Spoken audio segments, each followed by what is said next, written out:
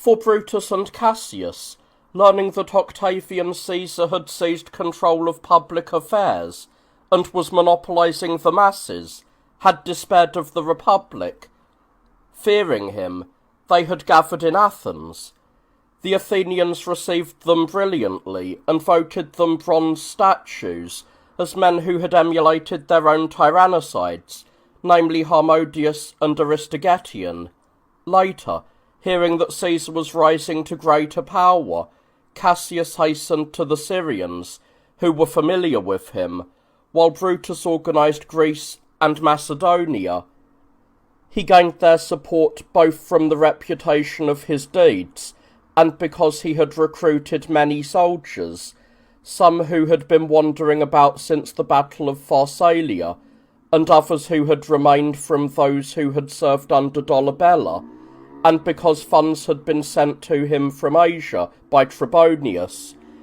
He thus won over the Greek territories without effort, and having subsequently added all of Macedonia and Epirus, he wrote to the Senate, explaining his actions.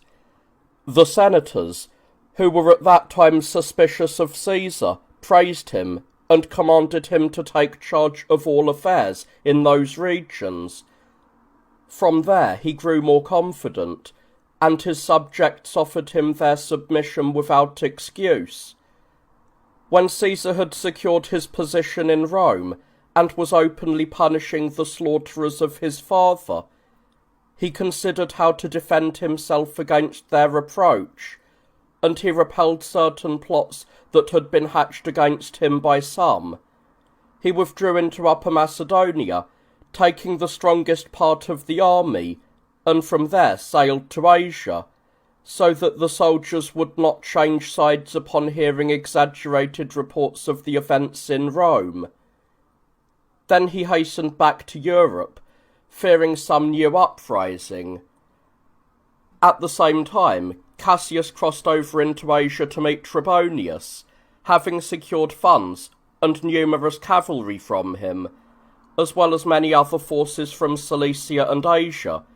He compelled the people of Tarsus into an allegiance against their will. Arriving in Syria, he gained control of all the cities and troops without a fight. Having taken possession of Syria, he marched into Judea, having learned that the soldiers left behind in Egypt by Caesar were approaching. He readily brought both them and the Judeans under his command. Thus Cassius quickly grew powerful and wrote to the Senate, much like Brutus had.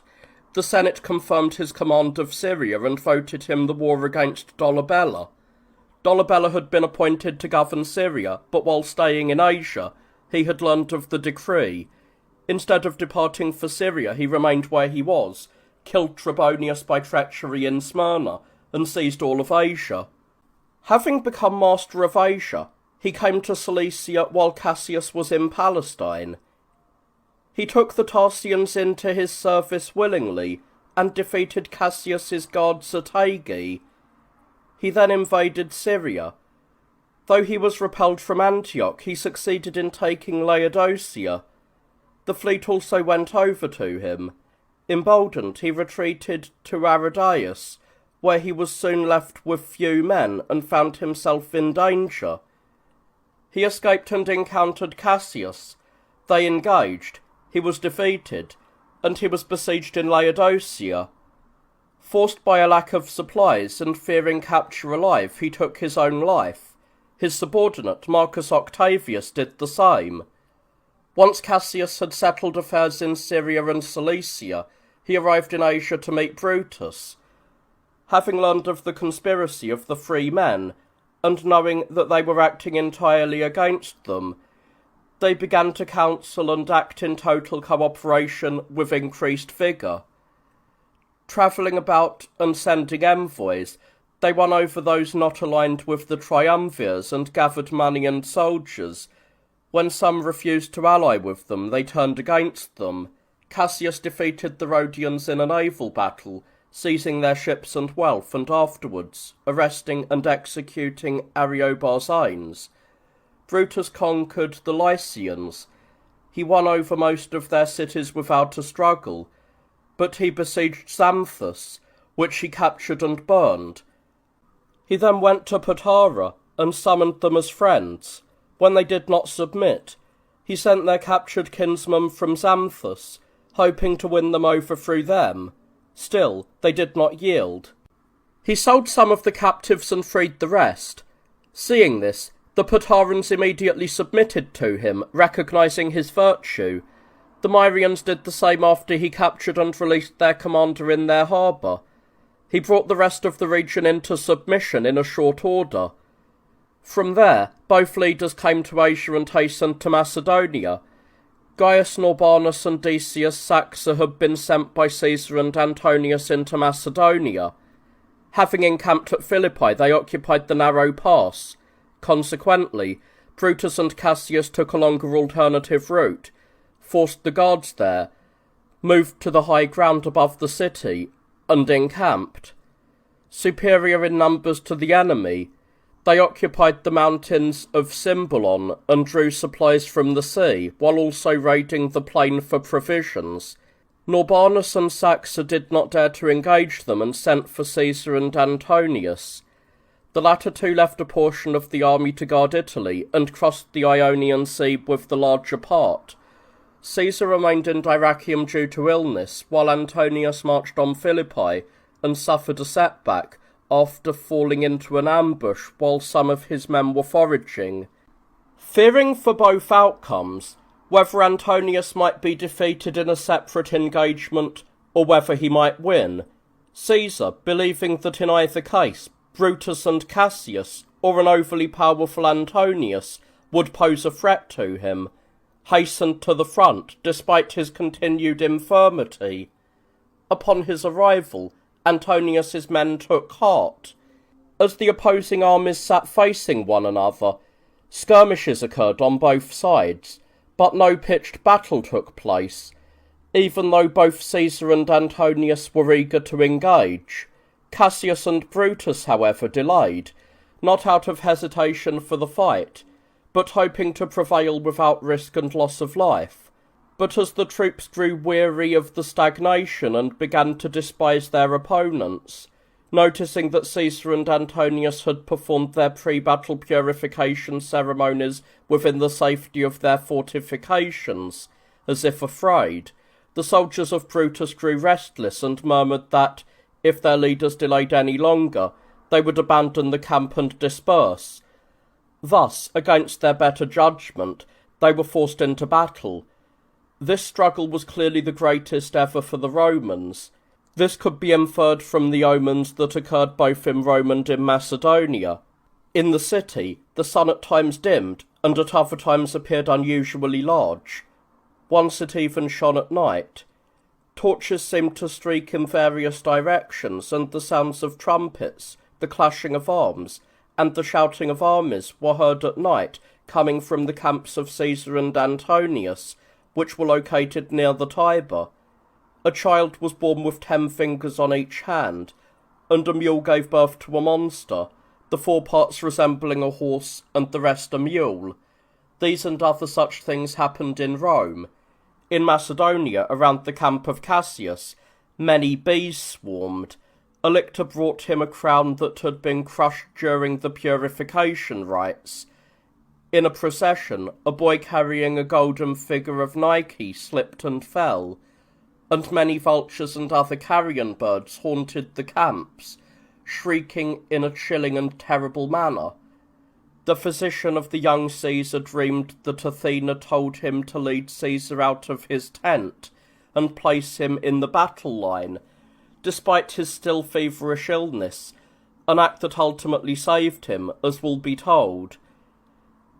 They did not set a specific day for the battle, rather as if by mutual agreement they armed themselves at dawn, advanced, and formed their lines in order and silence. Then, clashing together, they engaged in a great struggle, with much pushing and sword-fighting and intense zeal. Neither side retreated nor pursued. They stood their ground where they were, striking and being struck, killing and being killed. Brutus, fighting against Caesar's men, was victorious, while Cassius, arrayed against Antonius's men, was defeated. Both camps were captured, but neither the defeated realised their victory elsewhere nor the victors their defeat. The camps were far apart, and a vast cloud of dust obscured the outcome of the battle. In the meantime, the entrenchments of both Caesar and Antonius were plundered and everything inside them seized.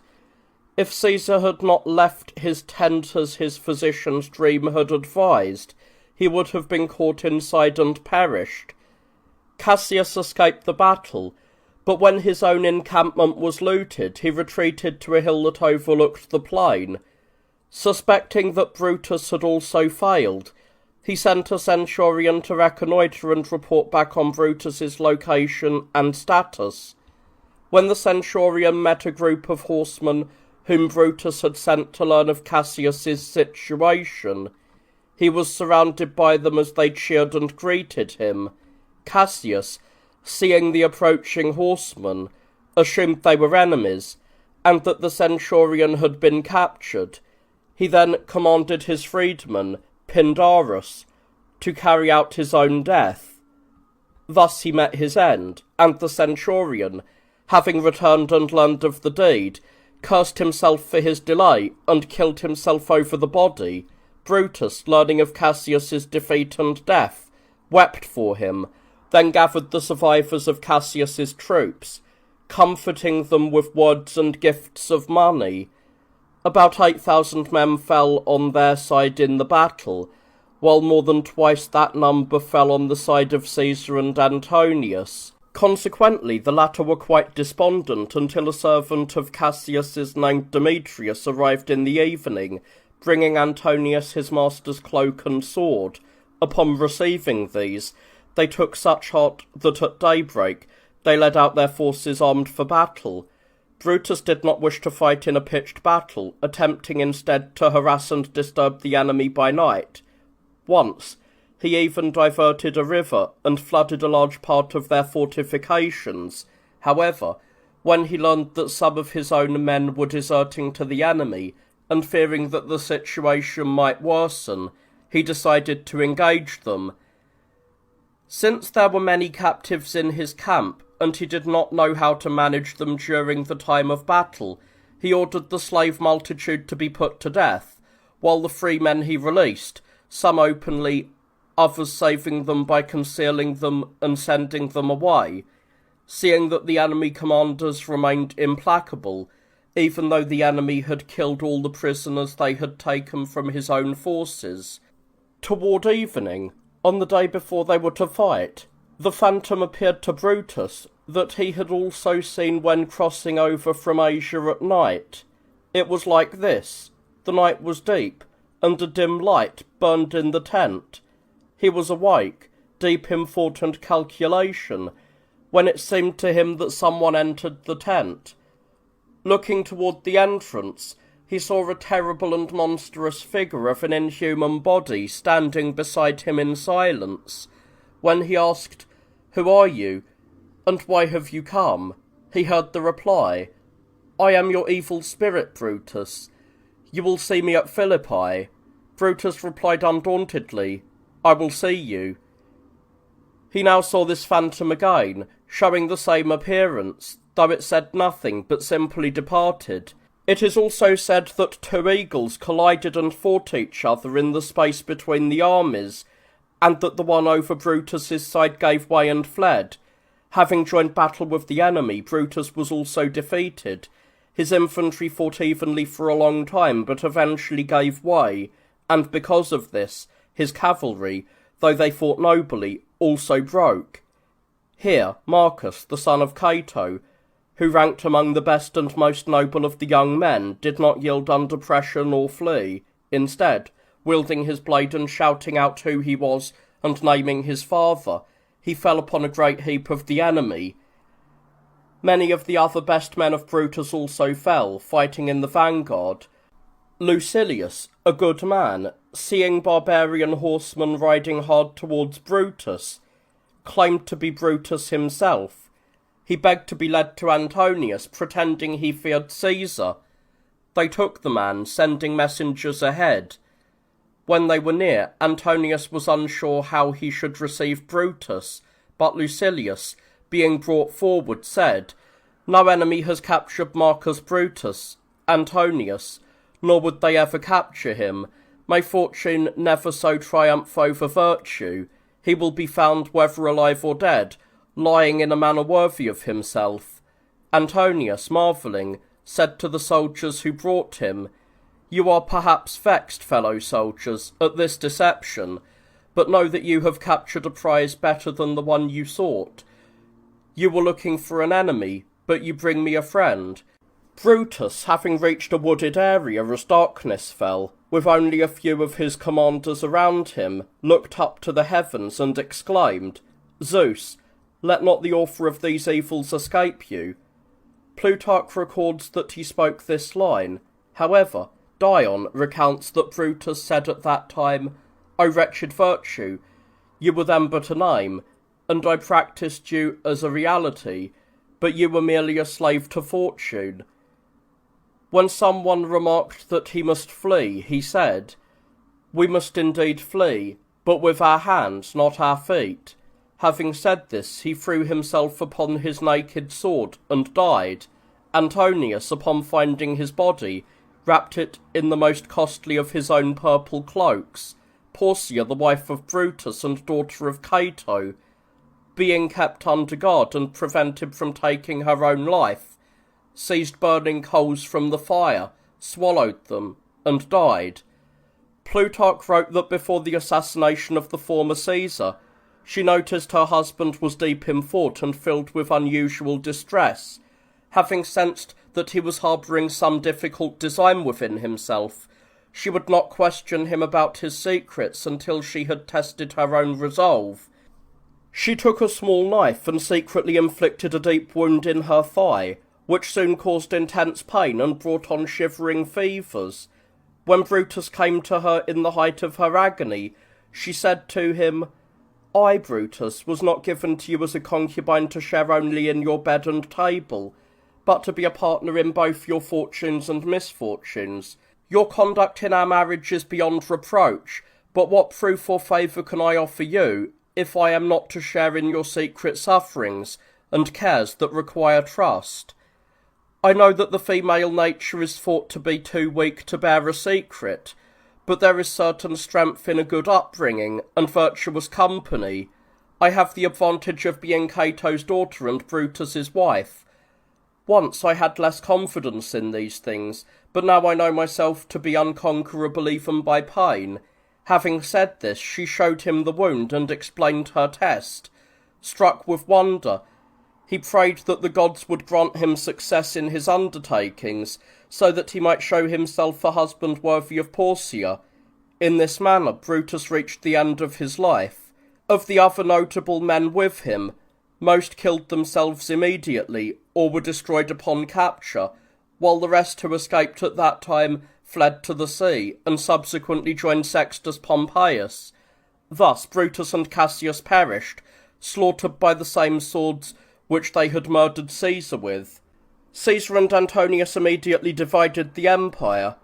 Iberia and Numidia were allotted to Caesar, and Gaul and Africa to Antonius, with the agreement that if Lepidus were aggrieved by this, they would yield Africa to him. They divided only these, as Sextus held Sardinia and Sicily, and the lands outside Italy were still in turmoil. Upon these terms, Antonius departed for Asia to settle the affairs of those who had fought against them, and to collect money, while Caesar hurried to Italy to prevent Lepidus from causing any trouble, and to prepare against Sextus.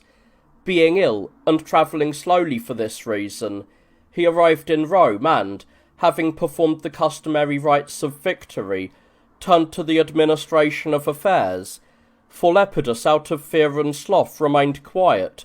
However, Antonius's wife Fulvia and Lucius Antonius, who was serving as consul, took control of matters and quarrelled with Caesar, to the point that Caesar sent Fulvia's daughter back to her, dissolving their marital alliance.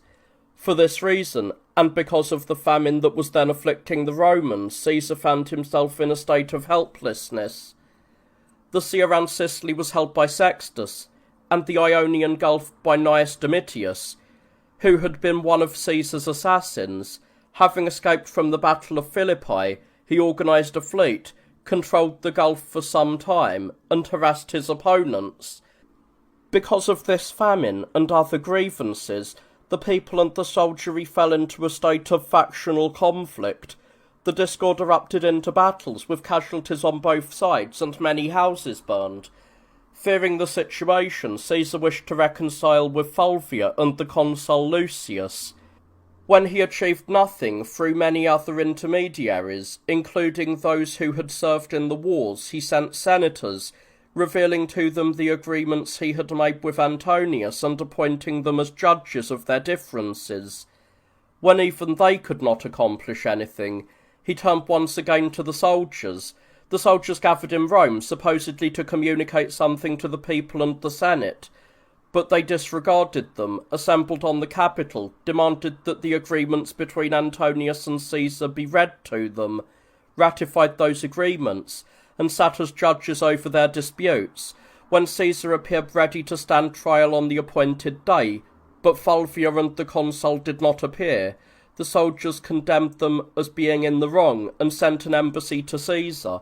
A battle broke out between them, in which Caesar gained the upper hand, resulting in the destruction of many senators and equestrians, and the capture of the consul Lucius, though he was later released. Fulvia fled to Antonius with her children. Caesar, having settled affairs in Italy and having liberated the Ionian Gulf, for Domitius, despairing of his cause, had sailed away to Antonius, prepared to march against Sextus. However, because of Sextus's power, and because he had been in communication with Antonius through his mother, Caesar feared he might have to fight them both at once. Preferring to settle with Sextus, whom he considered more trustworthy and more powerful than Antonius, he sent back his mother, Mucia, and married the sister of his own father-in-law, Lucius Scribonius Libo, hoping to make him a friend through this favour and familial bond. Sextus, having previously been deprived of his command by Caesar, held fast to the fleet. Since he had not participated in the murder of the former Caesar, he had hoped to be brought into the fold by the young Caesar. When he learned that the order for his own execution had been issued, he despaired and prepared for war, building triremes, receiving deserters, and gathering pirates to his cause. In a short time he became powerful and controlled the sea near Italy. As his prospects improved, he sailed to Sicily, seized it, and gathered more soldiers and a very strong navy. For these reasons, and to prevent Sextus from befriending Antonius, Caesar longed to reconcile with him. Failing in this, he sent Marcus Agrippa to wage war against him, while he himself departed for Gaul. Learning of this, Sextus sailed up to Italy and remained there, pillaging the land. Caesar held Gaul, but he sent Lepidus to Africa so that, by receiving it as a grant from him rather than from Antonius, Lepidus would owe the favour to him alone. Marcus Antonius, having arrived in Asia, went about personally or sent others to collect tribute from the cities and sell governorships. When Cleopatra appeared to him in Cilicia, he was so overcome by love for the woman that he no longer cared for anything noble, but became a slave to the Egyptian. Because of this, he committed many absurd acts, even killing her brothers, and finally departed for Egypt. Consequently, the Parthians, who were already restless, attacked the Romans all the more fiercely, incited by Labienus. Labienus had served with Brutus and Cassius, but having been sent by them to the Parthians to request an alliance, he remained with the barbarians upon learning of their defeat. He promised to become the leader of the war and pledged to bring many nations to revolt. Thus he received a large force from the Parthian king, Orodes, and was sent along with the king's son, Pacorus. Pacorus conquered Syria, with the exception of Tyre, and invaded Palestine, while Labienus seized Cilicia and the cities of Asia Minor. Antonius heard of these things, just as he had heard of the events in Italy, but fueled by love and drink, he cared nothing for his citizens or his allies, choosing instead to revel with Cleopatra and the Egyptians until he was utterly ruined. Eventually, he stirred himself and sailed to Tyre.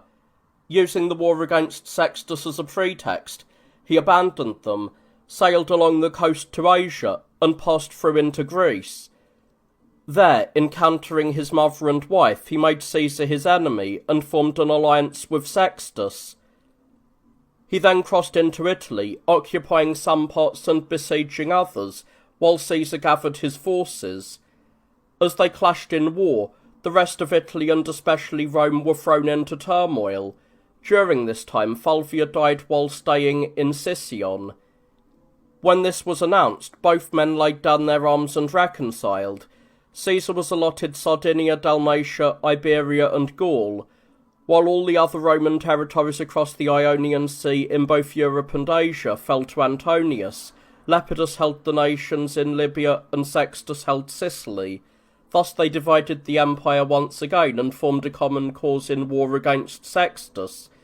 To celebrate the reconciliation, they feasted one another in the camp near Brundisium.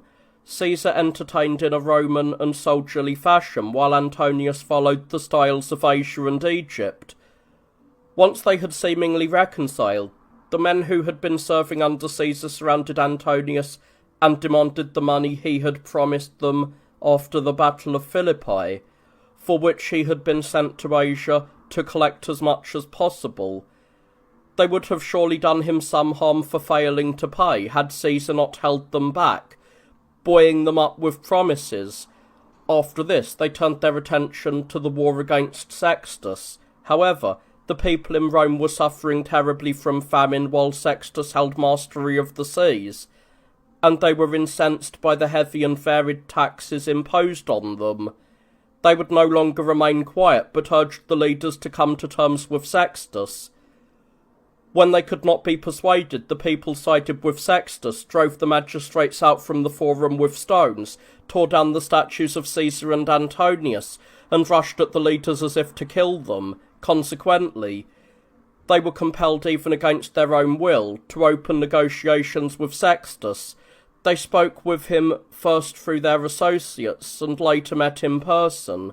They reached an agreement on these terms: that the runaway slaves who had joined him should be freed, that the exiles should be allowed to return except for those who had participated in the assassination of Caesar, that some of these men should immediately be granted positions as tribunes, praetors, and priests, that Sextus himself should be elected consul and appointed as augur, that he should receive 15 million drachma from his father's estate, and that he should govern Sicily, Sardinia, and Achaia for 5 years, on the condition that he receive no more deserters, acquire no more ships, and keep no garrisons in Italy, but instead ensure peace on the seas, and send a fixed amount of grain to those in the city. Having written these terms and deposited the documents with the Vestal virgins, they clasped hands and kissed one another. At this, a vast shout arose from both the shore and the ships, so loud that the mountains echoed. Afterwards, they entertained one another, with Sextus hosting them first on his ship, followed by Caesar and Antonius on the shore, although Sextus could have killed both of them while they were on his vessel, with only a few men, as his freedman Manias advised him to do, suggesting he cut the moorings and sail away. He refused, and even betrothed his daughter to Marcus Marcellus, Caesar's nephew. This war was thus postponed. Antonius returned from Italy to Greece and spent a great deal of time there, indulging his desires and draining the cities of their wealth, so that they would be too weak should they be handed over to Sextus. He behaved in many other ways contrary to ancestral customs, calling himself the new Dionysus, and demanding that others call him that as well.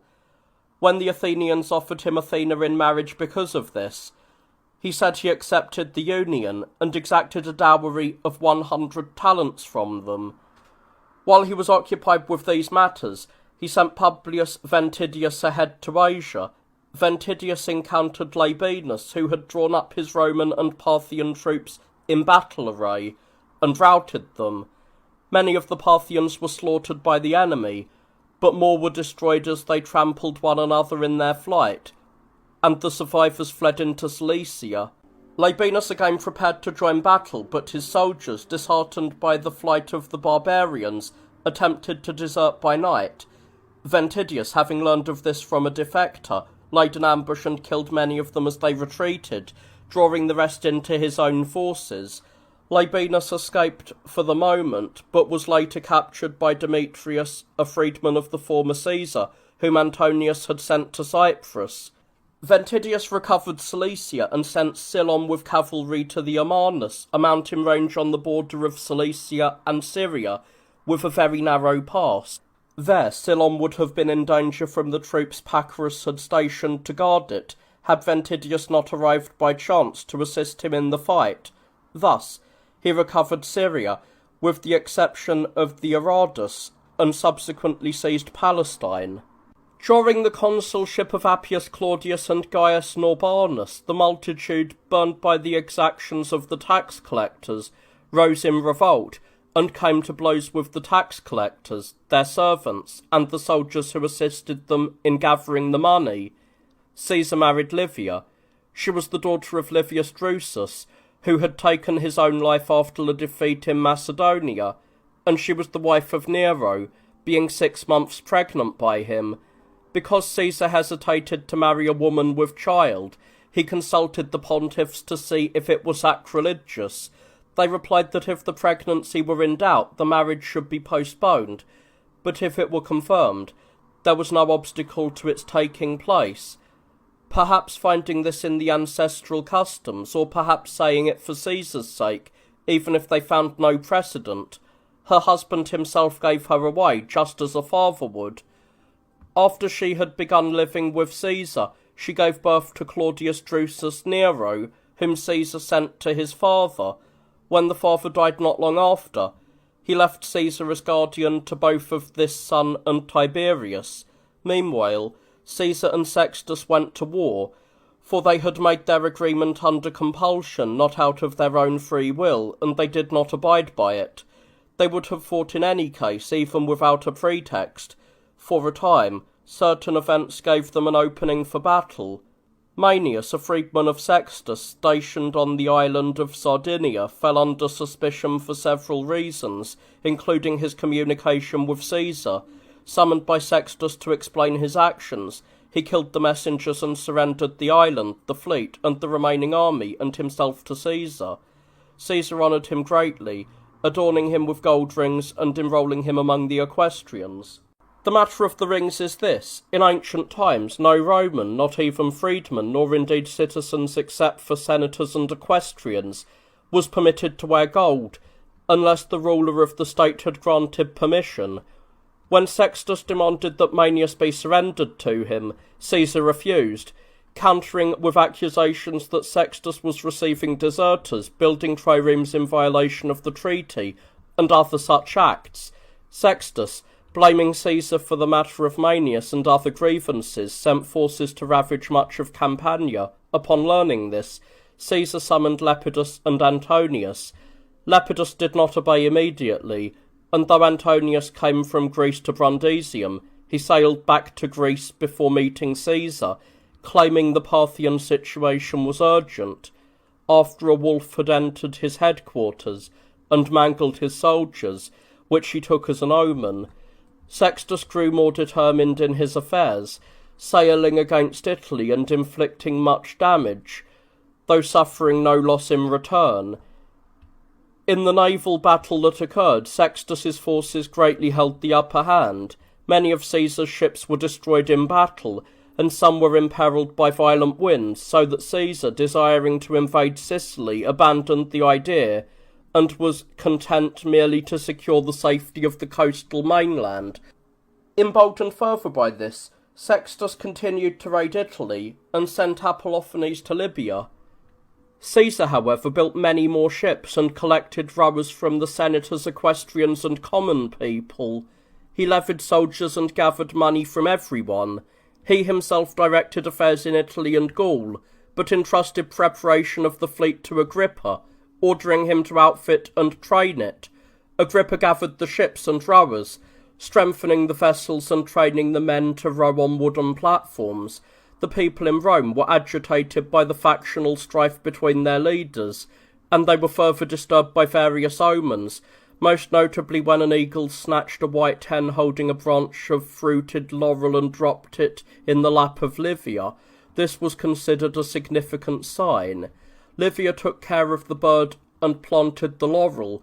It took root and flourished, signifying that Livia would embrace Caesar's power, and that he would eventually prevail over all. At this, Antonius came from Syria to Italy to join Caesar in the war against Sextus, because of the events that had occurred.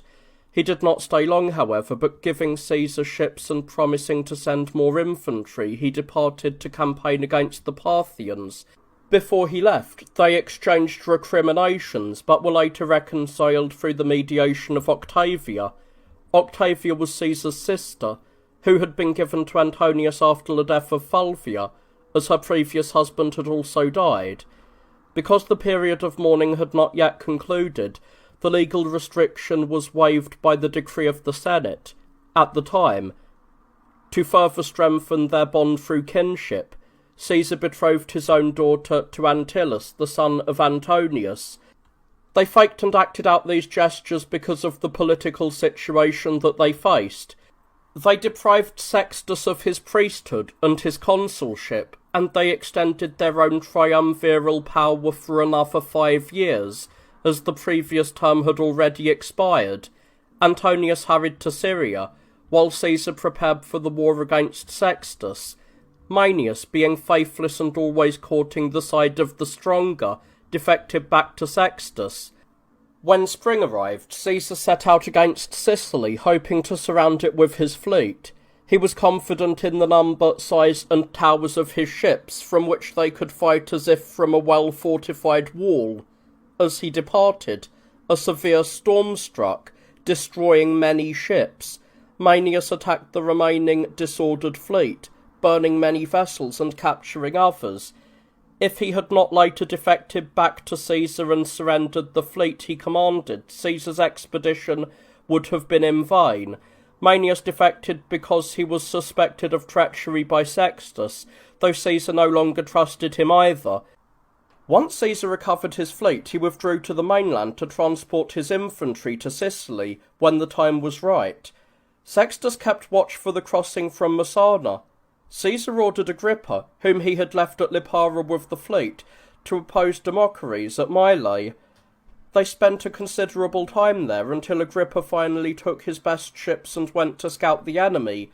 When he saw that they were not all present, and that no one was willing to engage, he returned to prepare for battle the next day. The same had occurred for Demochares.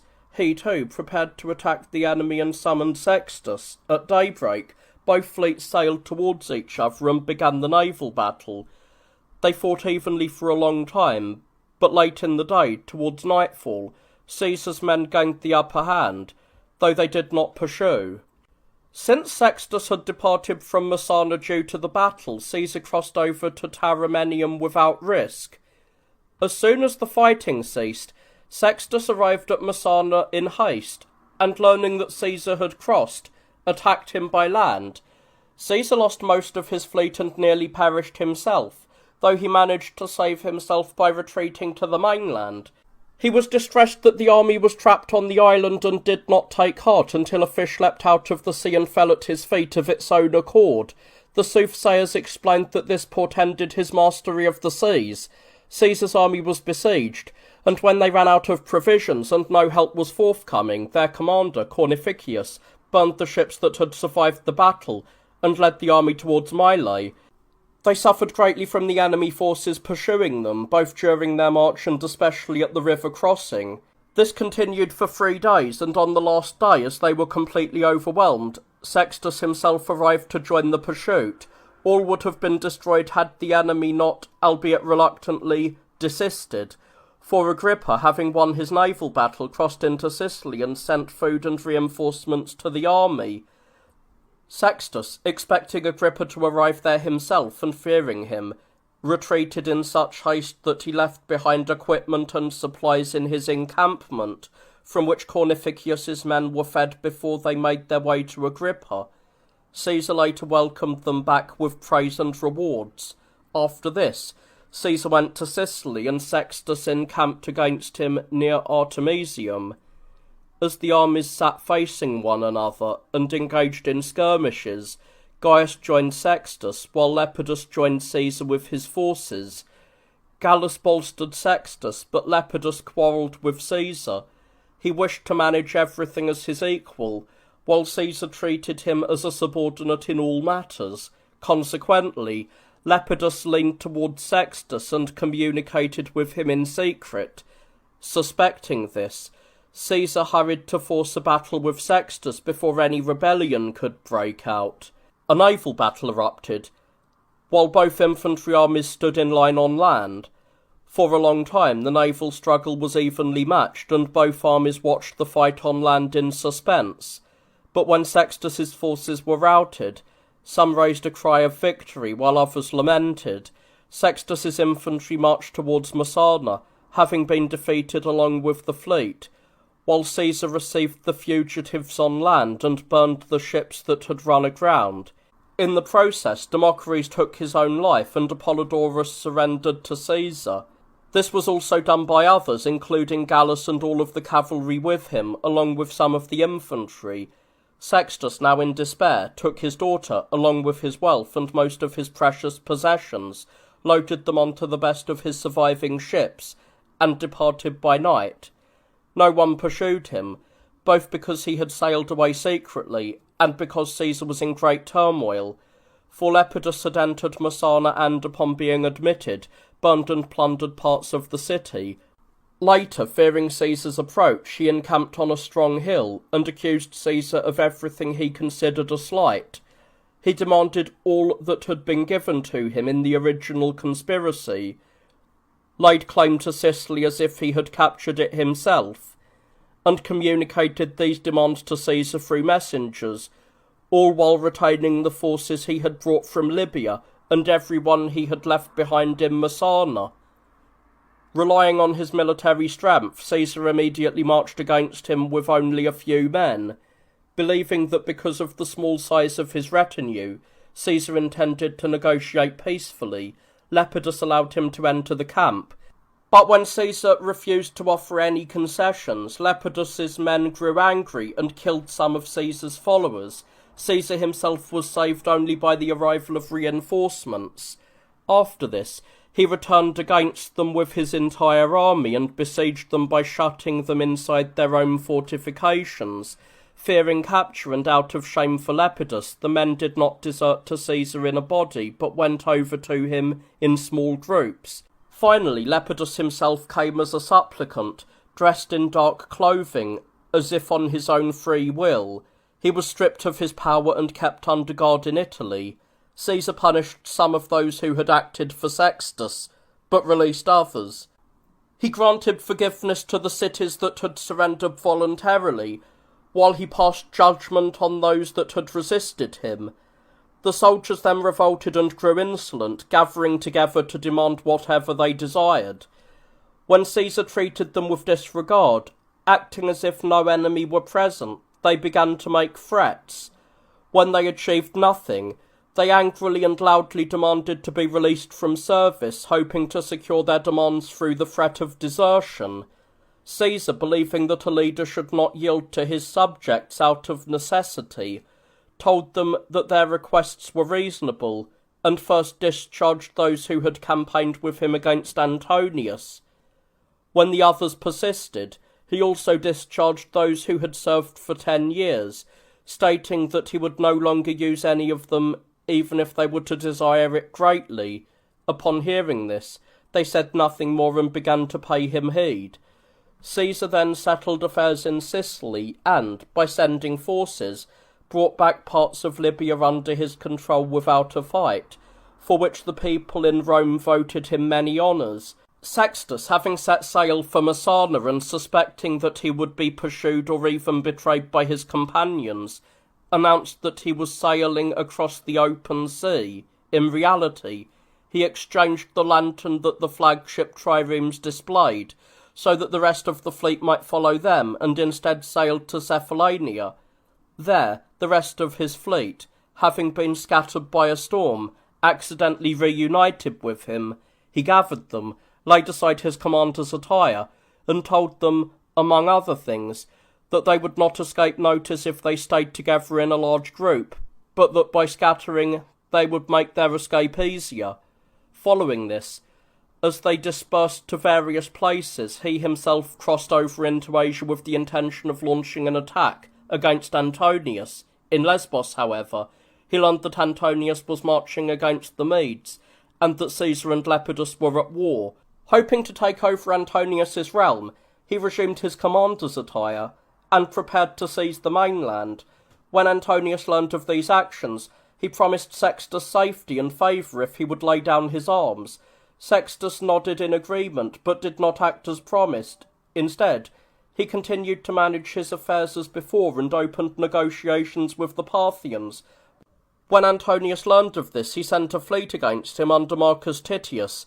Sextus in fear sent envoys to Antonius, but when Antonius refused to make terms unless he surrendered his ships and his remaining forces, Sextus loaded the heavier equipment onto his vessels, burned them, and fled to the interior. Antonius's men pursued, caught him, and took him prisoner.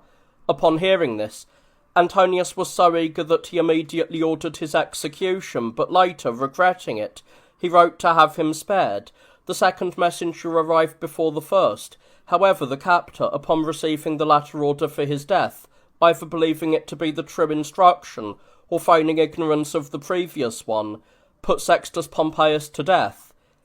Thus did he meet his end, while Antonius achieved victory over the Parthians through Ventidius. Their king, Pacorus, fell in war. The barbarians were either slaughtered in battle or fled, and Ventidius brought the cities of Syria under his sway. He then marched against Antiochus, the king of Commagene. When he was there, Antonius suddenly arrived, and far from being pleased by his successes, he was envious and relieved him of his command. Antonius himself then attacked Antiochus and shut him up in Samosata, but as the siege achieved nothing, he made a treaty and departed for Italy. Orodes, the king of the Parthians, having reached a great age, and despairing of his kingdom due to his grief over Pacorus, handed the power over to Phraates, the eldest of his remaining sons. This man, being utterly unholy, murdered his brothers and killed his father, who was distressed on their account, and destroyed the best of the remaining nobles. Antonius sent ambassadors to the Parthians to discuss peace, but he was preparing for war, hoping to catch them unprepared due to their expectation of a settlement. Having learned that the Mede had gone to support the Parthian, he left behind his baggage train and a large part of his army under Saturninus to follow, while he himself hastened ahead with his cavalry and light-armed infantry, intending to conquer the territory of the Medes immediately. However, the Parthian and the Mede fell unexpectedly upon Saturninus and the troops with him, killing them all. Antonius hastened to assist them, but he arrived too late and found only the dead. Not long after, he engaged the barbarian and routed them, though he inflicted no significant damage.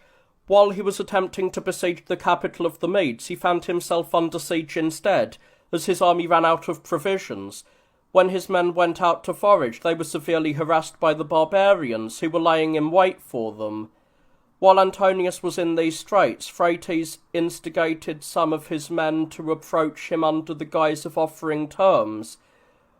When the Parthian king mocked the envoys sent by Antonius and declared that he would make no truce unless they departed the camp immediately, Antonius withdrew. Expecting a treaty, however, the Medes burned the siege engines and scattered the earthworks. The Parthians then launched a sudden and ferocious attack.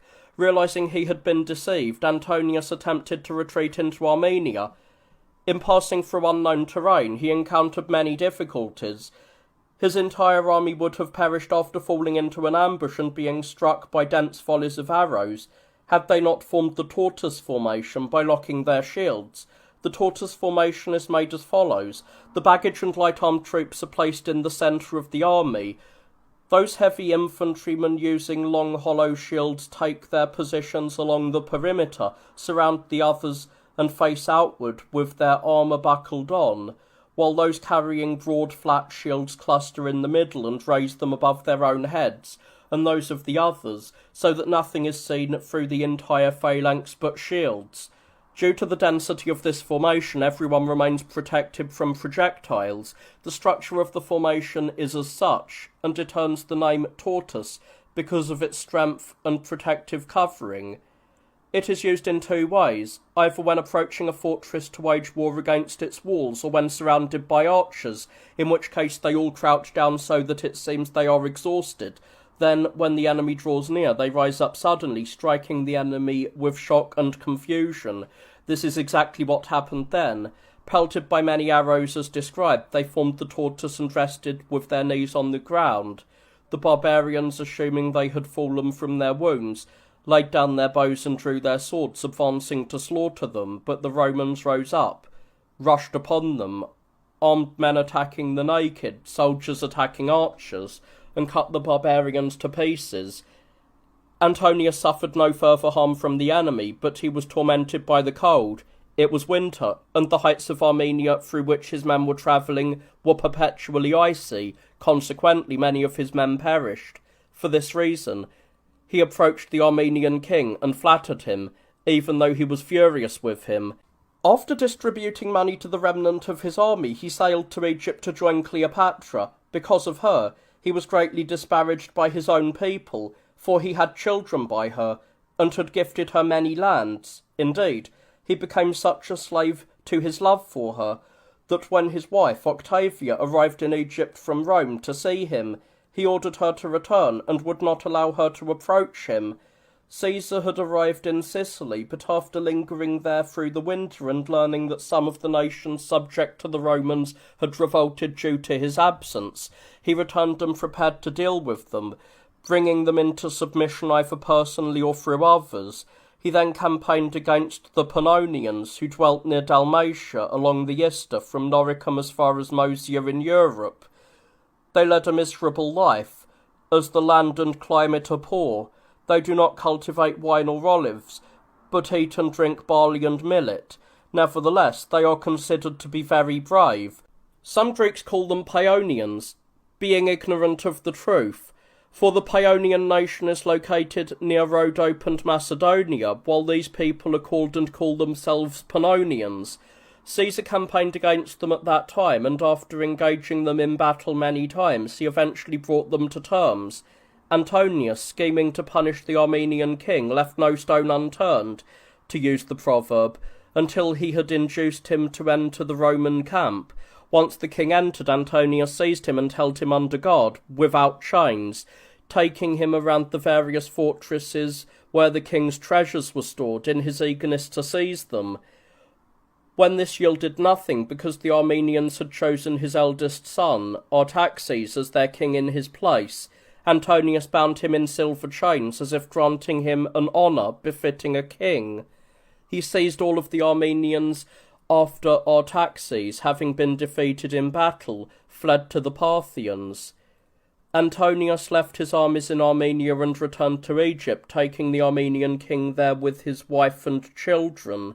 He gifted the spoils to Cleopatra, and having wrapped the Armenian king and his family in golden chains, presented them to her. They, however, neither begged her for mercy nor paid her obeisance, but addressed her merely by name. After this, Antonius ordered Cleopatra to be called Queen of Kings. He referred to her as the wife of the former Caesar, and her son as truly Caesar's offspring, in order to slander Octavian Caesar as merely an adopted son and not legitimate, and he bestowed many lands upon them. To his own sons by Cleopatra, named Ptolemy and Alexander, he assigned many other territories. While acting in this manner, he sent messengers to the Senate, declaring that he would resign his command and turn over control to the Senate and to the people, not because he intended this, but so that by his feigned expectations he might either force Caesar to lay down his arms while he was present, or cause the people to hate Caesar if he refused. Reaching the Araxes River as if to campaign against the Parthians, he was content with an agreement made with the Mede. They pledged to support each other, Antonius against the Parthians, and the Mede against Caesar, and they exchanged soldiers. The Mede received from Antonius a portion of the newly acquired Armenia, and Antonius received the Mede's daughter, Lotape, to be the wife of his son Alexander. Upon these terms, he set out for Ionia and Greece to prepare for war against Caesar. The Mede, while assisting the Romans, defeated the Parthians and Artaxes when they invaded his territory, but when Antonius withdrew his own soldiers and left only the Mede's forces, the Mede was defeated in turn and captured. Thus Armenia was lost along with Media. The Romans had been stripped of their democracy, yet they did not fully slide into an open monarchy until Sextus had perished. The rebellious nations had been enslaved, and the Parthians were no longer stirring. Only then did Antonius and Caesar turn openly against one another, and the populace were thoroughly enslaved. The following pretexts for war were alleged between them. Antonius accused Caesar of usurping Lepidus's territory and forces, as well as those of Sextus, and demanded half of those, along with the soldiers Caesar had recruited from Italy, which Antonius claimed belonged to him. Caesar, for his part, accused Antonius of holding Egypt and other lands he had not been allotted, and of killing Sextus, claiming that he himself had intended to spare him. He also charged Antonius with capturing the Armenian king through deceit and binding him, thereby bringing shame upon the Romans. Caesar also demanded half of the spoils and attacked Antonius over his relationship with Cleopatra, their children, and the lands he had gifted them. Most significantly, he blamed him for attempting to introduce Caesarion into the lineage of Caesar. These were the accusations they hurled against one another. For a time they did not arm themselves openly against each other until Gnaeus Domitius and Gaius Sosius, who belonged to Antonius's faction, became consuls. At that point they were openly at war. On the first day of the year, Sosius delivered a long speech praising Antonius and denouncing Caesar. Caesar initially withdrew from the city, feigning another excuse. But upon his return he surrounded himself with a guard of soldiers, spoke moderately on his own behalf, and vehemently attacked Antonius and Sosius, promising to expose Antonius's crimes through his correspondence. The consuls, daring neither to answer nor to remain silent, left the city and went to Antonius, accompanied by no small number of other senators. Conversely, others later abandoned Antonius to join Caesar, both because Antonius had repudiated his marriage to Octavia, and because they detested Cleopatra. Learning from these men about Antonius's other affairs, and where his will was kept, Caesar seized it and read it publicly, an act of flagrant illegality, yet the contents provoked such anger even among those previously devoted to Antonius that they stripped him of his consulship and all other authority, voted immunity and honours to those who would desert him, and declared war directly upon Cleopatra, which in effect directly targeted Antonius, for they knew he would endure anything for her sake.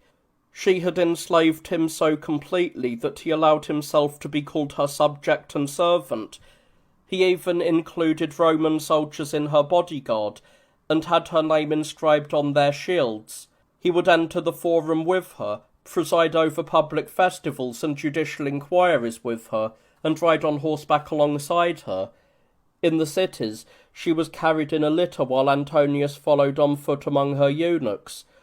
He collaborated with her on literary works and staged elaborate displays, styling himself Osiris and Dionysus, while she was called Selene and Isis. Because of this, it was believed that her sorcery had driven him out of his mind. She bewitched and banned not only him but also his powerful associates, to the point where they hoped to rule the Romans and made it their greatest prayer and oath to dispense justice from the Capitoline Hill. Antonius even took to wearing a scimitar at his side and adopted attire contrary to ancestral custom. It was considered a scandal for Antonius, while consul and general of the Romans, to wear non-traditional clothing.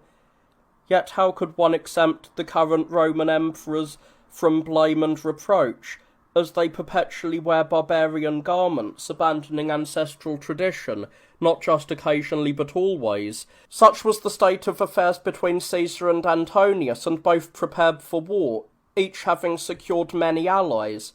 Many rumours circulated among the people, and many portents appeared. An ape entered the temple of Demeter during the sacrifices and caused chaos, and many children in Rome gathered without being told by anyone to divide into two groups, some fighting as Caesarians and others as Antonians, with those being Antonians suffering a great defeat. Stone statues of him fell. An ape entered the temple of Demeter during sacrifice and caused chaos, and many children in Rome gathered without being told by anyone to divide into two groups, some fighting as Caesarians and others as Antonians, with those bearing Antonius's name suffering defeat. A stone statue of him bled. Fire destroyed the temple of Demeter and another temple of Hope, and other similar events occurred. None of this deterred them. Antonius set out, intending to wage war unexpectedly in Italy. He arrived in Corcyra and then sailed to the Peloponnese, where he wintered in Patrae, while sending his soldiers in all directions. Caesar set sail from Brundisium, but after encountering a severe storm and suffering damage, he was forced to turn back. When spring arrived, Antonius did not move at all. His rowers, being a motley collection from many nations and wintering far from home, were neither trained nor prepared, and their numbers were depleted by disease and desertion. Meanwhile, Agrippa, having seized Methione by a sudden assault, kept watch over the anchorages of the merchant ships, and made landings at various points in Greece, causing Antonius great alarm. Caesar gathered all of his soldiers, and as many of the senators and equestrians as he could at Brundisium, partly so that they could assist him, partly so that they would not remain behind and stir up trouble, and to demonstrate that the greatest and most influential portion of the Romans stood with him. With them he crossed the Ionian Sea, and having taken Corcyra after its guards abandoned it, he put in at the Sweet Harbour, so named because it is sweetened by a river that flows into it, and from there he sailed to Actium. As no one sailed out to meet him or came to discuss terms when he challenged the enemy to battle or negotiation, he occupied the site where Nicopolis now stands, and from there kept watch over Actium by land and sea. Antonius's men had already seized Actium, and fortified it with towers on both sides. When Antonius learned of Caesar's arrival, he hastened with his forces to Actium. He did not engage immediately, even though Caesar tried every means to draw him into battle. Instead, Antonius spent several days in skirmishes until he could gather his armies. Caesar sent an army into Greece and Macedonia to shift the conflict there and force Antonius to move against his will. Agrippa suddenly attacked and captured Lucus and the ships there. He also took Patrae and brought Corinth into submission. Marcus Titius and Statilius Taurus led the cavalry in a sudden sortie, capturing Antonius's horsemen and winning over Philadelphus, the king of Paphlagonia. Gnaeus Domitius and others defected to Caesar. Fearing that those he had sent to Macedonia and Thrace would also join Caesar, Antonius set out towards them. During this time, a naval skirmish occurred. In the first encounter, Antonius's men routed Caesar's, who were few in number, but when Agrippa, who commanded Caesar's entire fleet, arrived by chance, Antonius's men not only lost the advantage of the victory, but were destroyed. Because of this, Antonius returned and was defeated in a cavalry battle against Caesar's vanguard. When provisions began to fail him, he deliberated whether to remain in place and risk a battle, or to retreat and prolong the war. Others gave different advice, but Cleopatra prevailed with her suggestion to leave garrisons in the most critical locations and take the rest of the fleet with them to Egypt. She arrived at this decision because she was shaken by omens and feared the army's despondency and illness, and she frightened Antonius as well. They decided not to sail away in secret or openly as fugitives, so as not to strike fear into their allies, but to act as though they were preparing for a naval battle. They selected the best of their ships, for the rowers had been reduced by death and desertion, and burned the rest. At night, they secretly loaded their most valuable possessions, and made the vessels ready for departure. Antonius addressed the soldiers, encouraging them for the naval battle. He loaded all of the leading men of his faction onto the ships to prevent them from defecting, as Delius and others had done, and he loaded a great number of archers, slingers, and heavy infantry. He had few triremes, the rest being quadriremes and deciremes. Caesar observed their preparations and made his own. Having learned of their intentions from others and from Delius, he gathered his army and encouraged them to battle with the speech previously mentioned. At this time, a violent downpour and a severe storm struck Antonius's fleet, which encouraged Caesar, who was keeping a close watch on their departure.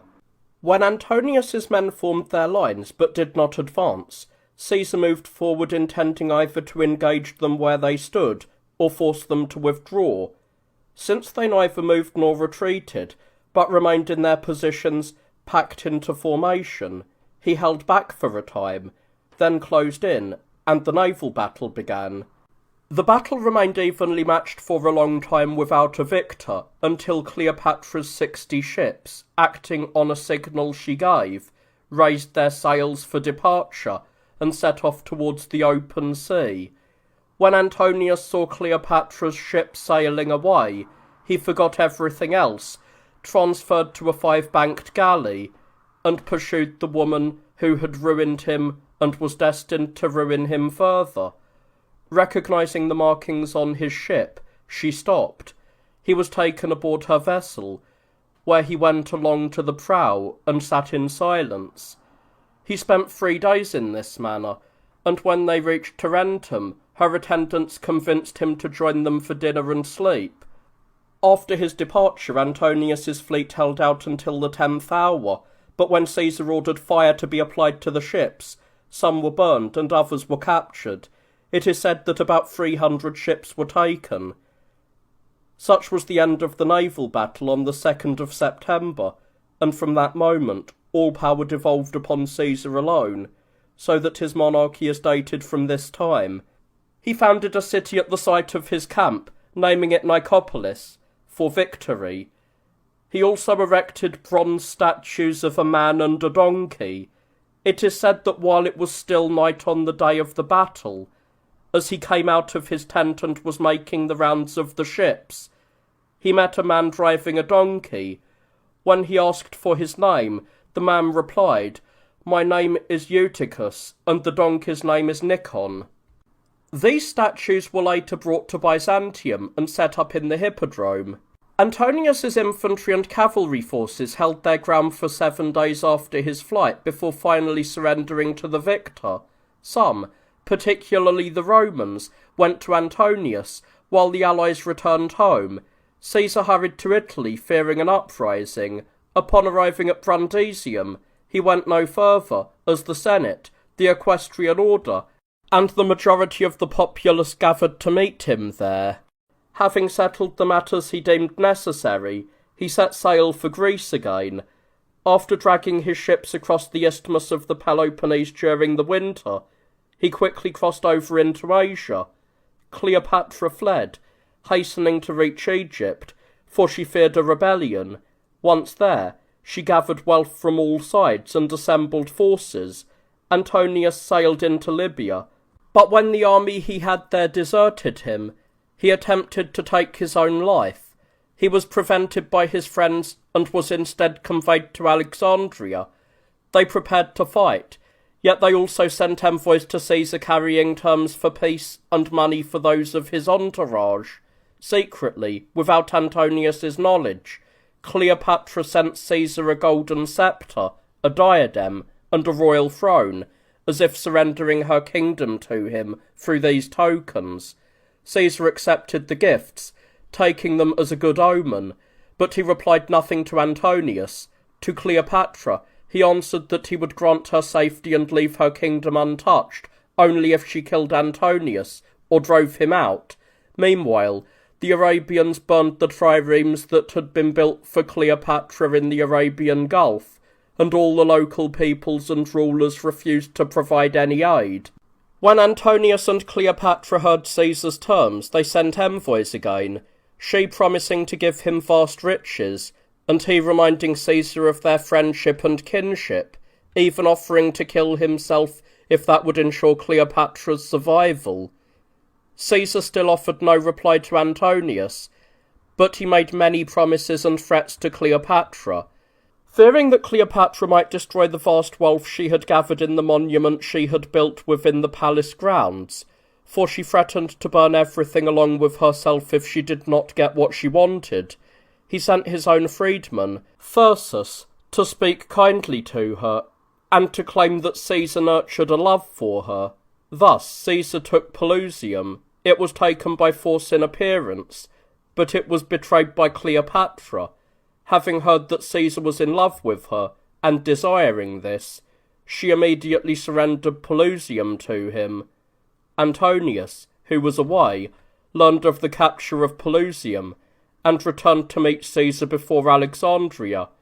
He encountered Caesar's cavalry, which was exhausted from the march, and defeated them. Encouraged by this, he sent a note by arrow into Caesar's camp, promising large sums of money to the soldiers, but when he engaged the infantry, he was defeated. Reduced to this state, he turned toward his fleet, preparing to fight a naval battle, or sail to Iberia.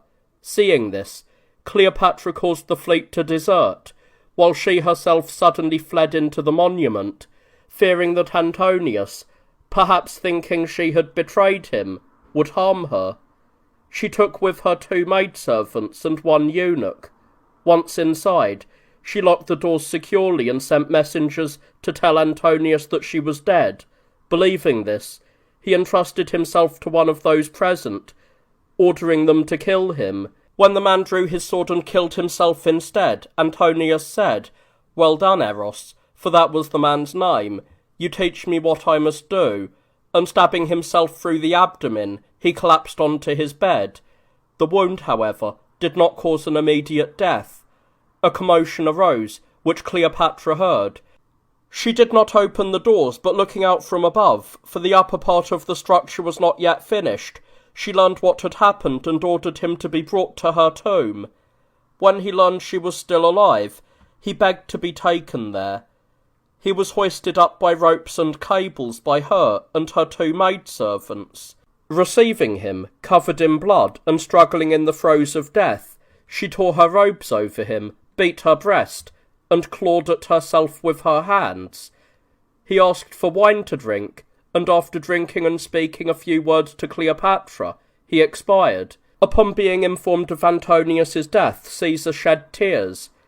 As he read Antonius's letter to his friend, he condemned himself for failing to be appreciative, for Antonius had requested only what was just, while he had been boorish and arrogant in his responses. Caesar sent Proculius to Cleopatra, wishing to take her alive, as he considered it a great honour to lead her in his triumph. She, however, stood behind doors that were tightly locked, and spoke with him. When Proculius observed the layout of the place and reported it to Caesar, Gallus was sent to engage her. He intentionally prolonged the conversation at the doors, while Proculius climbed a ladder through a window, slipping in unnoticed with 2 servants. When one of the women imprisoned with her cried out, "Poor Cleopatra, you are taken alive," she rushed to strike herself, for she was girded with a small dagger, but Proculius ran to her, restraining her, took away the dagger, and searched her to see if she was hiding any poison. Caesar sent his freeman Epaphroditus, ordering him to guard her alive with the utmost care. Caesar himself then rode into the city. Antonius was buried by Cleopatra with great luxury and royal honours. When she fell ill with fevers, as her chest became inflamed and ulcerated, She abstained from food as if she were about to end her own life. Suspecting this, Caesar threatened her with fear regarding the safety of her children, a method by which she broke her spirit, and she accepted both food and treatment. A little later, Caesar came to visit her. She jumped up from a simple pallet where she was laying in a single tunic and threw herself at his feet, her voice trembling and her appearance wasted. When Caesar ordered her to lay down and sat beside her, she pleaded with him, clinging to life as much as possible. Finally, she handed him a list of her wealth. Believing she was desperate to live, he was pleased, and by telling her she would enjoy better circumstances than she hoped, he thought he had deceived her, but in reality, he was the one deceived. For when she learned that Caesar had decided to depart on foot through Syria, and that he would send her to Rome in 3 days, she begged Caesar to allow her to offer up libations to Antonius. When he permitted this, she was carried to the tomb, where she lamented greatly. Then, after crowning and embracing the coffin, she ordered a bath to be prepared for her. After bathing and laying down, she ate a sumptuous meal. A man from the countryside arrived, bringing a vessel full of figs. When the guards asked what he was carrying, he showed them the figs. They told him to bring them in. After her meal, Cleopatra sent a sealed letter to Caesar. As soon as Caesar read her pleas, begging to be buried with Antonius, he quickly understood what had happened, and dispatched men to investigate. They arrived at a run, to find her dead on a golden couch, adorned with royal splendour.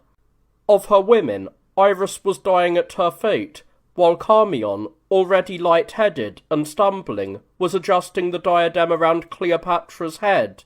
When someone said, "Is this well done, Charmion?" she replied, "Most well, and fitting for the descendant of so many kings." Having said this, she too fell beside the couch. It is said that she died from the bite of an asp brought in with the figs.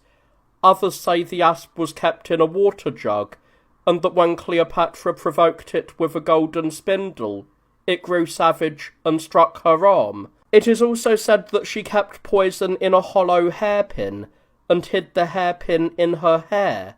Dion says it was a needle with which she parted her hair, coated with a venom that had the power to cause death as quickly and painlessly as possible upon touching blood. She perished, and the truth was never known, because only 2 faint and subtle puncture marks were seen on her arm, and no sign of poison broke out on her body, nor was the creature found, although some claimed to see trails of it near the sea, where the room's window faced. It has been surmised that she died from an asp, because she had previously gathered many deadly poisons and tested them on those condemned to die. She found that the quick-acting ones caused painful deaths, while the milder ones took a long time, but only the asp's bite induced a drowsy stupor without spasms, easily causing death with a gentle sweat and a dulling of one's senses. Upon hearing of her death, Caesar was stunned, and he had remedies and venom-sucking creatures applied to her body. The Siley are men, for it is not in a woman's nature to possess this power. They are able to suck out all of the venom of any reptile before the person bitten or wounded dies. They themselves suffer no harm, and are able to heal the poisoned victim. They produce offspring of their own kind, and they test their newborn children, or those they have taken into their care, by placing them among snakes, or covering their swaddling clothes with venomous animals. The snakes do not harm the child, and they are rendered sluggish by the infant's scent. Caesar was saddened by the queen's death, and admired her nobility. He ordered her to be buried with Antonius with great luxury and royal honours. Her maidservants also received an honourable burial by his command. Cleopatra died in her 40th year, having reigned for 22 of them, and having been a co-ruler with Antonius for more than 14. Antonius, by some accounts, was 53 or 56 years old. Caesar put to death Antonius's son Antyllus, born of Fulvia, and Cleopatra's son, Caesarion. Thus did Antonius and Cleopatra meet their end. Caesar viewed the corpse of King Alexander, and touched it. However, although the Alexandrians wished to show him the bodies of the Ptolemies, he refused to look at them, saying, "I desired to see a king, not corpses." He also refused to visit the Apis bull, saying, "I am accustomed to worshipping gods, not cattle." He made Egypt a tributary state, found vast sums of money, and seized everything. Having organised affairs there as he saw fit, he departed for Asia through Syria, and wintered there. Both then and earlier, when he won the naval battle, the Romans voted him many honours. In the summer he crossed over to Greece and Italy. When he entered the city, the Romans offered sacrifices, and the consul performed a bull sacrifice, a ritual never before performed for anyone else. He celebrated his victory for 3 days, with processions that were so magnificent and filled with such abundant spoils that they sufficed for every celebration. An image of Cleopatra was carried on a couch, showing an asp clinging to her arm. Among the other captives were her children, Alexander, also called Helios, and Cleopatra, also called Selene. Caesar rode behind them all. Spectacles were held for many days. Around this time, Marcus Crassus was sent to Macedonia, Thrace, and Greece, where he waged war against many nations, defeating some and bringing others into submission. These nations had long been called the Moresi and the Getae, inhabiting all of the land between the Haemus Mountains and the Ister River, though in time some of them came to be called by other names. Subsequently, all of the territory separated from Pannonia by the Sauus River as it flows into the Ister above Dalmatia, Macedonia, and Thrace, has fallen under the name of Moresia. Among these tribes are many other nations, including those called the Tribali and the Dardani. For 725 years, the Romans acted and suffered under kingship, democracy, and dynastic rule. From this point on, they began to be ruled precisely as a monarchy again, even though Caesar considered laying down his arms and entrusting affairs to the Senate and the people. He shared his intentions with Agrippa and Maecenas, to whom he entrusted his secrets. He found that Agrippa's opinion was to dissuade him from the monarchy, while Maecenas advised the exact opposite. Maecenas argued that Caesar had already exercised autocratic rule for a long time, and that there were only 2 options: to remain as he was, or to be destroyed by relinquishing power. For those who have once held absolute power, it is impossible to return to private life safely. He also advised him on how to rule safely, justly, and without causing resentment, delivering a lengthy speech on the subject. Above all, he added, "If you do voluntarily all of the things that you would want another ruler to do to you, you will commit no errors, you will succeed in everything, and you will live a life of the greatest pleasure and safety." While they offered Caesar this advice, he admired and praised them both, but ultimately chose the counsel of Maecenas. He did not relinquish his monarchy. Instead, he assumed the title of Imperator, not the one traditionally granted to some men for their victories, for he had already received that title many times, but the one signifying regal power. In the following year he served his 6th consulship with Agrippa as his colleague, a man he honoured excessively, and to whom he gave his sister, Octavia, in marriage. Caesar was also named Princeps of the Senate, as had been the custom in the era of the true Republic.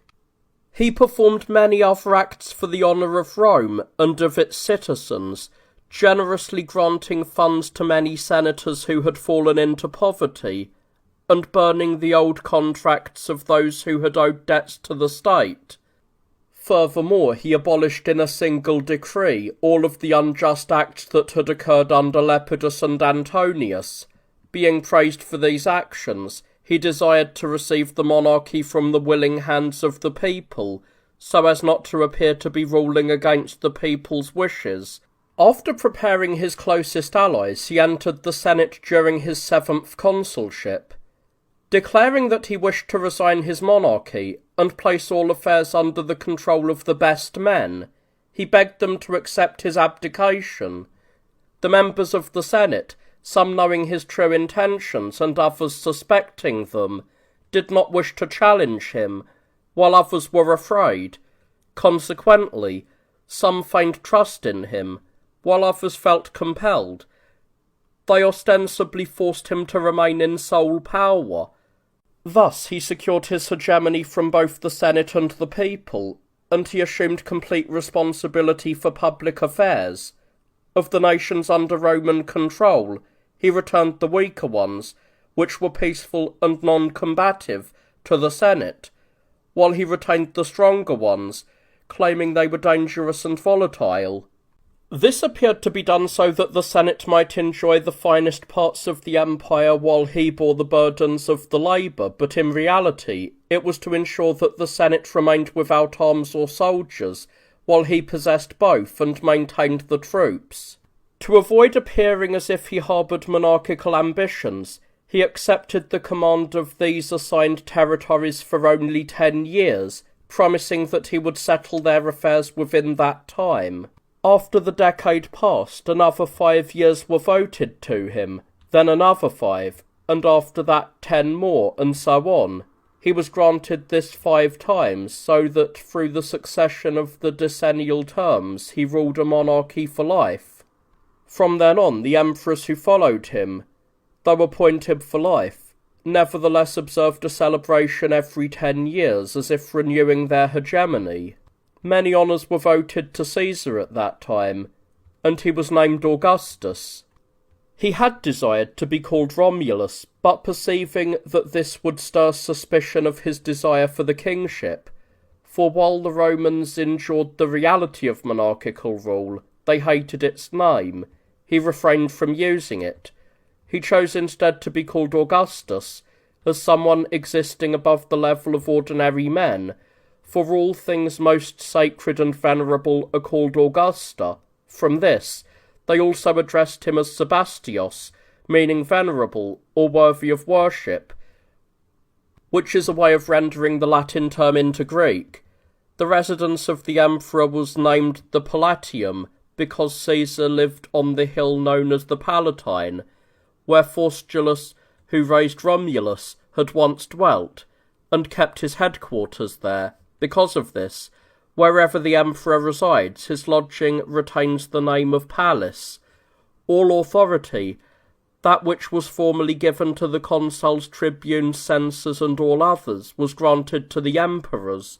Furthermore, they were granted the power to be released from the laws, which meant that they were free from any obligation to the laws and not bound by any of them.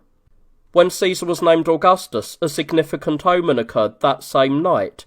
The Tiber flooded and occupied the entire plain of Rome, to the point where it could be navigated by boat. The seers interpreted this as a sign that he would grow to great power and hold the entire city under his control. He carried out his other duties pertaining to his rule with greater zeal, as one governing with the consent of the people, and he enacted laws. He encouraged everyone to offer him advice, as if they knew of a better course of action than his own. For 6-month terms he took on the consuls, one from each of the other magistracies, and 15 advisers from the body of senators, so that through them he could share his deliberations with everyone. At times he also presided in court with them. The Senate continued to judge cases on its own, and conducted business with embassies and heralds. The people gathered for elections, although nothing was done that did not please him. He appointed some of the magistrates himself, and left others to the public, taking care that they were neither unsuitable nor appointed through canvassing or bribery. He brought nations under Roman rule, some through his own efforts, and others through those of his subordinates. Aelius Gallus, the governor of Egypt, campaigned at that time against the region known as Arabia Felix, over which Sabos ruled. Although no enemy stood against him in open battle, his progress was not without hardship. The wilderness, the sun, and the waters, which had a strange quality, plagued his men severely, so that the greater part of the army perished.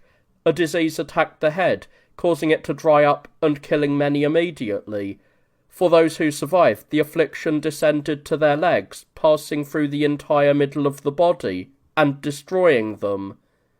There was no remedy other than anointing oneself with oil mixed with wine, but very few had this, as the country produces neither, and they had not brought in an abundant supply. In this plight the barbarians attacked them, recovering the territories that had previously been taken from them, and drove the survivors out of the country. In his 11th consulship, Augustus fell so ill that there was no hope of his recovery. As he expected to die, he made his will, though he designated no successor. He gave Piso a book containing the state of the forces and the public revenues, and he handed his ring to Agrippa. However, a certain Antoninus Musa restored him to health through cold baths and cold drinks. For this he received money from Augustus and the Senate. He was a freedman, but he was permitted to wear gold rings, and he and all practitioners of his art, both present and future, were granted tax exemption. Having been saved, Augustus brought his will into the Senate and permitted it to be read, demonstrating that he had left no successor to his rule. However, no one actually read it.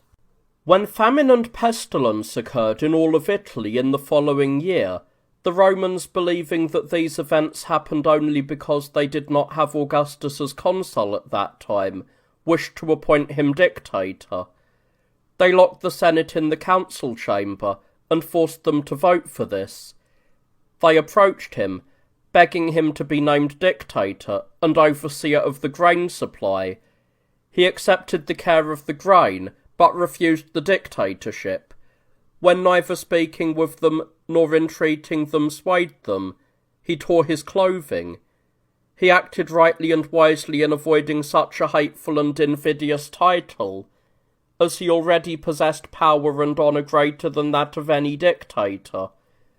When some organised a conspiracy against him, they and the other plotters were convicted in absentia, as they were about to flee, and not long after they were all put to death. After this he went to Sicily. While he was there, the Roman people fell into discord during the election of consuls, which served to demonstrate that it was impossible for them to be saved while governed as a republic.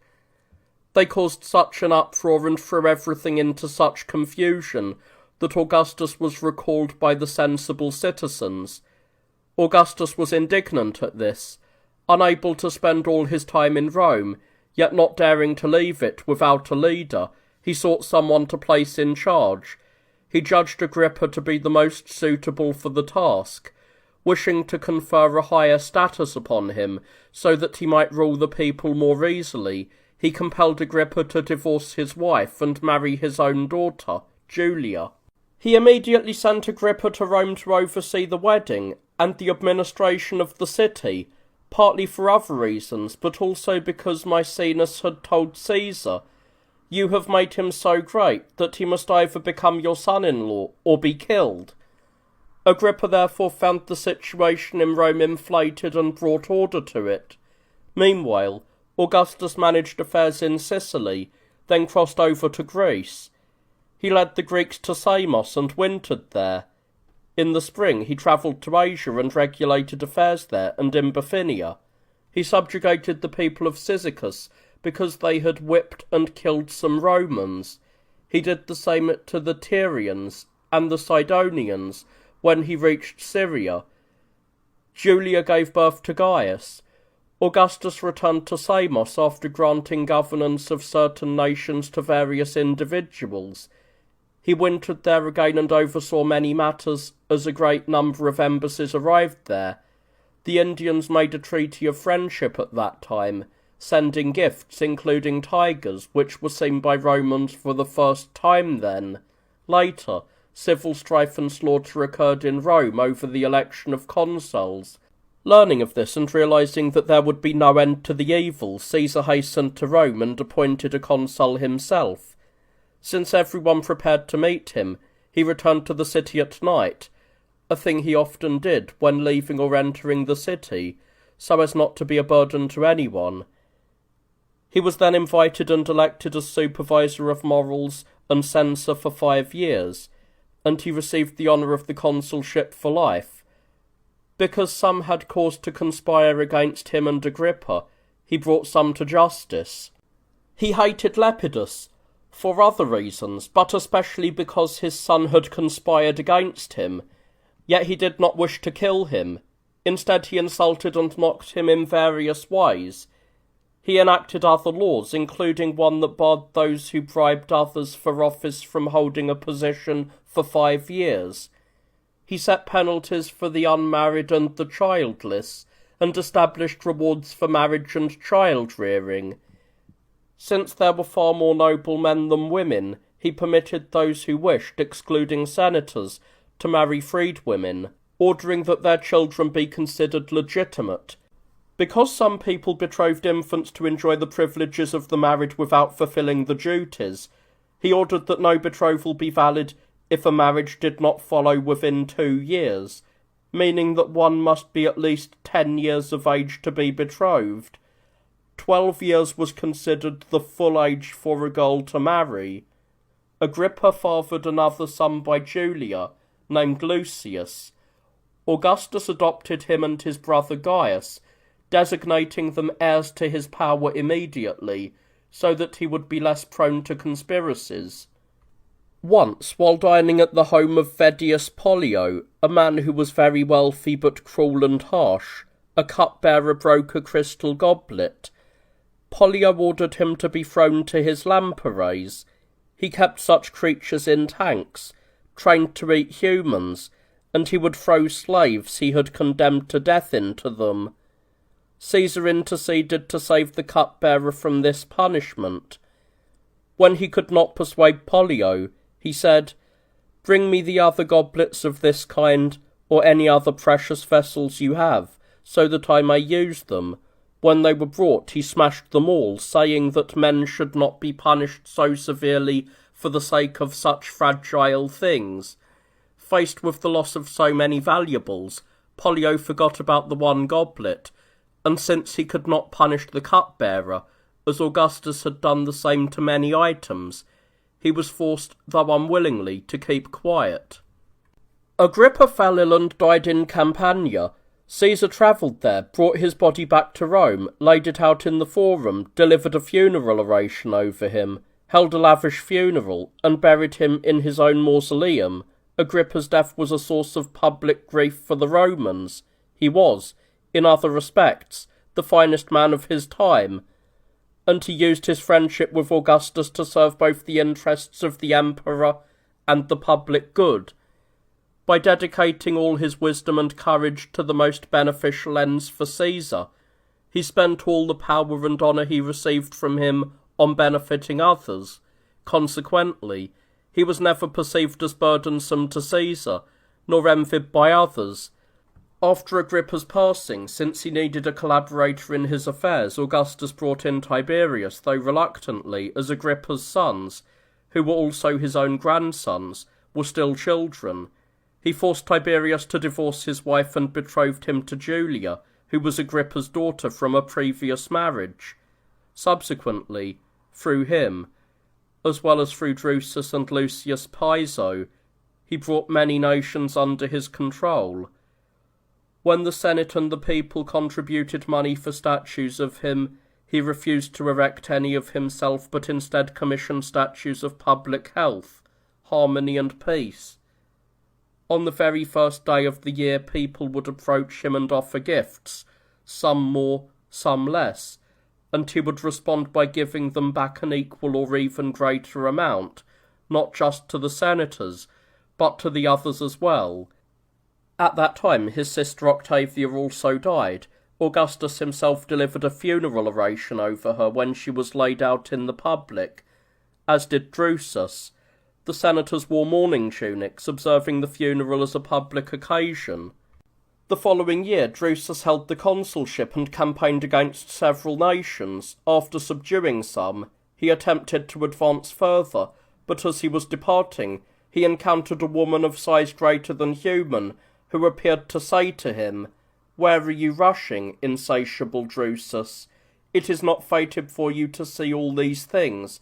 Turn back, for the end of your life and your labours is already at hand." On his way back, a disease struck him, from which he died. When the emperor learned that he was ill, he sent Tiberius with all speed. Tiberius found him still breathing, but after he died, he brought his body to Rome. Augustus and Tiberius delivered the funeral orations over him, as he was laid out in the forum. After this, Caesar introduced new laws and allowed the senators to read them, so that they might speak up if anything did not please them, or if they could conceive of something better. He aimed to appear so democratic that when one of his former comrades in arms requested that he act as his advocate, Augustus sent one of his friends to speak for him, claiming he was too busy. However, the man in need of the advocacy was annoyed and said, "But whenever you needed help, I did not send another in my place, but risked my own life for you." Upon hearing this, Augustus went to the court and acted as his advocate. When some magistrates were accused of obtaining their offices through bribery, he did not conduct an investigation and pretended not to even know about it. He did not wish to punish anyone for this, nor did he wish to pardon those who had been convicted.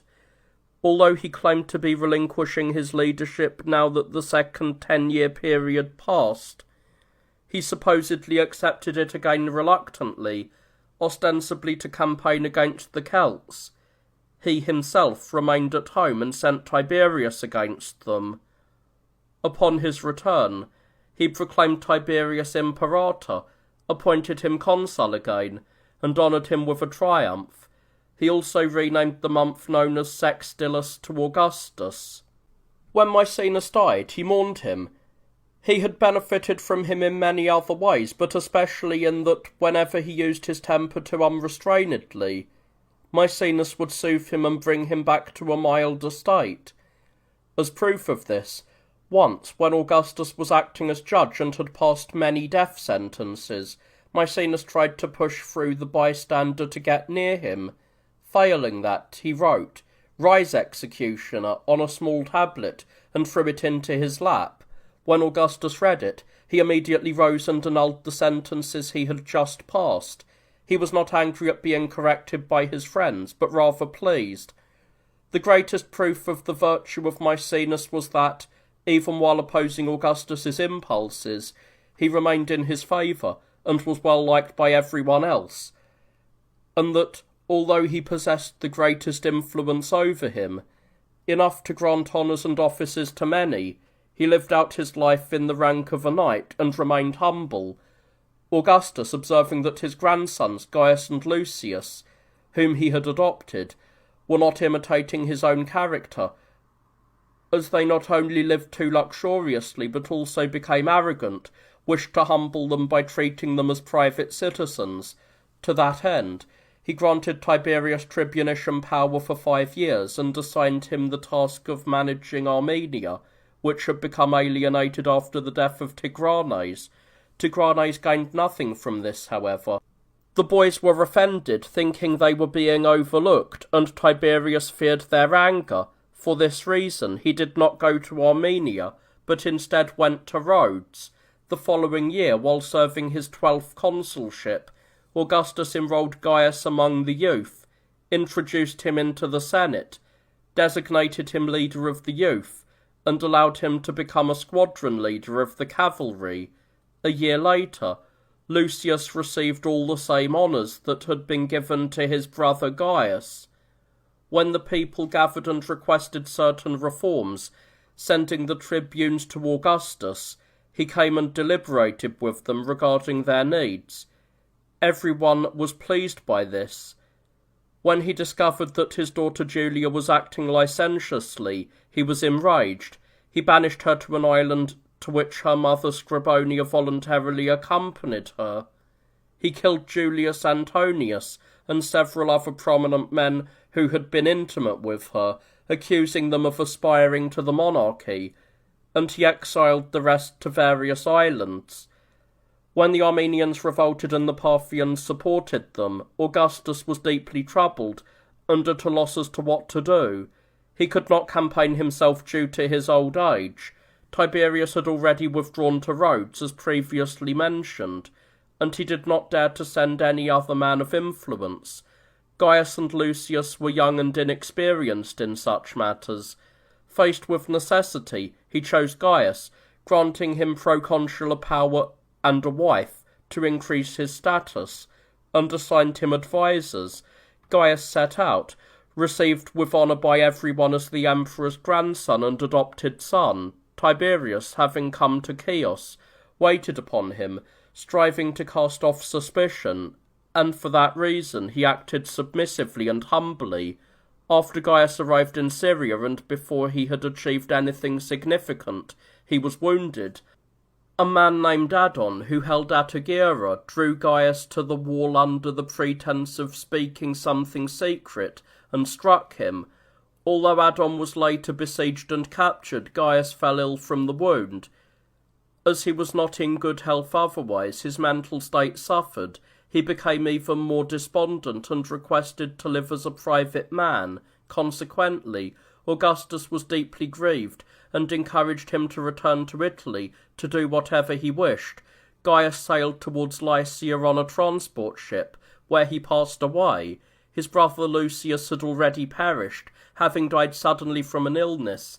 Suspicion for these deaths fell upon Livia and Tiberius, who had only shortly before returned to Rome from Rhodes. Tiberius was himself very experienced in divination through the stars, and kept Thrasyllus, a man of the highest experience in astrology. Because of this, he knew what was destined to happen both to himself and to them. It is said that when Tiberius once intended to push Thrasyllus from the wall in Rhodes, believing he was the only one who knew his secret thoughts, he saw him looking gloomy and asked him why he was frowning, when Thrasyllus replied that he foresaw a certain danger hanging over himself. Tiberius was astonished, and chose to keep him safe for the sake of his own future hopes. As for these matters, that was how they stood. Augustus, having been called master by the people, forbade anyone from addressing him by that title. He also loaned 15 million drachma interest-free to those in need for a period of 3 years, for which he was praised and held in high regard. Among the Romans, 25 drachma are worth 1 gold coin, though Dio says that among the Greeks a gold coin is exchanged for 20 drachma. After this, when a Celtic war broke out, Augustus, whose body was worn by age and illness, and who was unable to take the field himself, adopted Tiberius, partly compelled by circumstances and partly persuaded by Julia, for she had already been brought back from exile. He entrusted the campaign against the Celts to him. However, suspecting that Tiberius might act rashly out of overconfidence, he also adopted Germanicus, the son of Drusus. When he was doing this, others, including Gnaeus Cornelius, a grandson of Pompey the Great, conspired against him. Augustus was neither willing to execute them, as he saw no gain in security from destroying them, nor did he dare to release them for fear of attracting others against him as a result. Consequently, he could neither rest by day nor find peace at night. Seeing this, Livia asked him why he could not sleep. "Who, wife," he said, "could find even the slightest rest, having so many enemies and being so constantly plotted against?"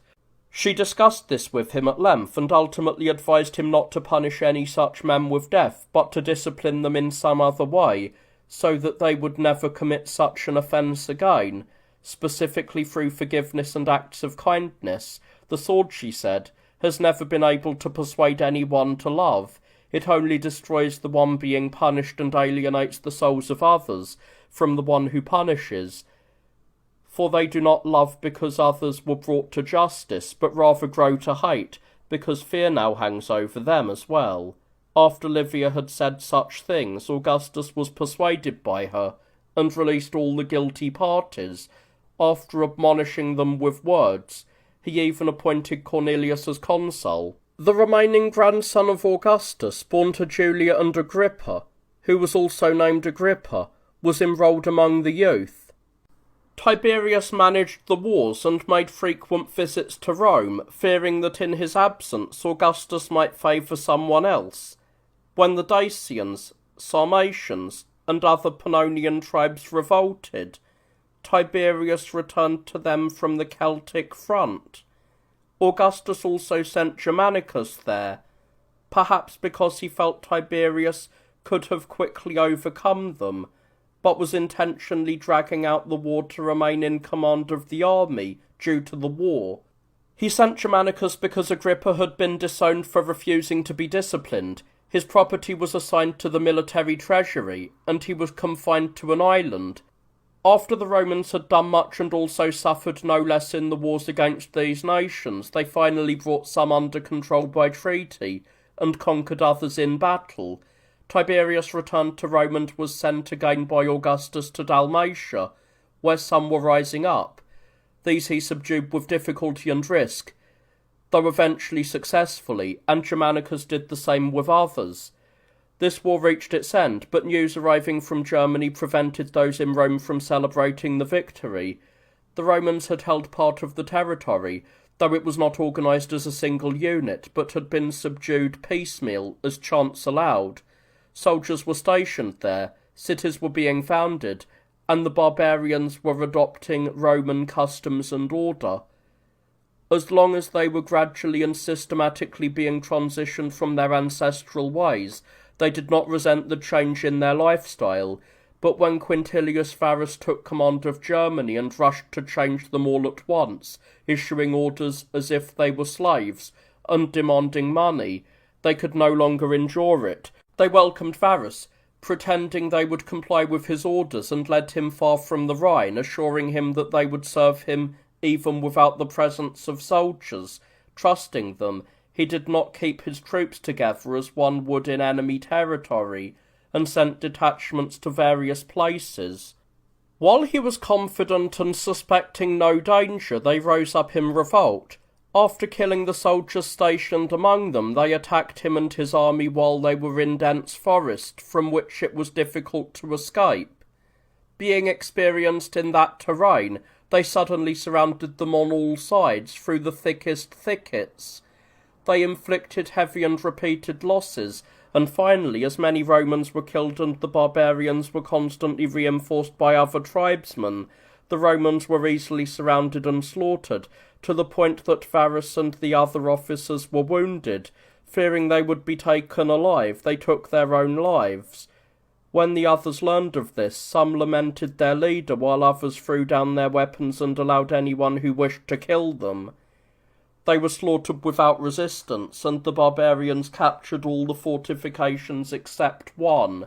They were so occupied with this remaining fort that they neither crossed the Rhine nor invaded Gaul. However, they were unable to capture it either, as they did not know how to conduct a siege, and the Romans used many archers, by whom they were driven back and suffered heavy losses. After this, learning that the Romans were guarding the Rhine and that Tiberius was approaching with a heavy army, most of the barbarians abandoned the fortification.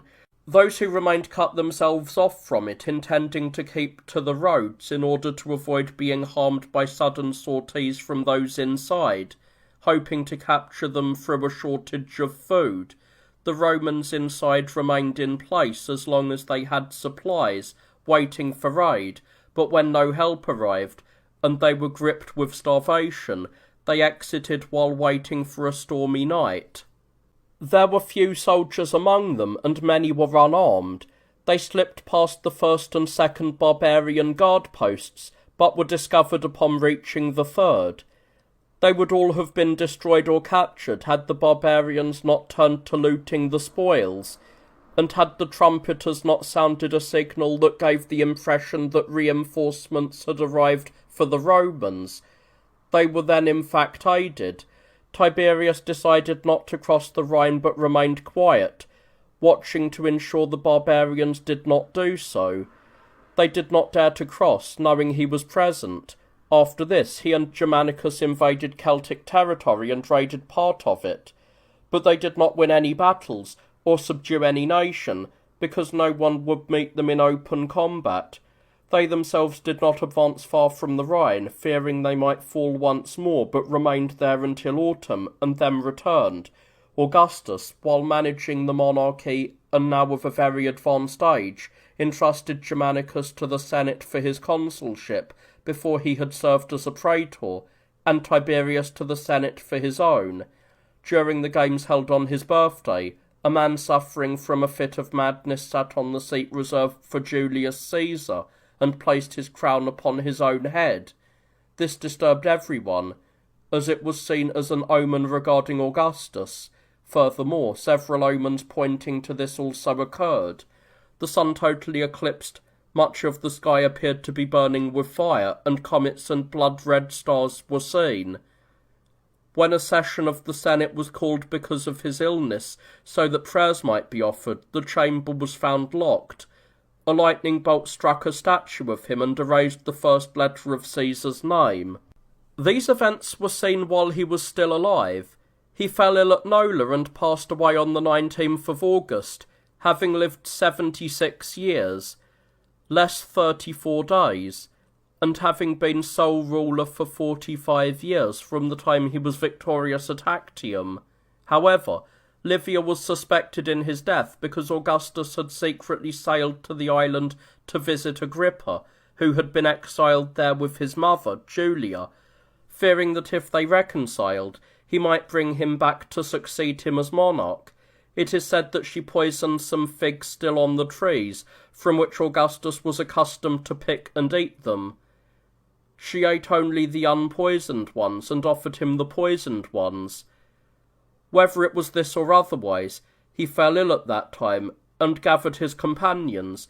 After speaking with them about his wishes, he concluded by saying, "I received Rome a city of clay, and I leave it to you, a city of marble," showing the strength of his administration through his words. Livia did not immediately announce his death, fearing some uprising while Tiberius was in Dalmatia, but kept it hidden until he arrived. When his body was brought back to Rome, Drusus took his will from the Vestal Virgins with whom it had been deposited, and brought it into the Senate. Those who had sealed it examined the seals, and it was read aloud to the Senate for all to hear. 4 books were also brought into the Senate. One contained instructions for his funeral. The second detailed the deeds he had performed. The third contained a record of the soldiers, the revenues, the public expenditures, and the amounts of money in the treasuries. And the fourth contained instructions and advice for Tiberius and the state. After these were read, the funeral took place, and funeral orations were delivered by both Drusus and Tiberius. Then his body was cremated. At the time not many mourned, but later everyone did, remembering that he was accessible to all, provided many with financial aid, and that he highly honoured his friends, and was grateful to those who corrected him when he erred, just as he was with the wise man Athenodorus for such a reason. He was prone to affairs of passion, and women he desired were brought to him in covered litters, and led to his bedroom, where he would entertain them. Once he fell in love with a woman, and sent to have her brought to him. At the time, Athenodorus, who was a friend of that woman's husband, happened to be visiting his friend, and, finding both him and his wife distressed, because they could not resist, inquired about the cause of their grief. Upon learning it, he told them to be at peace, saying he would go to Augustus himself, and turn aside his impulse. When the covered litter arrived, as if the woman were about to enter it, Athenodorus got in, took a concealed sword, and ordered the litter to be carefully covered, and in this way he was carried to Augustus's bedroom. As Augustus uncovered the litter, Athenodorus leapt out with the sword drawn, saying, "Are you not afraid that someone might enter this way and kill you?" Augustus was not only not angry, and did not punish Athenodorus, but he thanked him, and became more temperate. For these reasons and many others they longed for him, especially because, after Tiberius became monarch following him, they experienced a man of a very different character. In the 42nd year of Augustus's monarchy, our Lord and God Jesus Christ was born in human form, according to Eusebius of Caesarea, who in his ecclesiastical history records that Augustus reigned for 57 years, whereas others count his reign as 44 years. This discrepancy arises from the fact that others date Caesar's monarchy from the time he defeated Antony in the naval battle at Actium, when he truly became the sole master of Roman affairs. Eusebius, however, adds the time during which Augustus ruled in partnership with Antony, arguing that even then Augustus was doing whatever he wished, while Antony was preoccupied with Egypt and enslaved by his love for Cleopatra, the cause of his downfall. Thus, Eusebius records that Christ was born in the flesh in the 42nd year of Caesar's monarchy. For if we say that Caesar's monarchy lasted 44 years, the appearance of our Lord and Saviour did not occur in the 42nd year, but rather it happened that the Lord was born in the 29th year. As the divine evangelist Luke records, John baptized Christ in the 15th year of the reign of Tiberius Caesar. According to the same evangelist, he was 30 years old when he was baptized. Therefore, 15 years of those 30 years are accounted for by the years of Tiberius's rule, and the remaining 15 must be calculated from Augustus's 44 years. Consequently, it turns out that there are 29 years remaining. Thus, it is in the 29th year of the strict monarchy of Caesar Augustus that the Lord is understood to have been born in the flesh from the ever-Virgin and Holy Mary, the Theotokos. Augustus died as described, and Tiberius succeeded to the monarchy. Tiberius was a man of noble birth and well educated, but his character was extremely complex, as he spoke in ways that contradicted his true intentions. He said the opposite of what he actually wanted, concealing one thing in his mind while saying another. He would pretend to be angry when he was not, and when he was truly furious he would feign gentleness. He treated his worst enemy as if he were his closest associate, and acted towards his dearest friends as if they were utter strangers. He believed that a ruler should not reveal his true thoughts to others, and he hated anyone who opposed his words just as much as he hated those who agreed with them. For the time being, he immediately sent dispatches to all the camps and to those in the provinces as emperor, yet he did not call himself emperor, for although this title was voted to him along with others, he refused to accept it. As he managed all the affairs of state, he claimed he had no need of the office, affecting a pretense of stepping down from it, both because of his age, he was 56, and because of his failing eyesight, as he saw very well in the dark, but very poorly during the day. He then asked for partners and co-rulers in the government, though he had no intention of doing any such thing. He acted in this way because he possessed a devious character, was suspicious of the armies in Pannonia and Germany, and feared Germanicus, who was then in command of Germany, and was beloved by the soldiers.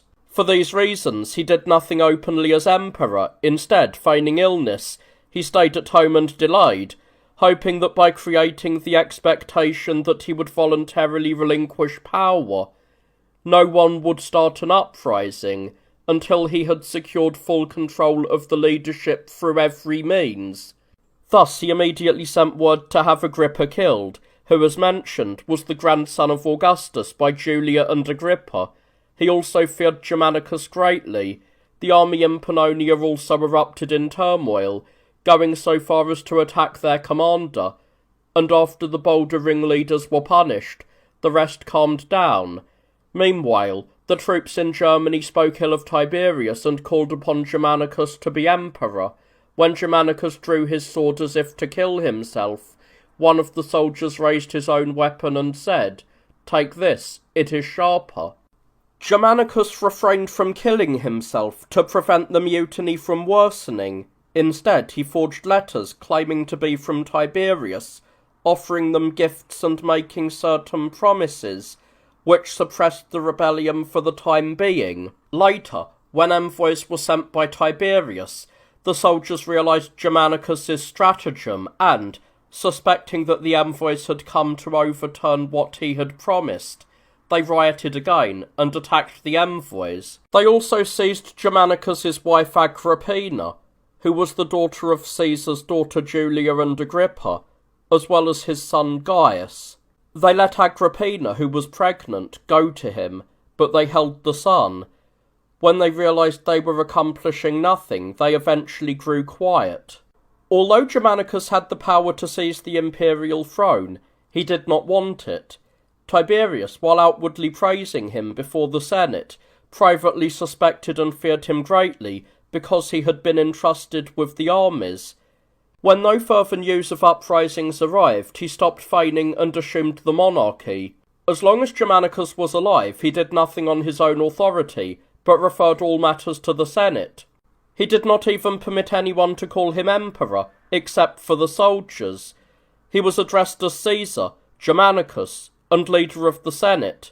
He prayed to live and rule only as long as it was beneficial to the public, and in all things he strove to appear as a man of the people, spending as little as possible on himself and as much as possible on the state. While restoring and decorating dilapidated structures, he left the names of the original builders inscribed upon them. He provided for both cities and private citizens, enriched many impoverished senators, and counted out gifts right in front of him to ensure the distributors did not embezzle any of the funds, knowing that such things had happened under Augustus. He did not kill anyone for the sake of money, nor did he confiscate anyone's property at that time, and he did not collect taxes beyond what was established by law. When Aemilius sent him more money than he had been assessed, he sent it back with the reply, "I want my sheep shorn, not flayed."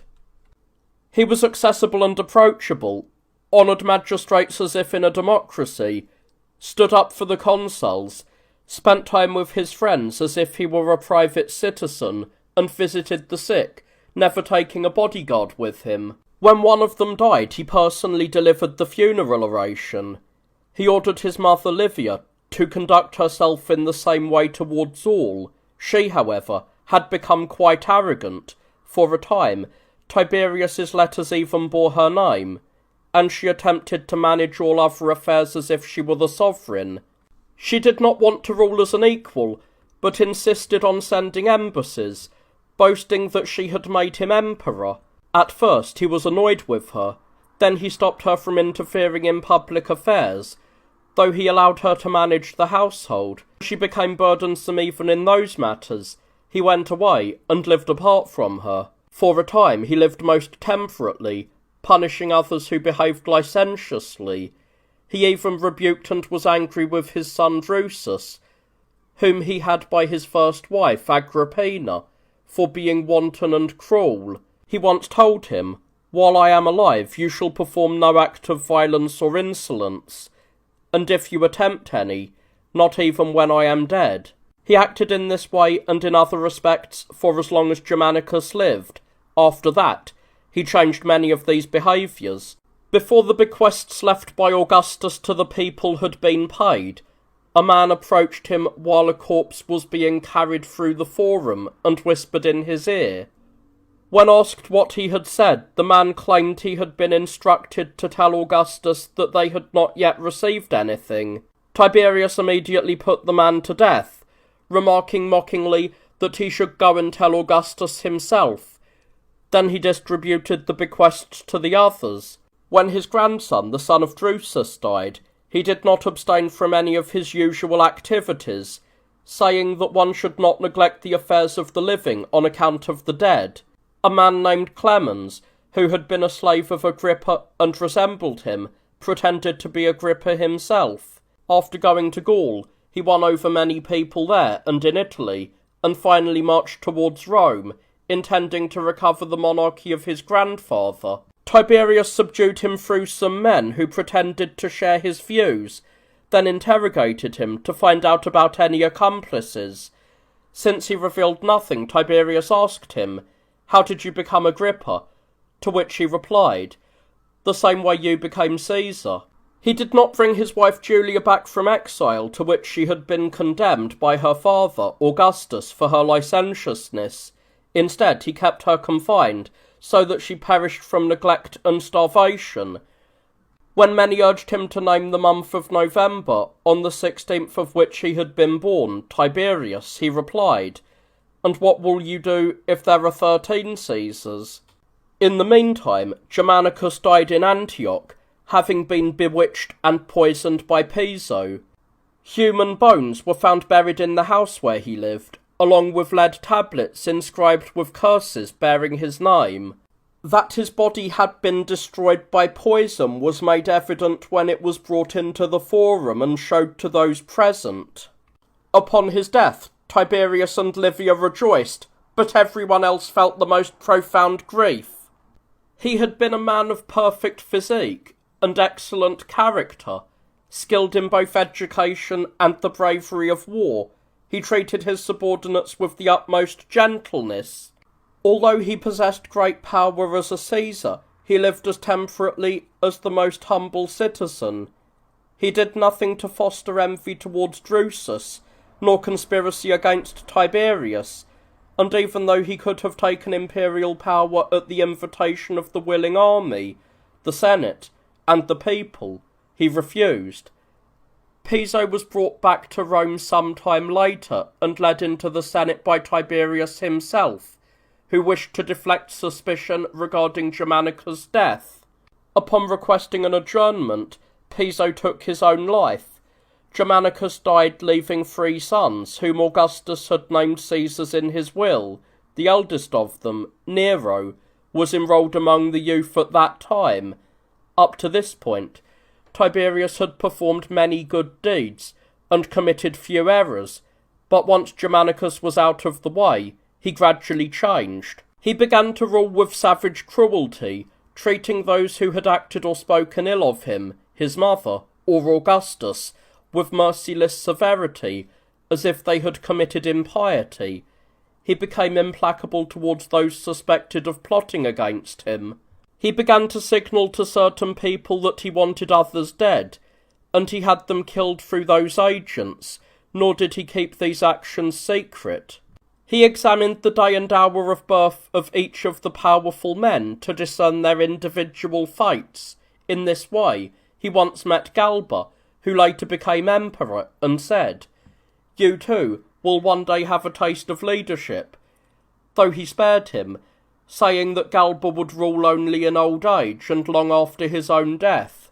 Tiberius later held the consulship with Drusus, which led many to predict doom for this association, for every person who shared a consulship with him died a violent death. Drusus himself perished by poison.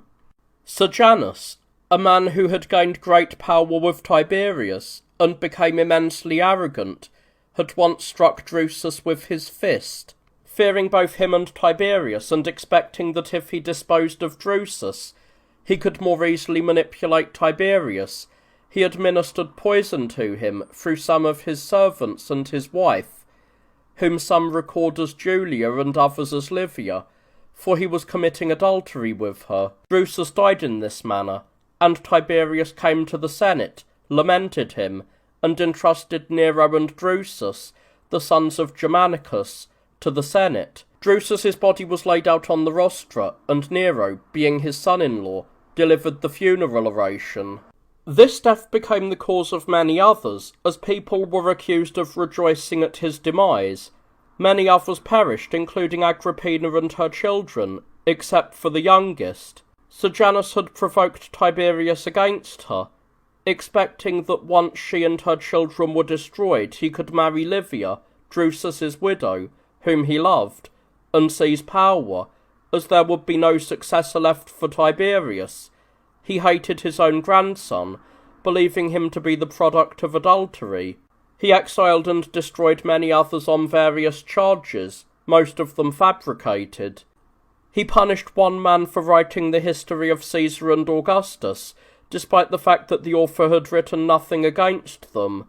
Tiberius burned the work wherever it was found, because it did not sufficiently glorify them. He killed many others for allegedly slandering him. A man named Sabinus was accused on such grounds, thrown into prison, and then murdered, his body being thrown into the river. This was a terrible act in itself, but it was made even more distressing by Sabinus's dog, which followed him into the prison, stayed by his side when he died, and even plunged into the river with his body. These things happened in this way, but this is but a small account of many events. Livia passed away at the advanced age of 86. Tiberius did not visit her while she was ill, nor did he honour her in death, beyond a minimal funeral and a few statues. However, to disparage Tiberius, the Senate decreed that women should observe a year of mourning for her, and they bestowed further honours upon her, acknowledging that she had saved many of them, reared the children of many others, and provided dowries for numerous maidens. Tiberius, however, refused to grant any of the legacies that she had left to others. Some of her sayings are worth remembering. It is said that when she once encountered some men who were naked, and who were about to be executed for this, she saved them by saying, "To the virtuous, such men are no different from statues." When someone asked her, "How and by what means did you gain such control over Augustus?" she replied, "By being strictly virtuous myself, by gladly doing all that pleased him, by not meddling in his affairs, and by pretending neither to hear nor to notice his sexual escapades." Tiberius raised Sejanus to a great height of glory, even making him a relative by marriage to Julia, the daughter of Drusus. Later, however, he put him to death. Having urged the Senate to condemn him, for 3 days the populace abused his corpse before casting it into the river. His children were executed by decree, and his wife took her own life. Many others perished because of him, some by their own hands, and others by the hands of their enemies. Tiberius was also disparaged for his love affairs, which he pursued licentiously and shamelessly with the noblest of both men and women, and he was reviled for his cruelty in the deaths of Agrippina and Drusus. People had previously believed that all the actions against them were the work of Sejanus, so when they learned after his fall that they had been killed by Tiberius's order, they were consumed with grief. He appointed Gaius, the youngest of Germanicus's sons, as treasurer. He had overlooked his own grandson, Tiberius, because he was still a child, and because he was suspected not to be the son of Drusus, but he paid attention to Gaius, assuming he would be the next monarch. He was aware of everything regarding Gaius, and he once said to him, while he was arguing with the young Tiberius, "You will kill him, and others will kill you." Having no other relatives as close to him, and knowing that Gaius would be a most wicked man, he nonetheless granted him the power, as they say, so that Gaius's excessive depravity would hide his own, and so that the greatest and noblest part of the Senate would be destroyed during Gaius's reign.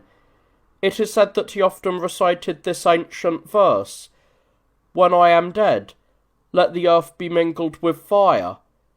He also envied Priam, in that he perished completely along with his homeland and his kingdom. So great was the number of senators and others destroyed that those holding commands over provinces were left without successors. Others were executed for various reasons, both false and true. Aemilius Scaurus, for example, died on account of a tragedy. The play was Atreus, and in it he advised one of the characters to endure the folly of the ruler. When Tiberius learned of this, he believed the line had been written against him, and said, Then I shall make him an Ajax, forcing him to destroy himself.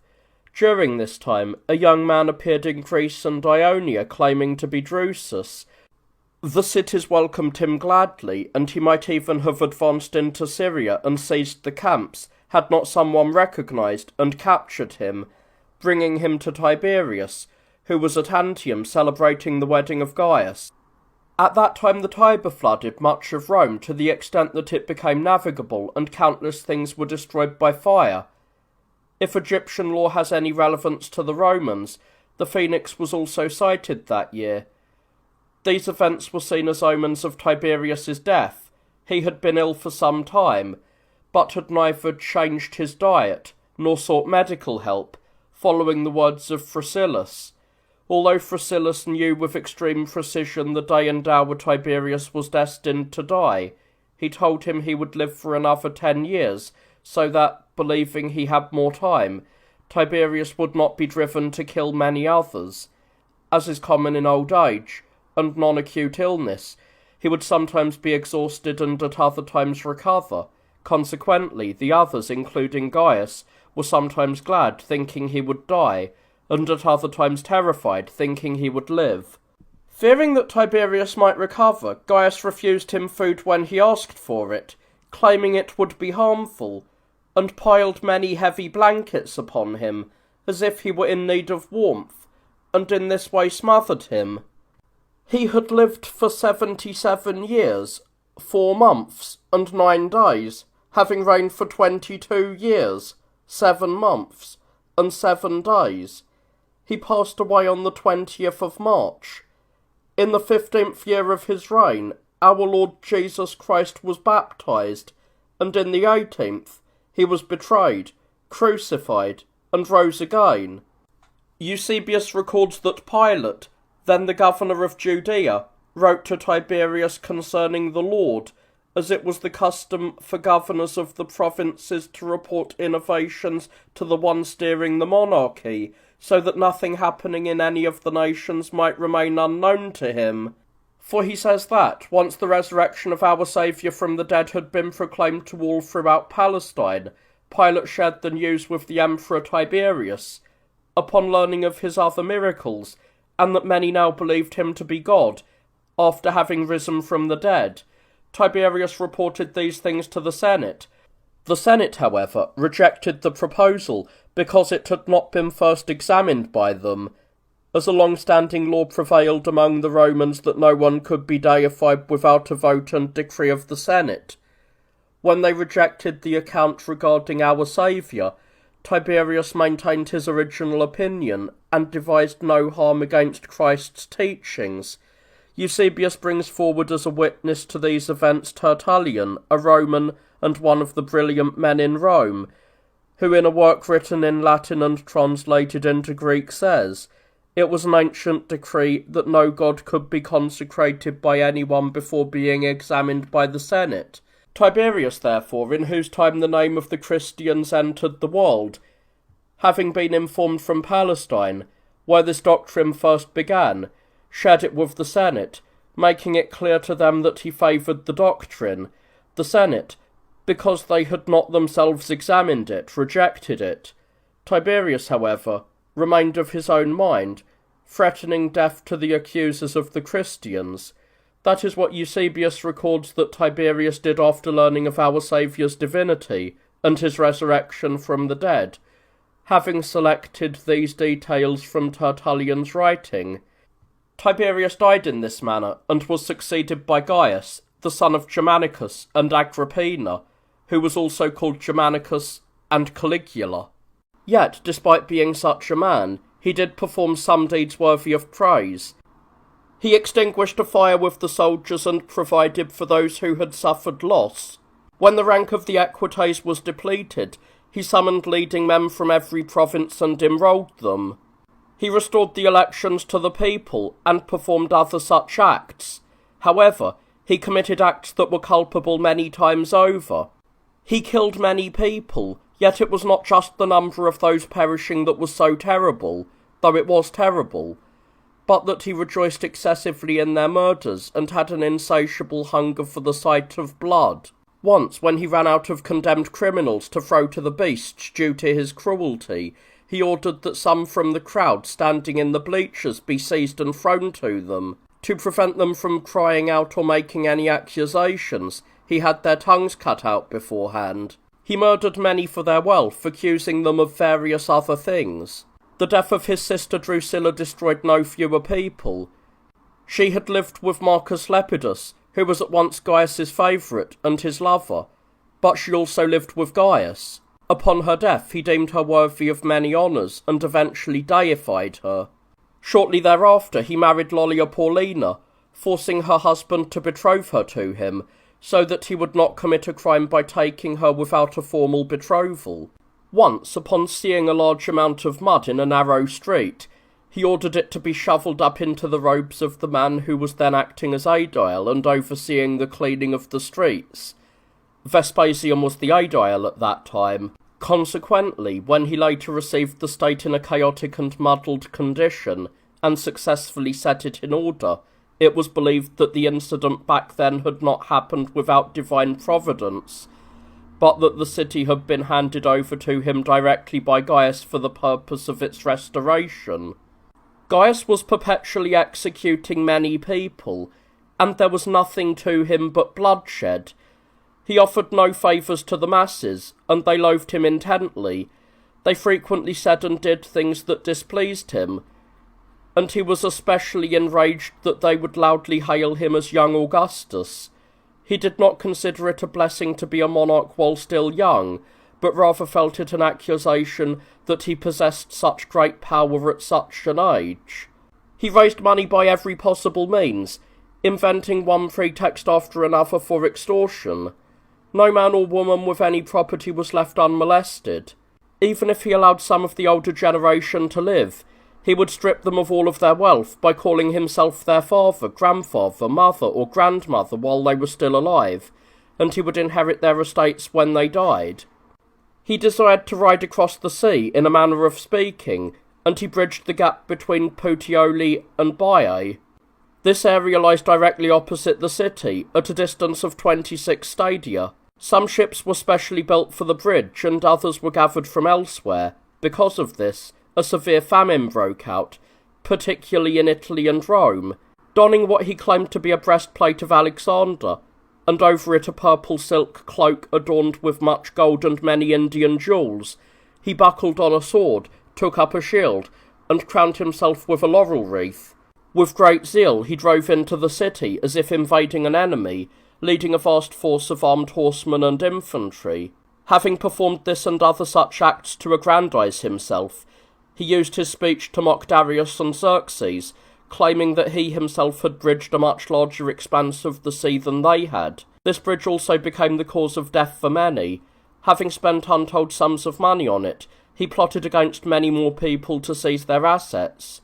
Thus, a praetor named Junius Priscus was accused on other charges, but died simply because he was wealthy.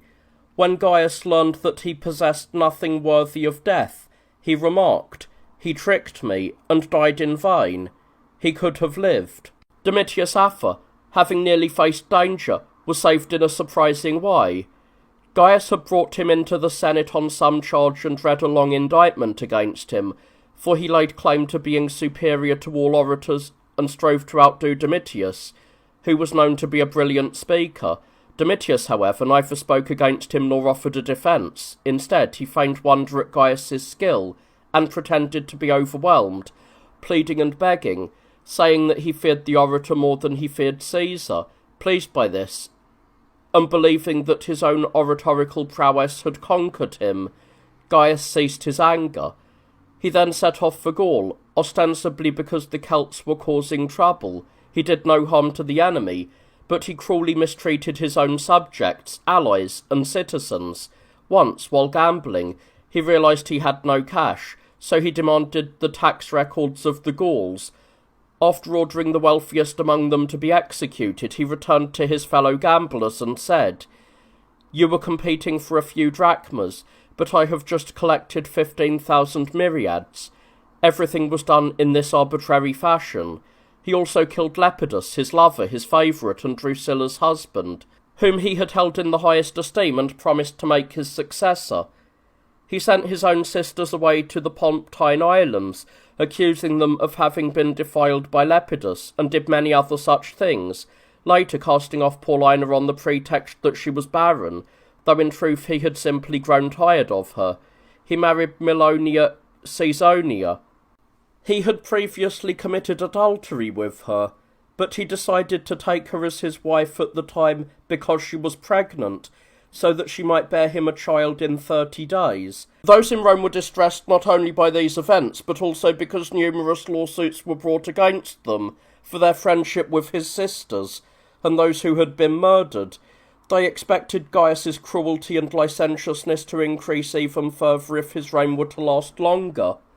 While they were disposed towards him in this way, he summoned Ptolemy, the son of Juba, and killed him simply because he was wealthy. Having lived in this manner, he was bound to be the target of a conspiracy. He uncovered the plot and arrested Anicius Cerealis and his son, Sextus Papinius, whom he tortured. When they revealed nothing, he persuaded Papinius, by promising him safety and immunity, to denounce certain people, whether truly or falsely, and immediately executed him and the others before his very eyes. He even forced one of the men being executed to witness the murder of his own son. When the father asked if he might be allowed to avert his gaze, Gaius ordered him to be slaughtered as well. The man in his peril pretended to be one of the conspirators and promised to reveal all the others, naming Gaius's associates and the accomplices to his licentiousness and cruelty. He would have destroyed many more if he had not cast suspicion upon the prefects, Castilius and Caesonia, thereby losing all credibility. Though the man died, this very act brought about Gaius's downfall. Having called the prefects and Castilius aside in private, he had said, "I am one, but you are free. I am unarmed, but you are armed. If you hate me and wish to kill me, then do so." From that point on, believing that they hated him and were aggrieved by his actions, he became suspicious of them.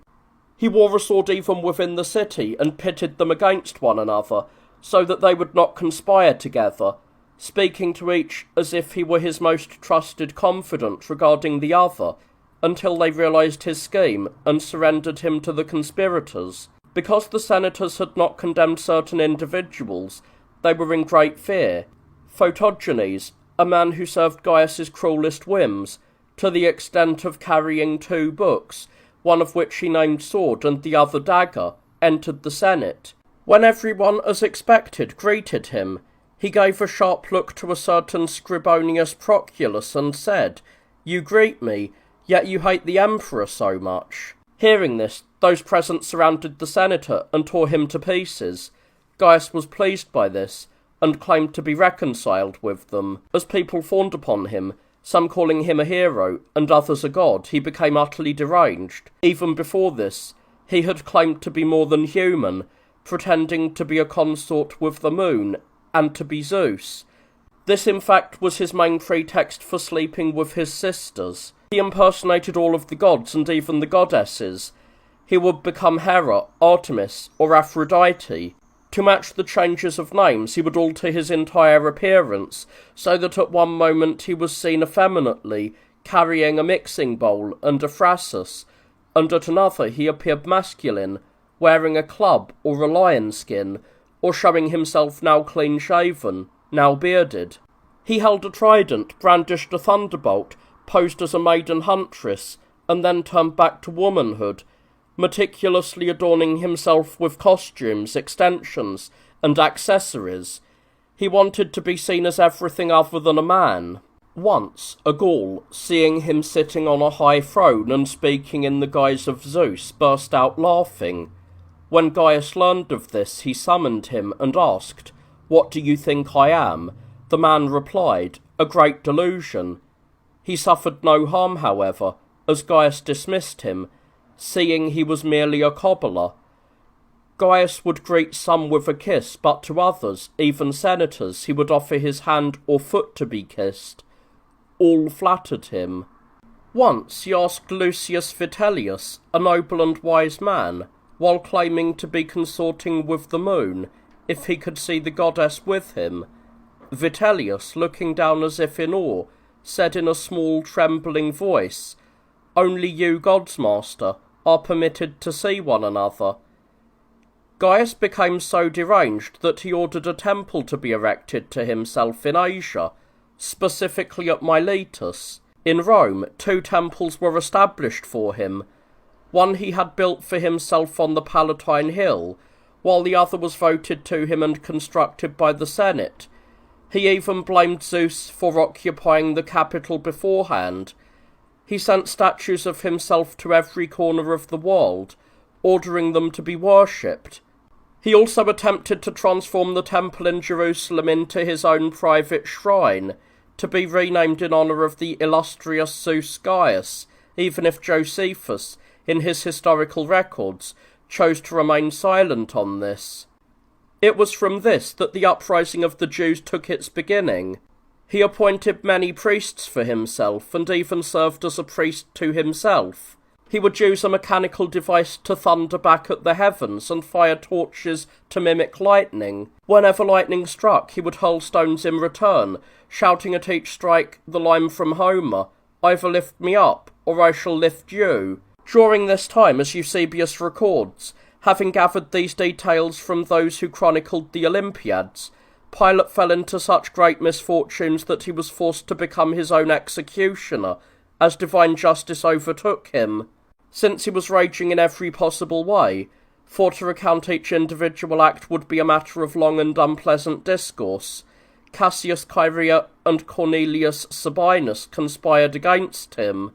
Although many others were part of the conspiracy and aware of what was being planned, including those in his immediate circle, even those who were not involved did not reveal it. Instead, they were glad to see him targeted. He was attacked while hosting a show.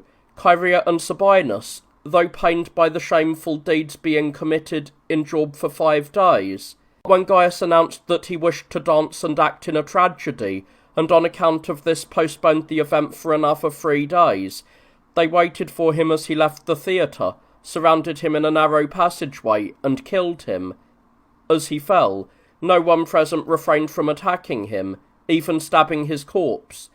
They immediately slaughtered his wife and daughter as well. Gaius, having committed these acts in the span of 3 years, 9 months, and 28 days, learned through his own demise that he was no god.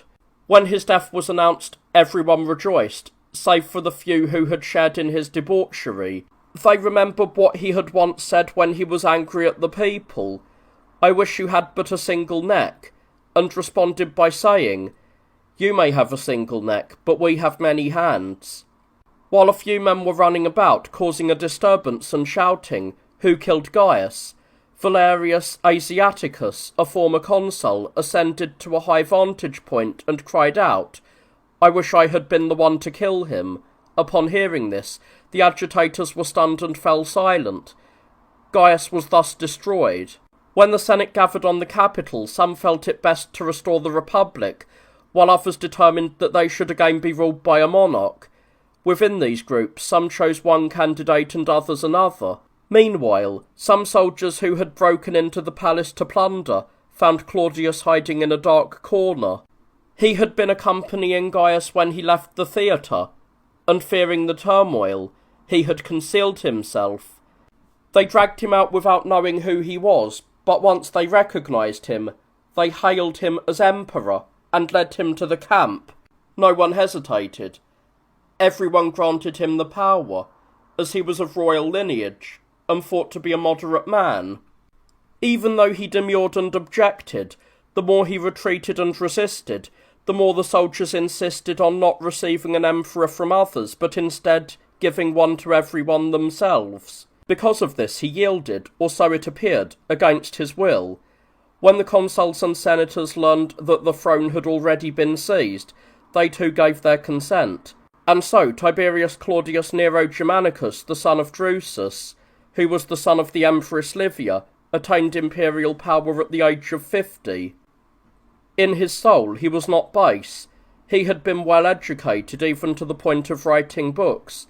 However, his body was sickly. He was entirely ruled by women and slaves, having been raised from childhood amidst illness and in great fear. Consequently, he feigned simplicity and a vacuity of character even more than was true, a fact he even admitted in the Senate. Having spent much of his life in the company of his grandmother Livia, his mother Antonia, and his freedmen, he displayed nothing that could be called noble or free. His wives and freedmen took advantage of him during drinking bouts and sexual trysts, for he was insatiably addicted to both. Furthermore, he was a coward. Yet, to sum up, despite being of such a nature, he performed not a few commendable deeds whenever he was free from these passions and maintained control of himself. He did not enter the Senate immediately, but only after 30 days, fearing that Gaius had perished in such a way and that others might be named to the throne by the Senate, who were better than himself. Nevertheless, he took precise precautions. He had everyone approaching him searched to ensure they carried no daggers, and he kept soldiers with him even at banquets. This practice continued for some time, though the searching for daggers was eventually discontinued through the efforts of Vespasian. He executed Chaerea and some others, not out of loyalty to Gaius, but to secure his own safety. Sabinus died voluntarily, deeming it unworthy to remain alive after Chaerea's punishment. He brought Gaius's sisters, Agrippina and Julia, back from exile and restored their property to them. He similarly recalled others who had been banished. He thoroughly examined those held in chains, releasing those who had been slandered, and punishing those who had committed actual crimes. He burned the many poisons found among Gaius's possessions, along with the papers of Protogenes, whom he also had executed. He showed the Senate the letters that Gaius had claimed to burn, but which he had actually preserved, allowing both the authors of the letters and those against whom they were written to read them, before finally consigning them to the flames. When the Senate wished to declare Gaius infamous, Claudius prevented the vote, though he did quietly remove all of Gaius's statues by night and overturned the unjust acts perpetrated by Gaius or by others on his behalf. When statues were offered to him, he declined them, and he forbade anyone from sacrificing to or worshipping his image. He did many other such things, acting with moderation and through sound judgment rather than for show. For instance, he betrothed his daughter to Lucius Junius Silanus and Gnaeus Pompeius Magnus. He did nothing excessive. During those days he presided over the courts and the Senate assembled. He acted with such fairness that when the consuls came down from their chairs in the Senate to speak to him, he rose and met them. For the most part he lived like a private citizen, and he and his associates conducted their daily lives in the Greek manner. He was admirable regarding money. He forbade anyone from offering him gifts of silver, a practice that had existed under Augustus. He forbade anyone from being named an heir if they had living relatives. He returned property that had been confiscated during the reigns of Tiberius and Gaius, some to the original owners if they were still alive, and some to their children. He restored their possessions and lands to many who had been stripped of them by Gaius. He performed other such deeds for which he was praised. However, his freedman and his wife, Valeria Messalina, committed other acts that were not in accordance with his character. When a severe famine occurred, he was concerned not only for the current supply but also for the future. Since almost all grain was imported to the Romans, the region near the mouth of the Tiber possessed neither safe moorings nor suitable harbours, making the mastery of the seas useless to them, as nothing could be brought in during the winter season. Realising this, he constructed harbours, a feat worthy of the spirit and stature of Rome. In all things, he remained moderate. When his son was born, who was named Claudius Tiberius Germanicus, and later Britannicus, he did nothing ostentatious, nor did he allow himself to be called Augustus, or Messalina to be called Augusta.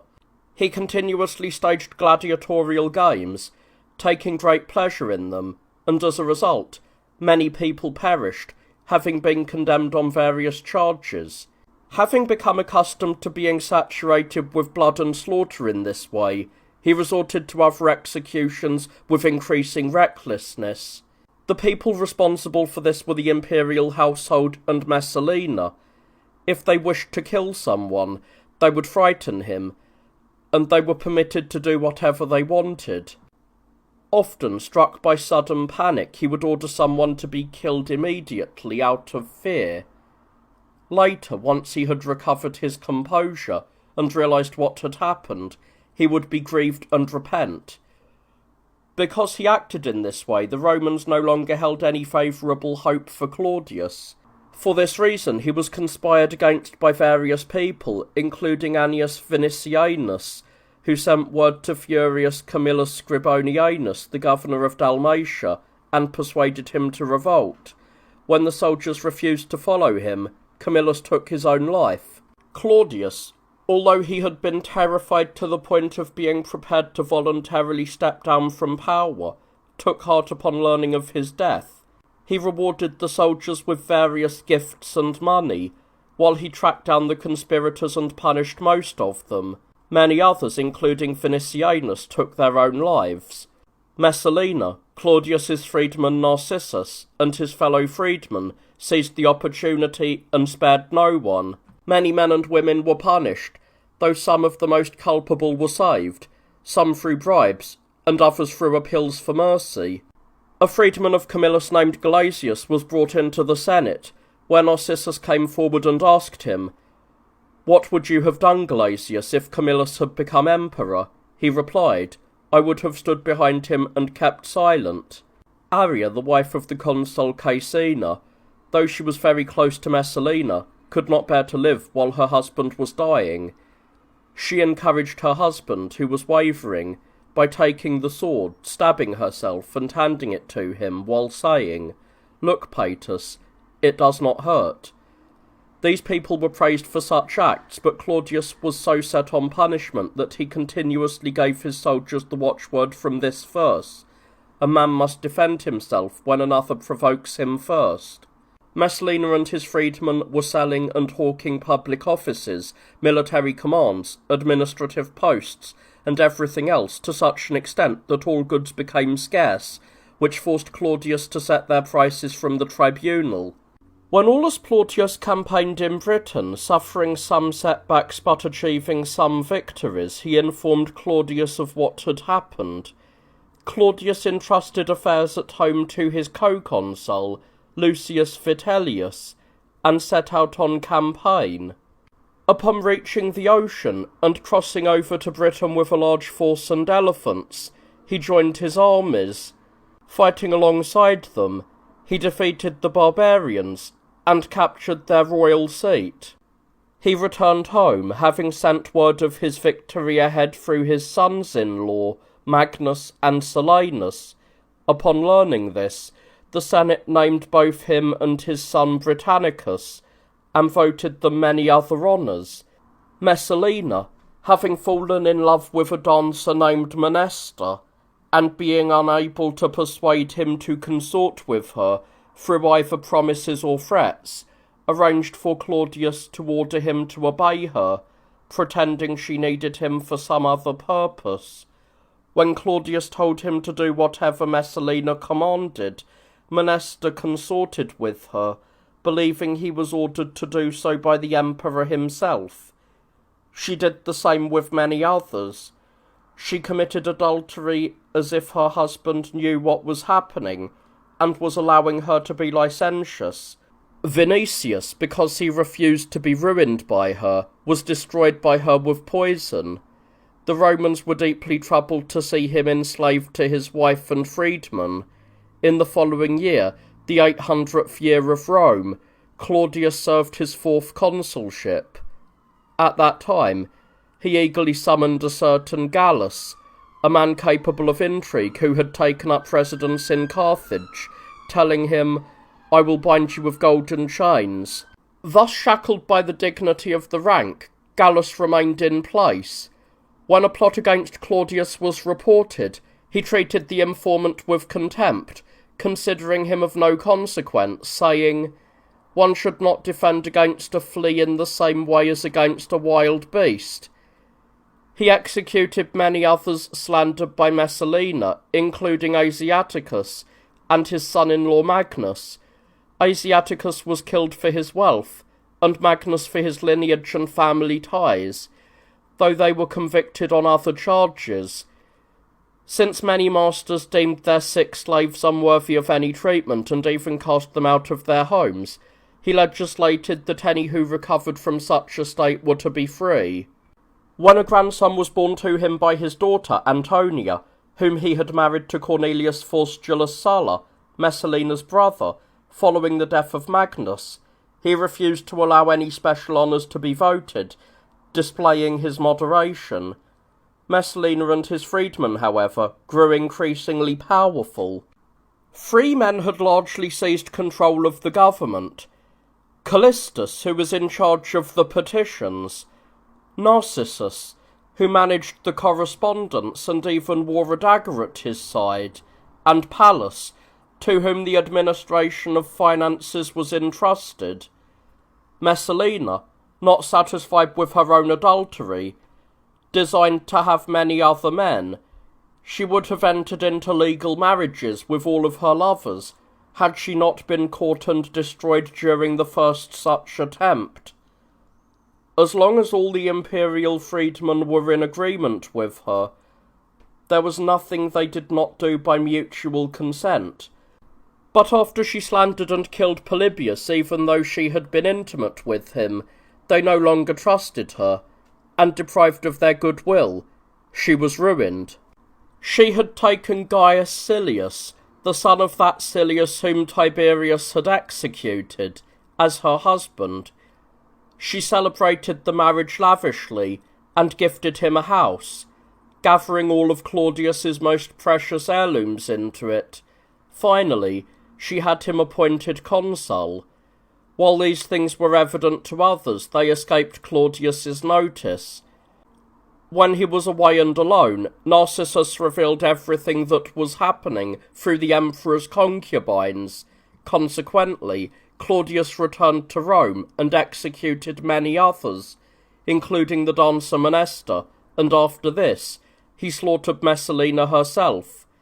After her destruction, Agrippina, his niece, married him at the urging of the freedmen, who wanted to ensure that Domitius, her son, who was already approaching manhood, would be raised as a reserve candidate for the throne, so that they would suffer no harm from Britannicus, just as they had caused his mother Messalina to be destroyed. Once the marriage was decided, they feared Silanus, whom Claudius honoured as a good man. Simultaneously they betrothed Octavia, Claudius's daughter, who had been promised to Silanus, to Agrippina's son Domitius, and persuaded Claudius that Silanus was plotting against him, leading to his execution. After this had taken place, Vitellius made a speech in the Senate arguing that it was in the public interest for Claudius to marry. He pointed to Agrippina as a suitable candidate for this, and advised them to force the marriage upon him. Emboldened by this, the senators went to Claudius and effectively forced him to marry, passing a decree that it was permissible for Romans to marry their nieces. Previously this had been forbidden. Once the marriage was completed, Agrippina, being extremely skilled in state affairs, monopolised Claudius and won over those he favoured, some through fear and others through bribes. Finally, she had his son Britannicus raised as if he were someone of no importance, for his other son had already died, and she formally betrothed Domitius to Claudius, later even having him adopted. Having adopted him, she trained him for power, and had him educated by Seneca. She amassed untold wealth, neglecting no opportunity for profit, and killing many for their money. Out of jealousy, she even killed several women. For instance, after killing Lollia Paulina, she did not recognise the head when it was brought to her, so she opened the mouth with her own hands to inspect the teeth, which had a unique appearance. After this, Claudius bestowed the title of Augusta upon Agrippina, and having adopted her son, renamed him Tiberius Claudius Nero Drusus Germanicus Caesar, ignoring the omen that the sky appeared to be on fire that very day. Subsequently, he betrothed his daughter Octavia to him, having first introduced her into another family, so that they would not appear to be siblings marrying one another. Agrippina sent into exile, or as some say, even killed, a woman named Calpurnia, one of the leading ladies of the time, because Claudius had admitted and Agrippina sent into exile, or as some say, even killed, a woman named Calpurnia, one of the leading ladies of the time, because Claudius had admitted he admired and praised her beauty. When Nero, for this was the name that prevailed for him, was formally enrolled among the youths, the deity shook the earth extensively on the day of his enrolment and struck fear into all alike throughout the night. Nero continued to grow while Britannicus received neither honour nor attention, for Agrippina either drove away those who attended to him, or killed them.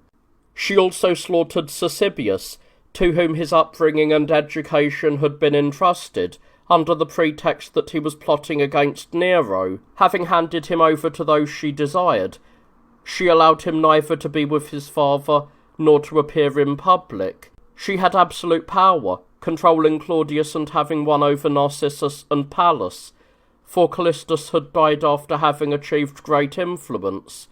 Astrologers were driven out of all of Italy, and those who associated with them were punished. A barbarian chieftain named Caractacus, who had been captured and brought to Rome, received clemency from Claudius. After his release, he toured the city, and upon seeing its brilliance and magnitude, he remarked, "So, even with such things as these in your possession, you still desire our miserable little huts." When Claudius became annoyed with a certain Julius Gallicus for his pleadings in court, he ordered him to be thrown into the Tiber. On this occasion, Domitius Afer, who was the most powerful orator of his time, made a most excellent jest.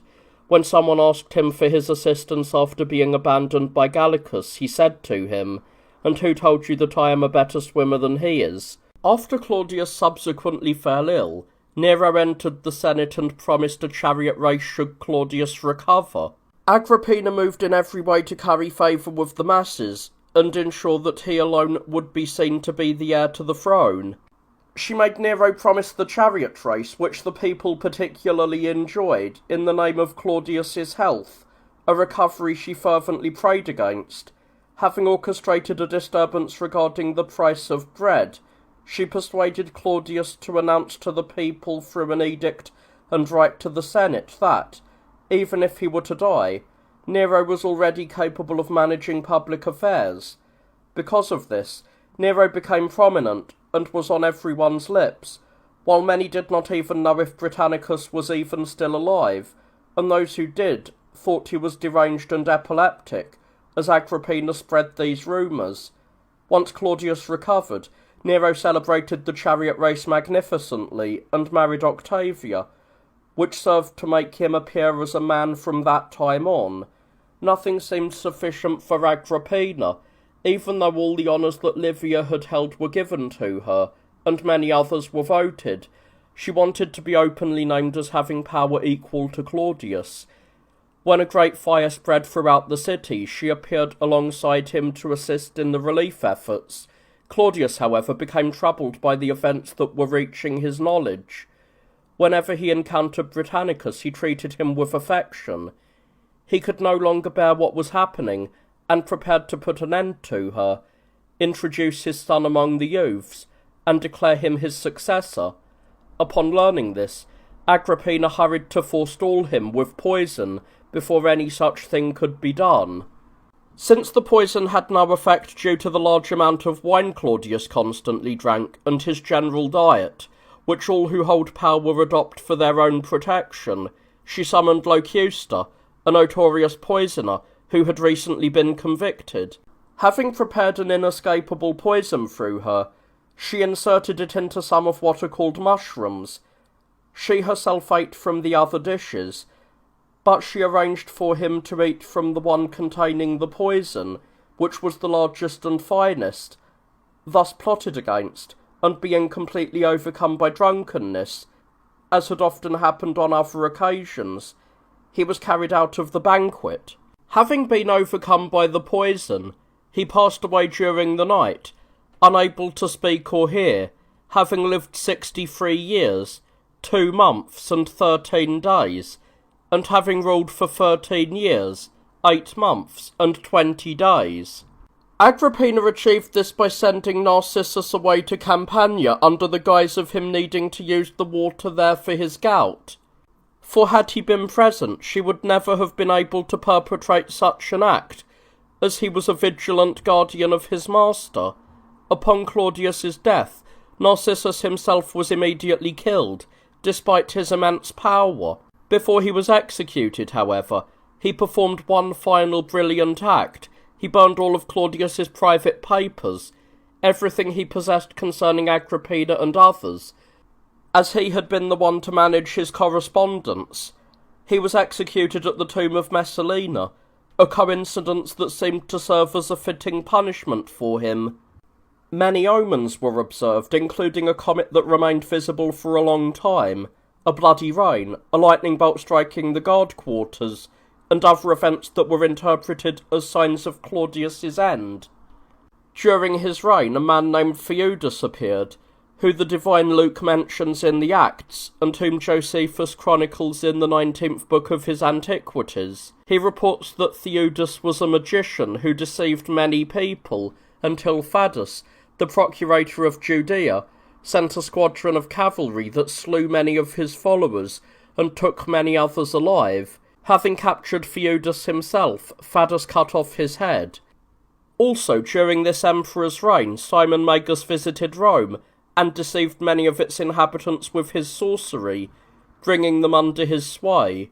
This is clarified by Justin, the philosopher and martyr, in his apology to Antoninus on behalf of our faith, where he writes, "After the Lord's ascension to heaven, the demons put forward certain men who claimed to be gods. These men were not only not persecuted by you, but were even deemed worthy of honours.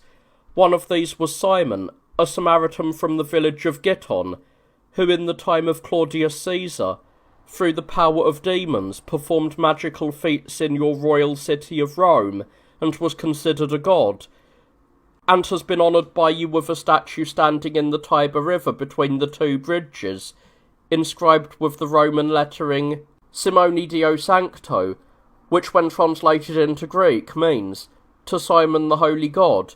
Peter also visited Rome for the first time during the reign of Claudius, sowing the seeds of his saving gospel, and illuminating the minds of its inhabitants with the light of truth. Many Romans believed and were so captivated by the teaching of the chief of the apostles that they were not satisfied with his spoken words alone. They entreated Mark, the apostle and follower of Peter, to leave them a written record of the chief apostle's teachings, thereby becoming the cause of the composition of the Gospel according to Mark, such as the account of Eusebius. Claudius passed from the human realm in the manner described, and Nero usurped the leadership through Agrippina's machinations.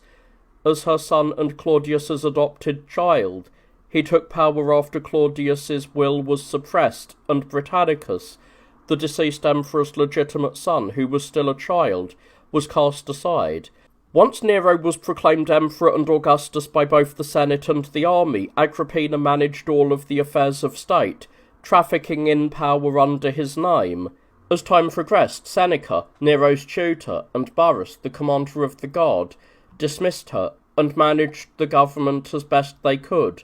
Nero, being very young when he became monarch, he was only in his 17th year, was not inclined toward statecraft. He lived in luxury, pursued his passions, revelled, drank, and devoted himself to gladiatorial games and horse races. He was lavish and rather profligate, but not small-minded. As proof, when he once ordered 250 myriads of silver to be given to one of his associates, Agrippina gathered the money and laid it before him so that, seeing the massive amount, he might change his mind. Nero, realizing what she was doing, asked how much was lying there. Upon learning the amount, he said, "I did not realize I had been so stingy," and ordered it to be doubled. He quickly exhausted the royal treasuries and soon required new sources of revenue, extracting unconventional taxes from every possible quarter. Agrippina, being extremely avaricious, became furiously angry when she could no longer extract money, and she threatened to install Britannicus as emperor. Fearing this, Nero murdered him with poison. Britannicus expired immediately, and was carried out on a stretcher, as if he had suffered an epileptic fit. During the funeral, because his skin had turned dark from the poison, he was smeared with chalk and carried through the forum. A heavy rain fell while the chalk was still wet, washing it all away, so that the atrocity was not only heard but also seen. Later, Nero sent the freedman Anicetus to dispose of his mother, Agrippina. Upon seeing the man sent to her, and realizing why he had come, she tore her clothes open, bared her womb, and said, "Strike here, Anicetus, strike, for it bore Nero." She was slaughtered, and Nero personally came to witness the deed. He viewed her stripped body, and counted the wounds. At night, he was so haunted that he would leap from his bed in terror. In many places throughout Rome, unknown persons secretly wrote. He also cast aside Augusta Octavia, the daughter of Claudius, who was his wife, for he was not in love with her, but with Sabina, and he wished to have her as his consort. Sabina, fearing that Octavia might be recalled, concocted false accusations against her, charging her with adultery and sorcery. She first had her exiled and then murdered. Later, Sabina herself was killed by Nero. He kicked her while she was pregnant. He mourned her death for a long time. He longed for her so intently that at first he sent for a woman who resembled her and took her, and afterwards he castrated a young freedman, whom he named Sporus, married him, and lived with him, as Sporus resembled Sabina, despite already being married to a freedman named Pythagoras. Nero lived with both, Pythagoras as his husband, and Sporus as his wife. He sang to the lyre in public, despite having a weak and dusky voice, and he drove a chariot in the hippodrome. He also crossed over into Greece, not however as the ancestors had done, but to dance, sing the lyre, deliver orations, and act in tragedies. Rome did not suffice for him. He required a campaign so that he could become, as he put it, a circuit victor. But why should one recount every single thing he did? He simply said, acted, and suffered everything that common actors do, except that he required golden shackles, for it was not fitting for a Roman emperor to be bound in iron. A soldier who saw him bound was outraged, rushed forward and freed him. Another man, who asked what the emperor was doing, replied, "He is giving birth," for he was acting out such a scene at the time. He also began to dig through the isthmus of the Peloponnese, although the people were reluctant. Taking a mattock himself and digging a bit, he forced others to imitate him. It is said that blood gushed from the earth when he first touched it, and wailings, bellowings, and the visions of many phantoms were heard and seen. He was the first to initiate the persecution against the Christians, and he executed Peter and Paul, the chief apostles, at the same time, as Eusebius records, citing the testimonies of older writers. Others say that both apostles were martyred on the same day, but in different years. After Peter, Linus became the first bishop of Rome. While Nero was still in Greece, the Jews openly revolted, and he sent Vespasian to deal with them. Meanwhile, the people in Britain and the Gauls, burdened by taxes, had been grumbling for years, and were now in a state of unrest.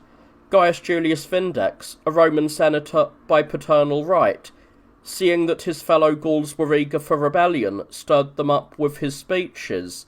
He made them swear to act for the sake of the Roman Senate and people, and vowed that he would kill himself if he ever acted against these oaths.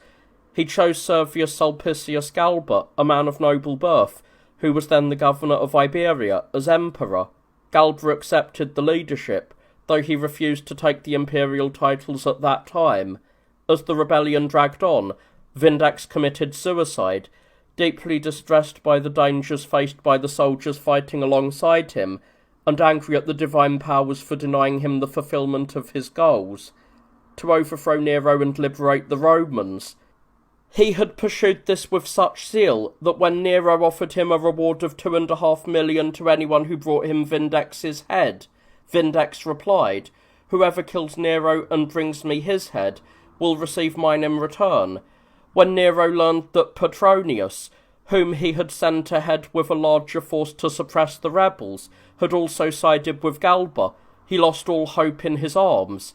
He plotted to kill the senators, burn the city, and sailed to Alexandria, remarking, "Even if we fall from power, our craft will sustain us there." As he was about to do this, the Senate recalled the guard around Nero, entered the camp, declared him an enemy of the state, and elected Galba as emperor. When Nero realized he had been abandoned by his guards, he put on humble clothing, mounted a poor horse, and, having covered his face to avoid detection, fled by night with Epaphroditus and Sporus. Upon being recognized, even being hailed as emperor by one of those he encountered, he turned off the road and hid in a reed-filled marsh. When daylight broke, the people of Rome were overjoyed. They filled the city with garlands, and some wore the cap of liberty as if they were freedmen. The Senate voted Galba the powers of the office.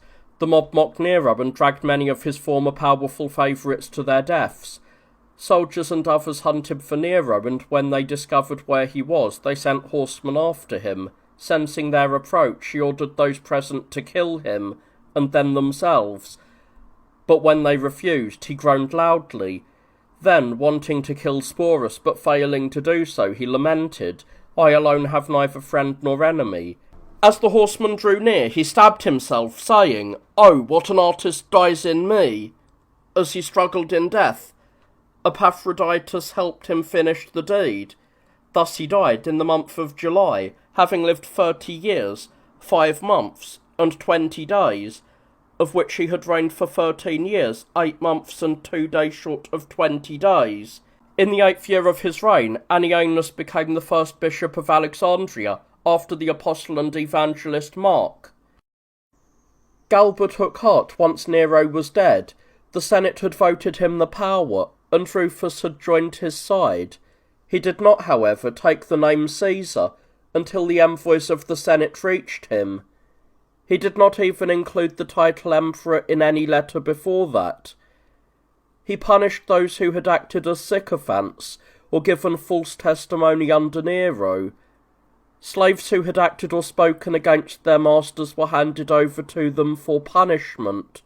Furthermore, money and property that some had received from Nero were demanded back. He recalled those who had been exiled by Nero on charges of impiety, moved the bones of the murdered members of the royal family to the tomb of Augustus, and restored their images. The soldiers in the German provinces installed Aulus Vitellius and rose up in rebellion. Upon learning of this, Galba adopted Lucius Piso, a young man of noble birth, moderate character, and wisdom, and proclaimed him Caesar. Marcus Salvius Otho, however, was indignant that he had not been adopted by Galba. He revolted against him, having prepared only 30 soldiers. When Galba was sacrificing, Otho alone of the senators stood beside him. Hearing the seer proclaim that he was about to be betrayed, and being advised to remain at home and go nowhere, Otho instead ran off, pretending to be heading elsewhere, and went to the camp. He was introduced into the ramparts by his co-conspirators, and having persuaded, or rather bought off, the other soldiers with many promises, he immediately seized power from them, as well as from the others. When Galba learned of these events, he sent some men to the camp in the hope of swaying those within. In the midst of this, a soldier approached him brandishing a naked, blood-stained sword, and cried out, "Take heart, Emperor, for I have killed Otho." Trusting this, Galba rushed to the capital to offer sacrifice. In the middle of the forum, horsemen and foot soldiers encountered him, and, in the sight of many, hacked to death the old man, the consul, the high priest, the Caesar, the emperor. They cut off his head and fixed it upon a spike. He was murdered thus, having only said, "And what wrong have I done? Piso and many others also died."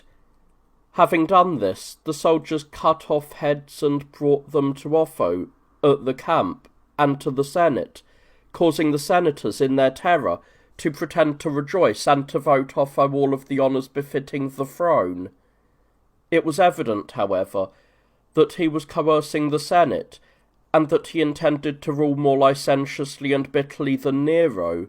Thus, for Galba, who had lived 72 years and 23 days, and reigned for 9 months and 13 days, this was the end. Otho, meanwhile, regretted what he had done, as the omens while he sacrificed were unfavourable, and other signs appeared to him. Yet, having attained power, he could not withdraw. He remained in office and paid the price. During these events, a man posing as Nero, due to his resemblance to him, threw almost all of Greece into turmoil. He gathered a band of criminals and set off towards the camps in Syria. As he was crossing the Kidnus, Calpurnius captured and executed him. Otho secretly sent many envoys to Vitellius to negotiate a settlement. When Vitellius would not be persuaded, Otho sent ambassadors openly, but Vitellius neither replied to them nor sent them back. Then Otho sent forces by land and sea, but they were defeated, not through weakness, but because of a divided command.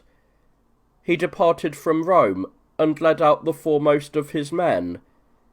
Giving a portion of the force to Proculus, he himself withdrew, saying he could not bear to see a battle between his fellow countrymen. Because of this, the soldiers and commanders, judging him to be effeminate, did nothing that was required. They were defeated and sent heralds to Vitellius's men and joined them. A horseman reported these events to Otho, and when Otho doubted him, the man said, "I wish this were a lie, Caesar," and killed himself.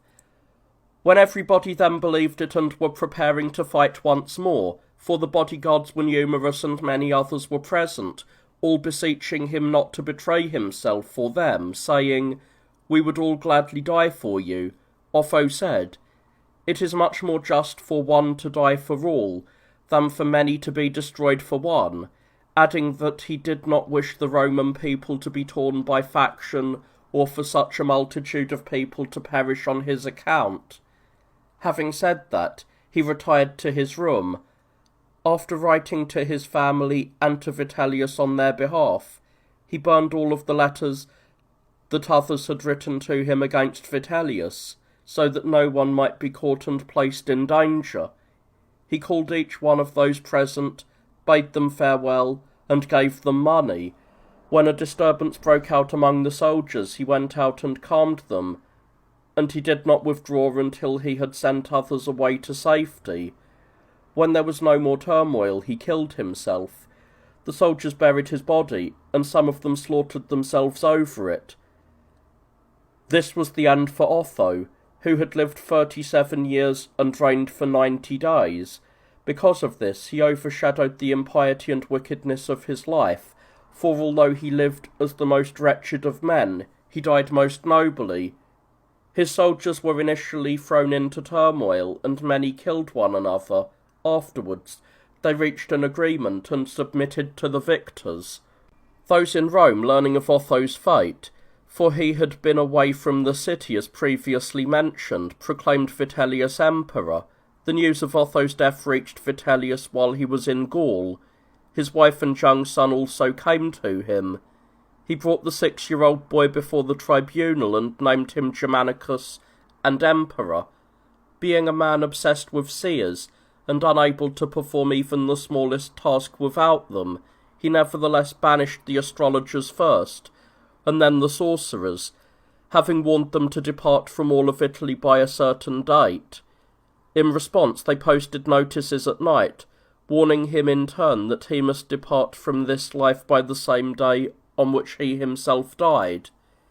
He was a man devoted to luxury and debauchery. having been from the start the type of person to obsess over taverns, gambling dens, dancers, and charioteers, spending untold sums on such things and consequently accumulating many debts. He acted with even greater insolence once in power. He spent most of the day and night insatiably gorging himself and constantly vomiting, so that he lived merely by the passage of food, upon which he was able to subsist. Those who dined with him fared very poorly. One of them, having fallen ill, and missing the communal meals for a few days, remarked, "If I had not fallen ill, I surely would have perished. His entire reign consisted of nothing but drunkenness and revelry." Why should one list each instance, when it is universally acknowledged that during his time in power he spent 900 million on his banquets alone? He often dined at the homes of others. On the same day, some would provide him with breakfast, others with lunch, others with dinner, and others with late-night refreshments, as balm for his gluttony. Living in this manner, he was not entirely devoid of noble deeds. He kept the currency minted under Nero, Galba, and Otho, not taking offence at their images, and he honoured whatever gifts they had bestowed, taking nothing from anyone.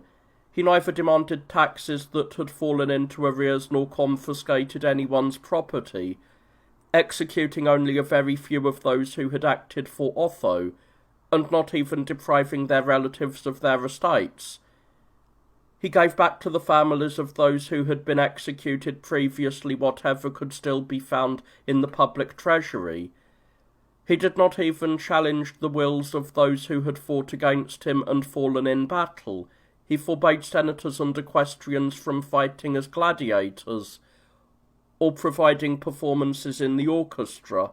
For these reasons he was praised. While this was happening, he received news of the rebellion against him in Judea. He was terribly frightened by it, especially as other signs occurred, such as the moon appearing to eclipse twice contrary to its usual course, for it was darkened on the 4th and 7th days. At that same time he saw two suns simultaneously in the east and the west. The one in the west was weak and pale, while the one in the east was strong. The rebellion unfolded as follows.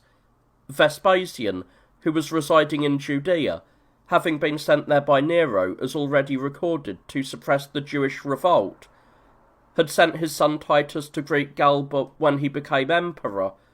According to Dion, upon Titus's return, having learned on his journey of the insurrection of Vitellius and Otho, Vespasian himself was moved to pursue the monarchy, as Josephus states in his history of the fall of Jerusalem.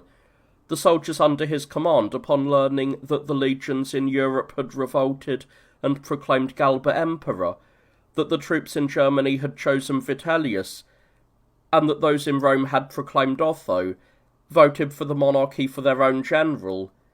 Encouraging one another, they proclaimed Vespasian emperor, and urged him to save the Roman Empire, which was in peril. Though he initially refused, the commanders persisted, and the soldiers surrounding him with drawn swords threatened to kill him. He yielded, and first wrote to the governor of Egypt regarding his situation. That official immediately proclaimed him emperor. Upon learning this, Vespasian sent Mucianus, the governor of Syria, to Italy against Vitellius. At this time, he also ordered the release of the Hebrew Josephus, who was still his prisoner and captive, having dared to hail him as emperor while Nero was still alive, calling him to his side and treating him as one who had prophesied his rise.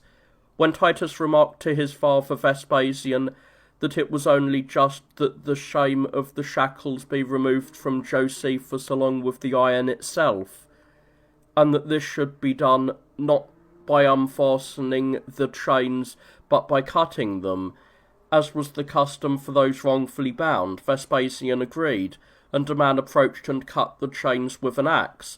Josephus himself records that he had discovered a prophecy in the sacred writings declaring that someone from their own land would rule the world. Due to the factions in Rome and the constant turnover of emperors there, he inferred that this prophecy pointed towards Vespasian, and thus foretold his rule. Appian also mentions this prophecy in the 22nd book of his Roman history. It would be more righteous and indeed more true to interpret this prophecy as applying to the Saviour of the human race, the Lord Jesus Christ. For Vespasian did not rule the entire world as the prophecy indicated, but only that part of it under Roman authority, while much of the world remained outside the Roman control. The Lord, however, reigned and continues to reign over the entire world. He to whom it was said by his Father, "Ask of me, and I will give you the nations as your inheritance, and the ends of the earth as your possessions." Vespasian set out for Alexandria, where good news reached him from Rome. Vitellius had been slaughtered. He himself had been proclaimed emperor by the people and the Senate, and his son Domitian had been advanced to the leadership until his arrival in Rome. The death of Vitellius came about in the following manner. Vespasian's soldiers had already approached Rome. Upon bursting into the city, they committed every imaginable atrocity. As the city was being plundered, Vitellius in terror donned a ragged tunic and hid in a dark chamber where dogs were kept, planning to flee by night to his brother in Terracina. The soldiers searched for him and captured him, covered in filth and blood, for the dogs had mauled him, and after tearing his clothes and binding his hands behind his back, they fastened a rope around his neck. Some struck him, others plucked his beard, and all mocked him, among other things, for his profligacy.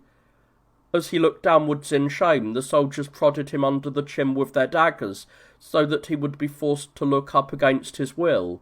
A Celt, feeling pity for him, said, "I will help you as much as I am able," and wounded him before killing himself.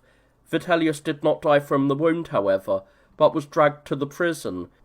Grieved by what he was suffering and what he was hearing, he said, "But I was your emperor." Enraged, the soldiers hacked him to death, cut off his head, and carried it throughout the city. He had lived 54 years and 89 days, and had reigned for 1 year less 10 days. Once these events had transpired, Mucianus arrived and managed affairs alongside Domitian. Vespasian was acclaimed emperor by the Senate, and both Titus and Domitian were given the title of Caesar. Mucianus was called brother by Vespasian and received the authority to do and write whatever he wished, needing only to affix the emperor's name. For this reason, he wore a ring sent to him by Vespasian, so that he could stamp the imperial seal on documents. Indeed, he and Domitian granted magistracies and proculatorships to many, appointing various prefects and consuls as if they were emperors themselves.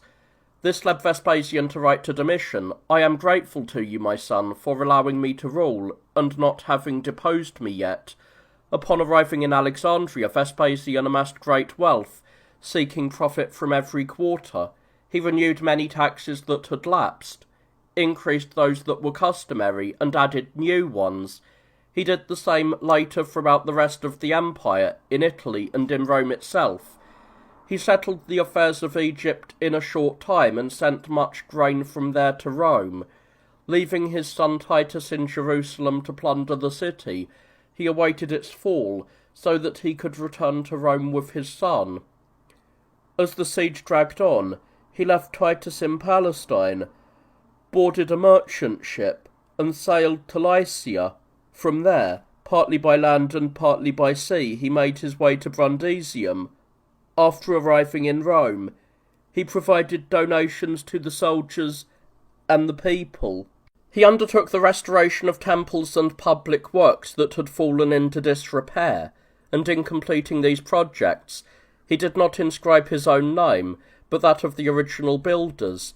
He restored the estates of those who had opposed him and fallen in battle to their children or other relatives, and he destroyed old contracts that were owed to the public treasury. Although he spent magnificently for the public good, he lived with great frugality, spending nothing beyond what was necessary. He was neither of noble birth nor wealthy. He received everyone who approached him, and would meet with his friends before dawn, even while lying in bed.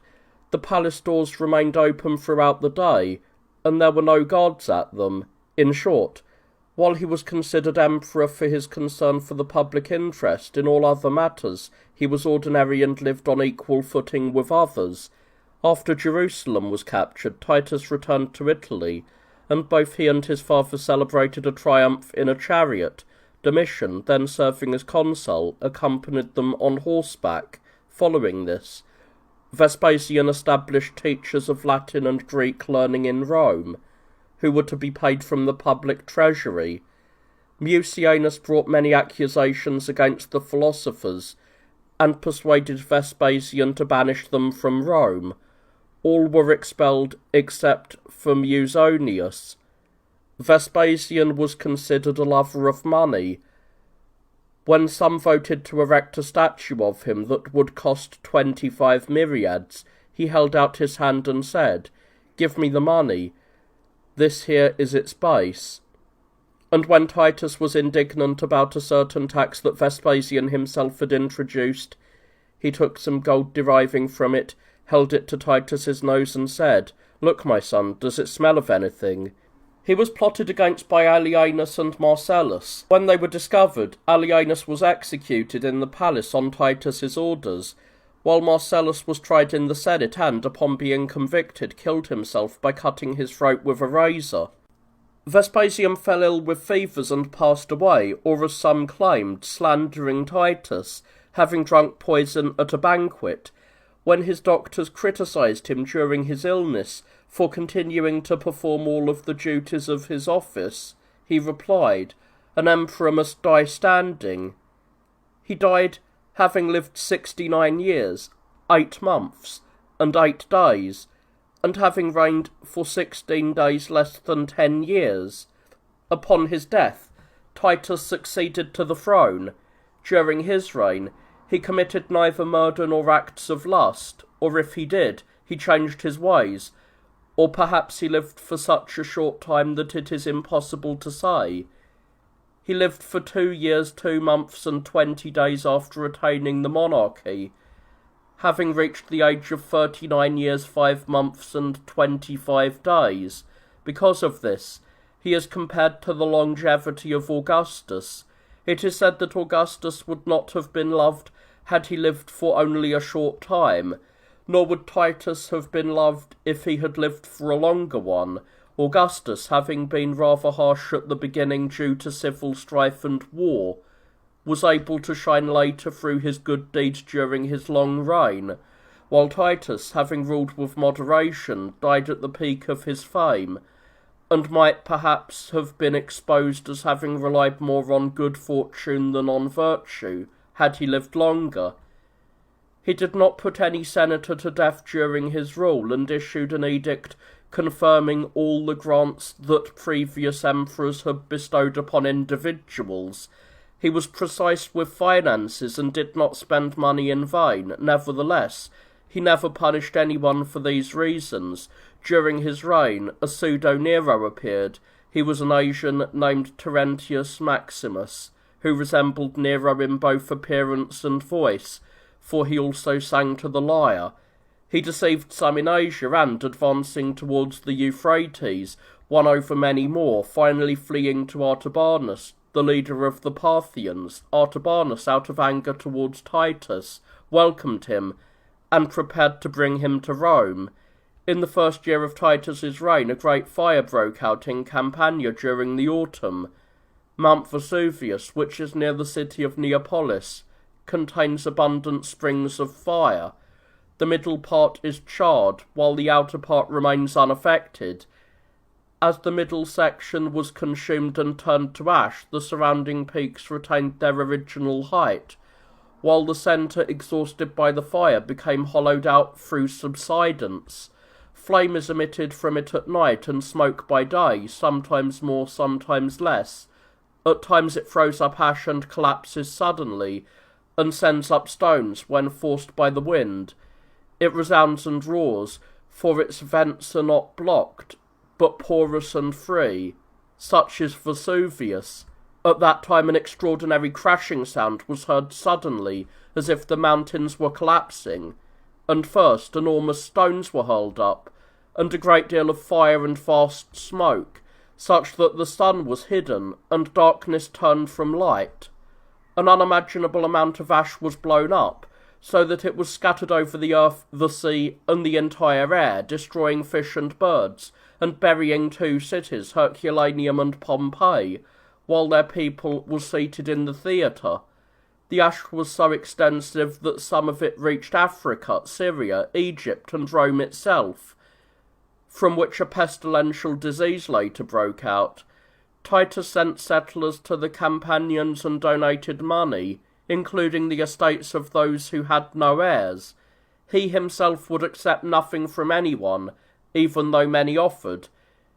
He restored many public works at his own expense.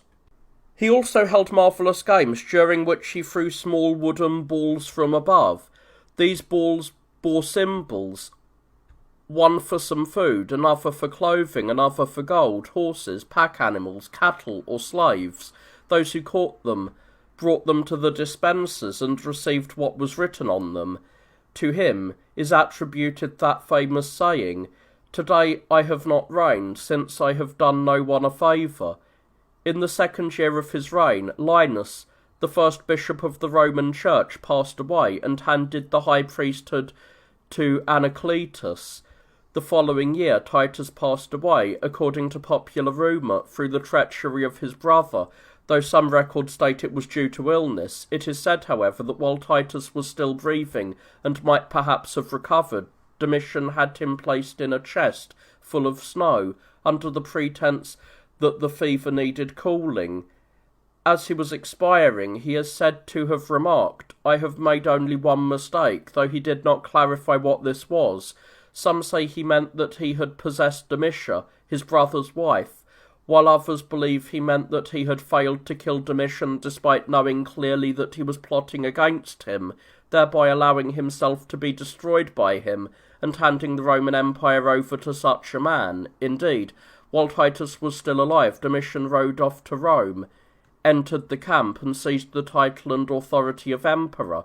He was bold, irascible, treacherous, and secretive. He loved no one save for a few women, and he would feign affection for the very person he wished most to kill. He was untrustworthy even towards those who gratified him and served him in the most heinous matters. Whenever some provided him with vast sums of money or falsely accused many others, he would eventually execute them, so that the crimes would seem to stem from them alone. Being most wicked, he treated his father's and brother's friends with contempt and destroyed several of them. He sent away his wife, Domitia, on charges of adultery, having killed the dancer Paris in the middle of the street on her account, and lived openly with his niece, Julia, as if she were his wife. Later, yielding to the demands of the public, he reconciled with Domitia, though he continued his relationship with Julia no less than before. Following this, he set out for Gaul, and plundering some of the tribes across the Rhine that were under treaty, he boasted as if he had accomplished something great, and increased the soldiers' pay, perhaps in honour of the victory. While each soldier had received 75 drachma, he ordered them to be paid 100. Later, regretting this, he did not reduce the amount, but instead reduced the number of the troops. In both respects, he greatly harmed the state, failing to keep enough soldiers to defend him, while also burdening it with high wages. He was equally hostile to those who courted his favour and those who did not. The former he viewed as sycophants, the latter as contemptuous. Pretending to have won victories, he had himself elected consul for 10 years and censor for life. Many of those subject to Rome revolted, driven to desperation by the violent exaction of money, as was the case with the Nazimones. They destroyed the tax collectors and defeated Flaccus, the governor of Numidia, who had marched against them, to such an extent that they even plundered his camp. Having found wine and other provisions within, they gorged themselves and fell asleep. Flaccus, learning of this, attacked them, annihilated them all, and slaughtered everyone who was not in battle.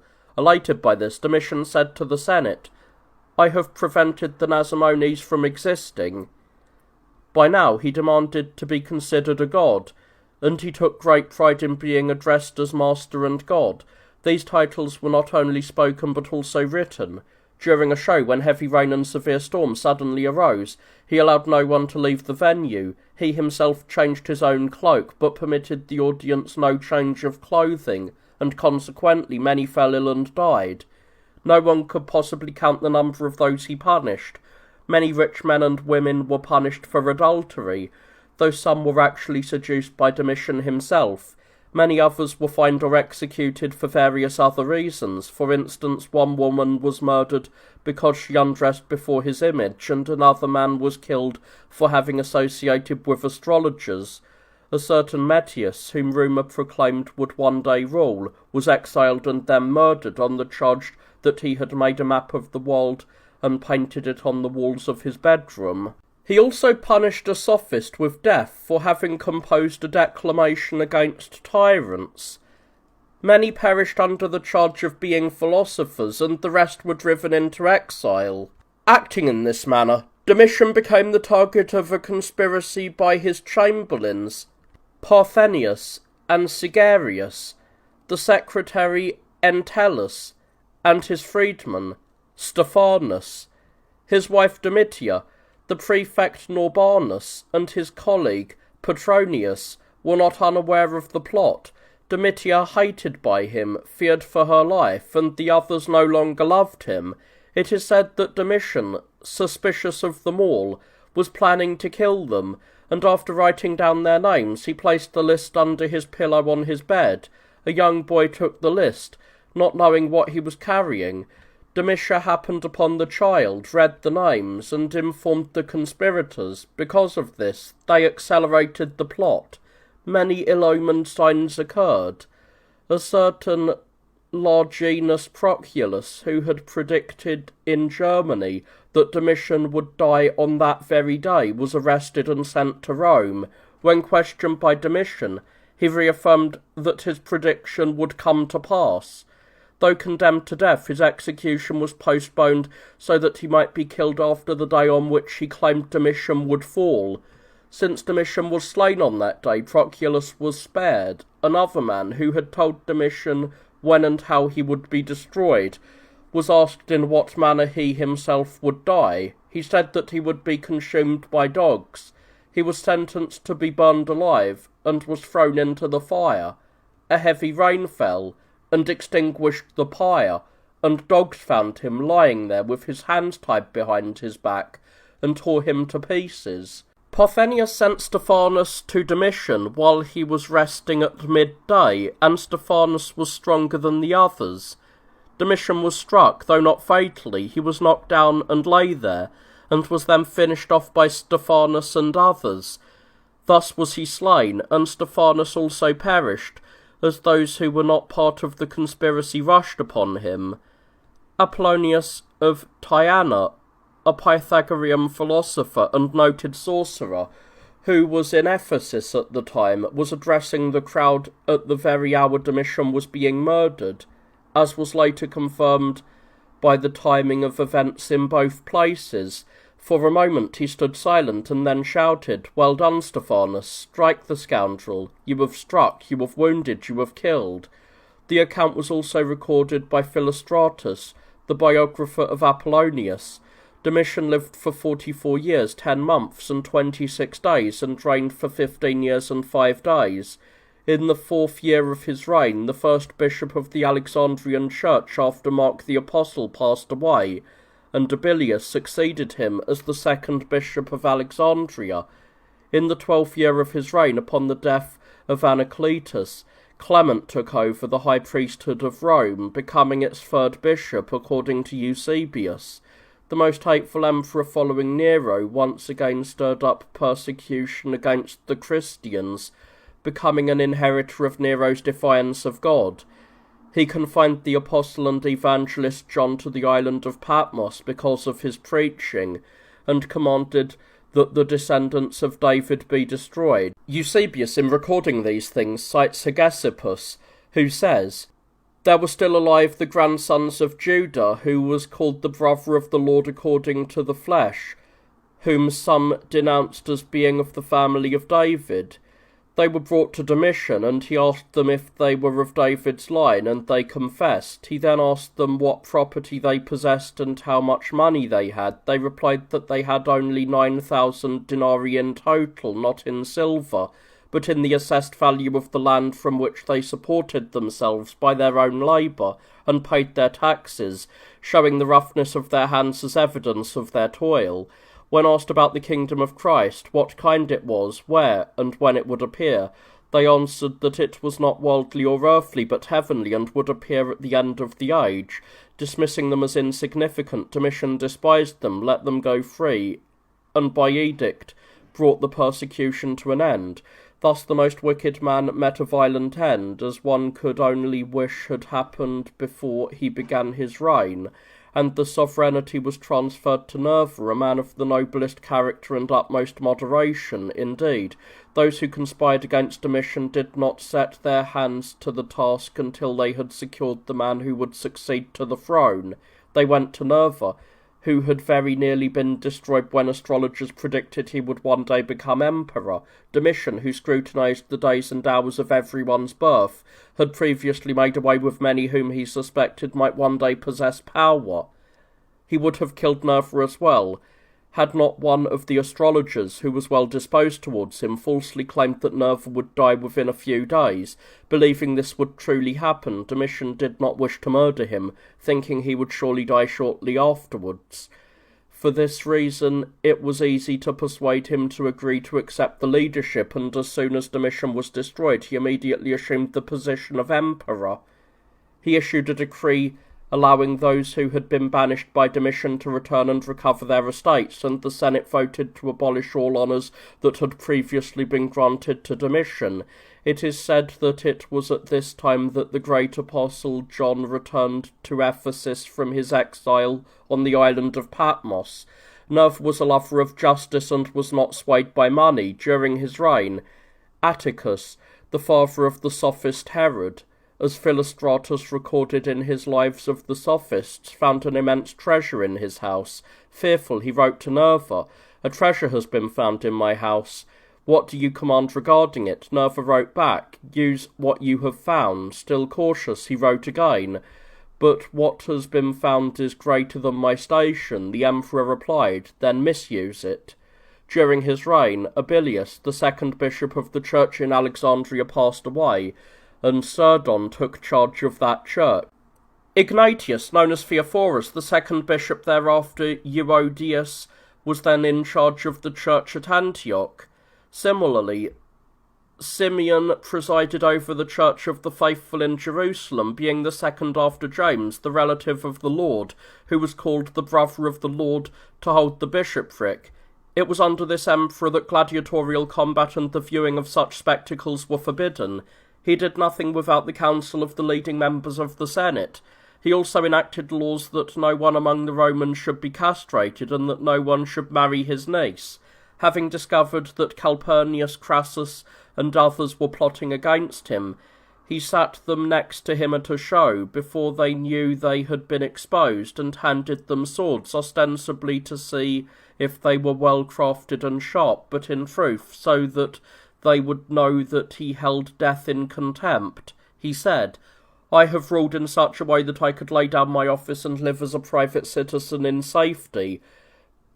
Because his mild nature and advanced age led him to being despised, he went up to the Capitol and proclaimed, "May it be for the good fortune of the Senate and the people, I adopt Marcus Ulpius Nerva Trajanus." He then declared him Caesar and personally sent a message to the man who was then serving as commander in Germany. "May the Danans pay for my tears with your arrows." After reigning for 1 year and 4 months, Nerva passed away due to illness and established Trajan as emperor. Trajan hailed from Iberia and was in his 42nd year when he attained the throne. He was thus in the prime of both body and mind, neither prone to the rashness of youth nor dulled by the infirmities of old age. He honoured the good, and by treating everyone with kindness he lived without fear or animosity, never heeding slanders nor giving way to sudden anger. He refrained as much from unjust plunder as he did from unjust slaughter. Despite this, He was large-hearted and grand in his vision, spending lavishly on roads, harbours, and public buildings. When he restored the circus in Rome, which had fallen into decay, making it larger and more beautiful, he inscribed upon it that he had done so to provide sufficiently for the Roman people. He preferred to be loved rather than feared, and desired to be cherished by his subjects, while appearing formidable to his enemies. Although he had not been formally trained in rhetoric, he understood its function and practised its essence. He was temperate despite his fondness for wine, and while he was susceptible to the charms of young men, he never caused harm to anyone. Being a lover of war and highly successful in it, he did not allow his soldiers to become arrogant, ruling them with strict discipline. His wife was Plotina. He campaigned against the Dacians, or Getae as the Ionians call them, as Appian states in the 23rd book of his Roman history, because he would no longer tolerate paying them the annual subsidies they received and desired to seek justice for their past actions. When Decebellus, who ruled the Dacians, learned of Trajan's advance against his nation, he was afraid, knowing the man to be most skilled in warfare. In the war that ensued, the Romans killed many of the enemy, though they suffered no fewer casualties themselves. The number of wounded was so great that, when the supply of bandages ran out, Trajan did not even spare his own garments to provide for them. When Trajan captured the heights, with great difficulty, yet he did so, and approached the royal palace, Decebellus sent ambassadors to agree to surrender his weapons, his war machines, and his engines, and to do anything else he was required of. Decebellus himself came before the emperor, prostrated himself on the ground, and did him homage. Trajan then withdrew to Italy, taking the envoys of Decebellus with him. Once brought into the Senate, they laid down their arms, joined their hands in the posture of captives, and spoke at length, begging for mercy. Having thus obtained a treaty, they received their weapons back. Trajan celebrated a triumph and was named Dacius. He did not, however, neglect the other duties of his office because of his martial pursuits. Rather, he frequently judged cases in person from his tribunal. When it was reported to him that Decebellus was again rebelling and failing to abide by the treaties, Trajan marched against him once more. Decebellus, defeated in strength, plotted to overcome him by treachery. Knowing that Trajan was accessible and willing to receive those who wished to speak with him, he sent false deserters to assassinate him if they could. One of them was suspected and arrested, and upon interrogation revealed his secret plot. The emperor bridged the Ister, a feat of engineering that cannot be adequately admired or described, and crossing the river by this bridge he conquered the Dacians, though with great difficulty and danger. Nevertheless he did conquer them. Decebellus in despair took his own life. From that point on, the nation of the Dacians and the land became subject to the Romans. Trajan also found Decebellus's treasure, even though they were difficult to discover. The barbarians had diverted a river that flowed past his palace, dug deep into the riverbed, buried a vast amount of gold, an even greater amount of silver and other valuables that would not be spoiled by moisture. He had then covered the area with flagstones, piled earth over them, and turned the water back into its original course. He had also stored many things in caves. He did this with no one present but the captives who worked on the project. After the burial was complete, he had the captives killed, so that they could not reveal what had been done. However, a companion of Decebellus, who knew of the hidden wealth, betrayed its location. Trajan held Licinius Sura, a wealthy man, in great affection, and was likewise loved by him. When some people slandered Sura, claiming he was plotting against the emperor, Trajan went to Sura's house for dinner uninvited. He dismissed his bodyguard, calling for Sura's physician to treat his eyes, and had Sura's barber shave his beard. He then bathed and dined. The following day he told those who had slandered Sura, if Sura had wished to kill me, there was nothing to stop him from doing so yesterday. When appointing a prefect of the Praetorian Guard, Trajan handed him the sword he was to wear at his side, and said, "Take this. If I rule well, use it on my behalf. If I rule poorly, use it against me." He also established public libraries. Afterwards, he campaigned against the Parthians and Armenians, because the Armenian king had received his diadem from the king of the Parthians rather than from Trajan. This was merely a pretext, however. The true motive was ambition and love of glory. He conquered Armenia, and the Senate voted him many honours, among them the title of Optimus, which means the best in Greek, and he was also given the title of Parthicus. Trajan took more pride in the title of Optimus than any other because it signified his character. During his reign, a most severe earthquake occurred. Other cities suffered, but Antioch, near the Orontes, was hit hardest. Trajan himself, who was staying there at the time, nearly perished. He was struck by the collapse of the house where he was residing. An uncounted multitude were buried in the ruins. Some were crushed to death by the weight of the falling debris, while others, trapped in accidental gaps as the materials collapsed, were saved from the impact but died of starvation, unable to escape. The earth continued to shake for many days. After the disaster finally ceased, a man, taking courage, climbed onto the ruins and heard a woman crying out from below. They dug down and rescued her, and she was found carrying a nursing infant, whom she had kept alive with her milk, and she herself had survived as well. Following this, they cleared the rest of the debris, but found no other living souls except for one infant, though many had perished from starvation. When spring arrived, Trajan marched against the Parthians once more. He conquered all of Adiabene, which is part of Assyria near Nineveh, as well as Gaugamela and Arbela, where Alexander had defeated Darius. He even advanced as far as Babylon itself. He crossed the Tigris and entered Ctesiphon. He longed to sail into the Red Sea, which is said to be a portion of the ocean and so named after a ruler who once held power there. He also thought of the Indians and said, "If I was still young, I would have crossed over to them as well." While he was sailing towards the ocean and preparing to return, the various regions he had previously conquered all fell into revolt. Fearing the Parthians might do the same, he appointed a king from their own race, personally placing the diadem upon his head. When the Arabs also revolted, he marched against them, achieving nothing. He was nearly wounded, and he departed from there in a state of illness. Meanwhile, the Jews in Cyrene revolted, killing both Romans and Greeks, and those in Egypt and Cyprus committed no fewer atrocities.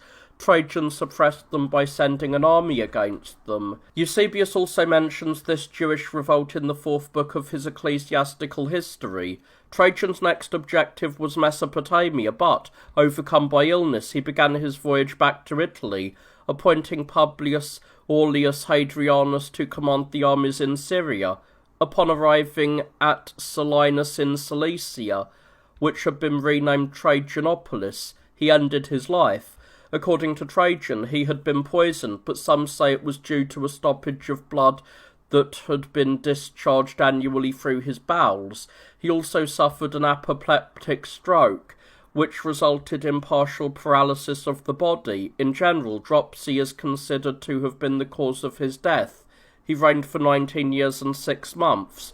During his reign, Simeon, the son of Clopas, who had become the second bishop of Jerusalem after the Lord's kinsman James, suffered martyrdom. After being tortured for many days, he was condemned to the cross at the age of 120.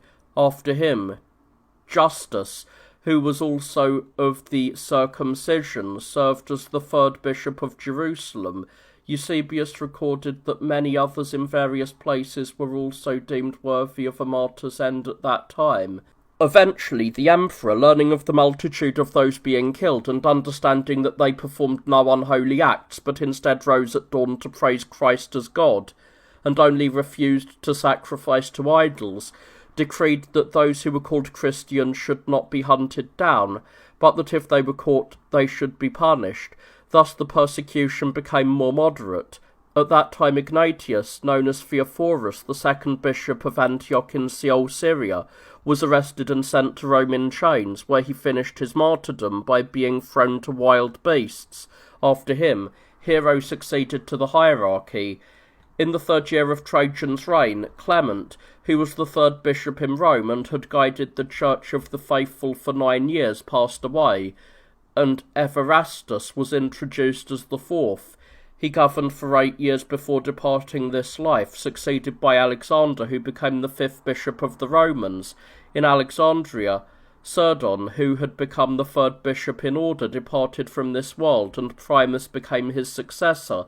As Trajan died without children, his wife Plotina, out of affectionate friendship, along with Tatianus, who had been his steward, designated Hadrian as Caesar and emperor.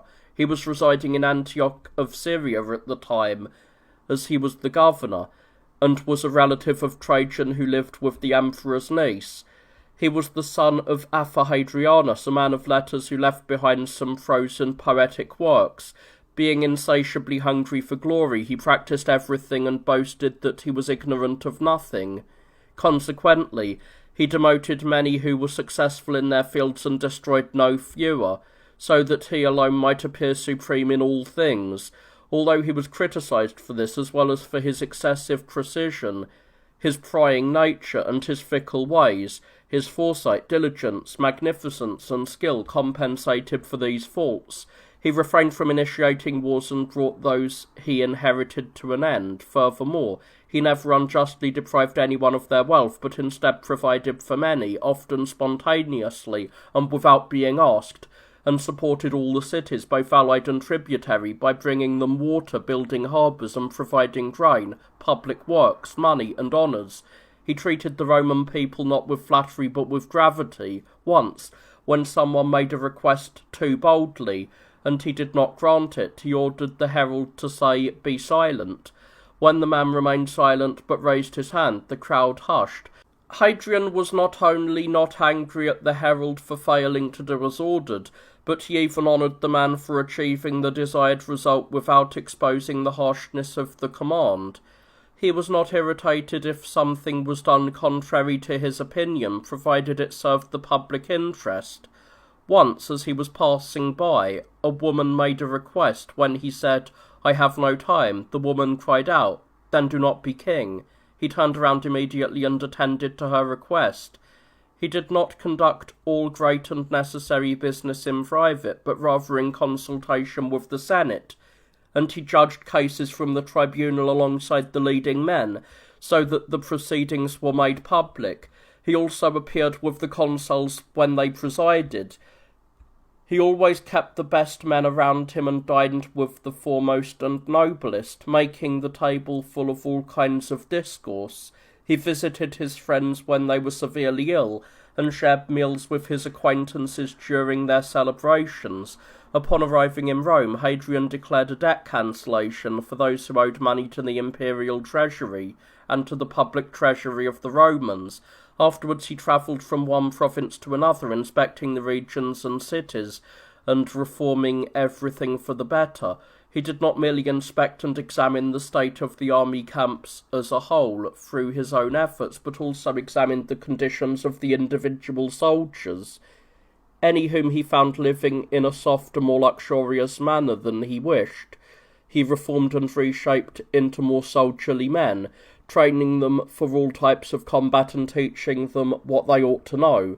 He honoured some and admonished others, and he himself lived more rigorously so that the troops might see him and become accustomed to living in the same way. In this manner, he made the soldiers so capable that a squadron of cavalry could swim across the Ister in full armour with ease, a sight that left the barbarians so struck with awe that they even used this emperor as a mediator in their own internal conflicts.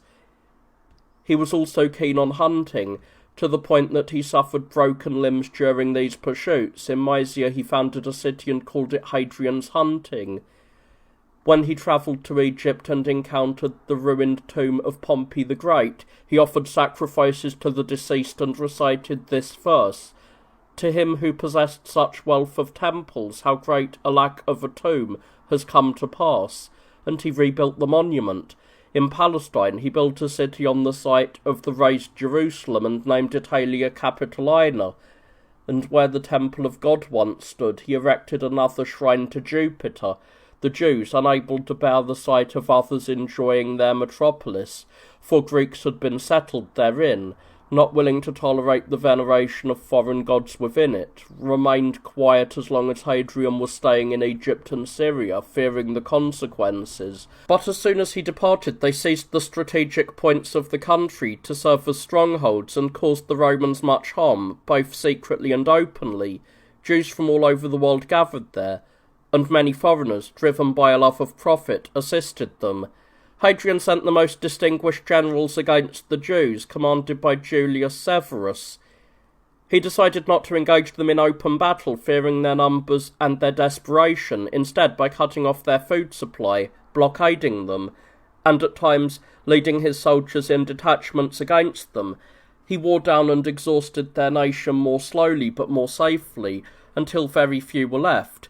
50 of the most important fortresses were destroyed, and 985 of the most famous villages were razed. 58 myriads of men were slaughtered in raids and battles. The multitude who perished by famine, disease, and fire is impossible to calculate and remains unknown, with the result that nearly all of Judea was rendered desolate. The divine had signalled this to them before the war through certain omens, for Solomon's tomb crumbled and collapsed for no apparent reason, and a great number of wolves and hyenas broke into the cities howling. Many Romans also perished during that time, so much so that when Hadrian wrote to the Senate, he did not use his customary greeting, which was, "If you and your children are in good health, it would be well. I and the armies are in good health." The war against the Jews was thus concluded. The war against the Albanians, who were the Massagetae according to Dion, was stirred up by Pharasmanes. It greatly troubled Media and reached Armenia and Cappadocia, but it ceased when the Albanians were persuaded partly by gifts and partly by fear. Upon arriving in Rome, Hadrian was asked by the people to grant freedom to a slave who was a charioteer, but he replied, "It is fitting neither for me to free another man's slave, nor for you to compel his master to do so." Falling ill, with blood flowing from his nose, and being given up for dead, he named Lucius Sionius Commodus Caesar to the Romans. He then executed Servianus and his grandson Fuscus for expressing their indignation at this. Servianus was 90 years old.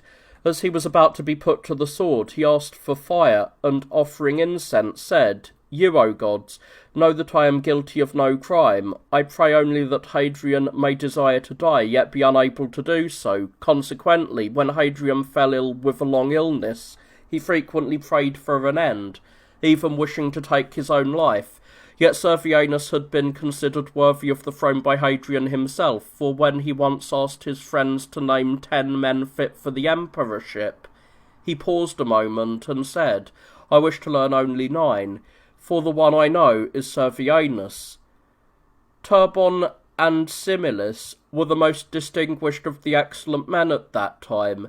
Turbon, being a most skilled general, lived as one of the common people after becoming prefect or commander of the bodyguard. He was never seen at home during the day, even when ill, but spent his time with the emperor. Once, when Hadrian advised him to rest while sick, he replied that a prefect must die standing. Similis, who was his senior in age and rank, having served as a centurion under Trajan, was called by Trajan before the prefects. Upon entering, he said, "It is shameful, Caesar, that while the prefects are standing outside, you should be conversing with a centurion." Later, having been reluctantly appointed to the command of the bodyguard, he accepted it, but soon voluntarily resigned and retired to the country. There he died after living 70 years, and he inscribed upon his tomb, "Here lies Similis, who lived for so many years, but truly existed only 7. Hadrian was seized by consumption from heavy hemorrhaging, as well as dropsy. When Caesar Lucius Commodus suddenly passed away after vomiting a massive quantity of blood, Hadrian summoned the leading senators and said, "The divine has taken Lucius from us. I have found for you an emperor who is noble, gentle, compliant, and wise, who will do nothing rash out of youth or neglectful out of old age." Antoninus Aurelius. Thus he was appointed emperor, anxious about those who would reign thereafter, and since Antoninus lacked male offspring, Hadrian appointed Commodus's son, Lucius Verus, and Marcus Annius Verus, who had previously been called Catillus. the grandson of Annius Verus, who had held the consulship 3 times and served as military tribune. Afflicted by dropsy, Hadrian occasionally drained the fluid through various charms and sorcery, but more would gather again shortly. As he grew steadily worse, he desired to die, but could not do so, as no one would provide him with a sword or poison. Finally, unable to take his own life, he abandoned his strict diet, and by consuming forbidden fruit and drinks, he ended his life. He lived for 62 years, 5 months and 19 days, having reigned for 21 years, less 1 month. During his reign, Alexander, who had served as bishop in Rome for 10 years, passed into the eternal life. He was succeeded by Xistus. Primus, who had served as bishop of the Alexandrians for 12 years, also passed away. Having Justus as his successor, Eusebius records that the number of bishops in Jerusalem reached 15 up to the time of the Jewish revolt under Hadrian, all of whom, it seems, were short-lived and were all believers from among the Jews. The first was James, called the brother of the Lord, the second was Simeon, the third Justus, the fourth Zacchaeus, the fifth Tobias, the sixth Benjamin, the seventh John, the eighth Matthias, the ninth Philip, the 10th Seneca, the 11th Justus, the 12th Levi, the 13th Ephorus, the 14th Joseph, and the 15th Judas. After Xistus passed away following 10 years in office, the 7th bishop in Rome, Telesphorus, succeeded him. Eumenes, the 6th bishop, received the leadership of the Church of the Alexandrians after Justus died following his 11th year. Following the great destruction of the Jews and because of the aforementioned rebellions, this emperor issued a decree forbidding their nation from setting foot in Jerusalem or anywhere within their former territory. After the city was repopulated by foreigners, and named Aelia, as Hadrian was called, Mark was appointed the first bishop of the city of those of the circumcision. At that time, Saturninus of Antioch, Basilides of Alexandria, and Carpocrates were known as the fathers and leaders of the various heresies. Hegesippus is recorded as having written the tradition of the apostolic preaching in 5 books during this period. Justin the philosopher, who later became a martyr, also turned towards the worship of God from his Hellenic studies at that time. He records that Sergius Gratianus, the proconsul of Asia, wrote to Hadrian arguing that it was not just for Christians to be punished without any specific charge. Hadrian thereupon decreed that no one should be executed unless they were convicted of a specific crime resulting from a formal accusation. When Antoninus, whom Hadrian had adopted as Caesar and emperor, began his reign, the Senate was unwilling to vote heroic honours to Hadrian due to the murders of distinguished men he had committed. Consequently, Antoninus spoke to them at length, weeping, and stated, "In that case I will not rule over you either, for all of his actions, including my own proclamation, will be annulled, as having been done by one who is most hateful and wicked in your eyes." Awed by this, and fearing the soldiers no less, the Senate voted the honours to the deceased. He was surnamed Pius because, just as he had taken hold of the imperial power, many men were under indictment, and some were sought for execution by name, but he punished no one, saying, "It is not fitting for me to begin my protection of you with such deeds." Throughout his entire reign he remained just, kind, and inoffensive to all of his subjects, including the Christians. Not only did he not harm them, but he also did them esteem. It is said that he was an inquisitive man, meticulous about small details, which led his detractors to call him a cumin splitter. Yet he did not enrich himself at his subjects' expense. Rather, when he was once in need of funds due to impending wars, he neither devised new taxes nor sought money from anyone. Instead, he placed all the heirlooms from the palace, along with any jewellery belonging to his wife, in the forum, and encouraged anyone who wished to purchase them to do so. Having thus raised money, he distributed it to the soldiers, and after winning the war he acquired many times more. He issued a proclamation that anyone who had purchased imperial property could return the item and receive their money back. Some did so, but the majority refused, and he forced no one to return what they had acquired. He is said to have enacted the law that if children die intestate, their parents are recognised as their heirs, and that if children make a will while childless, they are compelled to leave the legal portion to their parents. During his reign, a terrifying earthquake occurred in the region of Bithynia and the Hellespont, causing many cities to collapse and Cyzicus suffering the most. It was then that its famous temple fell, a structure whose columns are said to have been 4 fathoms thick and 50 cubits high, each fashioned from a single stone, if one finds such claims credible, with all other aspects of that work being equally marvellous. It is sung of this emperor that he burned the decree of the Senate, which had been passed at the order of Julius Caesar, stipulating that no one was permitted to make a will without leaving a specified portion to the public treasury. It is believed that this is why wills to this day include the clause, "I bequeath such and such to the imperial treasury." Antoninus Pius passed away at an advanced age, in a death as gentle as sleep, having reigned for 24 years.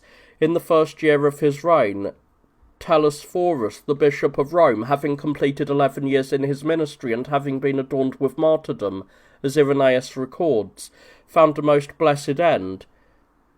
Hyginus was then established on the throne of Rome. During his time, Valentinius became a hierarch, as did Cerdon, the leader of the Marcionite heresy. After Hyginus passed away following 4 years as Bishop of Rome, Pius took charge of the Roman Church in Alexandria. Marcus led the church after Eumenes, who had completed 13 years in his episcopate.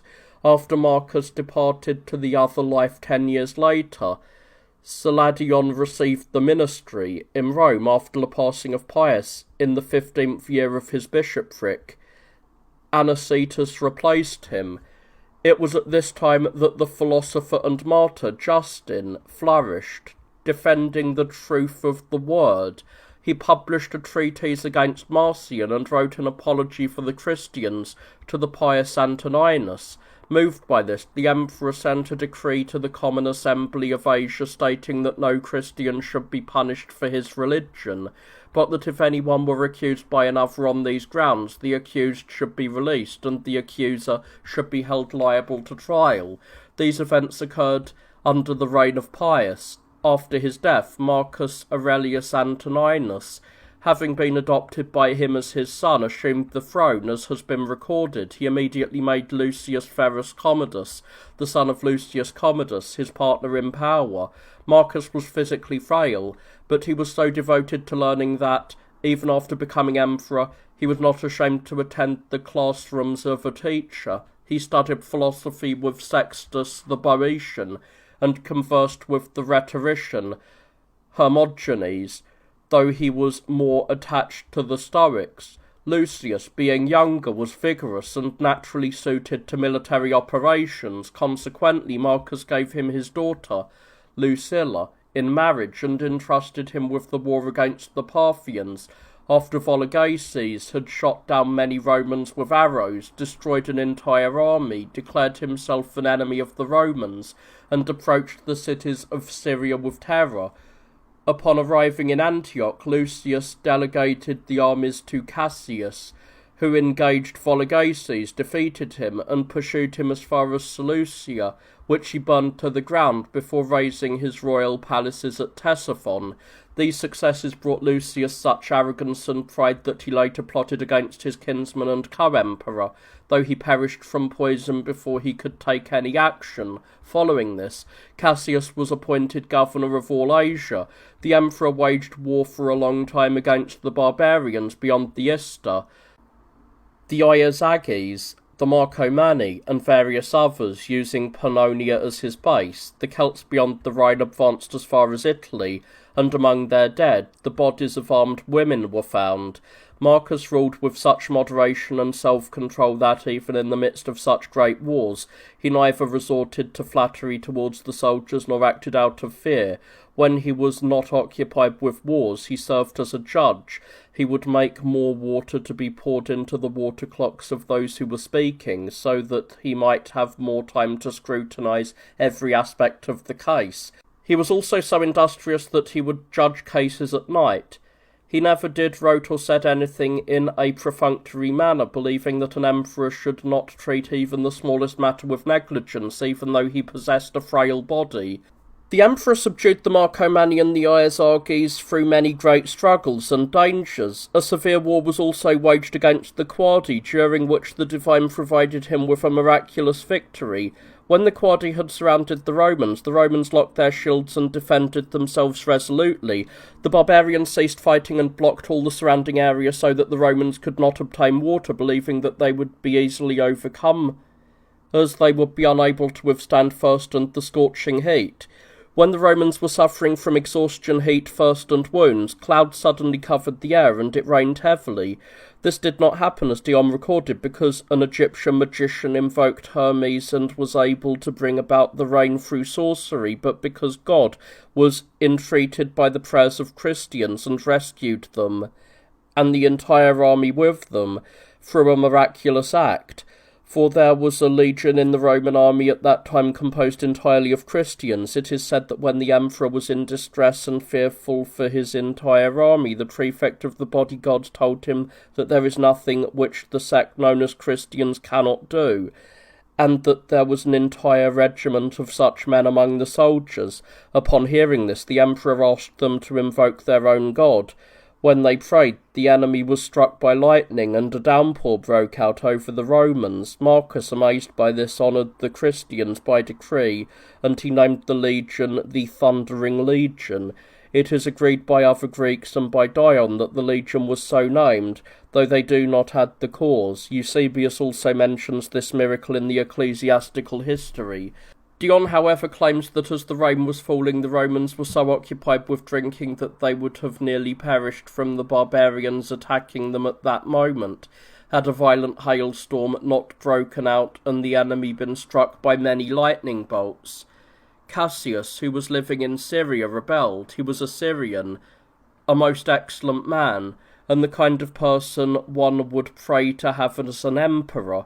He was moved to revolt when false news reached him that Marcus had died. Having once embarked on the enterprise, he did not desist after learning shortly thereafter that the news was false. He prepared to seize power by war. Marcus summoned the soldiers and gave a speech, encouraging them for the war. As he was preparing, many victories over various barbarians were reported to him, as well as the slaughter of Cassius, whom a centurion approached and suddenly wounded while he was walking, though not mortally. A decurion then finished the murder.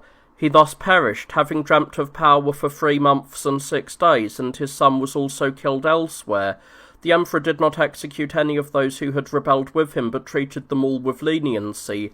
He also wrote to the Senate that none of those who had supported Cassius should die, saying, "May it never come to pass that any of you be slaughtered on my account, either by my vote or yours.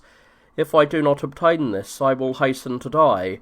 In all things he was thus both pious and good. It was enacted at that time that no one should govern the province from which they originated, because Cassius had rebelled while governing in Syria, which was his homeland.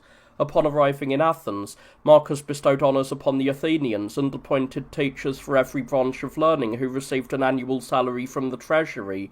Upon returning to Rome, he released all debtors from their obligations to the imperial and public treasuries. He gave money to the cities and ordered the reconstruction of Smyrna after it had suffered from an earthquake. When the Scythian wars were stirred up again, he married his son to Crispina sooner than he had intended and campaigned against them. He requested funds from the public treasury, claiming that everything belonged to the Senate and the people. After the barbarians were defeated, he was proclaimed emperor for the 10th time. Had he lived longer, he would have brought all those regions under Roman rule. However, he passed away having been done in by his physicians, as it was said, to curry favour with Commodus. As he was dying, he commended his son to the soldiers, so that it would not appear as if he were dying by his son's hand. And to the tribune who asked for the watchword, he said, "Go to the rising sun, for I am already setting." Thus, having reigned excellently, he passed away, having lived 59 years, 38 days short of his birthday, and having reigned for 19 years and 11 days. He was by nature a good man, and he became even better through his education. However, he did not enjoy happiness commensurate with his virtue. One might admire him all the more for this, that despite dealing with strange and dire circumstances, he himself prevailed and preserved the empire. During his reign, the holy Polycarp, Bishop of Smyrna, bound himself with the crown of martyrdom. Justin, a man great in learning and even greater in his confession, also suffered, and many of his writings survive to this day. In the 8th year of the reign of this Marcus Aurelius Antoninus, Anicetus died, having presided over the Church of the Romans for 11 years. Sota succeeded him. After Saladian measured out his life following 14 years, Agrippinus was entrusted with the bishopric of the Alexandrians. In the Church of the Antiochans, after Hero had presided as the 4th bishop, Eros succeeded him as the 5th, followed by Theophilus as the 6th, who took up his pen against Marcion. The 7th to succeed him was Maximinus. When Sota, the bishop of the Romans, departed from earthly things, Eleutherius was introduced in his place. Commodus, the son of Marcus Antoninus, despite having been trained and raised excellently by his father, did not turn out according to the education he had received. He was innocent and naturally averse to villainy, but being a coward and yielding to his companions out of simplicity, his character was corrupted, and he was led into debauchery and bloodshed. He was 19 years old when he took power. Consequently, pushing aside the advice of the best men of the Senate, those whom his father had appointed as his guardians, he made peace with the barbarians and returned to Rome, desiring neither to labour nor to engage in anything but a life of ease. For this reason, many plots were hatched against him, and he killed many, not only men but also women, and almost all who were flourishing at that time, with the exception of Pompeianus, Pertinax, and Victorianus, such that it seems impossible to those who have written about these events how these men escaped slaughter at that time. As he was entering the hunting theatre, Claudius Pompeianus plotted against him. Raising a sword in the narrows of the entrance, he said, "The Senate has sent this to you." Pompeianus had been betrothed to the daughter of Lucilia, Commodus's own sister, though Lucilia herself was no more virtuous or temperate than her brother. Thus, she persuaded Pompeianus to attack Commodus, which resulted in the destruction of both him and herself. Commodus also killed his wife, Crispina, after accusing her of adultery. If anyone wished to record in writing each of those killed by him, whether through false slander, groundless suspicion, deep wealth, brilliance of lineage, superiority of education, or the recognition of virtue, it would prove a burden to those intending to read the work. During his reign, there were wars against the barbarians beyond Dacia, as well as a major one in Britain. For this he sent Marcus Alpinus Marcellus, a man who lived with discipline and soldierly rigour, and who was by nature most incorruptible and vigilant, a trait even further heightened by his temperance. To ensure he would not overindulge, he would eat bread that was many days old and quite stale, to the point that he could not even eat more than the absolute necessity. He severely crippled the barbarians in Britain. Consequently, because of his virtue, Commodus nearly had him killed. Perennius, the commander of the bodyguard, was forced to manage both military and public affairs, while Commodus indulged in chariot racing and debauchery. Whenever the soldiers encountered any difficulty, they reported it to him and filed complaints. Eventually, the soldiers in Britain staged a mutiny, and having been reprimanded for it, sent 1,500 of their own to Italy. As they approached Rome, Commodus met them and asked, "Fellow soldiers, what do you want?" They replied, "We have come because Perennius is plotting against you." Commodus was convinced and handed the man over. The soldiers tortured and slaughtered him, despite the fact that he had administered the empire with great integrity and temperance. Once they were rid of him, the imperial courtiers, among whom Cleander was the most prominent, did whatever they pleased without fear. They sold everything, and they acted with arrogance and lechery. Cleander, having been raised to great heights by fortune, bestowed and sold seats in the Senate, military commands, proctorships, governorships, and simply everything.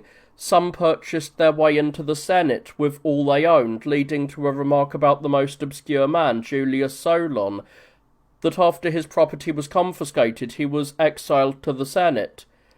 He appointed 25 consuls in a single year, a feat never before nor since achieved. By extorting money from every quarter, he amassed great wealth, from which he gave much to Commodus and his mistresses. Yet despite being lifted so high by fortune, he perished ignominiously. When a grain shortage occurred in Rome, Papirius Dionysius, who was in charge of the grain supply, intensified it so that the Romans would hate and destroy Cleander, blaming him for their hardships due to his corrupt thefts.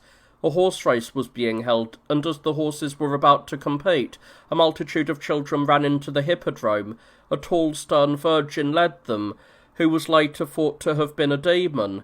The children began to shout, and the people joined in, erupting in a frenzy and marching towards Commodus, who was in the suburbs, showering him with praises while calling for the death of Cleander. Commodus sent soldiers against them, who wounded and killed some, but they could not restrain the people, who were emboldened by their numbers and rushed towards the emperor's palace. As they approached, Commodus, being a profound coward, became so frightened that he immediately ordered Cleander and his son to be killed. The son was dashed against the ground and killed, and the Romans took Cleander's body and dragged it about and mutilated it, carrying his head through the city on a spear. They also killed several others who held power near the emperor. Commodus murdered prominent men and was most cruel to all the Romans, compelling them by necessity to vote him the same honours that they had willingly voted his father out of goodwill. Among the many things decreed for him was a gold statue weighing 1,000 pounds. He commanded that all of the months be named after him. They were enumerated as follows: Amazonius, Invictus, Felix, Pius, Lucius, Aulus, Aurelius, Commodus, Augustus, Heraclius, Romanus, and Superator. He inscribed all these names upon himself and would write to the Senate thus: Emperor Caesar, Lucius, Aelius, Aurelius, Commodus, Augustus, Pius, Felix, Invictus, Romanus, Hercules, the high priest, in the 18th year of his tribunician power, 8 times emperor, 7 times consul, father of the country, to the consuls, generals, tribunes, and the fortunate Commodian Senate, greetings. Many statues were erected to him in the guise of Hercules. It was decreed that the age during his reign be named and written as the Golden Age, for in addition to his other titles, he was called both Golden and God. Since he spent so much, his funds ran low. Therefore he brought false charges against men and women, murdering some and selling the lives of others for their wealth. He engaged in chariot racing at home, for he was ashamed to do so in public, and he fought as a gladiator, privately to the death, but in the theatre without iron weapons, and without shedding human blood. At home he would shave the hair of certain individuals, then cut off their noses or ears, or perform other similar acts. When entering the theatre he assumed the guise of Hermes, carrying a golden herald staff. He was very proud of being left-handed. When struggling during the performances, he would drink, and the senators and knights present were ordered to shout continuously, "May you live long! You are the Lord, you are the first, you shall win the most fortunate of victories, and Amazonius, you are victorious." Once he gathered together those who had lost their feet or were crippled by disease or misfortune, fastened snake-like forms around their knees, and struck them down with a club as if they were giants, just as Hercules would. When he was about to engage in gladiatorial combat again, he ordered the knights and the Senate to enter the theatre wearing their equestrian cloaks and mantles, a custom never observed unless an emperor had died. Furthermore, on the last day of the games, his helmet was carried out through the gates used for the removal of the dead. Everyone took these as signs that he would soon be relieved of his tyranny. This happened shortly thereafter. Aemilius Laetus, the prefect, and the chamberlain Ecletus, displeased by his actions, advised him against them. When he threatened and grew angry with them, they feared for their lives and plotted against him, giving him poison in beef. Because he was not quickly overcome by the poison, but rather vomited it up and, suspecting what had happened, began to utter threats, they had him strangled by a man named Narcissus while he was bathing. He had reigned for 12 years, 9 months and 14 days, and had lived for 30 years and 4 months. With him, the line of the truly Aurelian emperors came to an end. In the first year of the reign of Commodus, Julian was entrusted with the bishopric of Alexandria after Agrippinus had managed it for 12 years and passed from this life. At that time Clement, the author of the Stramata, was known, as was Pantaenus the philosopher, who was a student and herald of our mystery. Regarding the Church of Jerusalem, as the narrative has previously recorded, Mark took charge after those of the circumcision. Once the city had been rebuilt by Hadrian and settled by foreigners, he was succeeded by Cassianus, then Publius, Julian, Gaius, and Symmachus. After another Gaius, the bishop departed this life. Then a second Julian succeeded to the bishopric, followed by Capiton, Valens, Delicianus, and finally Narcissus, who became the 13th bishop of Jerusalem from the apostles. In the 10th year of the reign of Commodus, Eleutherius, who had presided over the Church of the Romans for 13 years, departed from this life, and Victor took charge of the believers there. After Julian had steered the Church of Alexandria for 10 years and fulfilled his duty, Demetrius was entrusted with the office of bishop. In the Church of the Antiochans, after Maximus, Serapion presided over the Christians, becoming the 8th bishop from the apostles. At that time, Apollonius, a man renowned for his learning and philosophy, departed for the eternal dwelling after finishing his course through martyrdom in Rome by decree of the Senate. Commodus, having corrupted the affairs of the empire as previously described, was himself destroyed. Eclectus and Laetus chose Pertinax for the emperorship, due to his virtue and stature. Once he had confirmed that Commodus was dead, he accepted the position, entered the military camp, and through the presence of Laetus and grand promises, won over the soldiers. Then, arriving at the Senate, he stated, "I have been named emperor by the army, but I resign the position because of my age, my infirmity, and the difficulty of the situation." When he was praised and chosen by the Senate, he was proclaimed emperor, and Commodus was voted a public enemy. The Senate and the people heaped insults upon him and tore down his statues. They even wished to drag and dismember his corpse, but when Pertinax told them it had already been buried in the ground, they desisted, though they called him a wicked tyrant, a charioteer, a gladiator, and many other things. Pertinax was a Libyan from Alba Pompeia, born of a humble father, who had served as a military tribune among the knights. He was approachable, listened willingly, and responded as he saw fit. Thus Pertinax took hold of the government, and among his other titles, he was named first of the Senate, according to the ancient tradition. Everything that had been handled improperly was restored to order through the emperor's administration and foresight, and the disgrace of those unjustly murdered was lifted by him. There was such a shortage of funds in the palace that only 25 myriad of drachma were found. With difficulty, Pertinax gathered silver from statues, weapons, furniture, and Commodus's favourite items, which he used to pay the soldiers what they had been promised. and to give 100 drachma to each of the people.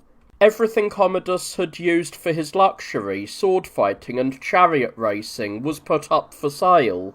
Laetus praised Pertinax publicly while insulting Commodus. He also intercepted some barbarians who were on their way with a large amount of gold received from Commodus for peace. He seized the gold, telling them, "Tell those back home that Pertinax is now in charge," for they knew the man's name from what they had previously suffered at his hands. Laetus performed other such acts to disparage Commodus, but he did not remain loyal to Pertinax for long. Not receiving what he desired, he incited the soldiers against him. The soldiers, being restrained from plunder by Pertinax, grew to hate him and plotted with Laetus. They agreed to make the consul Falco, who was illustrious in lineage and wealth, the new emperor. When Pertinax learned of this, while staying by the sea to oversee the grain supply, he rushed to the city and spoke before the Senate. As the senators were about to condemn Falco, Pertinax cried out, "May it never happen that a senator be put to death while I am emperor, not even if he is justly accused." Laetus destroyed some of the soldiers, pretending he was acting under Pertinax's orders, but the rest became terrified and stirred up a riot. 200 of the boldest, drawing their swords, rushed towards the palace.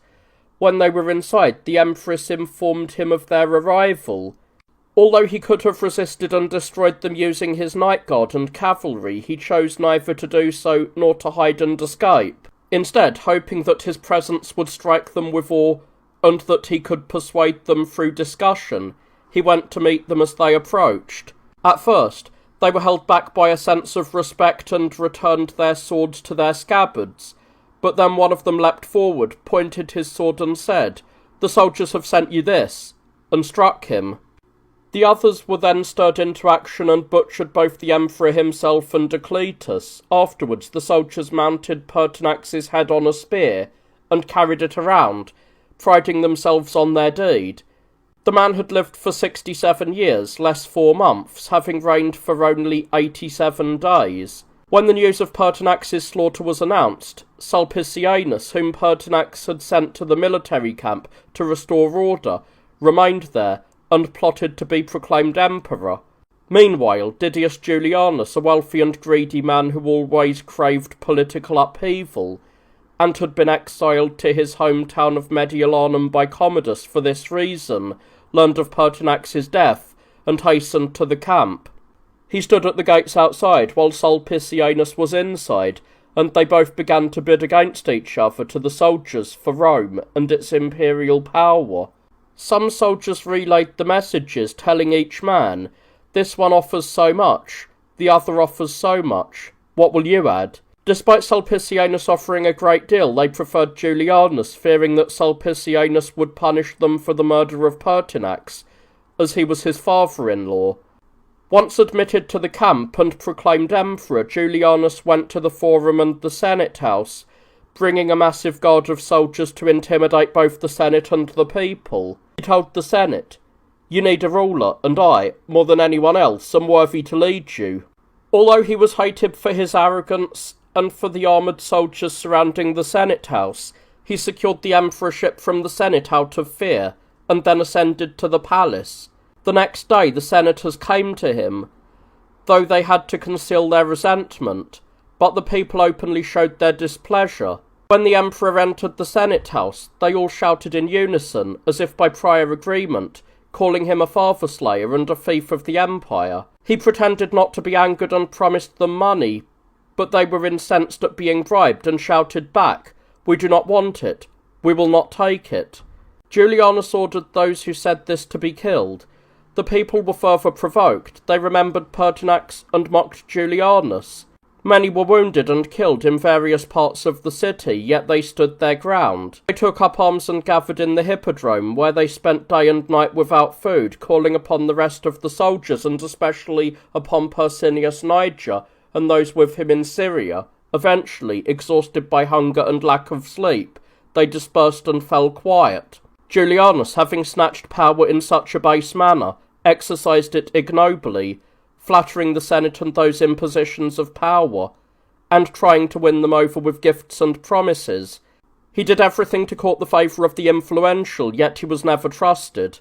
When these events were taking place in Rome, the three commanders of the armies, Severus, who governed Pannonia, Niger, who governed Syria, and Albinus, who governed Britain, began to move towards the overthrow of Julianus once they learned of his actions. Severus, being more cunning than the others, calculated that if they were to depose Julianus, the three of them would then contest the imperial power among themselves. He therefore decided to win one of them over. Since Niger was at a greater distance and, as previously mentioned, was bolstered by the support of the people, Severus turned his attention towards Albinus and wrote to him in secret, promising to make him Caesar. Albinus remained in his province, confident that he would share the empire with Severus, while Severus hurried towards Rome. When Julianus learned of this, he persuaded the Senate to declare Severus a public enemy, prepared for war, and fortified the palace with iron grills and heavy doors. Thinking that the soldiers would never have killed Pertinax so easily had he been locked away, he believed that if he were defeated, he could prevail by remaining barricaded within. He executed Latus and sent many agents after Severus to assassinate him.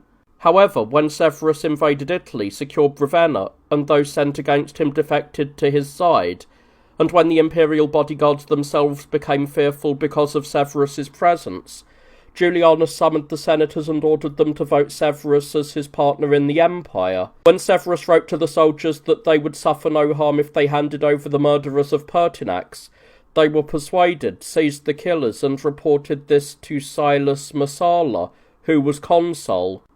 He convened the Senate in the Athenaeum, so named because it was where students practised their arts, and shared with them what the soldiers had communicated. The Senate condemned Julianus to death and immediately proclaimed Severus emperor. Julianus was subsequently executed in the palace, crying out, "But what terrible thing have I done, and whom have I killed?" He had lived for 60 years, 4 months, and 4 days, and had reigned for 60 days. Upon assuming absolute power, Severus punished with death those soldiers who had personally killed Pertinax. He rebuked the others more harshly, stripped them of their arms, took away their horses, and expelled them from Rome. He then entered Rome on foot, accompanied by his army in full armour. The city was decorated with flowers and laurel wreaths, and the people dressed in white cheered him and were eager to see and hear him. Upon entering, he acted with the magnanimity of former good emperors, swearing that he would kill no senator, and he ordered this to be ratified by a common decree of the Senate. However, he did not maintain this law for long. Not much later, he killed Julius Solon himself, the very man who had been ordered to draft this decree, and he destroyed many others as well. He did not act in accordance with the wishes of the Senate. Although it was customary for the imperial bodyguard to be drawn from Italy and other nations with more refined appearances and simpler characters, he violated tradition and filled the city with soldiers who were the most savage to behold, the most terrifying to hear, and the most boorish to converse with. Certain signs had occurred that foretold his reign. He once dreamt that a she-wolf was suckling him, as is told of Romulus. While he slept, water seemed to gush forth as if from a spring, and in his dreams the entire Roman Senate and the people approached him to pay their respects. Again, he dreamt that as Pertinax was riding in the Roman Forum, he was thrown from his horse, and he himself willingly took hold of it.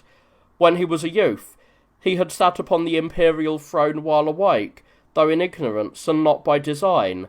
Having secured absolute power, Severus honoured Pertinax in many ways, providing him with a most magnificent funeral, even though he had died some time before. Afterwards he campaigned against Niger, an Italian of the equestrian order, though not one of the most distinguished.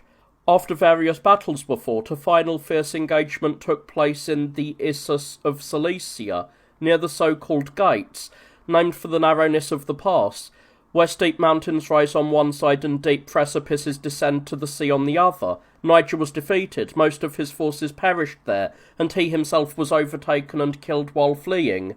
Severus had his head cut off and sent to Byzantium, where it was displayed on a pole, so that the Byzantines, seeing it, might surrender. When Severus was judging those who had sided with Niger, a senator named Cassius Clemens while on trial, spoke with great boldness. I knew neither you nor Niger, but being caught in the territory I did not wish to fight against you, but rather to dispose Julianus. By striving for the same goal as you, I have done no wrong, nor did I err in not defecting to you later, for you yourself would not have wanted any of your own companions to defect to him. Examine then, not our bodies or our names, but the actions themselves, for whatever verdict you pass on us, you pass on yourself and your own companions. Severus, admiring his frankness, allowed him to keep half of his property. The Byzantines acted in many marvellous ways, both while Niger was alive and after his death, during a siege that lasted 3 years. They captured passing supply ships and seized triremes from the enemy's harbour. The divers would cut the ship's anchor cables underwater, drive iron spikes into the hulls, and attach ropes to pull the vessels in, making them appear to sail of their own accord. When all their resources were exhausted, they still held out, using timber from their houses for ships and fashioning ropes by cutting off the hair of their women. When the enemy attacked the walls, the Byzantines hurled stones, bronze statues, and even entire houses at them. When even standard food ran out, they stoked and ate hides, and when these too were gone, they turned to cannibalism, tasting human flesh. Eventually they surrendered the city against their will, and the Romans slaughtered all the soldiers and officials.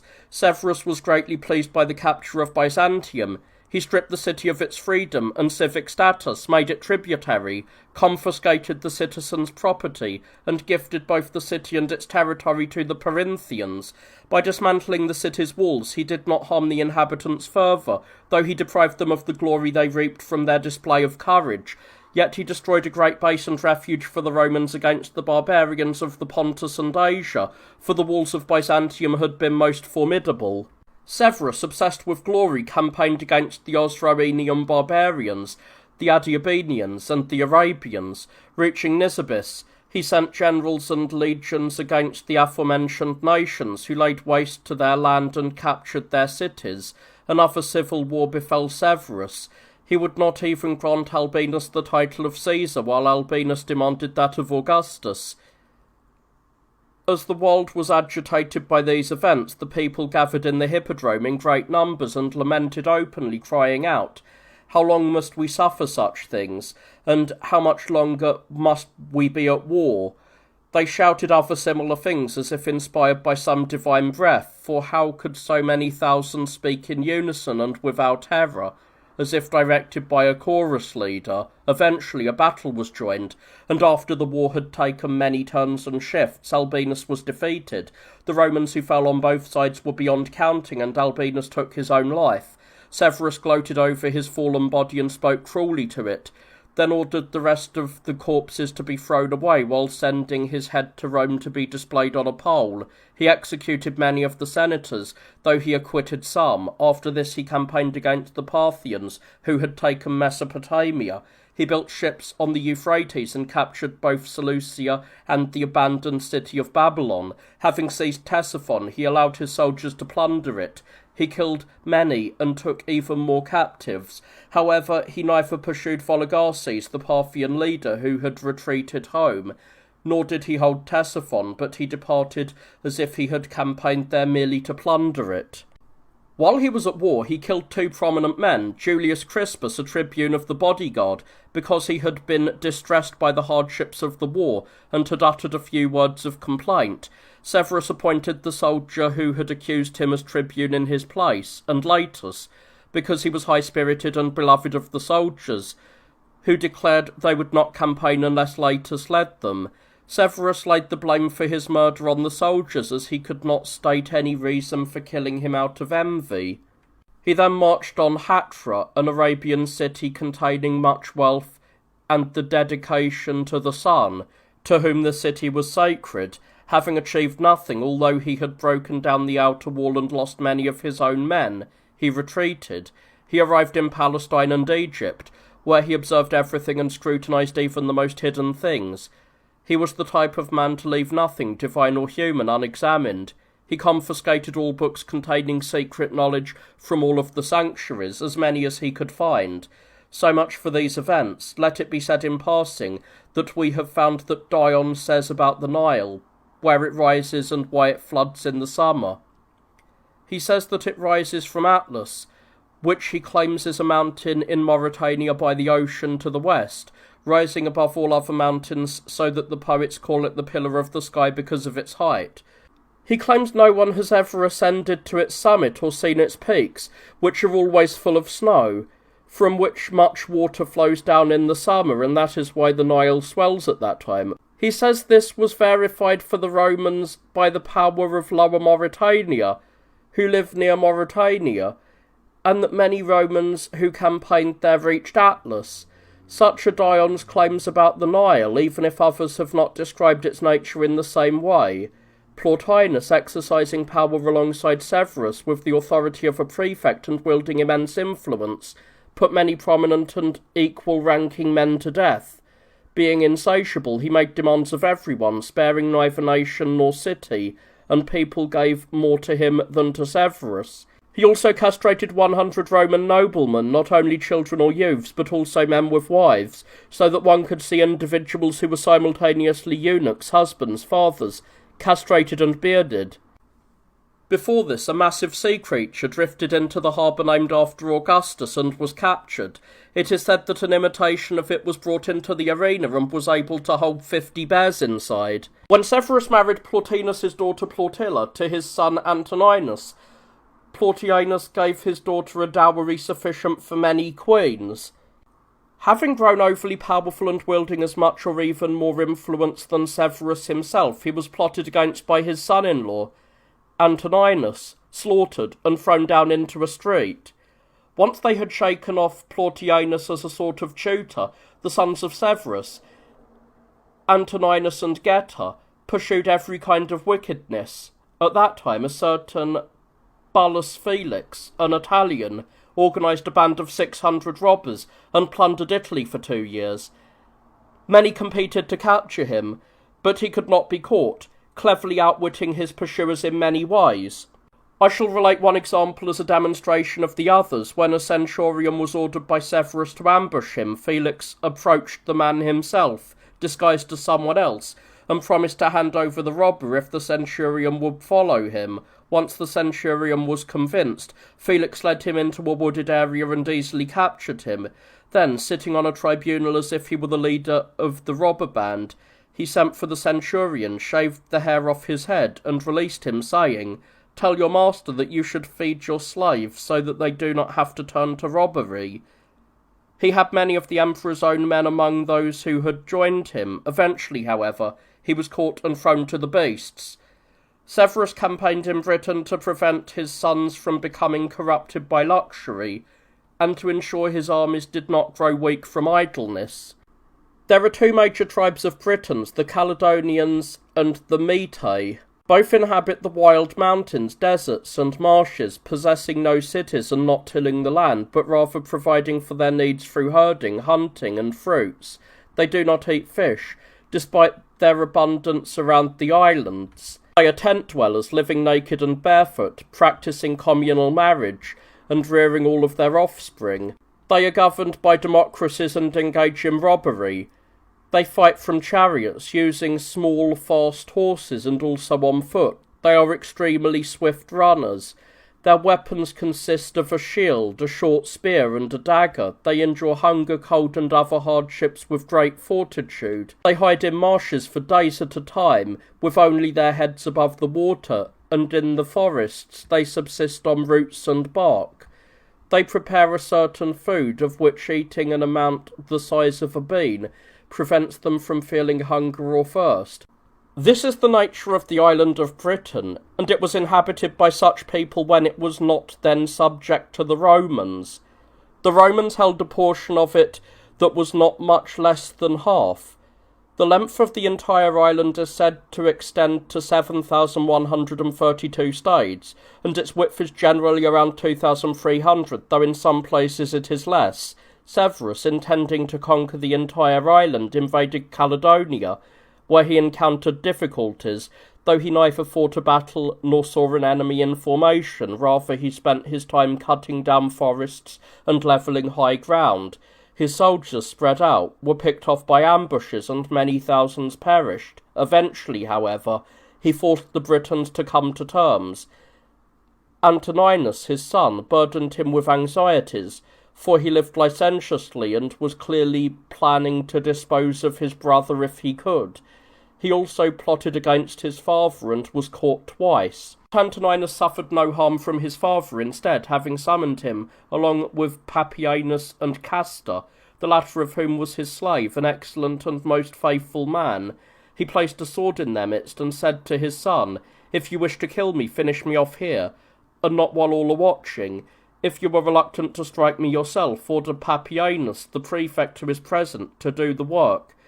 He will not disobey you, as you are the emperor." When the Britons revolted again, he prepared to make war upon them. In the meantime, while staying on the island, he passed away from illness, with the aid, it is said, of Antoninus. Before he breathed his last, it is said he spoke these words to his sons: "Live in harmony, enrich the soldiers, and neglect no one else." He reigned for 17 years, 8 months, and 3 days, having lived in total for 65 years, 9 months, and 29 days. Such was his routine in times of peace. He would attend to matters at night before dawn, then walk, speaking or listening to things fitting for the empire, and in this way he would hear cases until noon, unless there was a general festival, giving freedom of speech to those who judged alongside him. After this, he would rise, bathe, lunch, and take a nap. After walking, he would attend to remaining business and engage in conversation, walking while speaking both in Latin and Greek. Towards evening, he would bathe again and dine, and on very necessary days he would hold lavish feasts. Under his reign, a persecution was stirred up against the pious, and many acted with courage and earned the crowns of martyrdom. At that time, Leonidas, the father of Origen, was seized and, after various tortures, was finally beheaded, leaving his son very young. While still a boy, he was eager for martyrdom. His mother first tried to dissuade her son from the attempt with words, and when she could not persuade him, she took away all his clothing and thus compelled him to remain at home, even against his will. Being unable to go out, he wrote to his father, who was imprisoned, encouraging the man towards martyrdom, writing among other things these words: "Take care, do not change your mind for our sake." While still a child and pursuing his general education, Origen was occupied with the divine scriptures, as his father had commanded. He did not read the sacred texts superficially as a child might, but reached for deeper contemplation, constantly questioning his father and causing him trouble. Although his father would rebuke the boy for his excessive curiosity, in truth, he was astonished by his son's intellect. Often, while the boy slept, he would uncover his chest and kiss it, as if it were a temple of the Holy Spirit, blessing himself for having such a son. After his father was perfected through martyrdom, Origen was left in need of the necessities of life. He was taken in by one of the most prominent women in Alexandria, who possessed abundant wealth, and she had also adopted an Antiochian named Paul, a heretic in Alexandria, into the role of a foster son. Since a multitude gathered around this man daily, for he was considered capable in speech, Origen was forced to be with him, yet, as recorded, he never joined him in prayer, detesting the man for not being orthodox. At 18 years of age, Origen took charge of the catechial school in Alexandria. He encouraged those who were struggling at the time towards their contest. He accompanied those departing for death and emboldened them to such an extent that the mobs often turned against him, though he escaped them through divine aid. The man was great not in speech alone, but also lived a philosophical life that harmonized with his words. It is recorded that he owned no secular tunic, did not wear shoes for many years, did not use wine, and took no food beyond what was necessary, as Eusebius records. Out of a love of chastity he cut off his own generative organs. Others, however, say that he did not cut them off, but applied a certain herb to them, which resulted in them becoming so numb that they appeared dead. He also travelled to Rome, while Zephyrinus was presiding over the church there, and he later returned to Alexandria. He expounded upon Hebrew matters. Having learned the Hebrew language, he acquired and studied the scriptures existing among the Jews in Hebrew characters and gathered the writings of those who had translated them, namely the 72 Aquila, Symmachus, Theodotion, and 2 other anonymous translators whose names are unknown, and laboured over the writings known as the Hexapla in the Psalms. He also mentions a 7th translator as having been found in Jericho. By placing the editions of Aquila, Symmachus, and Theodotion alongside that of the 72, he produced what are called the Tetrapla. When Demaritus, whom the native narrative previously mentions as presiding over the church in Alexandria, died, Heraclius was deemed worthy of the bishopric, having been a student of Origen. The church in Jerusalem was presided over by Narcissus, a worker of miracles, who, having been falsely accused by some and being a lover of the monastic life, escaped unnoticed and took up residence in the wilderness, remaining unknown. After his withdrawal, Dius was introduced, followed by Germanion, and then Gordius. During the time of the latter, Narcissus returned and was enriched by the faithful, who entreated him to resume his oversight. Because Narcissus was unable to perform his duties due to his great age, Alexander, who had previously distinguished himself by his confession for Christ, and was at that time deemed worthy of a bishopric in the region of Cappadocia, was brought in by divine revelation by the faithful in Jerusalem to manage the affairs of the church, together with Narcissus. In the church of the Antiochians, after Serapion had passed away, Asclepiades had taken up the bishopric. Eusebius states that his writings are still preserved. So much for those matters. Antoninus appeared to make his brother Geta a partner in the empire, but in truth he was the sole ruler. He immediately made peace with the enemies of the Britons, ceding them territory and outposts, and removed the prefect Papianus from power. He also killed others: his tutor Euodus, also called Castor, his own wife Plautilla, her brother Plautius, and finally his own brother. He had been plotting against Geta for a long time, but could not kill him while he was guarded by soldiers and many others. He eventually persuaded their mother to summon the 2 of them alone to effect a reconciliation. Geta, trusting her, entered the chamber with Antoninus. Centurions, prepared for this by Antoninus, forced their way in behind them and butchered Geta, who clung to his mother's neck, breasts, and chest, so that she was covered in his blood, and her hand was wounded. In her terror, she did not even feel the injury. She was not even able to mourn for her son, who perished so pitifully and untimely. He was 22 years old and 9 months. Fearing that she too might be destroyed, Antoninus immediately occupied the military camp and said, "Rejoice, fellow soldiers, for now it is permitted for me to benefit you, since I am one of you, and I wish to live with you and for your sake, so that I may grant you many gifts. If not, I pray to at least die with you." After speaking at length to the Senate the next day, he concluded, "Listen to me. So that the whole world may rejoice, let all exiles return." He slaughtered 20,000 of the imperial guards and soldiers who had been with Geta, destroyed many of the most prominent men, and deprived Rome of many good citizens. He dedicated the sword with which his brother was slaughtered as a sacred offering. From such murders he would turn to games, and he practised killing even during those. He was most generous to the soldiers, but he made it his goal to strip, plunder, and wear down the rest of the people, especially the senators. Throughout his entire reign, the land subjected to him was so ravaged that once, when Julia said, "We have no resources left, neither just nor unjust," he replied, holding up his sword, "Take heart, mother, for as long as we have this, nothing will fail us."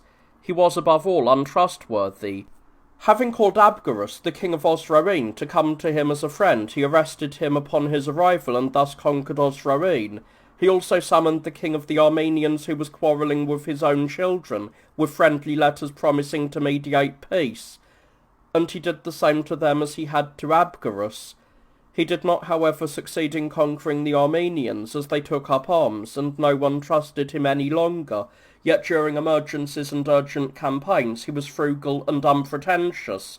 He marched and ran with the soldiers, neither bathing nor changing his clothes, but labouring at every task, and eating the same food as they did. Sometimes he even challenged the leading enemies to single combat. However, his strategic decisions were not well handled. Everything about him was counterfeit, even his currency. He suffered from both manifest and unspeakable illnesses, and he often dreamt that his father and brother were pursuing him with swords. For this reason, it is said that he tried to summon their souls with incantations. Only Commodus appeared to him, saying, "Draw near to justice," and at the end, residing in secret places with an incurable disease. He had listeners and spies, and every detail, even the smallest, was reported to him. He would announce that he was going to judge cases or attend to other public businesses early in the morning, but he would delay until afternoon or even into the evening, not even admitting the gathered senators to his vestibule. He committed murder, violated the laws, and squandered his wealth, refusing to listen to his mother, who offered him much good advice on these and other matters. He also took delight in magicians and sorcerers. When he campaigned against the Parthians and arrived in Antioch, he lived in luxury, staging gladiatorial games while complaining that he was risking his life in great hardship, mocking the Senate for living in ease. Finally, he wrote to them, "I know that my actions do not please you, but for this reason I possess arms and soldiers, so that I need not care for those who circulate rumours."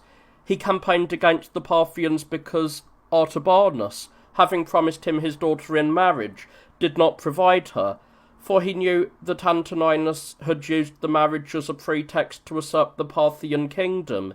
He ravaged much of the country, occupied Arbela, and broke into the tombs of the Parthian kings, scattering their bones, though a full-scale war with the nation did not erupt. He committed many other illegal acts during his campaign and devised a particular style of barbarian dress, cutting and sewing pieces together into a kind of mantle, which he wore constantly. For this reason he was nicknamed Caracalla, and he ordered his soldiers to dress in the same way. Nevertheless, he was killed by his soldiers. Macrinus, the prefect, having been told by a certain oracle that he would hold absolute power, and fearing that for this reason he might be destroyed by Antoninus, did not delay. He conspired against him by preparing 2 centurions of the bodyguard. As Antoninus was travelling from Edessa to Carrhae, and had dismounted from his horse to relieve himself, a soldier sent by the centurions approached him as if to say something urgent, and when he drew near he struck him with a small dagger. Thus he lived, and thus he died, having lived for 29 years and holding absolute power for 6 years, 2 months, and some days. It is said that while he was in Antioch at the end, he dreamt that his father stood over him with a sword, saying, "You killed your brother, and I shall kill you." Seers also told him to guard against that day. As they say, other signs of his destruction occurred.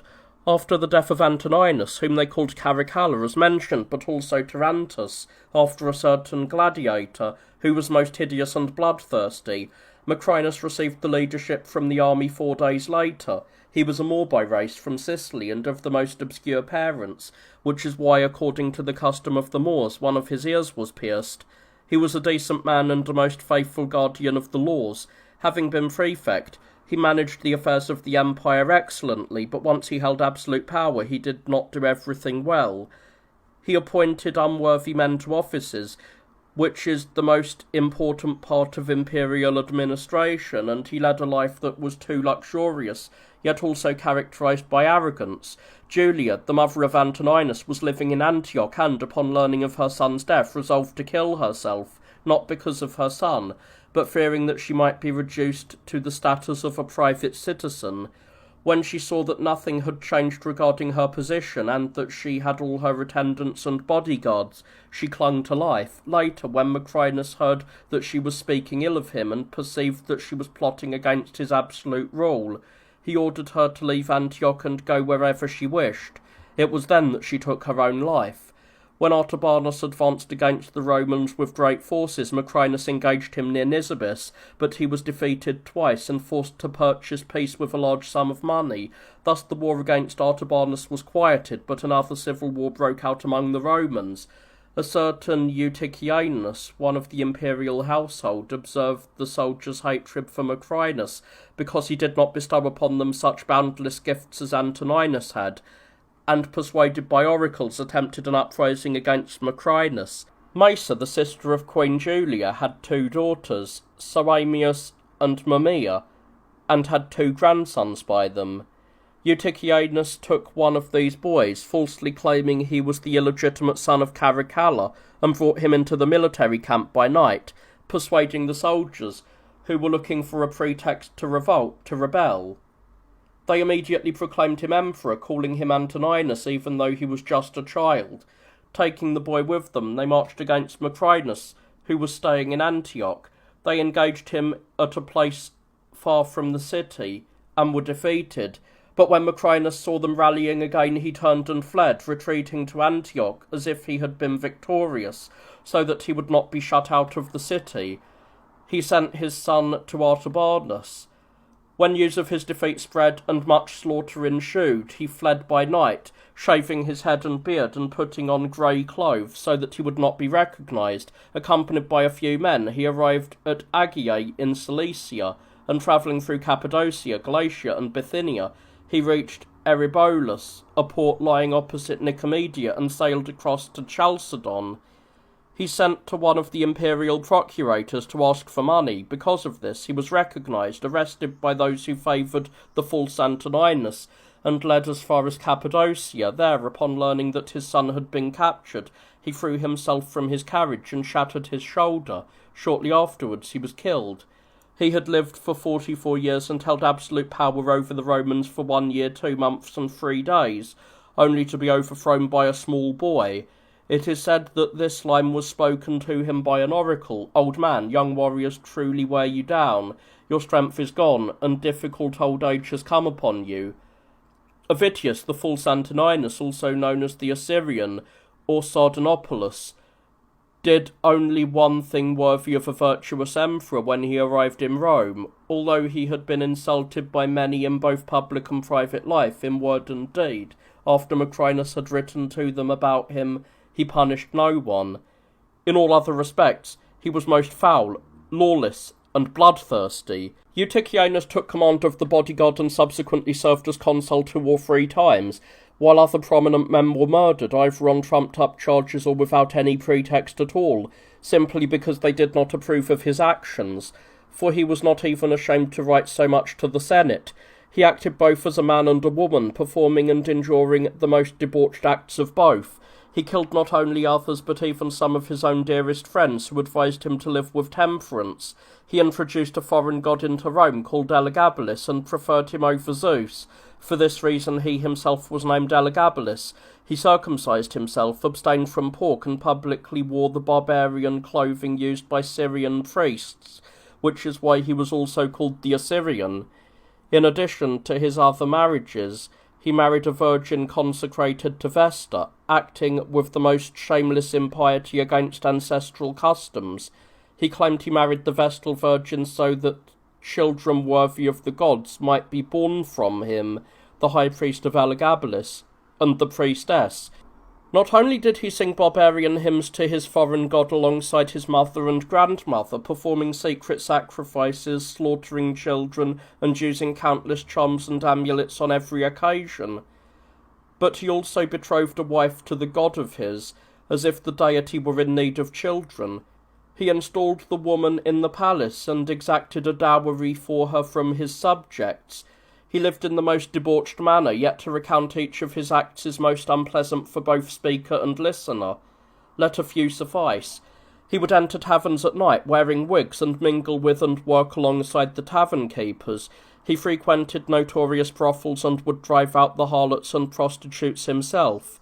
In the palace he set aside a chamber, and standing naked at the door like a harlot, shaking a linen cloth, he would entice passers-by with a feminine, delicate, and affected voice, collecting money from them. He quarrelled with those who shared in his lewdness, boasting that he had more lovers than they, and earned more money. He was not merely lewd in this way, driving chariots and dancing, but he also wished to have one man as a sort of lawful husband, whom he wanted to appoint Caesar. He was called Mistress and Queen, and wore a hairnet, worked with wool, and painted his eyes. Once he shaved his beard, and he remained clean-shaven to appear as a woman. His husband was a Carrick slave named Hierocles. He also wanted to be thought an adulteress, so that he might imitate the most debauched of women. He would voluntarily allow himself to be caught in the act, and would be scolded and beaten by his husband until his eyes were bruised. A certain Aurelius, a handsome man in every part of his body, but possessing genitalia of immense size, was reported to him. He was immediately brought forward with great pomp. When the man said, "Greetings, Lord Emperor," he inclined his neck with feminine affectation, and closing his eyes slightly, replied, "Do not call me Lord, for I am a lady." When he bathed with him and found the rumours to be true, he reclined upon his chest, and dined in the bosom as if he were his mistress. Hierocles, fearing he would be outshone by Aurelius, used sorcery or some drug to emasculate and numb him, so that he remained incapable of intercourse for the whole night. Because of this, the man was driven out of the palace, Rome, and Italy itself. He was driven to such a depth of lewdness that he even asked doctors to construct a female orifice for him through surgery, offering them large rewards. For these reasons, Sardanapalus was hated by everyone, as they could not endure his pollutions and foul behaviour. He then brought Bassianus, the son of his aunt Mamaea, into the Senate, adopted him, and commanded that he be called Alexander.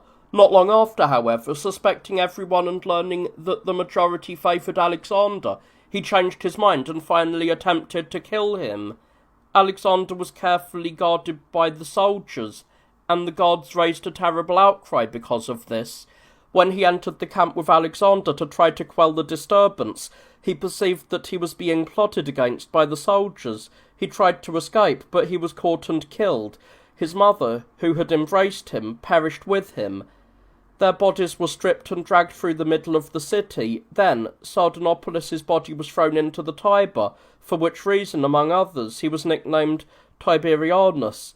Hierocles and many others were slaughtered with him. He had reigned for 3 years, 9 months, and 4 days from the time he defeated Macrinus in battle and attained absolute power. During his reign, Zephyrinus, the bishop of the Roman Church, departed this life, having guided it for 18 years. He was succeeded by Callistus, who presided over the faithful for 5 years, and in turn was succeeded by Urban.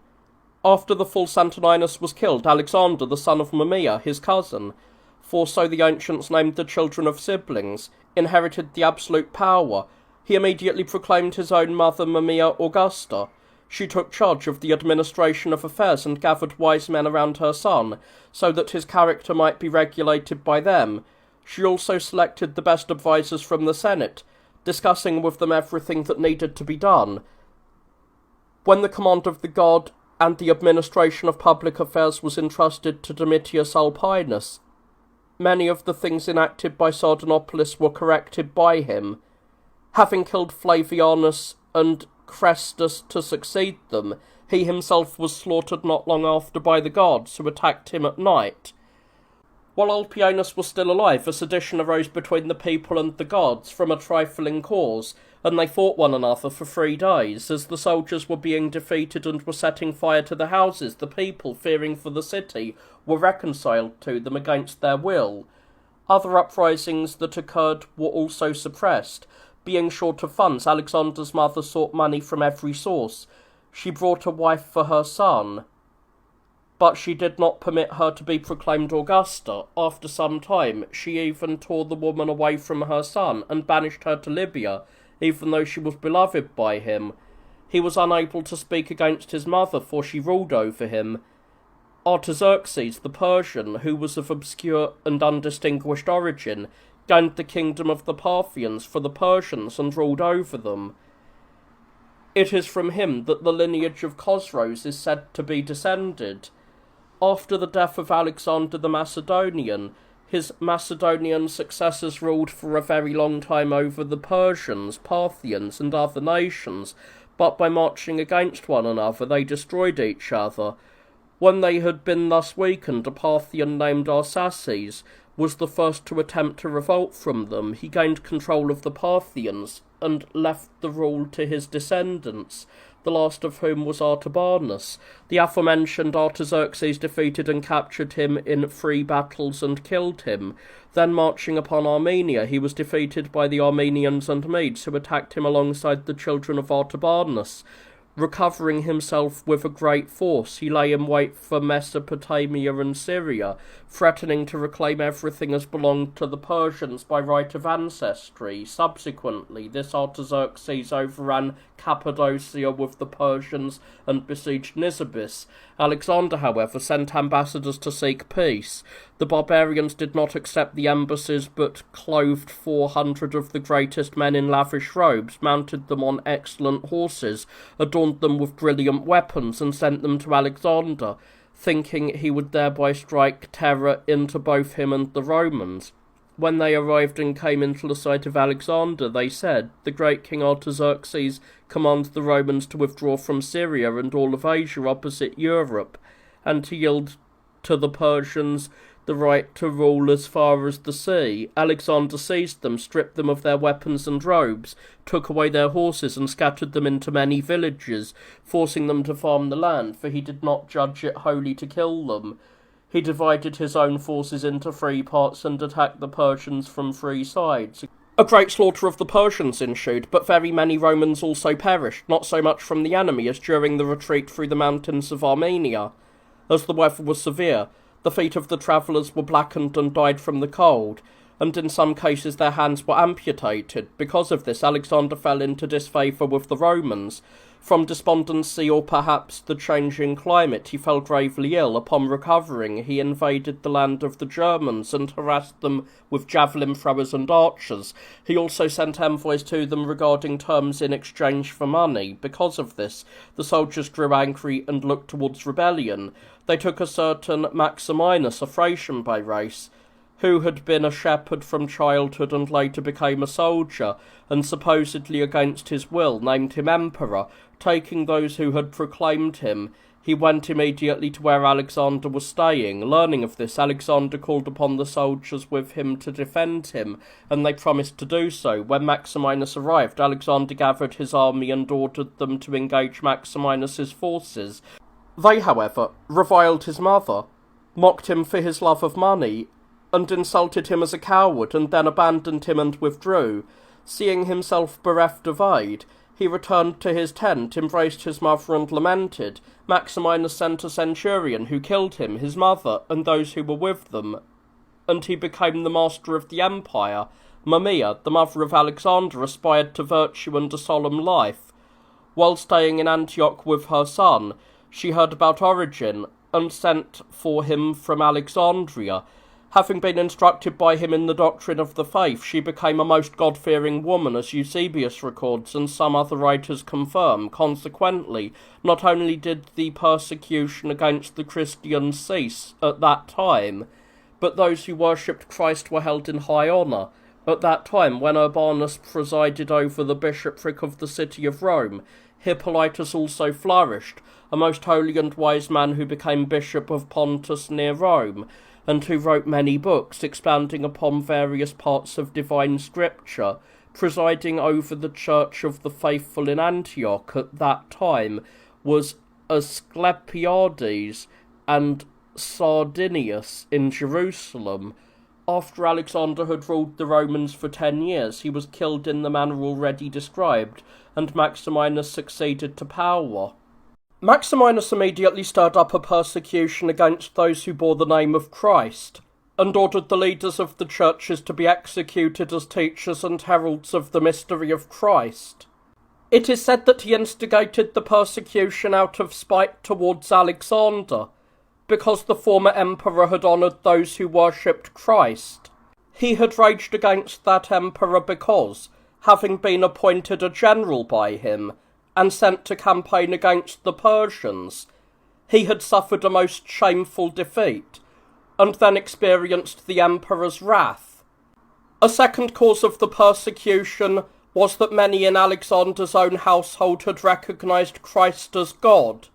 It was then that Ambrosius, a man of letters who had urged Origen to expound upon the divine scripture, providing him with ample funds and furnishing him with 7 shorthand writers to work in turns according to fixed times, as many copyists, and girls trained in fine penmanship, is said to have been adorned with the crown of martyrdom, along with the presbyter Protectus. He was insolent, greedy, and consequently most unjust, a worker of murders, and a complete tyrant, resorting to plunder and execution of people without any reasonable pretext. He descended into such bloodshed that he did not even spare his own wife, whom he also killed. As if to cover up his own base origin, he dishonoured men of noble birth and attached to himself those of obscure background. For these reasons, he was hated by everyone. Once this Maximinus had attained absolute power, he immediately wrote to the Senate declaring his proclamation by the armies. He was heavy and cruel, not only to Christians, but to all of his subjects. Having campaigned against the Germans, he plundered their country, as none of the barbarians dared to show themselves. Later they appeared near the marshes and thick forests. When the Romans entered there, great multitudes were slaughtered. Maximinus returned, having won in this manner, bringing with him a multitude of captives. Approaching all the property of his subjects and seeking money from every source, he did not even spare the sacred temples. Since everyone blamed the soldiers who had made him emperor, those serving in Libya, learning of these things, looked towards rebellion, triggered by another cause. The procurators of Libyan affairs were seizing the estates of wealthy individuals there without any valid reason and killing their owners. Outraged, the people there rose up. They seized a man from the Senate named Gordian, a man of advanced age, and even though he was unwilling, they placed a diadem upon him, dressed him in purple, and proclaimed him Emperor and Augustus. He arrived in Carthage, and everyone welcomed him gladly because of their hatred for Maximinus. He therefore wrote to the Senate and sent those who would announce his proclamation to the people in Rome. Because the messengers were delayed on their voyage, those in Rome, unable to bear the tyranny of Maximinus, moved towards rebellion, tearing down his statues and reviling the tyrant. Recognising that if Maximinus survived, there would be no hope of safety for them, they put forward 2 generals, Maximus and Albinus, both of whom were numbered among the Senate.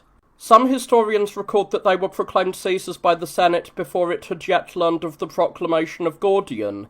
When Maximinus learned of these events, he marched against Italy, threatening the Senate with many things. Learning that Maximus had advanced against him, for Albinus had remained in Rome to guard it, he turned towards Aquileia, taking Marusians with him and hurrying to seize it first. Aquileia is said to be the present-day Venice. He was repulsed, however, by those within, who arrayed themselves against him most courageously. Having been beaten back from Aquileia and attacked by the forces under Maximus, he was defeated. He withdrew to his own tent, but when his soldiers and his own guards mutinied, he came out of his tent with his own son, to speak with them. They immediately rushed upon both of them and killed them. Maximinus was 65 years old, having reigned for 6. The heads of those killed were severed and displayed to those at Aquileia and also sent to Rome. In Rome, they impaled the head of Maximinus in the Forum, so that it might be conspicuous to all. After this, Maximus returned to Rome, and Albinus met him, and the people and the Senate received him with acclamations and applause. Both ruled together, and they ruled well. The soldiers, however, were stung by the fact that they themselves, and not the Senate and the people, had not put forward the emperors. Then the emperors themselves had disagreements with one another, and this became the cause of their destruction. When the soldiers learned that they were at odds, they attacked them, and binding both, they led them through the entire city, mocking, jeering, and even torturing them. Then, learning that the Germans were planning to rescue and save them, they killed them to prevent this from happening. Maximus was 74 years old, and Albinus was 60. They ruled, according to some, for 22 days, while others say not quite 3 months. After these, some have written that a certain Pompeianus held the Roman Empire, but fell from it very quickly, having enjoyed the power as if in a dream, for he did not even pass 2 months, and was deprived of his life along with his monarchy, not having found by whom or for what reason. I myself have kept silent. Others mention someone else. They recorded that Pupienus Balbinus was introduced after him, having tasted the absolute power for only a short time.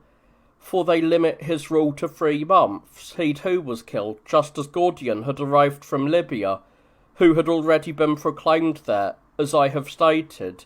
Gordian, having stepped foot in Rome, fell ill, both because he was of advanced age, having lived for 79 years, and because he had been very much distressed by his long, time-consuming sea voyage. He passed away from his illness, having spent only 22 days in Rome, and had as his successor in the kingdom his own son, who was also named Gordian, and shared the same name as his father. Some have recorded the events as follows, while others say that when the elder Gordian was proclaimed emperor in Libya, some rebelled against him. A battle was joined, Gordian's men were defeated, and many of them, including his son, were killed. Gordian, in profound grief for this, hanged himself, and thus removed himself from life. Others, who assign the Roman leadership to his son, the young Gordian, after the death of the elder Gordian from illness, have written that he campaigned against the Persians, and, having engaged them in battle, he was riding his horse and encouraging his men, urging them to valour, when his horse slipped and fell upon him, breaking his thigh. In this condition, he was carried back to Rome and died from the fracture, having reigned for 6 years. Urbanus, the Bishop of Rome, died after serving as high priest for 8 years during the reign of Maximinus. He was succeeded by Pontianus. Zabinus presided over the church of the Antiochians after Philetus. During the time of the younger Gordian, Pontianus, who presided over the faithful in Rome, departed this life, and had Anteros as his successor, who had spent 6 years in the ministry. Anteros, having guided the church for a very short time, also passed on to another life. After him, Flavianus attained the high priesthood by divine election, as Eusebius records. It is said that when the faithful had gathered so that they might elect the person who would preside over the bishopric, Flavianus was present, having just arrived from the country. No one had spoken of him as a candidate to lead the church, but the thoughts of the assembly were focused on others, as to who might be preferred. In the meantime, a dove flew down and perched upon Flavianus's head. From that moment all those gathered there spoke with one voice, as if by a signal, shouting, "He is worthy," and they led the man to the throne of the high priesthood without any delay. At that time Zabinus, who presided over the church of the faithful in Antioch, left this life and was succeeded by Babylas. Origen, who was then dwelling in Caesarea in Palestine, possessed many students from many places. Among his auditors were the great Gregory the Wonder-worker, and his brother, Athenodorus. At that time, the writer Africanus was also known. After the younger Gordian, another Gordian took hold of the empire, supposedly related by blood to the previous Gordians. Having campaigned against the Persians and waged war on them while Sapor, the son of Artaxerxes, was leading the nation, he defeated his enemies, and recovered for the Romans Nisibis and Carrhae, which had been snatched away by the Persians during the reign of Maximinus. Then, as he neared Ctesiphon, he was killed through the conspiracy of Philip, the prefect of the bodyguard. This Gordian had appointed his own father-in-law, Timotheus, as prefect. As long as he was alive, the power of the empire was well managed, and his affairs proceeded smoothly. But when Timotheus died, Philip was appointed prefect, wishing to stir the soldiers to sedition. He reduced the rations, pretending that the emperor had ordered it. Others say he withheld the grain destined for the camp, so that the soldiers were oppressed in need. and thereby provoked a mutiny. Having mutinied, they rose up against the emperor as the cause of their famine, attacked and killed him. After he had ruled for 6 years, Philip immediately seized power. When the slaughter of Gordium was announced to the Senate, it was stirred to appoint another emperor. It immediately proclaimed a certain Marcus, a philosopher, as Caesar. But before he could firmly establish his footing in the absolute power, he died suddenly while staying in the palace. Upon his death, Severus Hostilianus took hold of the Roman leadership, but he too, having hardly grasped it, paid the debt of nature. Having fallen ill and undergone phlebotomy, he died. Philip then returned and became master of the Roman Empire. On his return he chose his son Philip as his partner in the kingdom. Having made a treaty with Sapor, who was ruling over the Persians, he ended the war against them by yielding Mesopotamia and Armenia to them. Learning that the Romans were vexed by the surrender of these lands, he soon violated the treaties and reclaimed the territories. Sapor, as it is recorded, was of an immense physical stature, such as no man had been seen until that time. Philip returned and was favourable towards the Christians. Indeed, according to some, he was added to the faith of Christ, to the extent that he shared in prayers at the church with the Christians and willingly confessed his sins. He would not be accepted into communion by the one presiding over the church unless he confessed, and numbered himself among those seeking penance. It is said that he obeyed. Some say that he was the father of the martyr Eugenia, but they are mistaken in this belief. It is recorded that he was indeed a prefect, but of Egypt, not of the bodyguard, and after his faith in Christ, he resigned his position, stood firm for his conviction of Christ, and was adorned with martyrdom. The Emperor Philip took up war against the Scythians and returned to Rome. In Mysia, a certain Marinus, a regimental commander, was chosen by the soldiers to be emperor. Philip was troubled by this and spoke to the Senate about the sedition.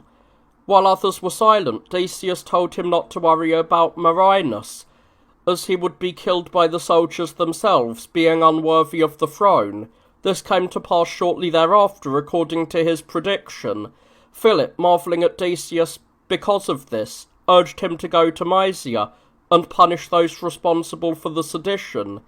Decius begged off the mission, saying that it was in the interest of neither himself nor the one sending him for him to go there. Philip insisted, and Decius went unwillingly. As soon as he arrived, the soldiers acclaimed him emperor. When he refused, they drew their swords and forced him to accept. He wrote from there to Philip not to be disturbed, for if he arrived in Rome, he would lay aside the insignia of the empire. Philip, however, disbelieved him, and marched against him. Engaging with Decius's forces, he fell while fighting in the front ranks. His son Philip was also killed with him. Upon their deaths, everyone went over to Decius. He reigned according to some for 5 years, and according to others for 6 years, and as many months. He had come from Bostra, where, after becoming emperor, he built a city named after himself, calling it Philippopolis. Decius, since all the armies had gone over to him as stated, returned to Rome and took hold of the leadership. Considering the weight of the authority and the administration of affairs, some say he chose Valentinian to assist in the management of the public affairs. Immediately they incited one another to fight against God, and stirred up a most violent persecution against those who bore the name of Christ. There are those who say Decius attacked the Christians out of hatred for Philip, because they had been honoured by him. He raged against the believers. It was then that Flavianus, who presided over the church in Rome, met a martyr's end, as did Babylas, who governed the Church of the Faithful in Antioch, and Alexander, the Bishop of Jerusalem. The latter had not only struggled for the faith in the Saviour Lord for the first time then, but earlier as well, as has been said before. At that time he was imprisoned and died in his cell.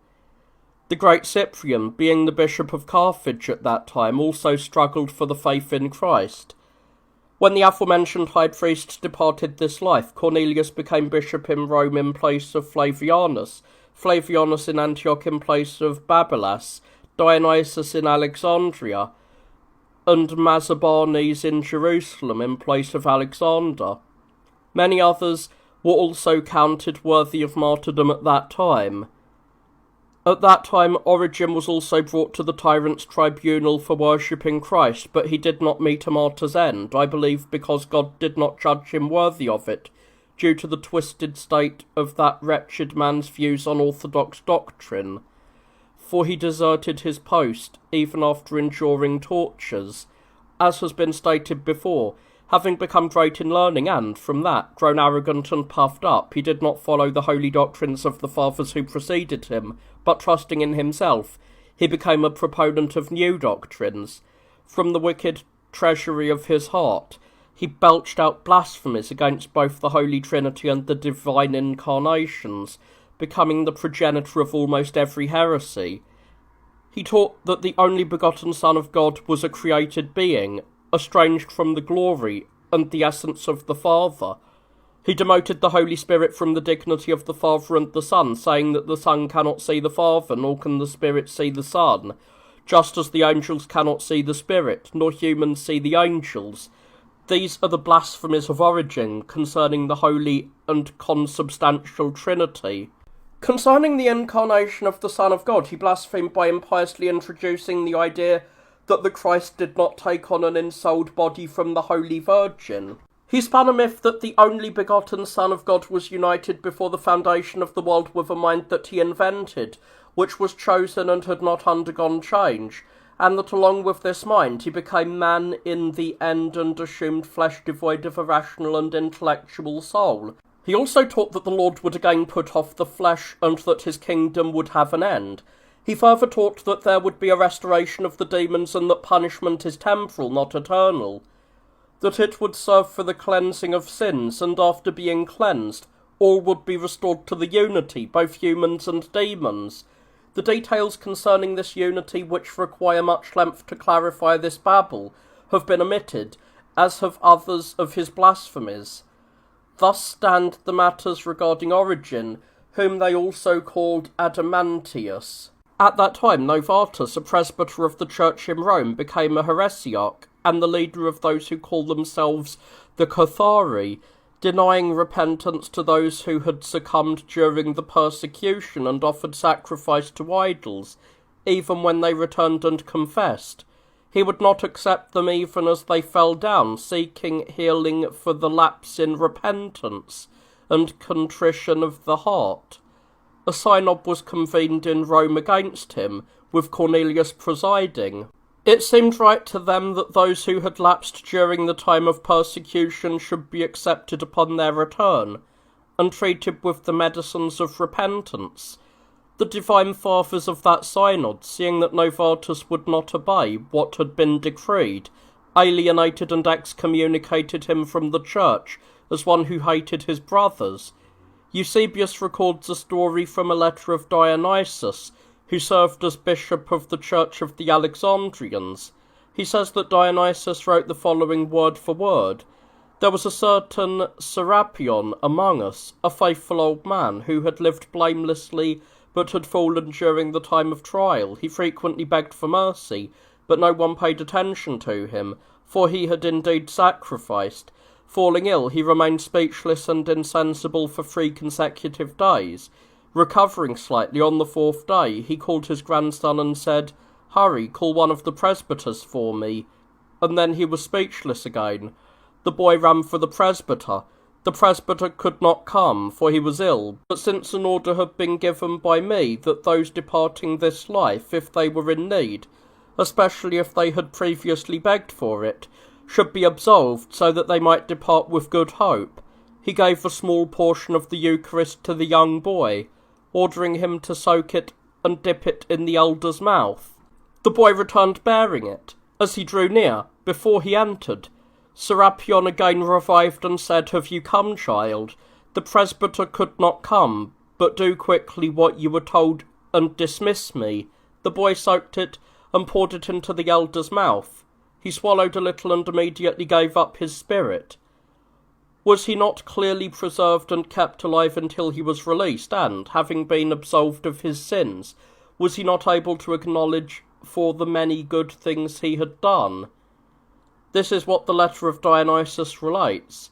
Decius, being so disposed towards those who worshipped Christ, did not even complete 2 full years in the Roman Empire before he was miserably destroyed. As barbarians were plundering the Bosphorus, Decius engaged them and killed many.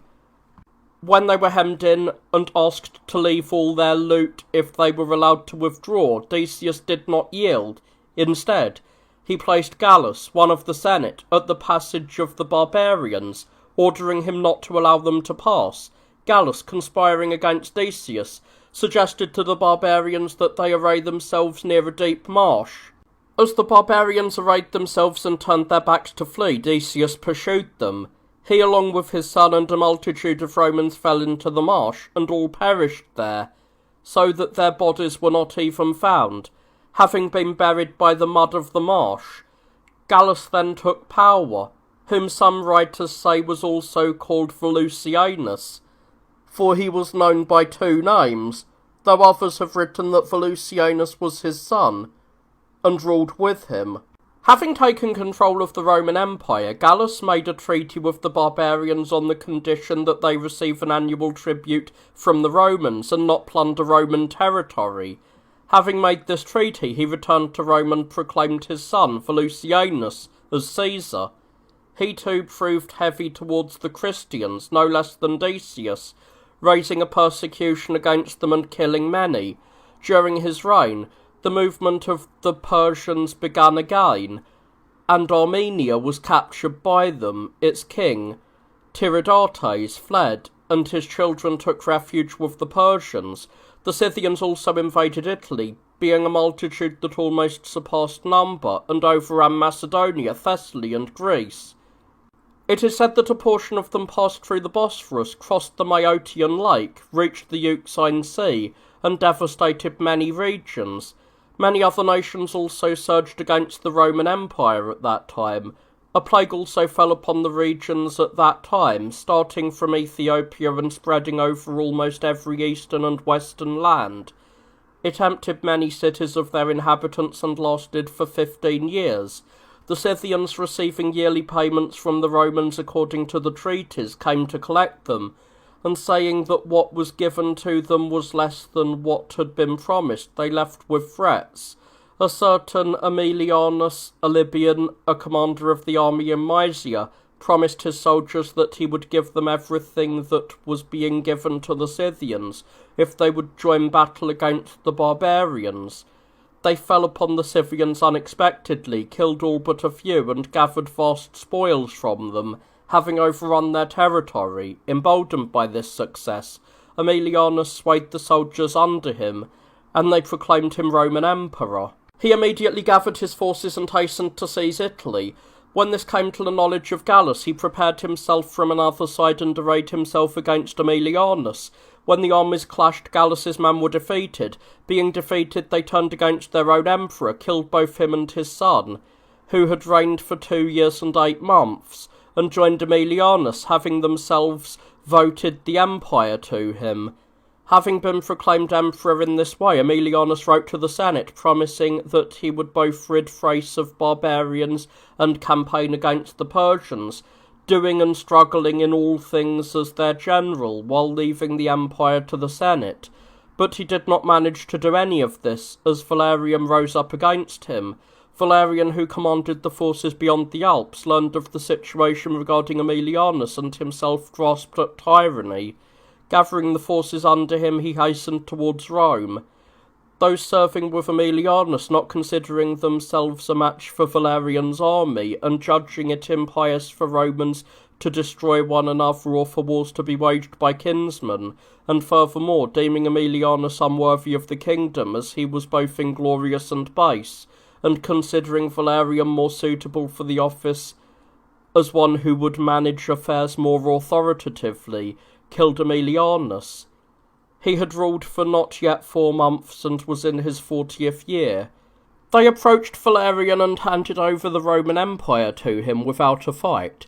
Since Flavius had been martyred under Decius, as has been said, Cornelius succeeded to the shepherding of Rome.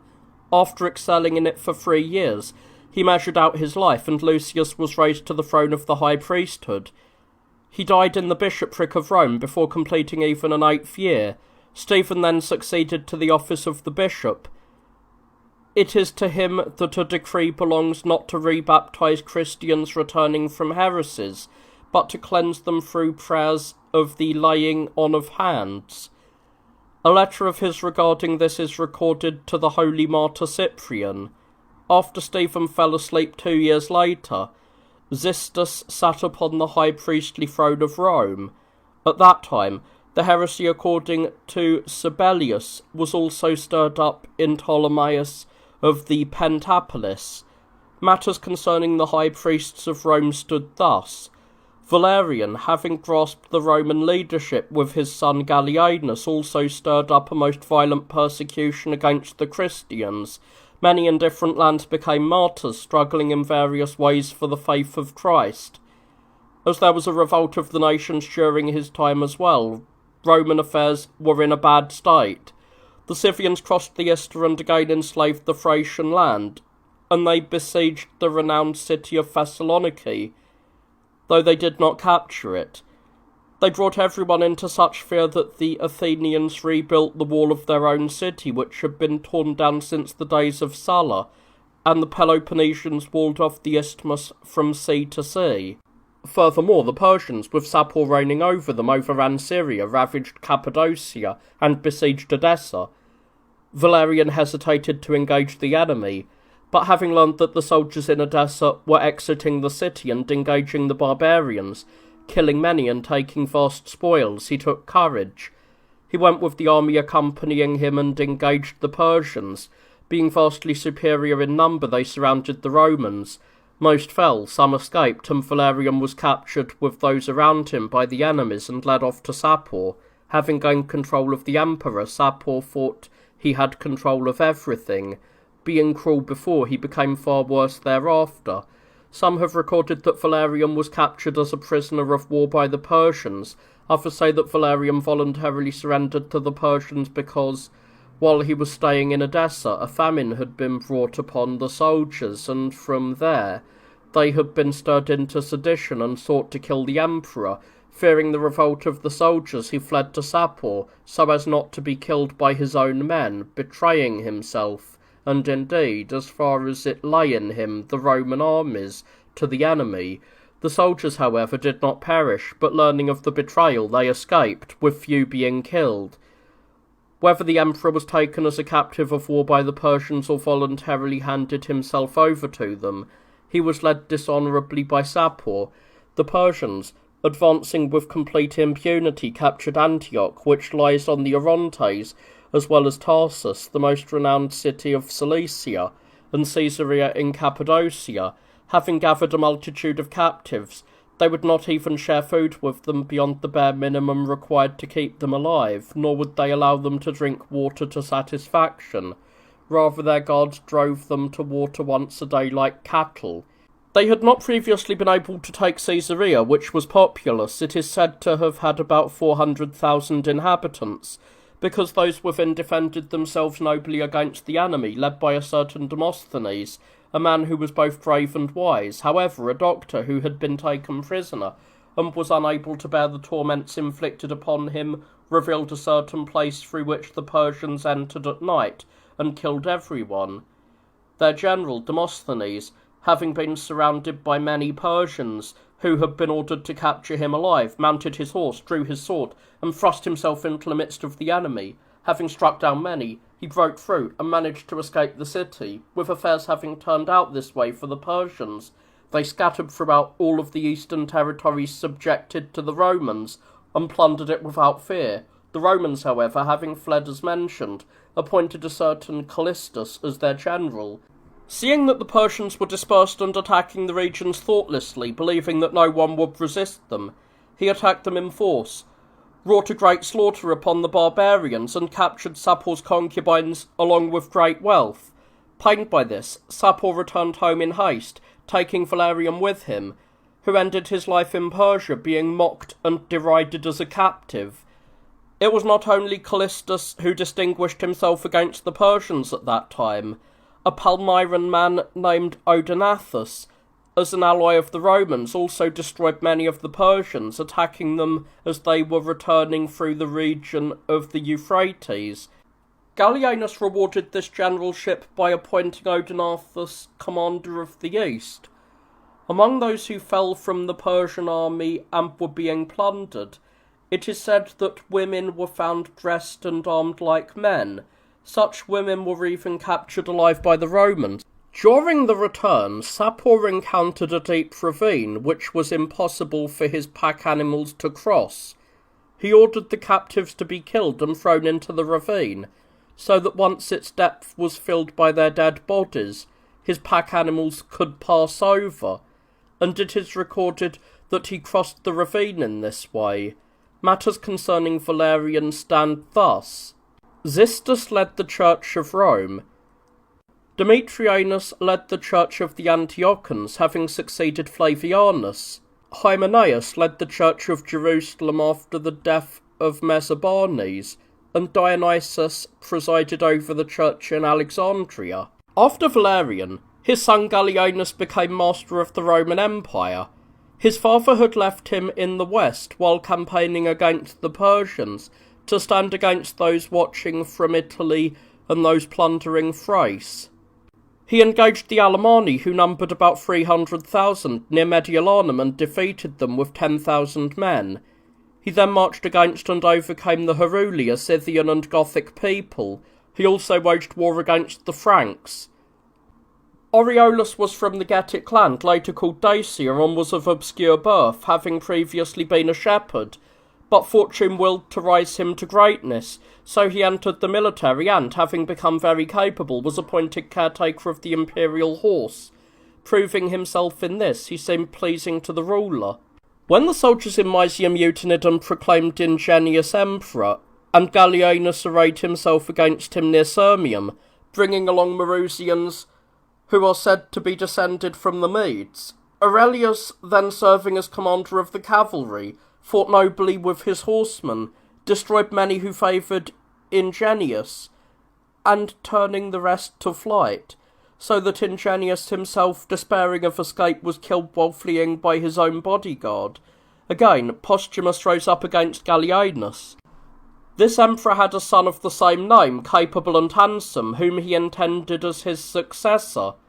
He had left him in the city of Agrippina to assist the Gauls, who were being plundered by the Scythians. Because of his son's youth, he had assigned a certain Albinus to watch over him. Posthumus, left to guard the Rhine River to prevent the barbarians living on the other side from crossing into Roman territory, attacked some who had secretly crossed the river and were carrying off much loot. As they were returning, he killed many, took back all the loot, and immediately distributed it to the soldiers. When Albinus learned of this, he sent to demand the loot to be brought to him and the young Gallienus. Posthumus, however, gathered the soldiers and demanded the loot back from them, manoeuvring to incite them to revolt, which is exactly what happened. With them, he attacked the city of Agrippina, and the people of the city surrendered both the emperor's son and Albinus to him, whom he then killed. Learning of this, Gallienus marched against Posthumus. Engaging him, he was at first defeated, but then prevailed, forcing Posthumus to flee. Aurelius was sent to pursue him, but though he could have caught him, he did not wish to pursue for long. Returning, he said he had been unable to catch him. Having escaped in this way, Posthumus raised an army again. Gallienus marched against him once more and, having shut the usurper inside a city in Gaul, besieged him. During the siege, the emperor was struck in the back by a missile and, falling ill from this, he broke off the siege. Another war was stirred up against Gallienus by Macrinus, who, having two sons, Macrinus and Quietus, attempted an usurpation. He himself, because one of his legs was crippled, did not don the imperial robes, but clothed his sons in them. Those in Asia gladly received him, but after lingering a short while against the Persians, he prepared to march against Gallienus. He left Ballista, whom he had appointed commander of the cavalry, to oppose the Persians, and left his son Quietus with him. The emperor then set Aureliolus, along with other generals, against Macrinus and his son Macrinus. Engaging them, they surrounded them and killed some, for they spared them as kinsmen, hoping they would defect to the emperor, but they would not yield.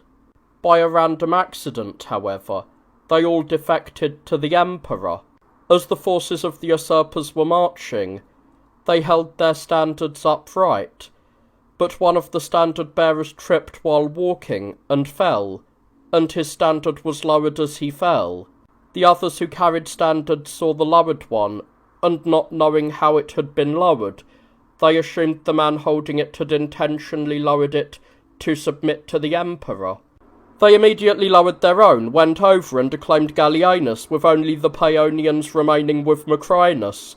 When they too wished to change sides, Macrinus and his son begged them not to surrender them, but to kill him first and then go over to the emperor. The Paeonians did this, and then surrendered themselves. Quietus, the younger son of Macrinus, was in the east with Ballista, having brought almost the entire region under his control. Gallienus sent Odenathus, the leader of the Palmyrans, against them. When the news of the defeat of the Macrini in Paeonia reached Quietus and Ballista, many of the cities under them defected. They were residing in Emesa. Odenathus arrived there, engaged them in battle, and won. He killed Ballista himself, while the people of the city killed Quietus. In reward for his noble conduct, the emperor appointed Odenathus general of the entire East. This Odenathus, having become great, remained loyal to the Romans and distinguished himself in many wars against various nations, and even against the Persians themselves. In the end, however, he was killed by his own nephew. When he was hunting with his uncle, a wild beast leapt out, and the nephew struck it and killed it first. Odenathus was indignant and threatened his nephew. The nephew did not stop, but did the same thing a second and third time. Enraged, Odenathus took away his horse, which is considered a great insult among the barbarians. Distressed, the young man threatened his uncle, and Odenathus had him imprisoned for this. Later, the eldest of Odenathus's sons asked for his cousin to be released from his bonds. Upon his release, the nephew came upon Odenathus while he was feasting and, using a sword, killed both him and his son, through whom he had been released. He himself was then killed by others who attacked him. Another insurrection against Gallienus occurred, organised by Aurelius, who was commander of the entire cavalry and had great power. He seized the city of Mediolanum and prepared to engage the emperor. Gallienus came with an army, arrayed himself against the usurper, and destroyed many of his men. Aurelius was wounded and shut up within Mediolanum, where he was besieged by the emperor. During this siege, as Gallienus was making sorties against the enemy, the empress, who was with him, was once in danger. For when the emperor sallied forth with the majority of his soldiers, very few were left guarding the encampment. Seeing this, the enemy approached the emperor's tent, intending to seize the empress. One of the neglected soldiers, who was sitting before the tent and stitching a shoe he had taken off his foot, saw the enemy approaching. He snatched up a shield and a dagger and rushed at them furiously. After striking one and then a second, he drove back the rest, who were disheartened by his charge. Thus, with more soldiers rushing up, the emperor's wife was saved. While the emperor was still besieging Mediolanum, Aurelian arrived with his horsemen. The high-ranking officers plotted with him to kill Gallienus, though they postponed the scheme until Mediolanum should be captured. Learning that their conspiracy had been discovered, they hastened the attempt.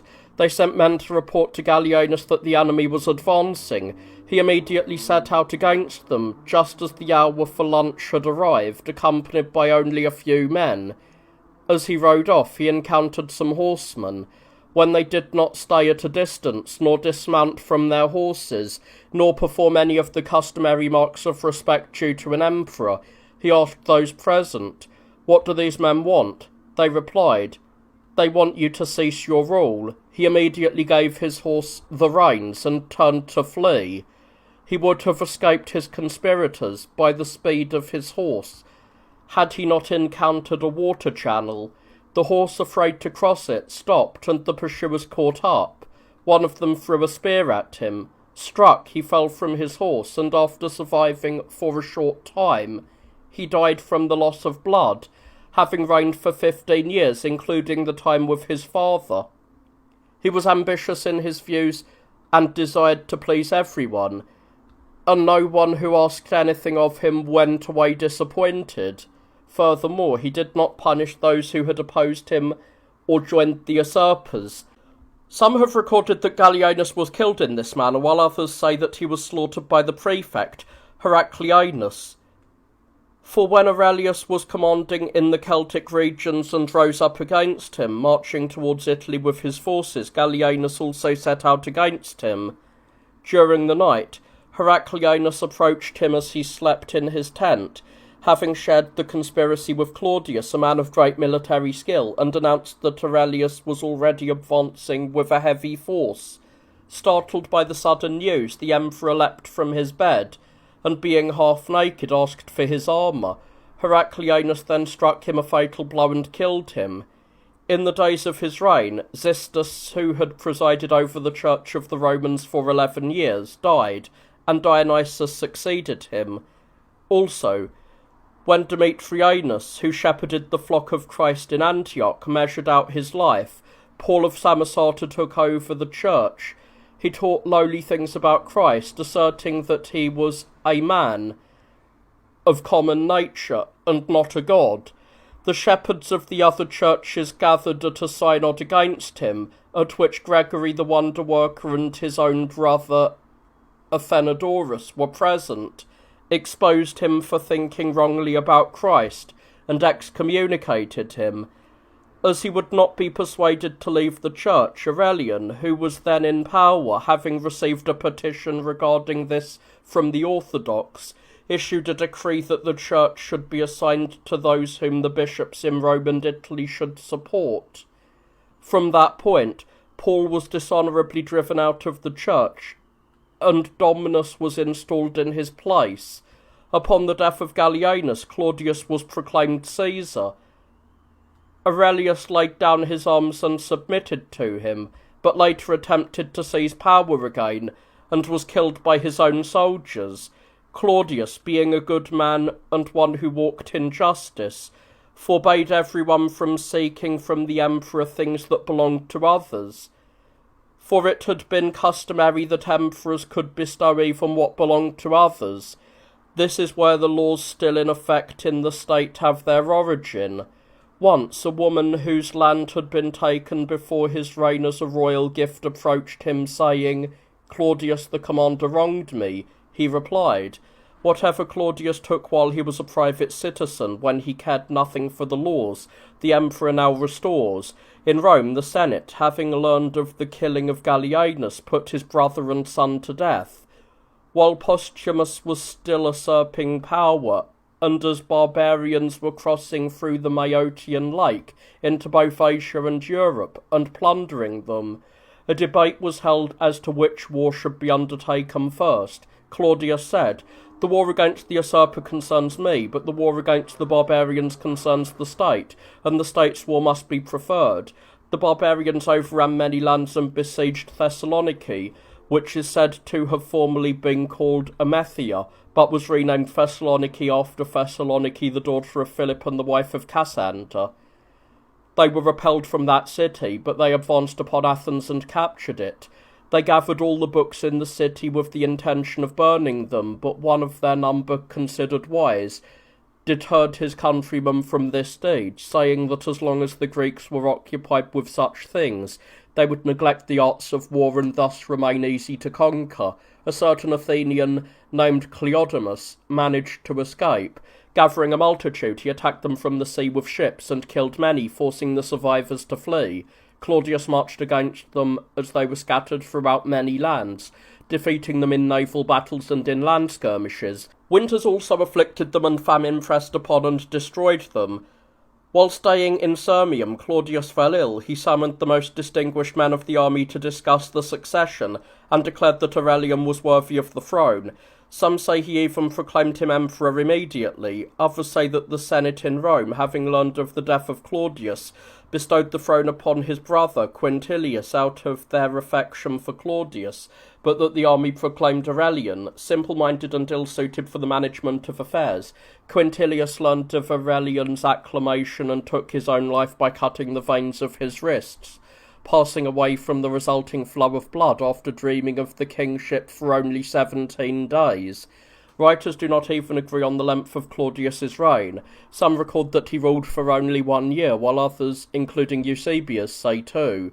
The grandson of this emperor Claudius was Constantius Chlorus, the father of the great Constantine. Upon ascending to the Roman leadership, Aurelian asked those in power how one ought to rule. One of them said to him, "If you want to rule well, you must fortify yourself with gold and iron. Use iron against those who cause trouble, and reward those who serve you with gold." He was the first, it is said, to experience the fruit of this advice, as he felt the edge of the iron not long after. The emperor at first behaved reasonably towards those who worshipped Christ, but as his time in sole power progressed, he changed.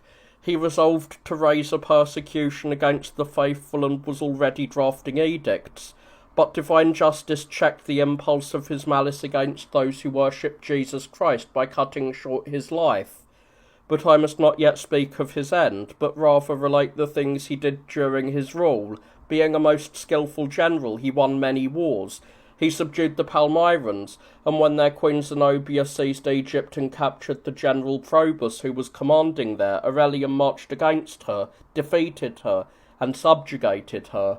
Some say she was taken to Rome and married to one of the most prominent men, while others say she died on the way, grieving over the change of her fortune. It is said that Aurelian took one of her daughters as his wife and married the others to notable Romans. He also rescued the Gauls, who had been held for many years by certain usurpers, and restored them to the Roman Empire. After installing governors there, he returned to Rome and celebrated a triumph on a chariot drawn by 4 elephants. He also defeated the Gauls when they rose up at that time. When he set out on a campaign against the Scythians, he was killed near Heraclea in Thrace. A man named Eros, who was a messenger of reports from outside, and, as some record, an eavesdropper who reported to the emperor what people were saying about him, conspired against him after Aurelian became angry with him. He forged the emperor's handwriting and composed a document containing the names of several powerful men, ordering that they be led to their deaths. When he showed this to them, he provoked these men to murder the emperor. Fearing for their own lives, they attacked Aurelian and killed him, having finished 6 years of reign, less a few months. He was succeeded by Tacitus, an elderly man. He is recorded as being 75 years old when he was first chosen for the monarchy.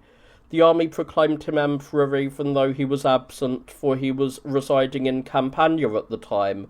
Upon receiving the decree there, he rode into Rome in the garb of a private citizen, and with the consent of the Senate and the people he donned the imperial robes. Scythians crossed the Maeotian Lake and the Phasis River, attacking Pontus, Cappadocia, Galatia, and Cilicia. Tacitus, joined by the prefect Florenius, engaged them and killed many, while the rest sought safety in flight. Tacitus appointed a kinsman of his, Maximinus, as governor of Syria, but he misused his authority and was killed by his soldiers. The men who killed him, fearing that the emperor would not overlook their crime unpunished, pursued and killed him as well, before he had completed even 7 months of his reign, though some say he reigned for less than 2 full years. When he was slaughtered, 2 emperors were proclaimed at the same time, Probus in the east by the soldiers, and Florianus in Rome by the Senate. Both ruled, Probus in Egypt, Syria, Phoenicia, and Palestine, and Florianus ruled Cilicia to Italy and the western regions.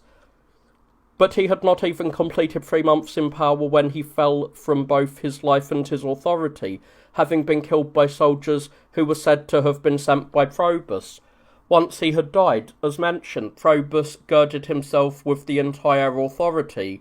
He is recorded as being a most reputable man who raised trophies over many nations. He also gathered the soldiers who had killed Aurelian and Tacitus, severely rebuked them and put them to death. When Saturninus the Maresian attempted an usurpation, though he was very dear to him, Probus punished the man who reported it, doubting the news. Eventually, Saturninus was killed by the soldiers. Another man in Britain plotted a rebellion, which he attempted to carry out during his reign.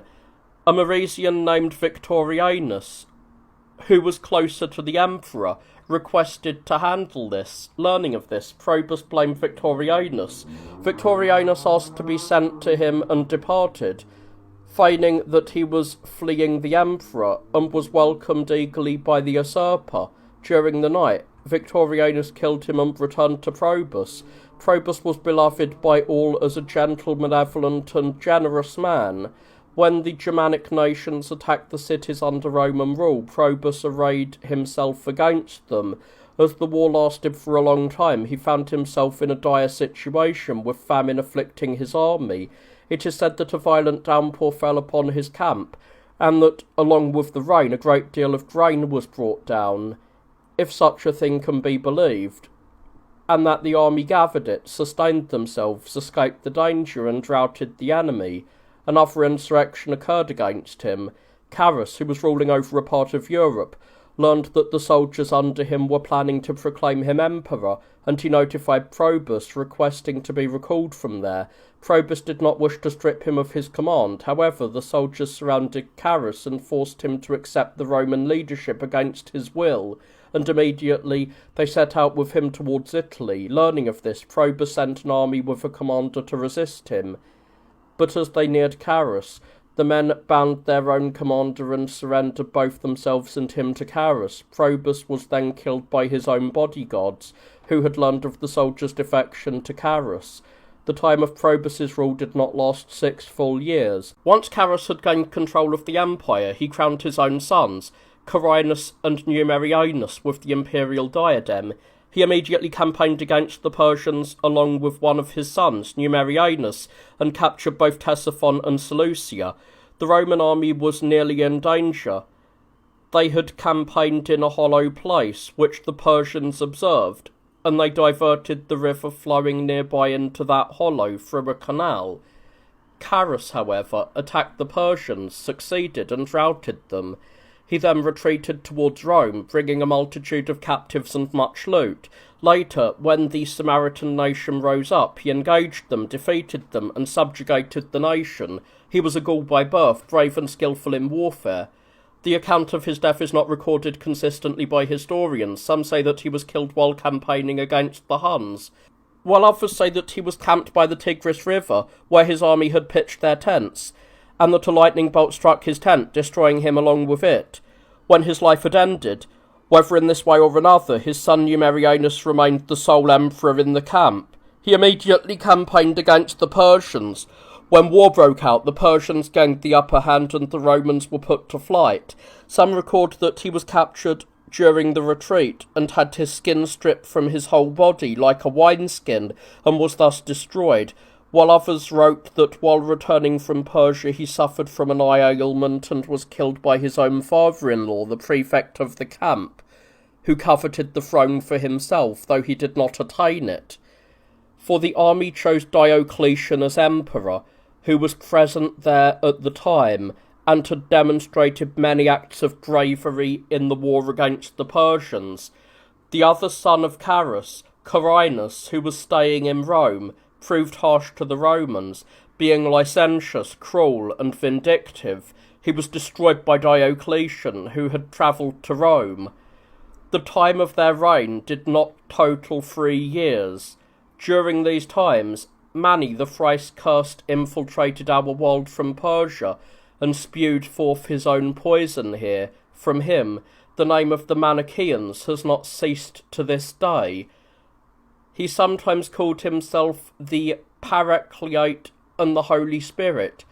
in which the spirit of wickedness was clearly established, and at other times he called himself Christ, he who had been anointed by demons for their service, and he brought along 12 disciples, companions and heralds of his nonsense, which he had gathered from many godless dogmas and heresies that had already been extinguished.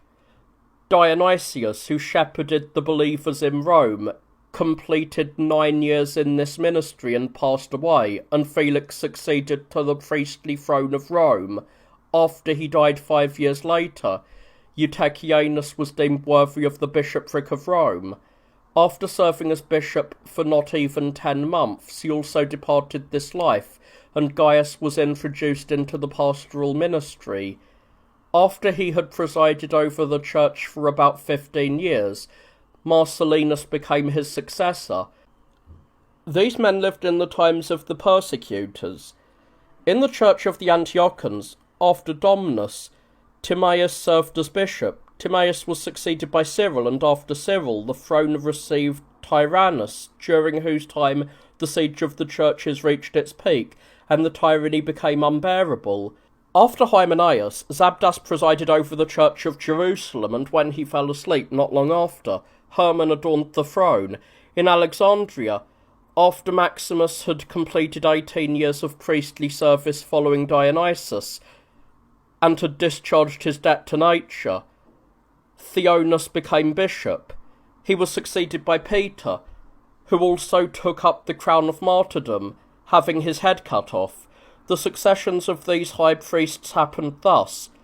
Diocletian, who obtained the leadership, was a Dalmatian by race and of obscure parents, though some say he was a freedman of the senator Annulinus, and from being a common soldier he became Duke of Mysia. Others say he became a count of the domestics. Some consider the domestics to be the cavalry. While speaking with the soldiers, he swore that he had no part in the murder of Numerianus, and while saying this, he turned towards Aper, the prefect of the army, and said, "This is his murderer," and immediately killed him with the sword he had in his hand. Upon arriving in Rome, he claimed the affairs of state, and took hold of its administration. Looking toward the burden of the empire, he took on a partner for it in the 4th year of his reign, or according to others, in the 2nd. Maximian Heraclius, having considered that he alone was not sufficient for the administration of such a great authority, the two of them, having come to an agreement, raised a persecution against the Christians that was more violent and savage than all those that had occurred before, for they were eager, or rather completely maddened, to erase the saving name of our God, Jesus Christ, from every land. At that time, so many acted manfully in every city and country for the confession of Christ, that it was not easy to count them, for they considered this task more important than all others. When the Egyptian cities of Busiris and Coptos, located near Thebes, inclined towards rebellion, Diocletian campaigned against them, captured them, and razed them to the ground. Then Alexandria and Egypt again lifted their hand against the Romans, with a certain Archelaus leading the Egyptians into this. But when the Romans arrived with Diocletian, they did not hold out for long, and many of the causes of the sedition were killed, including Archelaus himself. Diocletian and Maximian appointed their own sons-in-law as Caesars. Diocletian appointed Galerius Maximian, having joined his own daughter Valeria to him, and Heraclius Maximian appointed Constantius, who was nicknamed Chlorus due to his pallor, the grandson of Claudius, who had reigned a short time before, as I have already mentioned, having betrothed his own daughter Theodora to him. Both of these Caesars had wives, but due to the marriage ties with the emperors, they put them away and lived with the emperor's daughters. When a certain Amanda started a rebellion in the Gauls, Maximian went there and suppressed the revolt. Carausius, who held Britain for 3 years, was killed by the prefect Asclepiodotus, and when 5 men of the Quinquegetiani held Africa, Heraclius defeated them. Caesar Constantius, while fighting the Alemanni in Gaul, was both defeated and victorious on the same day. Initially, the Alemanni launched a fierce and sudden assault upon his army, causing all his men to flee. Constantius himself, fleeing with them, was nearly captured. Returning to the city, he found the gates closed. The pursuing enemy were already close enough to seize him, and he would have been led away in chains had ropes not been lowered from the wall above, by which he was pulled up. Having been saved in this way and safely inside the city, he immediately gathered his army, roused them to valour with encouraging words, and inspired them with such confidence that they marched out at once. Engaging the enemy, he won such a resounding victory that about 60,000 of them fell. When Narses, the king of the Persians, he is recorded as the 7th king of Persia since Artaxerxes, whom our history previously mentioned as the one who renewed the kingdom of the Persians. For after Artaxerxes or after Zonaras, who had 2 names, Sapor ruled, then Hormisdas, then Varanes, and after him Vararakes, then another Varanes, and finally Narses.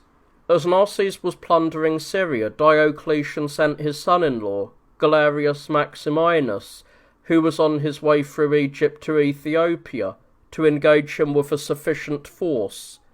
Galerius met the Persians, was defeated, and fled. Diocletian then sent him back with a larger army. Engaging them again, he won such a victory that he redeemed his former defeat. He killed the majority of the Persians, pursued the wounded Narses into the heart of Persia, and took his wives, children, and sisters captive. He also seized all the wealth Narses had brought on the campaign, along with many of the Persian nobility. After recovering from his wound, Narses sent an embassy to Diocletian and Galerius, requesting the return of his wives and children, and asking to establish a peace treaty. His request was granted, and he ceded to the Romans whatever they demanded. Diocletian and Maximian succeeded in many other wars, whether through themselves, their Caesars, or their generals, and they expanded the borders of the empire. Exalted by these achievements and grown arrogant, Diocletian no longer tolerated being addressed by the Senate as he had been before, but decreed that he be prostrated before. He adorned his clothing and footwear with gold, gems, and pearls, and added greater luxury to the imperial insignia. For previous emperors had been honoured as consuls, and had only a purple cloak as the insignia of their reign. When the persecution intensified and countless men and women died for their confession in Christ, yet the number of believers continued to grow, these tyrants became maddened. Around the 19th year of Diocletian's reign, they sent out decrees everywhere commanding that both the churches of the Christians be demolished and razed, their books be burned, and their priests and teachers be ruthlessly destroyed. They also decreed that any others who held offices or served in the military be dishonourably stripped of their rank and position, and that those who were common citizens be reduced to slavery. When Diocletian had completed his 20th year in power, both emperors by mutual agreement laid down their rule. Publicly they claimed they were divesting themselves of the burden of affairs. However, they revealed their secret heart to those close to them, admitting in their despair that they were relinquishing power because they had been unable to overcome the Christians or extinguish the Christ-bearing proclamation, and thus no longer chose to enjoy the empire. Laying down their power on the same day by prearrangement, Diocletian in Nicomedia and Maximian in Mediolanum, they retired to private life. Diocletian lived in Salona, a city in Dalmatia, which was his birthplace, and Heraclius lived in Lucania. Prior to their abdication, they returned to Rome and held a triumph for their victory over the Persians, in which they paraded the wives, children, and kin of Narses, along with leaders of other nations and all the wealth they had plundered from the Persians. But here it is well to explain from where the name triumph is derived. They say it is called this from thyra, which are fig leaves. For before masks were invented for actors, they covered their faces with fig leaves and made mockeries through iambics, and soldiers in victory processions would place fig leaves over their own faces to mock those who were conducting the processions. From this, it is believed, victory processions were named triumphs. Others say that triumph was so named because those who filled the procession were composed of three orders, the Senate, the people, and the soldiers, and because the three orders walked together, it was called a triambon, with tri being substituted for t for the sake of better euphony. After this victory procession, they withdrew from authority and raised the Caesars to the status of Augustuses, dividing the empire among them. They assigned the eastern portion, along with Illyricum, to Galerius Maximinus, and allotted the western regions, along with Africa, to Constantius Chlorus. After these things had occurred, the soldiers, who were called the Praetorians, proclaimed Maxentius, the son of Maximian Heraclius, emperor in Rome. Of these three, Constantius, ruling in Britain, the Cottian Alps, and Gaul, behaved very reasonably towards those who worshipped Christ, and indeed towards all under his rule, and he proved to be contemptuous of wealth. Maximianus, ruling in the east, raised a most heavy persecution against the Christians, and behaved very cruelly towards the rest of his subjects, being exceedingly obsessed with women and most adulterous. He would not only take common whores he heard of and commit adultery with them, but he would also forcibly tear the wives of prominent men from their husbands, insult them, and then send them back to their own spouses. He was so devoted to divination that he would not do the smallest thing without them. He decreed the utter destruction of the pious and ordered their property to be confiscated, attaching no other charge to the innocent than their knowledge of God and their faith in Christ. Maxentius in Rome proved to be no more moderate a tyrant to his subjects. Rather, he managed the affairs of the empire on a par with Maximianus, raging against the Christians under his hand, subjecting them to every kind of affliction, and acting most bitterly towards all who were under him. He carried out the slaughter of many prominent men without any just trial, dared daily to commit the adultery of noble women, and the defilement of virgins, insulting them most shamelessly, imposed unjust seizures of property upon the wealthy, and oppressed his subjects with new and heavy exactions. He was enamoured with an unbridled passion for a certain woman in Rome, who was very noble and moreover chaste, and married to one of the most prominent men of the city. He sent those who served him in such matters to bring the woman to him. When she learned that the procurers had arrived at her house, understood the reason for their visit, and perceived that there was no way to avoid going to the tyrant, for her husband, cowering in fear of death, permitted them to take and lead his wife away, and there was no other help for her. She asked them to grant her a short time so she could adorn herself before going with them. The woman was a worshipper of Christ and initiated into the divine mystery. She entered her bedchamber and, being left alone, took her own life in order to remain unviolated and not surrender her chastity, choosing voluntary death and leaving her dead body to the procurers and the defiled lover. They ruled in this manner, and Diocletian and Maximian died while living as private citizens. Writers disagree about their deaths. Eusebius, in the 8th book of his Ecclesiastical History, says that Diocletian suffered from a mental collapse and, having wasted away from a chronic disease, violently breathed out his wretched soul, while Maximian Heraclius took his own life by hanging. Others do not record that they died in this way, but rather that they were caught planning to seize power again after repenting their abdication, and were executed by a decree of the Senate.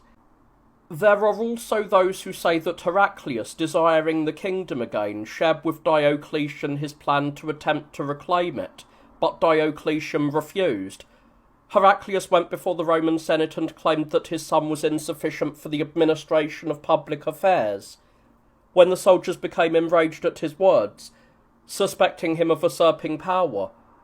Heraclius, fearing the danger, said that he had not intended it as a serious proposal, but was merely testing the disposition of the troops towards his son. Thus he quelled the soldiers' uproar. He then went to the Gauls to see the great Constantine, who was his son-in-law, having married his daughter Fausta, and plotted against him as well, attempting to seize his kingdom. Being discovered there too, and repelled from his undertaking, he hanged himself. But they finished their lives in one of the ways mentioned. Constantius, having completed 11 years in power from the time he was proclaimed Caesar, and having ruled gently and graciously, ended his life while residing in Britain. He left behind great mourning among his subjects due to his goodness, having previously established the elder of his own sons, the great Constantine, as his successor to the throne, the son he had borne from his first wife. From his second wife, Theodora, the daughter of Heraclius, he had other sons, Constantine, Constantius, and Annibalianus. The great Constantine was preferred over these because the others were judged by their father to be unfit for the kingship. The whole matter was ordained by God for the sake of the divine proclamation, or rather for the sake of all those subject to the Roman Empire, so that through him the tyrannies might be abolished. It is said that when Constantius was ill and despondent due to the failure regarding his other children, an angel appeared to him, commanding him to leave the authority to Constantine. The father of this Constantine, while he was still a youth, gave him to Galerius as a hostage, so that while serving in that capacity he might also be trained in the discipline of the art of war. Galerius, seeing that he was dexterous and envying him, plotted against him. First, while fighting the Sarmatians, he ordered him to attack their chieftain, who was recognisable by his full armour. Constantine advanced, seized the man alive, and brought him to Galerius.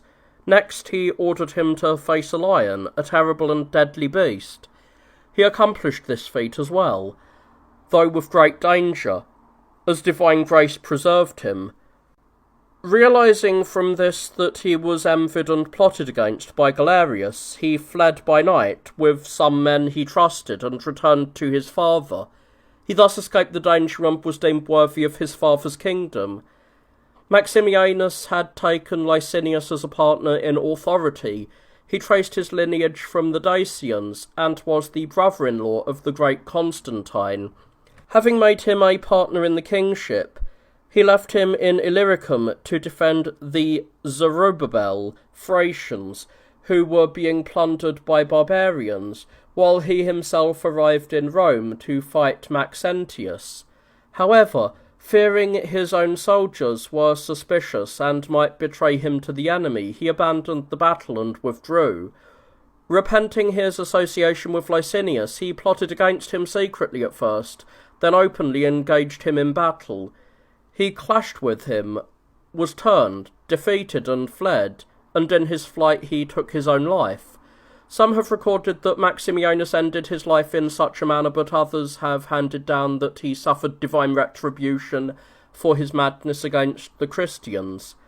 An ulcer struck his groin and genitals, cruelly feeding upon the instruments of his intemperance. From the rot of these parts worms swarmed, and the affliction was incurable. He cruelly slaughtered the physicians who refused to attempt the operation, and those who tried but could not heal him were most brutally killed because they failed in the impossible. Late in his illness, the tyrant suspected that he was paying the penalty for the unjust slaughter of those who worshipped Christ, and he issued decrees everywhere ordering that the persecution of Christians be ceased, that they be allowed to live and practice their religion as they wished, and that they should pray for him. Regarding this there are two accounts. One say that he recovered from the affliction against all hope, only to raise the persecution again, remaining incorrigible until he drank the dregs of the cup of the Lord's hand.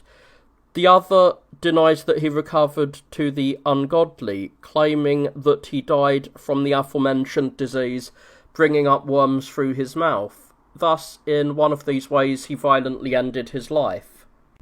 In this way, as has been said, Constantine the Great became the successor to his father's kingdom, a man celebrated among emperors and most distinguished among the Orthodox. He was born to his father by the Blessed Helena, though regarding her, historians disagree, and there is no consensus among them. Some claim she was lawfully wedded to Constantius, but was dismissed when Maximian Heraclius, as mentioned previously, betrothed his own daughter Theodora to him, and declared him Caesar. Others have recorded that she was not a lawful wife of Constantius, but rather the result of romantic desire, and that it was from that union that this Constantine was conceived. Having succeeded to his father's kingdom, he ruled over Britain, the Alps, and the Gauls, while still adhering to the religion of the Greeks and opposing the Christians, being spurred on by his wife Fausta towards a zeal for honouring idols. Fausta was the daughter of Maximian, for he and his father were living with two sisters. There were three emperors, Constantine himself, Licinius, and Maxentius, who held power in Rome and Italy. This Maxentius acted not as an emperor but as a blatant tyrant, inflicting many terrible and absurd deeds upon those living under his tyranny, as I have already recounted. Unable to bear this, the people in Rome sent word to Constantine, begging him to deliver them from the tyranny of Maxentius. Consequently, he set out to depose him, marched his army, and advanced towards Rome. For a long time, Maxentius remained inside the walls, refusing to meet those besieging him, to the point that jokes were even made about him by some. Finally, he drew up for battle, having resorted to sorcery, consulting oracles through the dissection of infants, and performing other illicit acts that instilled fear in Constantine. As Constantine was anxious because of these things, at midday a cross-shaped sign appeared to him in the sky through the stars, and an inscription around the cross, formed by the stars themselves in Roman letters, declared, "By this sign conquer." Immediately he fashioned a cross of gold, according to the sign that had appeared to him, commanded that it be carried before his army, engaged with the forces of Maxentius, and prevailed, causing most of those serving under Maxentius to be slain and the rest to turn in flight. While fleeing along with them, Maxentius reached the bridge over the Tiber called the Milvian Bridge, slipped with his horse into the river, and perished. Thus he was destroyed, and the Romans, freed from his tyranny, threw open the gates of Rome, welcomed Constantine brilliantly, praised and honoured him as the liberator of the city, and voted by common consent to erect a statue of him in the Roman Forum. He directed that the statue be sculpted with the sign of the cross placed in its hand, and he issued a decree that those who worshipped Christ as God should not be punished for their religion. With Italy and Rome itself added to his empire, he and Licinius, his brother-in-law, were left as emperors, for Licinius had killed both the son and daughter of Maximinus, and from then on, each of them viewed the other with suspicion, for each believed that with the other gone, he alone would be the sole ruler, with no one left to contest his power. Some say that Licinius became master of Galerius's portion after being taken on as a partner by him, as has been said. Others say that after Constantine's sister was married to him, the soldiers, wishing to please Constantine, proclaimed him Caesar, and that he was sent by him to fight against Maximinus, and having defeated and routed him, he ceded the kingdom to him, having ordered him not to harass the Christians. He did not keep these commands, however, but raged against the Christians no less, if not more, than those before him, for he surpassed every excess of cruelty. This, among other reasons, became a cause for the discord between them. Constantine, therefore, marched his army against Licinius, and, after engaging him many times, finally defeated him. He then made peace with him for the sake of his sister, and did not strip him of his authority, but ceded it back to him on certain conditions. But the faithless man did not keep the agreement. Hence Constantine fought him again, and after defeating him took Byzantium and Chrysopolis.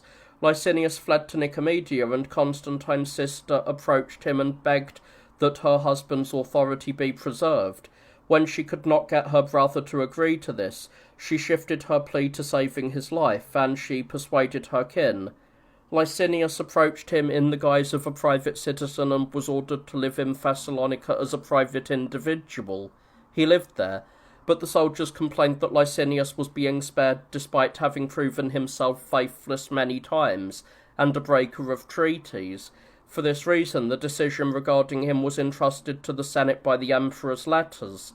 Some have recorded that the Senate yielded to the soldiers to do what they thought best regarding Licinius, and that they killed him in Thessalonica or somewhere nearby as he was going towards Ceres.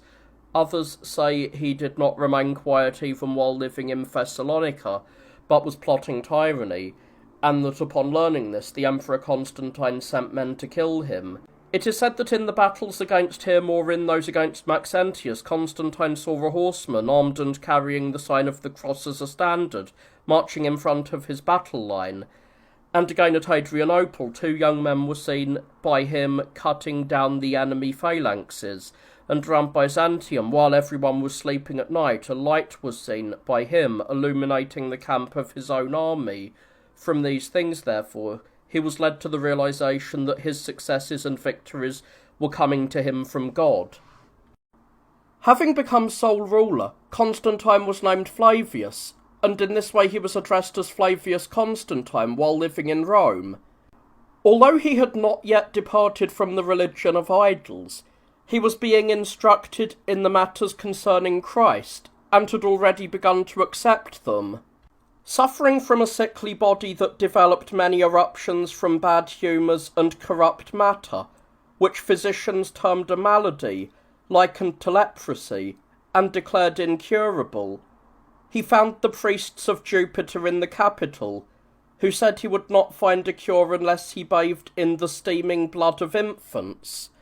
Immediately, infants were gathered from all the territory under his rule, and a day was set for their slaughter. The emperor then went to the capital to bathe in the blood of the children. As he passed by, the mothers let out mournful cries and wailed. Hearing this, he asked, "What is the cause of this lamentation?" Upon learning that the mothers were mourning for their infants, as if waking from a drunken stupor, he said, "The unholiness of the act is evident, yet the outcome is uncertain. Even if it were certain, it is better for me to suffer troubled by my disease, than to condemn so many infants to destruction, and pierce the souls of their mothers with the sword of grief." Having said this, he returned, ordered the infants to be returned to their mothers, and commanded that money be given to them so that they might have an equal or even double joy, both because they had received back their children, and because they had received money in addition. After he had done this, it seemed to him in the night that 2 men stood before him, saying they were Paul and Peter, the apostles of Christ. They said, "If you wish to obtain health of body and soul, summon the Bishop Sylvester. He will heal the malady of your flesh, and deem you worthy of immortal life." Upon this the emperor woke from his sleep and sent men to summon the bishop with reverence. When the holy Sylvester arrived, he said, "Tell me, bishop, are the gods called Peter and Paul worshipped among you?" He replied, "One God is known to us, but Peter and Paul are his servants and ministers." The emperor then recounted his dream to him, and from him he was initiated into our mystery and baptized. He emerged from the all-holy font entirely healthy, and immediately proclaimed freedom for Christians, opened the temples to them, and permitted new ones to be built. Conversely, he closed the shrines of the falsely named gods, and decreed that those who wished to approach the faith of Christ could do so without fear. For he said he did not wish to force anyone, but to welcome those who willingly attached themselves to Christ. In this way he came to the faith of Christ. The preaching of the gospel spread, and freedom of speech was granted to those who bear the name of Christ. Jews approached the emperor's mother, saying that the emperor had been deceived and had mingled a work hateful to God with a work beloved by God, calling the removal of idols a work beloved by God, and the faith in Christ a work hateful to God. for they claimed that only the one they worshipped was a true God, while those wretches called Jesus a human evildoer and a sorcerer. The mother reported this to the emperor, her son, and he decided that those Jews who made these claims should debate with the Roman bishop Sylvester and his companions in his presence and before the distinguished members of the Senate, so that he might learn what it was that the Jews were introducing. The debate took place, and the arguments of the Holy Sylvester appeared to be the more powerful. Because the Jews claimed that Sylvester was prevailing through the power of dialectics, they demanded a demonstration of signs. Indeed, one sorcerer among them, named Zamvres, requested that a bull be brought, saying that through it he would demonstrate the power of his own god. The bull was brought. Zamvres approached it, and whispered something into its ear. The animal let out a loud mournful bellow, spun around in tremors, and fell down dead. The Jew boasted at this, claiming that the beast could not endure the name of their god. But, said Sylvester, does the one who speaks these words into the ear of the animal not hear them himself? Why then does he not also die? And Zamvres replied, there is no need now for twisting words or persuasion, but for deeds, Bishop. If then, Sylvester said, I myself restore to life this bull that you have killed by calling upon Christ, would I not be seen to do something even greater, and demonstrate the great power of Christ? He agreed, and immediately swore an oath regarding the emperor's salvation, that if he saw the bull come back to life, he would confess Christ as God. Sylvester, gazing up into heaven and calling upon the Lord, stood near the bull, raised his voice and shouted, If Christ, whom I preach is the true God, arise, bull, and stand upon your feet. Immediately the bull moved and sprang up. Those present shouted, Great is the God of Sylvester. The Jews, struck with amazement at the miracle, fell at the feet of the saint and begged him to propitiate God for them, and deem them worthy of divine baptism. The emperor's celebrated mother, who was not yet initiated, also asked to be instructed and baptized. Having obtained her desire and come to know the true God, she desired to see the places which the beautiful feet of Christ, who brought the gospel of peace, had traversed. Taking the divine Sylvester with her, she arrived in Jerusalem, having venerated the tomb of the Lord and discovered the divine cross upon which our God was bodily nailed. She built sumptuous temples and returned to her son and emperor.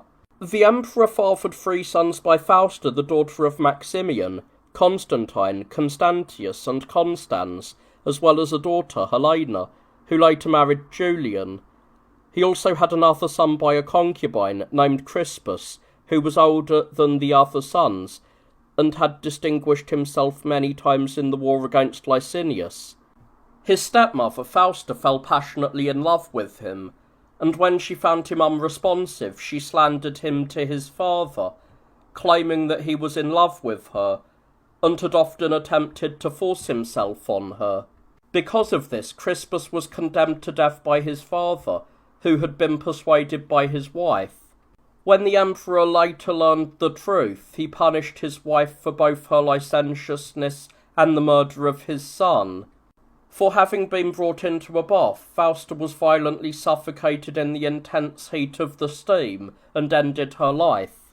When the Sarmatians and Goths moved against the subjects of the Romans and began plundering the Thracian region, Constantine the Great rose up against them. Having reached Thrace, he engaged the barbarians and set up a most brilliant trophy over them.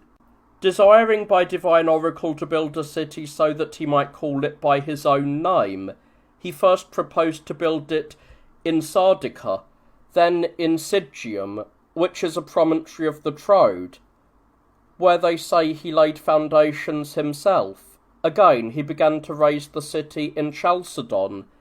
It is said that eagles flew down and snatched away the builders' ropes. They flew across the intervening strait and dropped them at Byzantium.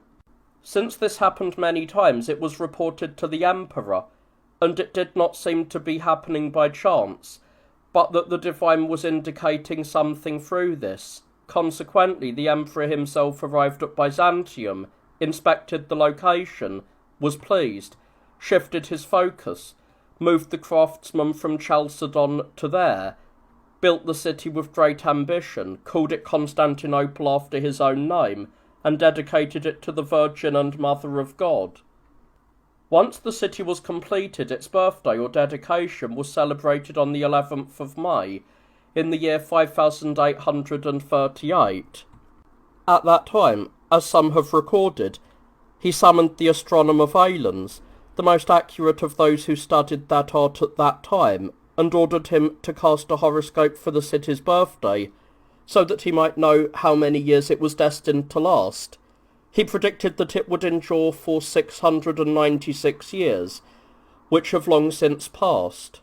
One must therefore assume that either Valens' prediction was false and his art flawed, or that he was referring to those years in which the customs of the state were observed, the establishment was honoured, its citizens flourished, and there was a lawful administration, that is, imperial rule rather than outright tyranny, where those in power considered public property as their own and used it for personal indulgences, some of which were not holy, and where they gave away public funds for whomever they wished, and did not behave like shepherds towards their subjects, shearing only the excess wool and sparing enough the milk, but rather like robbers, slaughtering the sheep themselves, devouring their flesh, and even sucking out their marrow. The city was thus rebuilt by that pious emperor on the site of the ancient Byzantium. Byzantium had previously been a city of no small significance, thriving with a multitude of citizens, wealth, the bravery of its men, and the strength of its walls.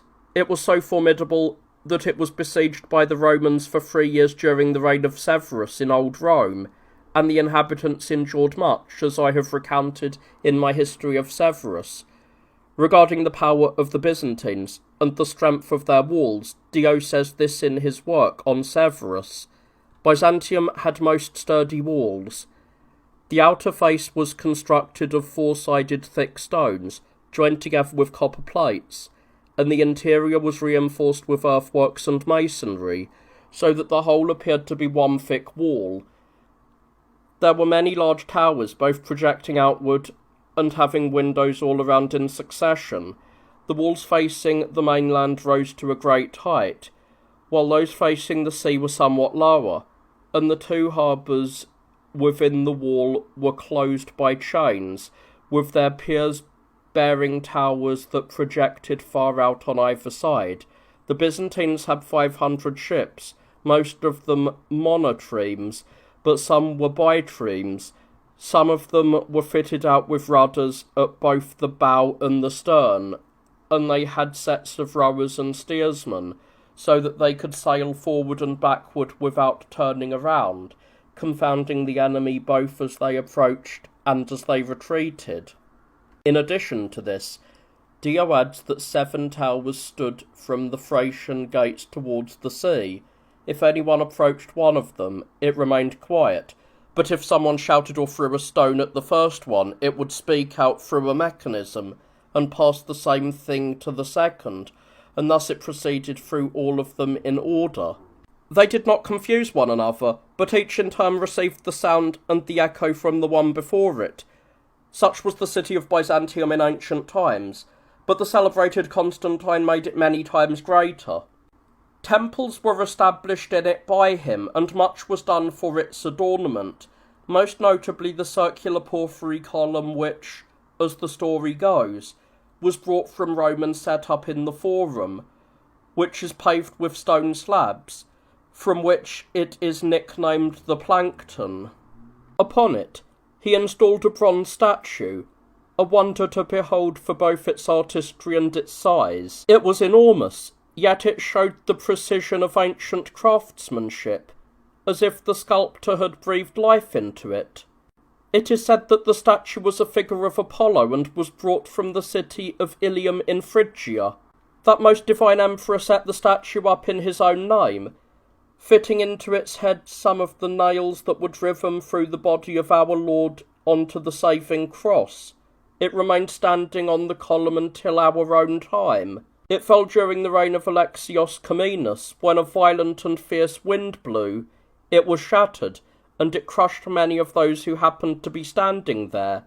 He also brought the Palladium from Troy, and set it up in the Plankton Forum. As has been said, the great Constantine adorned the city with many things. Byzantium had previously been a bishopric subject to Heraclea in Thrace, having been subordinate to the Perinthians by Severus after its capture, as I have recounted in my history of Severus.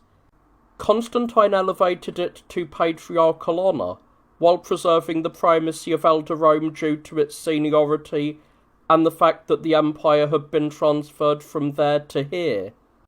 At that time, the Bishop of Byzantium was the Most Holy Metrophanes, the son of Domitius, the brother of the Emperor Probus. This Domitius had converted from unbelief to faith and, because of this, had left Rome, arrived in Byzantium, and was raised to the episcopal see. After him, his other son, Probus, was installed on this high priestly throne, and he was succeeded by his brother, Metrophanes.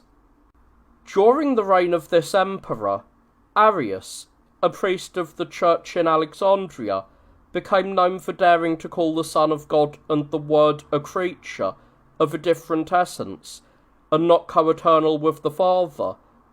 Yet he was not the originator of this heresy, for Origen was the first, among many other corrupted opinions, to introduce the idea that the only begotten Son of God was a created being, alien to the Father's essence, and unable to see the Father.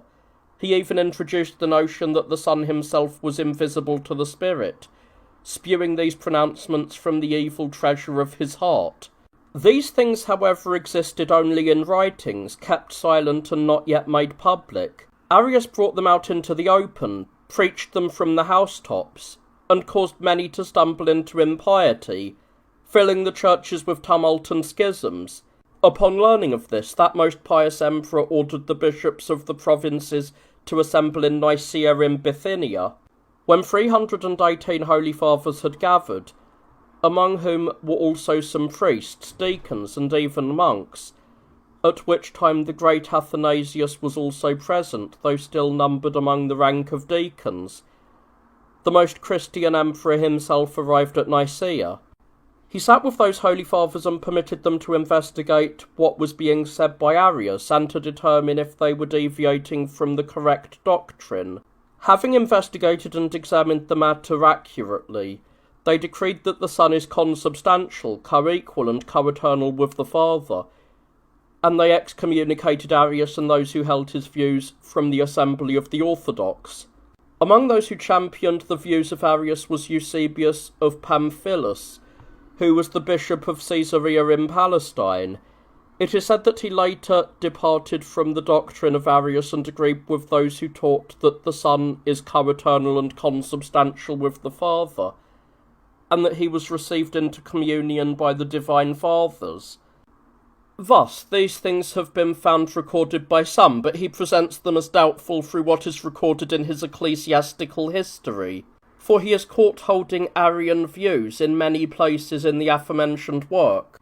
For instance, at the beginning of the book, he introduces David saying, "He spoke, and they were made. He commanded, and they were created." And he says that the Father and Creator is to be considered the supreme ruler who commands with a royal nod, while his secondary divine word serves the commands of the Father. After a while, he says that he is, as it were, the power and wisdom of the Father, entrusted with the secondary position of the kingship and authority over all. A little further on he states that there is a certain pre-cosmic essence, living and subsisting, which served the Father and God of all in the creation of created things, and he quotes Solomon speaking in the person of the wisdom of God, "The Lord created me as the beginning of his ways," and so on.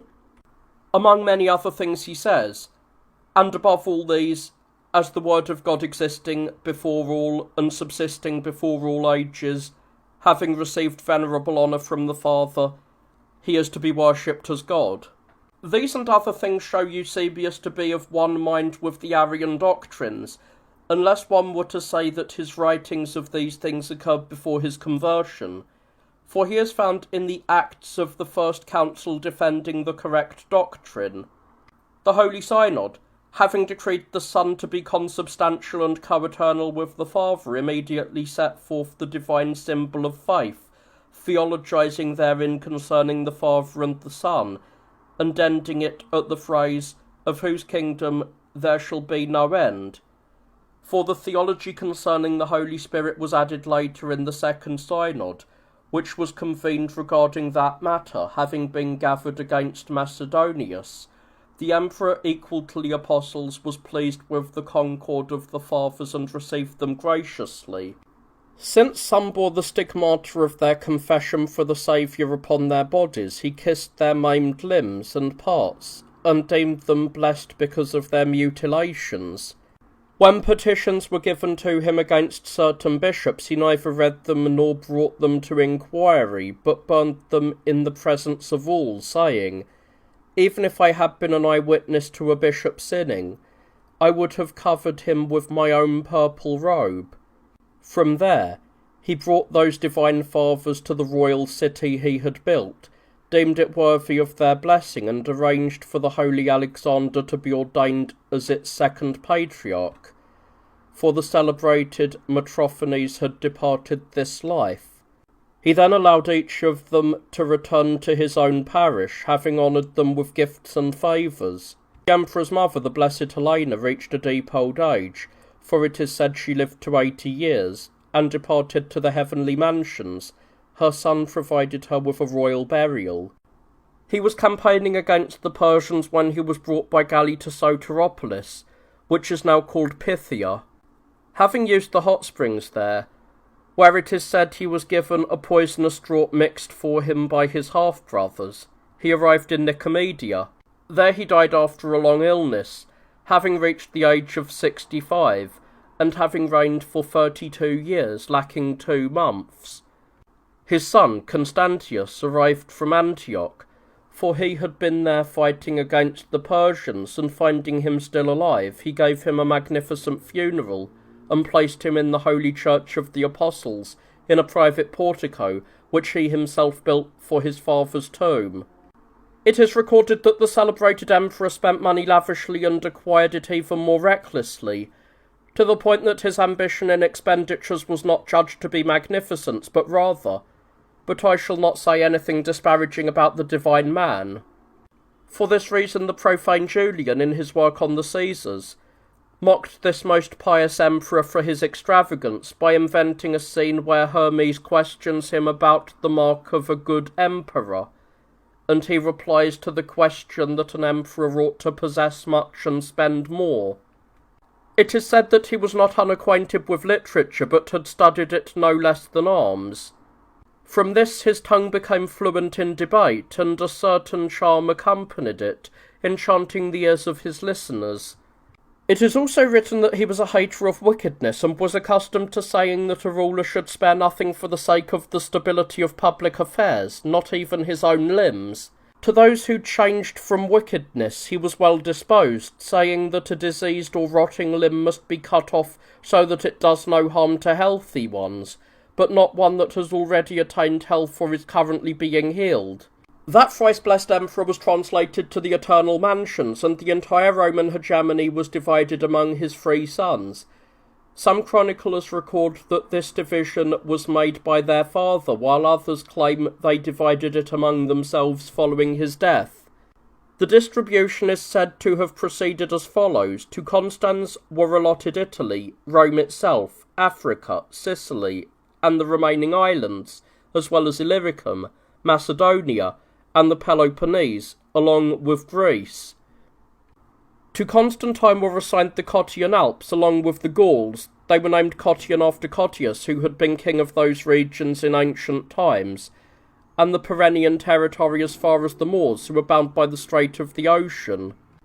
To Constantius fell the lot of the regions in the east subject to the Romans, and in addition to these, Thrace, along with his father's city.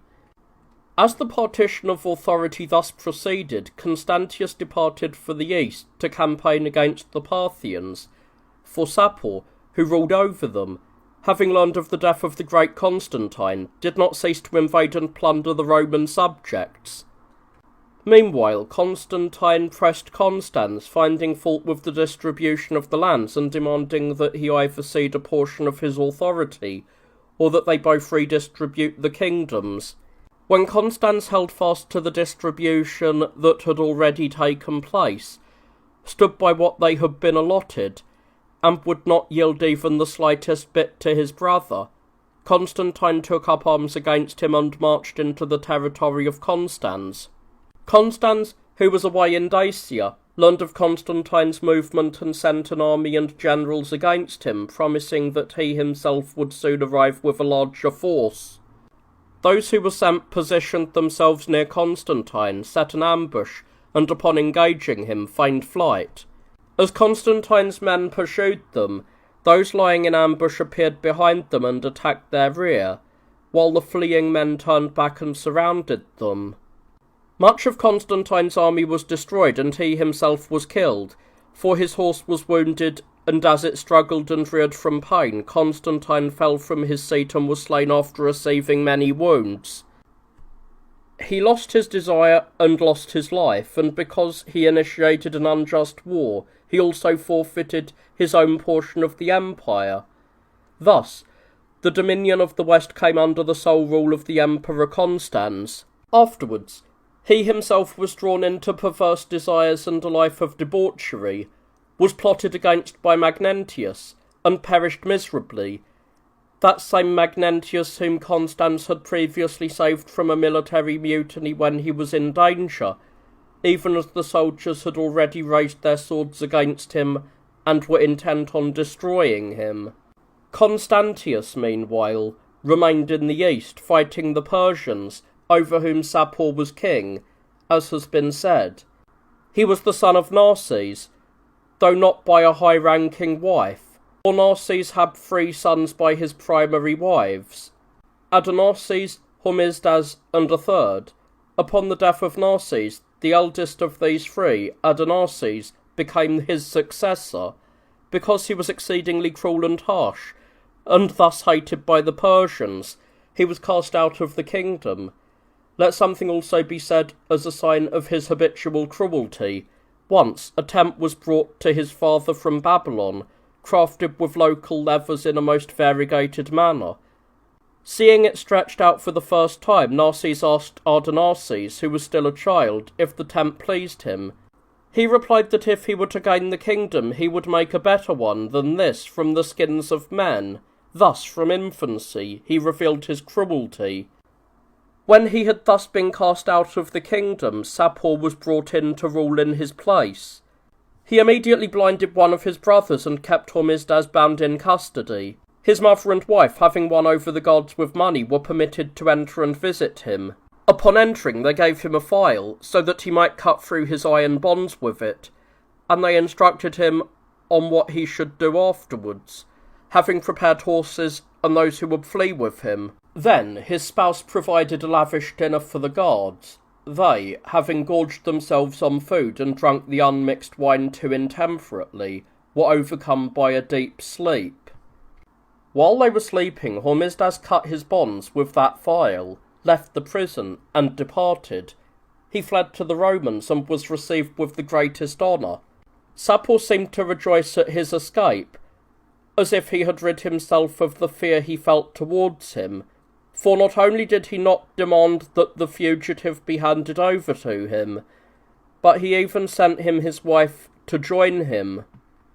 Hormisdas was also of great strength, and a most skilful javelin thrower, so much so that when hurling a javelin at someone, he would predict exactly where he would strike the enemy. This man therefore campaigned with Constantius against his own countrymen, having been appointed to lead a large squadron of cavalry. The Emperor Constantius engaged the Persians many times, but had the worst of it, and lost many of his own men. Yet many of the Persians also fell, and Sapor himself was wounded.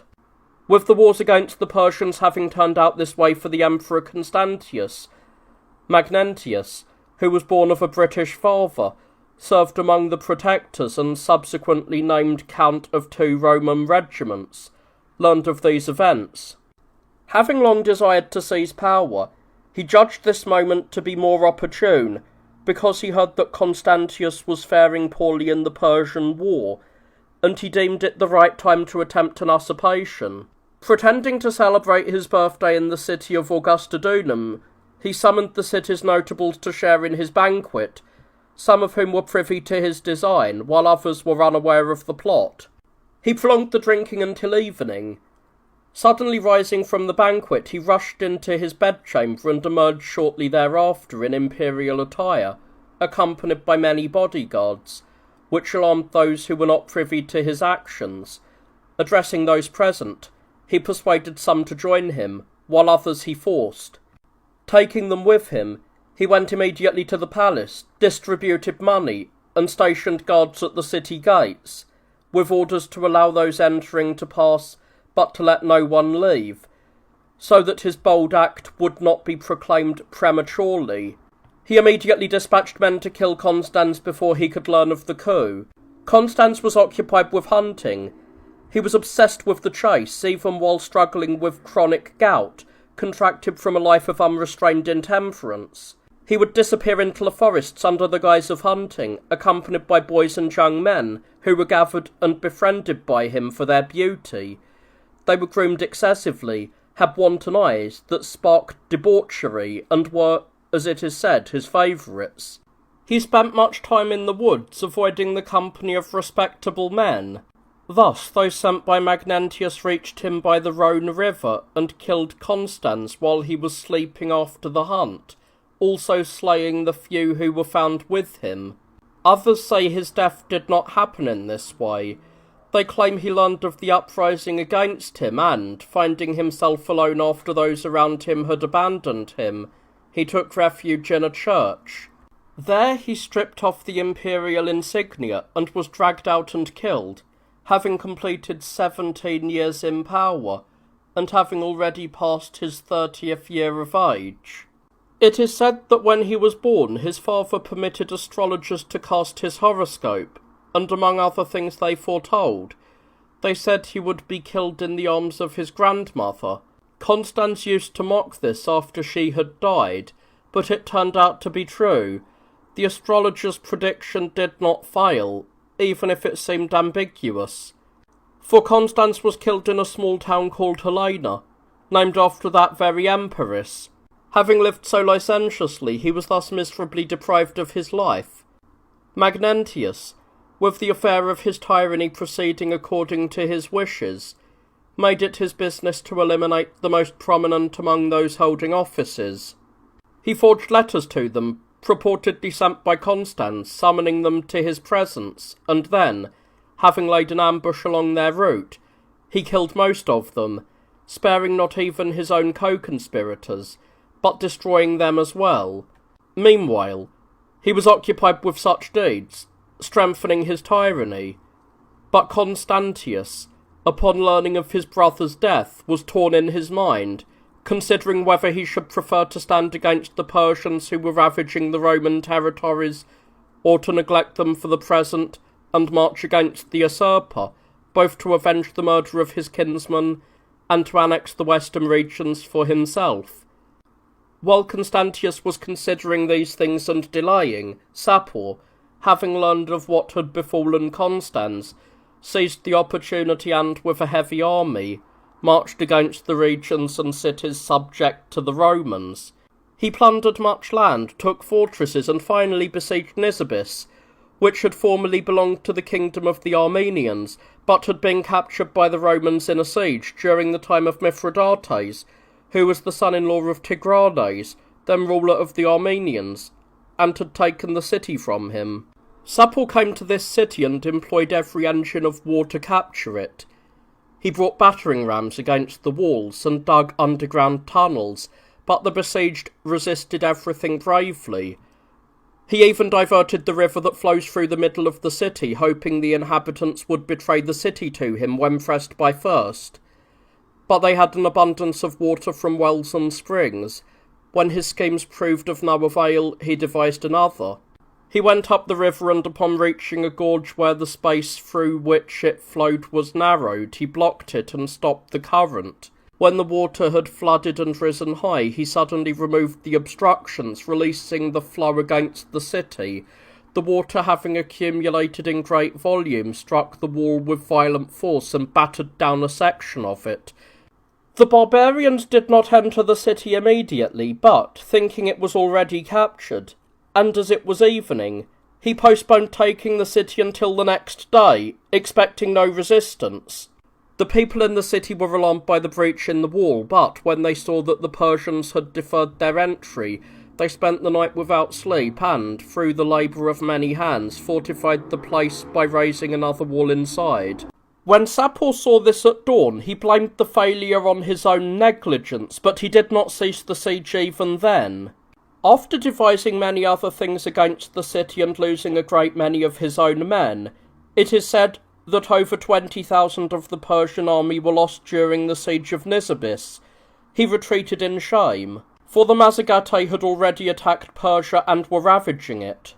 Emperor Constantius fortified Nisibis and recovered its citizens, and since a truce had been established in the east with the Persians, he set out for the west. It was announced to him that Vetranio had conspired with Magnentius. As he was commander of the armies in Illyricum, and had learned of Magnentius's revolt and the murder of Constans, he did not submit to the usurper, but had himself attempted to seize power from another quarter. Writing to Constantius, he claimed to be opposing the tyrant and urged him to arrive to help overthrow him. Ventario and Magnentius, having made a pact, sent envoys jointly to Constantius, asking him to lay down his arms and keep his original rank. When the envoys met the emperor near Heraclea in Thrace, they delivered these messages. As he was anxious about these matters, when night came, he had the following dream. He seemed to see his father standing before him, holding his son Constans by the hand and saying to him, "Constantius, behold your brother Constans, descendant of many kings, who perished at the hands of a tyrant. It behooves you, therefore, both to avenge him and not to overlook the empire being torn apart or the state being overturned, but to hasten to overthrow the tyranny and not leave your brother unavenged." Waking from this, Constantius detained the envoys and placed them under guard. Without delay, he arrived at Sardica. Ventranio, cowering at the unexpected arrival of Constantius, met him as his master, abandoning his former designs and breaking pacts with Magnentius. Constantius accepted him sincerely and treated him as a table companion. For Vetranio, stripping off the imperial insignia, took hold of the emperor's feet in the garb of a private citizen. Constantius embraced Ventranio, called him father, and offering him his hand to support him, as he was an old man, made him a dinner guest. Afterwards, Prusa, a city of the Bithynians, was assigned to him as a residence, and lands were granted to him for the provision of his needs. There, living in comfort, he finished his life after 6 years. The affairs concerning Ventranio thus came to such an end, and the Emperor Constantius set out against Magnentius. Magnentius, meanwhile, remained in Mediolanum, having proclaimed his brother Decentius Caesar, and sent him to guard the Gauls. In the midst of this, Sapor once again seized the opportunity to plunder the eastern territories, and after taking much booty and many captives, he marched back. With the emperor thus hemmed in on both sides by the cares of war, he honoured his own cousin Gallus with the rank of Caesar, betrothed his own sister Constantia to him, and sent him to the east to check the Persian incursions. Gallus Caesar, having been proclaimed in this manner, set out for the east, taking his wife with him. Constantius, for his part, departed for the war against Magnentius. Wishing that the Romans not be defiled by civil wars and the slaughter of one another, he judged it necessary to invite the tyrant to terms. He sent men of distinction to him, bearing letters in which he offered forgiveness for his bold act, if they would lay down their arms, and ceded the Gauls to him, so that he might rule over them and be confined to those territories. Magnentius, however, harbouring no moderate thoughts, did not accept what was so readily offered by Constantius, but chose war. He marched against him, all the more quickly because Silvanus, one of his own commanders, had abandoned him with a multitude of soldiers, and defected to the Emperor Constantius. When they had approached one another and pitched their camps opposite, Constantius exhorted his own soldiers with words to valour, and Magnentius encouraged his own men to prove themselves faithful and brave, promising them many things. They drew up for battle, but spent most of the day inactive, as neither side would emerge to engage the other. Magnentius even resorted to sorcery, for a certain female magician advised him to slaughter a virgin, mix her blood with wine, and give it to his soldiers to taste, while she recited certain incantations and invoked the assistance of demons. As the day began to decline, the armies clashed, and after the battle turned many ways, victory finally smiled upon Constantius. Until late at night, the forces of Magnentius were cut down and destroyed. With the tide of the war having turned against the tyrant, he turned to flight. To avoid being recognised while fleeing by his imperial insignia, he laid them aside, donned the clothing of a private citizen, and, placing the insignia upon the imperial horse, let it run free, so that those seeing the riderless horse racing might think he himself had been killed, and thus he might not be pursued. He escaped in this way. At dawn, Constantius climbed a hill, and, seeing the plain below, and the river flowing past it filled with corpses, he was moved to open tears, not so much rejoicing in the victory, as he was stung by the destruction of those who had fallen. It is said that from his own forces about 30,000 fell, out of a total of 80,000, and that of Magnentius's 36,000, 24,000 were destroyed. Immediately he ordered that all those who had fallen be granted burial, making no distinction between his own men and the enemy, and that those still breathing be given care and medical treatment. Having escaped, as has been said, Magnentius gathered those of his own men who had survived, collected others, and attempted to restore himself once more. He sent a certain senator to Constantius as an envoy, whom Constantius, suspecting that under the guise of an embassy he was to act as a spy and pry into his affairs, placed under guard. Magnentius then employed bishops for an embassy, seeking pardon so that he might serve the emperor in the rank of a common soldier, but Constantius did not reply to the embassy and allowed the envoys to depart empty-handed. He moved his army, and many of Magnentius's men came over to him, surrendering themselves and their fortresses. Despairing of ever obtaining forgiveness, Magnentius prepared for war and gathered multitudes while staying in the Gauls. To surround the emperor with cares and distract him with other matters, he sent one of his own men to Antioch to assassinate Gallus. The one sent, appearing unsuspicious, lodged in a hut built by an old woman on the Orontes River, which was formerly called Ophites by some historians, and was later named the Orontes after the son of Cambyses, the king of the Persians, who fell into it and was named Orontes. Having arrived, the man sent by Magnentius plotted the conspiracy against Gallus and won over many of the soldiers there. In the evening, while dining at the old woman's hut with some of his co-conspirators, he spoke quite freely about their plans, despising the old woman as someone of no consequence who, due to her old age, could not even understand what was being said. She, however, possessing a sharper nature, appeared not to hear anything, yet kept everything to herself. When her guests fell asleep from the wine, she slipped secretly out of the hut, reached the city, and reported everything to the Caesar. Upon her word, some men were sent to apprehend the conspirator.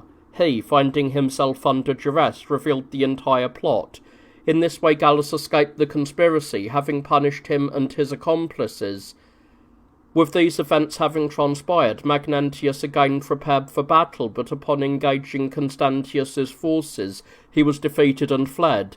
The soldiers who fled with him, seeing no hope of salvation left for them and judging it vain to risk their lives for a desperate man, plotted to hand him over to the emperor. They surrounded the house where he lay and guarded him in the guise of sentries, so that he might not escape them unnoticed. When Magnentius realized their intention and saw that he was trapped without escape, he committed an act of insane despair, according to the story. He killed all his relatives and friends who were with him. He then inflicted many sword wounds upon his brother Desidratus, though none were fatal. Having done this, he killed himself so that he would not be handed over to the Emperor Constantius by those guarding him and be punished more protractedly. His brother, Decentius, whom he had appointed Caesar, was in the Gauls preparing to come to his brother as an ally, but when he learned of his destruction, he despaired and hanged himself. As for Desidratus, his brother, who had recovered from the wounds he received from Magnentius, he escaped death, recovered from his injuries, and came to Constantius of his own volition. Thus, with the tyranny of Magnentius dissolved, all the territories he held came under Constantius, and he became the sole master of his father's entire empire. The western regions enjoyed peace from then on, but the eastern portion was in turmoil. Gallus, emboldened by his success, behaved harshly towards those under his authority in Antioch, subjecting them to manifold sufferings, and he had his wife to spur him on in this. Fearing that those being mistreated by him might be stirred to rebellion, necessitating a civil war, Constantius appointed Domitianus, a distinguished and elderly man serving as praetorian prefect, and sent him to Antioch with secret instructions to cleverly win over Gallus and persuade him to come to the emperor. Domitianus arrived in Antioch and handled the matter very clumsily, openly commanding the Caesar to set out for the emperor and threatening to cut off the food supplies of those under his authority if he did not comply. Gallus, provoked to anger by this, for he was easily stirred to wrath, arrested the prefect and placed soldiers to guard him. When Montius the Quaestor censured this action and declared it a clear act of tyranny, the Caesar, even more enraged and further inflamed by his wife, who felt they were being slighted, had the Quaestor bound as well and delivered both men to the soldiers. The soldiers dragged both men through the marketplace, tortured them, and finally threw them into the river, where they perished. Upon learning this, Constantius sent men to bring Gallus to him. Gallus sent his wife ahead to appease her brother, but while she was still travelling, she was overtaken by a fatal illness and died. Learning of his sister's death, Constantius immediately sent men to strip Gallus of his rank and banish him. Subsequently, he sent men to execute him, having been incited to this by those around him. Later repenting, he sent others to prevent the execution, but those hostile to Gallus, especially the eunuch Eusebius, who held the office of praepositus and wielded great power with Constantius, persuaded them not to convey the imperial change of heart to those tasked with killing Gallus until they knew for certain that the man was dead. Thus he was killed. Meanwhile, as the barbarians from across the Rhine were pressing upon the Gauls, Silvanus was sent out to check their momentum. He was a most strategic man and excellent in warfare. However, the emperor, trusting in slander against him, for his ears were inclined towards calumny, plotted grievous things against him. Learning of this, Silvanus turned to revolt and assumed the title of Caesar, but he did not persist in his rebellion for long. Arsicinus was sent there, and by corrupting some of Silvanus's soldiers with money, he had Silvanus killed through them, and put an end to the rebellion. As Constantius was departing from the western region and returning to Byzantium from the Persians, envoys from Sapor met him near Sirmium, demanding that Mesopotamia and Armenia be returned to the Persians, so they might cease fighting the Romans, for they claimed these lands had belonged to their ancestors from of old. If he did not agree, Sapor declared to the emperor that he would bring the matter before Ares as judge. Constantius replied by asking in wonder if he had forgotten that the Persians had been subject to the Macedonians, and that when the Macedonians were subjugated by the Romans, those who were subjects of the former became subjects of the latter. Provoked by this, Sapor turned his thoughts to war. He once again set about the siege of Nisibis. When he achieved nothing against it, he withdrew and tried other targets. Being repelled from those as well, he arrived at Amida and took possession of it. Constantius, being unable to direct the whole empire alone, so vast was it, extending from almost one end of the earth to the other, summoned Julian the brother of Gallus from Athens, proclaimed him Caesar, and gave him his own sister Helena in marriage. It is said that when his mother was pregnant with him, she had a dream, and thought she gave birth to Achilles. Waking and relating the dream to her husband, she gave birth to him almost without experiencing labour pains, delivering before she even realised she was about to give birth. From this, his parents held great hopes for him, and entrusted him to Eusebius of Nicomedia to be instructed by him in the Holy Scriptures. After proclaiming him Caesar, the Emperor Constantius sent Julian to the Gauls with very few soldiers, leading to the suspicion that Constantius did not choose Julian as a partner in power, but rather cloaked him in the title of Caesar as a pretext for a plot, so that he might be destroyed by the enemy, not having a sufficient force to wage war against them. However, upon arriving and being favoured by good fortune, he engaged the enemy and won an unexpected victory. When the enemy recovered themselves, he engaged them again and erected a trophy, many having been killed, many lost in the flowing river, and no fewer taken alive. It is said that at this time 11,000 Roman captives were released from the bonds of their captivity, the enemy having been defeated.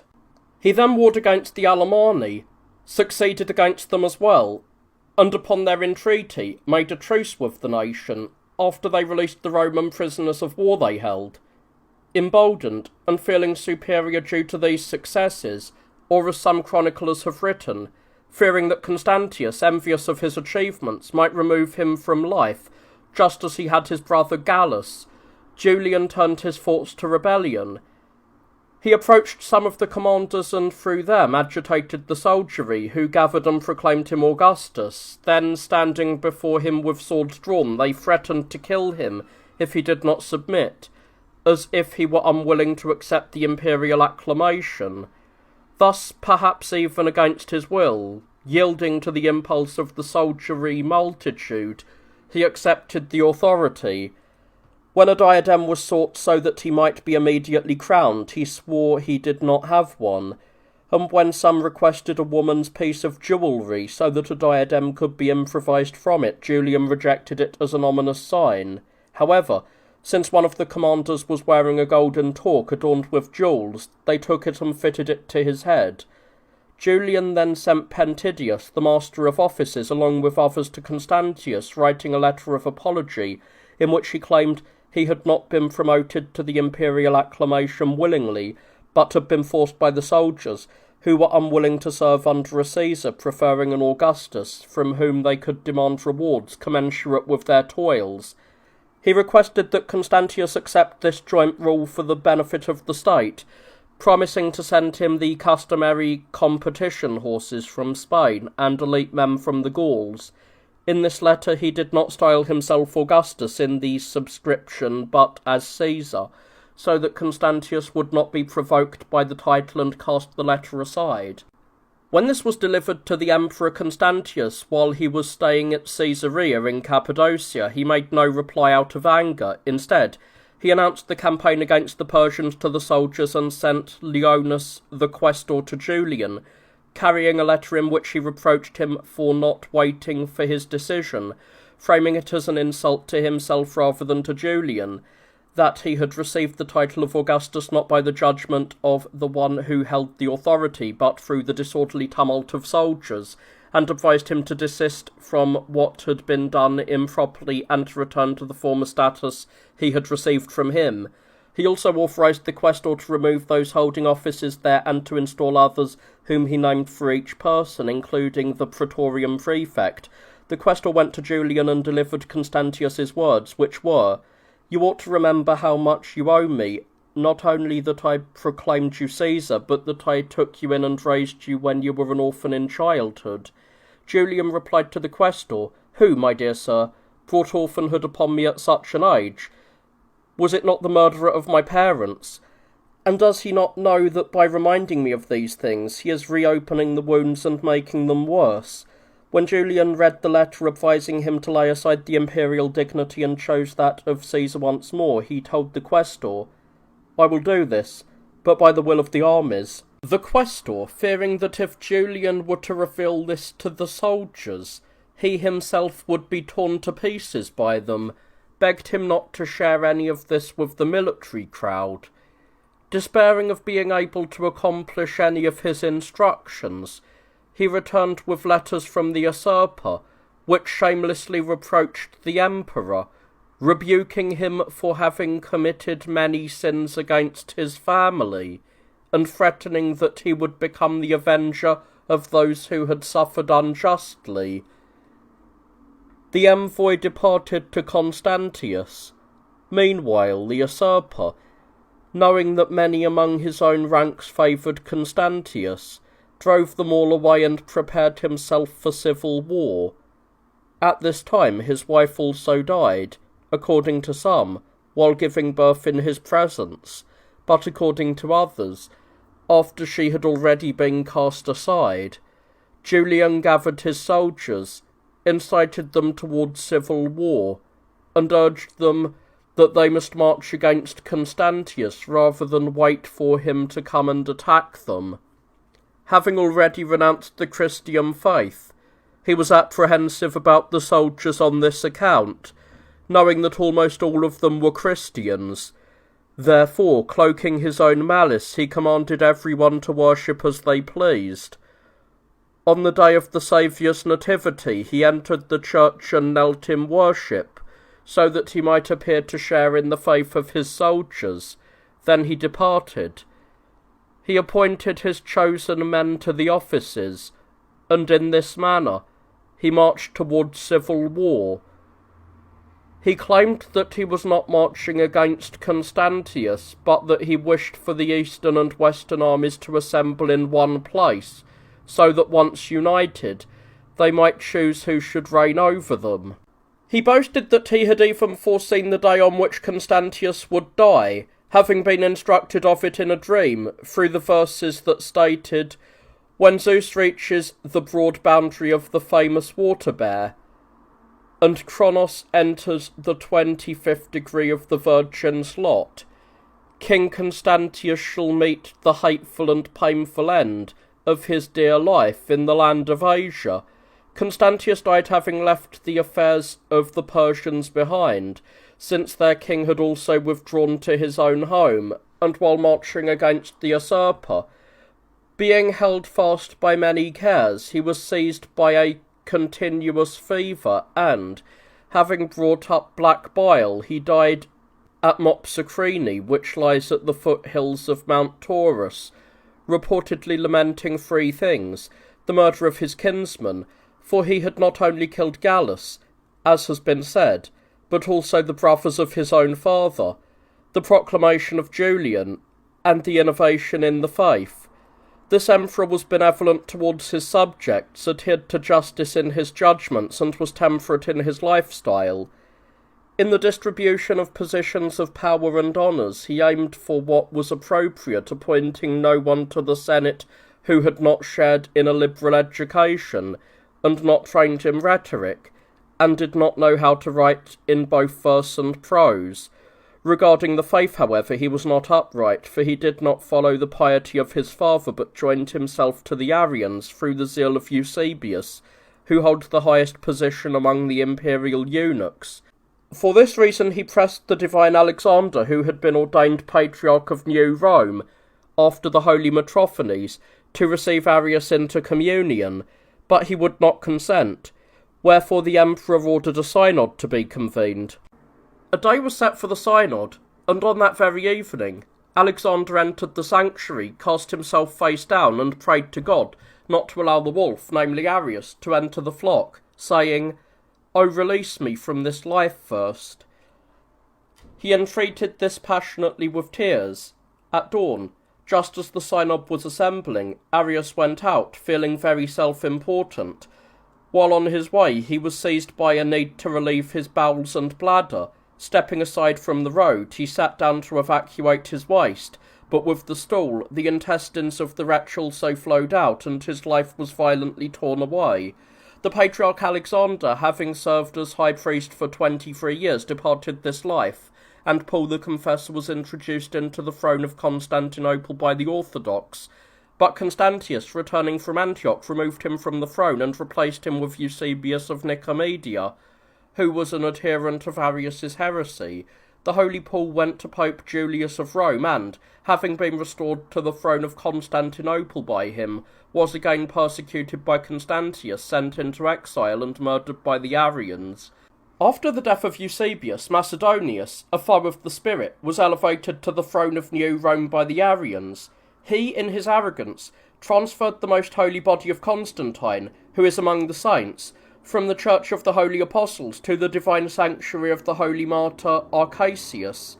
Because of this, Constantius was enraged, and upon returning to his father's city, he deposed Macedonius after he had held the throne for 1 year and sent him into exile, establishing in his place Eudoxius, who championed the views of Arius and served as high priest for 10 years. He then transferred the body of his own father back to the Church of the Holy Apostles. This same Constantius also brought the most holy bodies of the holy apostles Andrew and Luke, and later that of the triumphant martyr Artemius, to his father's city through the Duke of Alexandria, and he deposited them within the sanctuary of the Church of the Holy Apostles. His wife was Eusebia, who was renowned for her beauty. However, she was unfortunate in her husband, who was soft and sluggish in matters of Venus, due both to illness and to his nature. Therefore, wasting away gradually, she died before Constantius, having remained childless throughout her life. As some say, she passed away after falling into a state of maternal obsession. It is also said that Constantius was highly skilled at riding and throwing the javelin, and that he was so engaged in letters that he was able to compose poetry. When the death of Constantius was announced to Julian, the armies hailed him as Augustus. He, however, exchanged his royal attire for mourning clothes and appeared sombre. He held a public funeral for the deceased emperor in accordance with custom. Afterwards he set out for Byzantium. The Senate and the people met him, and amid shouts of acclamation he entered the palace and took up the administration of public affairs. The army that had been with Constantius and the officials transported the body of the deceased emperor in a carriage to Constantinople. Julian met the procession and followed it, having removed the diadem from his head. The corpse of the dead emperor was laid to rest in the Church of the Holy Apostles. Julian executed many who had been around the palace, while others he sent into exile and deprived of their property. He ordered that the rest of the administrative affairs of the empire be conducted through the courts. Once, while presiding over the trial of someone accused of stealing public funds, who denied the theft, the prosecutor asked, "If those who are accused benefit from denial, King, who will ever be held liable for a crime?" Julian replied, "And who will ever be innocent if accusers are believed without proof?" He also granted audiences to envoys sent by various nations to Constantius. He inspected and examined the troops and dismissed the great multitude of the imperial retinue. When he asked for a barber and the barber of Constantius appeared dressed in an extravagant manner, he remarked that he was looking for a barber, not a senator, and dismissed him. Seeing also a royal cook dressed in clothing too fine for his duties, he sent for his own cook, who appeared dressed as a cook should be, and asked those present which of those two they considered to be the cook. When they identified the one dressed in modest attire, he dismissed the other. He did these things to hunt for glory by appearing unpretentious and truly a philosopher. Having distributed money to the soldiers, he prepared for war against the Persians. Having become emperor and solidified his power, he immediately broke out into open Hellenism. He had previously renounced the faith of the Christians, as has been said, but he had not dared to reveal the agony of his impiety openly. It is said that while nursing a desire for the empire and hiding it in his soul like embers under ashes, he approached seers and sorcerers to inquire if he would attain power. Having been corrupted by them, he was converted to Hellenism.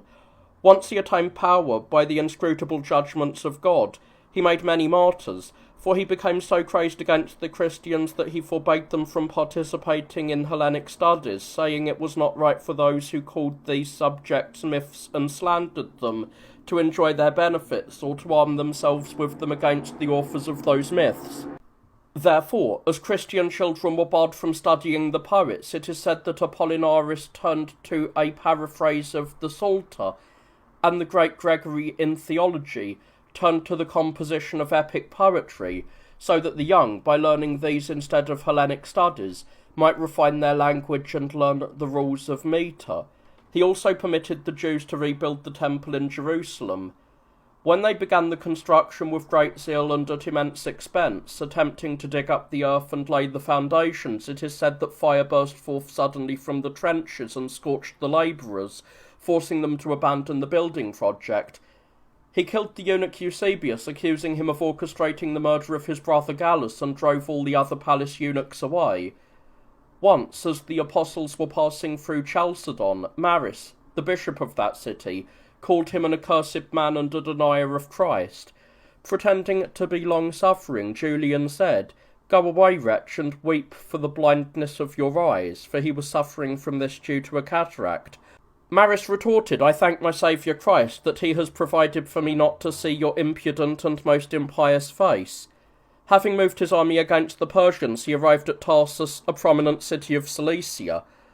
While there, Artemius, the priest of Asclepius, for there was in Aegae, also a city of Cilicia, a famous temple of Asclepius, approached him and requested that the pillars which the bishop of the Christian people had removed from the temple to build a church be restored to the sanctuary of Asclepius. The apostate immediately ordered this to be done at the bishop's expense. The Greeks, however, with great difficulty, toil, and excessive cost, managed to take down only one of the pillars and, using machines, brought it as far as the threshold of the church gate. Yet, after much time, they were unable to move it any further, so they abandoned it and departed. After Julian died, the bishop easily restored it and returned it to the original place in the church. When Julian arrived at Antioch, he frequently went to the district of Daphne, where a statue of Apollo, a work wonderful in its artistry, was established. While he was offering sacrifices to it, the people of Antioch mocked him, saying that a sacrificial priest, not a king, had come to visit them. Because he kept his beard grown long, they called him a goat and said he was fit for twisting ropes, retorting with mockery about their softness, vanity, and effeminacy. He said he would not lend his beard to the people of Antioch for rope-making, lest the roughness of it offend their soft hands. He even wrote a discourse to them, which is entitled The Beard Hater. He sacrificed entire hecatombs to the Daphnian Apollo, seeking an oracle from him. Since that idol was deaf, the temple attendants, being questioned about the reasons for its silence, claimed the statue was silent because of the dead bodies lying there. For the remains of various martyrs were lying there, including those of the Hieromartyr, Babylas. Julian therefore ordered everything to be removed from there. When they were moved, a lightning bolt struck Daphne at night and incinerated both the temple and the statue, thinking that the conflagration was the result of a Christian conspiracy. That accursed man became enraged, and closed the churches of the faithful. Under him, the great Artemius was punished as a Christian, though he was also charged with the murder of Gallus. The presbyters, Eugenius and Macrinus, were likewise punished by him, and were deemed worthy of martyrs' crowns, as were Manuel, Sable, and Ishmael, who had been sent to him from Persia on an embassy, and many others. Having campaigned against the Persians, he was initially successful, capturing several cities, killing many of the enemy, and seizing much booty, and many captives, even laying siege to Ctesiphon. Then things suddenly turned for the worse, and both he and the greater part of his army perished, for the Persians, despairing and choosing to force themselves towards an obvious destruction, if it meant inflicting some terrible disaster on the Romans, acted as follows. 2 men in the guise of deserters came to the emperor, promising him victory over the Persians if he would follow them. They advised him to abandon the river, to burn the triremes he had brought with him as well as his cargo ships, so that the enemy might not use them, and to let them lead the armies through other roads, claiming they would reach the interior of Persia quickly and without danger, easily gaining control of it. The wicked man foolishly believing them, even though many, including Hormisdas himself, told him it was a trap, set fire to the ships, and burned them all, save for 12. There were 700 triremes and 400 cargo ships. Once they were reduced to ash, and because many of his commanders insisted that the words of the deserters were an ambush and a trap, he finally consented to have the false deserters interrogated. Under torture they revealed the secret plot. Some say Julian was deceived in this way, but others claim that having abandoned the siege of Ctesiphon due to its strength, and because the army was running out of supplies, he remembered the return journey. As they were departing, the Persians appeared from behind and harassed the rearguard. The Gauls, who were guarding the rear, arrayed themselves against the enemy most bravely and killed many of them. Not only common soldiers, but even prominent men among them. The Romans were severely pressed by a lack of provisions. Julian, caught in uncertainty about what to do and where to retreat, chose to march through the mountains. Realizing this, the Persians gathered together and attacked the Romans. The Romans held their ground on the left flank, but were disadvantaged on the right. Upon learning this, Julian hastened to assist the defeated. It happened that, due to the heat of the burning sun, for it was summer, he had taken off his breastplate. Thus, while in the midst of the enemy, he was struck by a spear in his side. It is said that at that moment a violent wind blew, and a deep haze was scattered through the air, for the masses of the armies were stirring up so much dust that they could neither tell where they were nor what they were doing. It is unclear from where the blade that struck him had been thrown, whether by an enemy or by one of his own men or by divine power, as this is also sung. They say that he took the blood flowing from his wound in the palm of his hand, flung it into the air, and said, "Be satisfied, Nazarene." Thus, he who had lived so impiously breathed out his soul violently, having reigned for 2 years. The army transported his body to Tarsus in Cilicia and buried it in the suburb of the city. Upon his tomb, the following epigram was inscribed: "From the flowing Euphrates to the silver Kidnus, having moved his army from the land of Persia on an unfinished task, Julian gained this tomb, both a good king and a mighty warrior. Later he was moved to the Queen of Cities. He was obsessed with glory and desired to be praised for the smallest matters, though he was not displeased when his friends corrected him in things where he erred. He had attained every kind of wisdom, especially the more specialized branches, and was so temperate in his diet that he even avoided such natural functions as belching and spitting. He used to say that a philosopher should, if possible, not even breathe. It is said that while he was in Antioch he saw in a dream a youth with blonde hair who told him, "You are destined to die in Phrygia." When he was struck, he asked those present what the place was called. When he heard it was called Phrygia, he cried out, "O son, you have destroyed Julian." It is said that on the very day he died, his death was known in Antioch. A man of the local court, himself a Hellenan of the same religion as the apostate, was keeping vigil near the archive building, and saw a configuration of stars in the sky, forming the letters that spelled out, "Today in Persia, Julian is killed." The day was noted, and afterwards it was confirmed that he had indeed been killed on that day. He died having lived for 31 years in the manner described. The man who was forewarned of his death through the stars took the vision as a reason to believe. Upon the death of Julian, Jovian was chosen by common vote for the imperial throne. He was at that time a chiliarch, a pious man, and the son of Varronianus, who had held the rank of count. He initially refused the empire, and when asked the reason, He shouted that he was a Christian and could not endure to rule over an army of Hellenes. Immediately, as if by a signal, they all shouted back in unison that they were all Christian. Thus, having accepted the command, he made a truce with the Persians.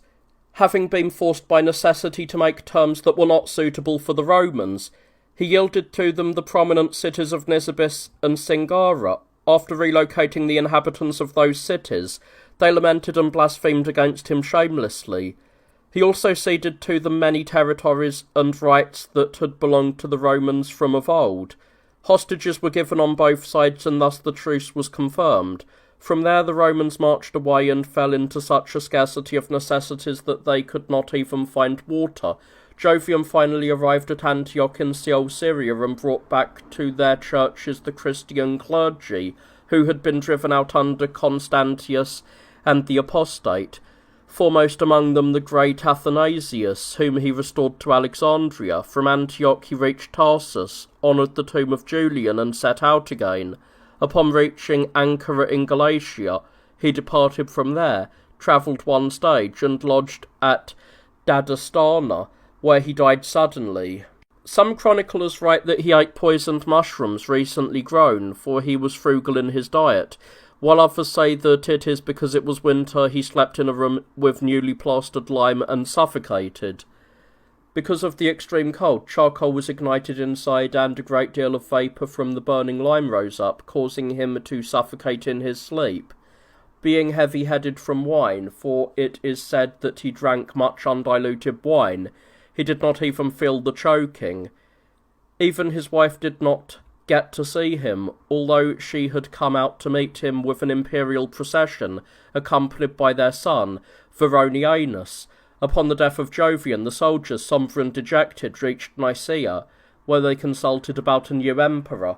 Some named one man, others another, but the majority agreed that Sallustius, who was praetorian prefect, should be emperor, but he refused, pleading his old age as an excuse. When they asked for his son, he did not consent, judging him unsuitable for such a position due to his youth and lack of sound judgment. Therefore, along with others, Sallustius himself cast the vote for Valentinian, who was absent. Jovian was pious in his faith and good-willed. Though he was overcome by wine and sexual desire, he was tall and possessed a fine physical stature, and was not unlearned in letters. Once, while marching behind Julian as a chiliarch on a downward slope, he stepped on the hem of his purple robe. Julian, whether he surmised from this that Jovian would be his successor, or learned it from some other prophecy, remarked, "Would that he were at least a man." He reigned for not even 8 months. His body was transported to Byzantium and buried in the Church of the Holy Apostles, where his wife, Charito, was later buried with him. Jovian died in his 33rd year. Thus, as has been said, Valentinian was voted emperor. He was brought forward, proclaimed, and invested with the imperial symbols. Sallustius requested as a reward for his efforts in Valentinian's proclamation that he be released from the cares of the prefecture. The emperor replied, "Did you burden me with the weight of so many affairs just so that you might not even touch them yourself?" Valentinian hailed from Pannonia and was pious towards God, which is why Julian had once sentenced him into exile. Later, however, he was recalled and made a tribune of a military unit. He was most noble in strength and most just in judgment. For this reason he punished many of those who held office at that time for being unjust, saying that a ruler is required to care for justice above all else. Valentinian took his brother Valens as a partner in the empire, and, having entrusted the eastern portion to him, remained in the western regions. There he waged many wars against the barbarians and erected trophies of victory over them. Before he became emperor, he had a son named Gratian, born to him of his wife Severa, whom he also proclaimed emperor. When his first wife was still living, he married a second woman, Justina, by whom he fathered a younger Valentinian and daughters named Justa, Grata, and Galla. during his reign upon the death of Eudoxius, the heterodox high priest of New Rome. Demophilus was introduced in his place, being of the same faith as his predecessor. He held the church for 12 years. The emperor also appointed the great Ambrose as bishop of the city of Mediolanum. Upon learning that his brother Valens was championing the Arian heresy and forcing everyone to subscribe to it, he reproached him by letter and advised him to abandon the heresy. Valens, however, would not depart from his own will and grew even more savage against the Orthodox. A certain Rhodanus, a praepositus under Valentinian, wielded great power. A woman named Bernice approached the Emperor Valentinian, accusing the praepositus of injustice. The emperor investigated and, finding that the woman was not lying, summoned the praepositus and ordered him to make amends to her for the wrong done. The official, emboldened by his familiarity with the emperor, paid no heed to the woman's grievance. The woman approached the emperor again. When he learned that the praepositus had taken no care for her, he immediately stripped him of his rank and ordered that he be bound and paraded through the theatre while a horse race was in progress, with heralds marching before him, shouting aloud of the injustice done to the woman and his disobedience of the royal command. After this procession and the public proclamation, he was ordered to be burned to death on the spot. He met this end, and all his wealth was granted to the woman by imperial decree. This emperor passed away while staying in the Gauls, having enjoyed a long life. He lived for 84 years, having reigned for 11 of them, and left behind his son Gratian as the successor to the Empire of the West. Valens, championing those who held the Arian view, persecuted the Orthodox because he shared their opinions and, persuaded by his own wife, Dominica, brought many terrible trials upon them. Once, while he was staying in Nicomedia, 80 men of the priestly order from the Orthodox community approached him in an embassy. He ordered them all to be burned, along with the ship in which they were travelling. They were all consumed in the middle of the sea, with the vessel reaching as far as Dacbyza before burning. The great Gregory in theology remembers them, saying, "Maritime conflagration of presbyters." He did not only punish the Orthodox, but also assigned all the churches to the Arians, driving out the Orthodox bishops. It is said that the followers of the true doctrine, having been driven out of the Catholic Church in Nicaea, approached the great Basil, and that he acted as an envoy to Valens concerning this matter. When Valens would not be persuaded, the great Basil said, "O king, the judgment concerning this must be left to God. Let the church be securely locked, and let those who hold the views of Arius stand outside and pray to God. If the church opens for them of their own accord, let them have it. But if it does not open, then it must be allowed for us to entreat God as well. If the gates open for us of their own accord, it must be considered that the divine sanctuary has been allotted to us by God. But if the sanctuary does not open for us either, then let it be left to the Arians." This pleased the king, and he allowed it to be done accordingly. Thus the church in Nicaea was locked from all sides. The Arians prayed and importuned for a considerable time, but the church did not open. Late in the day, after the heretics had withdrawn, the Orthodox, with the great Basil leading them in prayer, began their petition. At once the locks were broken, the bolts gave way, and the gates parted from one another, and they yielded entry to the faithful. This emperor allowed the Hellenes to perform sacrifices and favoured the Jews, but he stood against the Orthodox alone. When the Scythians were overrunning the lands of Thrace and Macedonia, he set out to array himself against them. It was then that the great father Isaacus encountered him on horseback and said, "Give back the churches to the Orthodox, O king, and know that you shall return victorious, but if you wage war against God, you shall not return from there." The most impious king was enraged at this, and ordered the saint to be held under guard until he should return. The saint replied, "If you return, then God has not spoken through me." In a dream, Valens also saw a man who said to him, "Hasten quickly to Mimas the Great, where a terrible fate shall seize you, wretch." Waking up, he inquired who Mimas might be. One of those who were devoted to learning, for such men accompanied and were intimate with kings, as if only such men were available today, told him that Mimas was a mountain in Asia located by the sea. He added that even Homer mentions it in the Odyssey, saying, "By windy Mimas." Valens replied, "What necessity is there for me to reach this mountain and die there?" However, having campaigned against the Scythians and engaged them near Thrace, he was shamefully defeated and, while fleeing, hid in a building where a pile of straw-like refuse had accumulated. When the Scythians, after the king's defeat, were plundering that land and burning houses, the building was also set on fire, and Valens perished within it. The holy Isaacus, though imprisoned, knew of Valens' incineration by the spirit, and said to those present, "Valens is dying just now by fire." The day was noted, and afterwards it was known that the saint had not been mistaken. After the barbarians withdrew from there, some people searching for the king's body found a tomb in the house where he had been burned, which bore the ancient inscription, "Here lies Mimas the Macedonian general."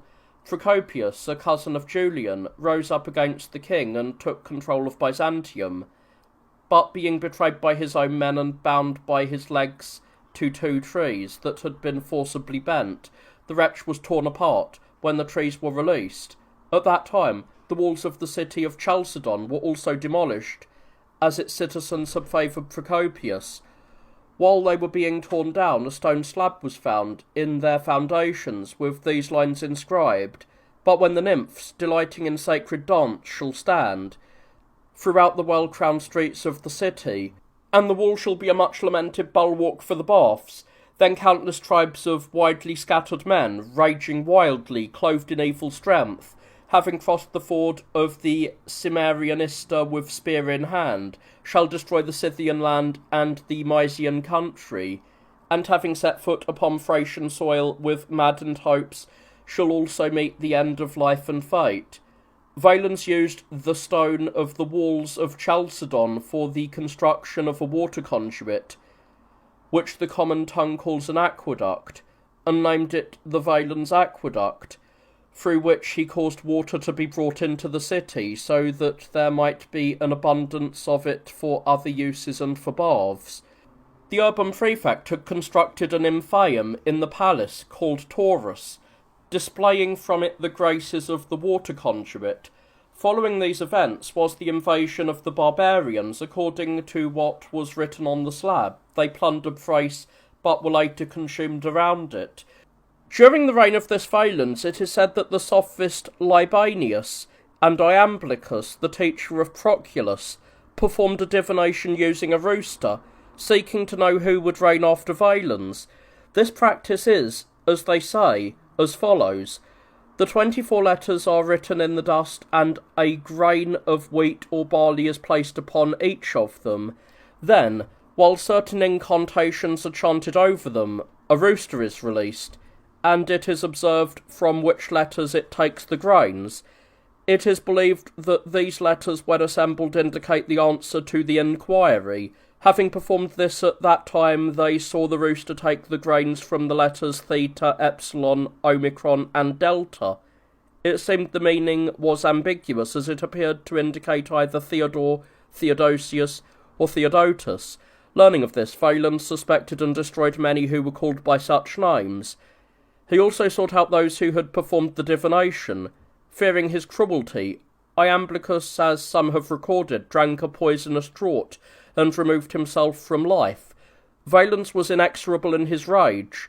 Hence he used to say that one who quickly sets aside his anger would also quickly set aside justice. He reigned for 13 years and 4 months, and perished in a manner worthy of his own impiety.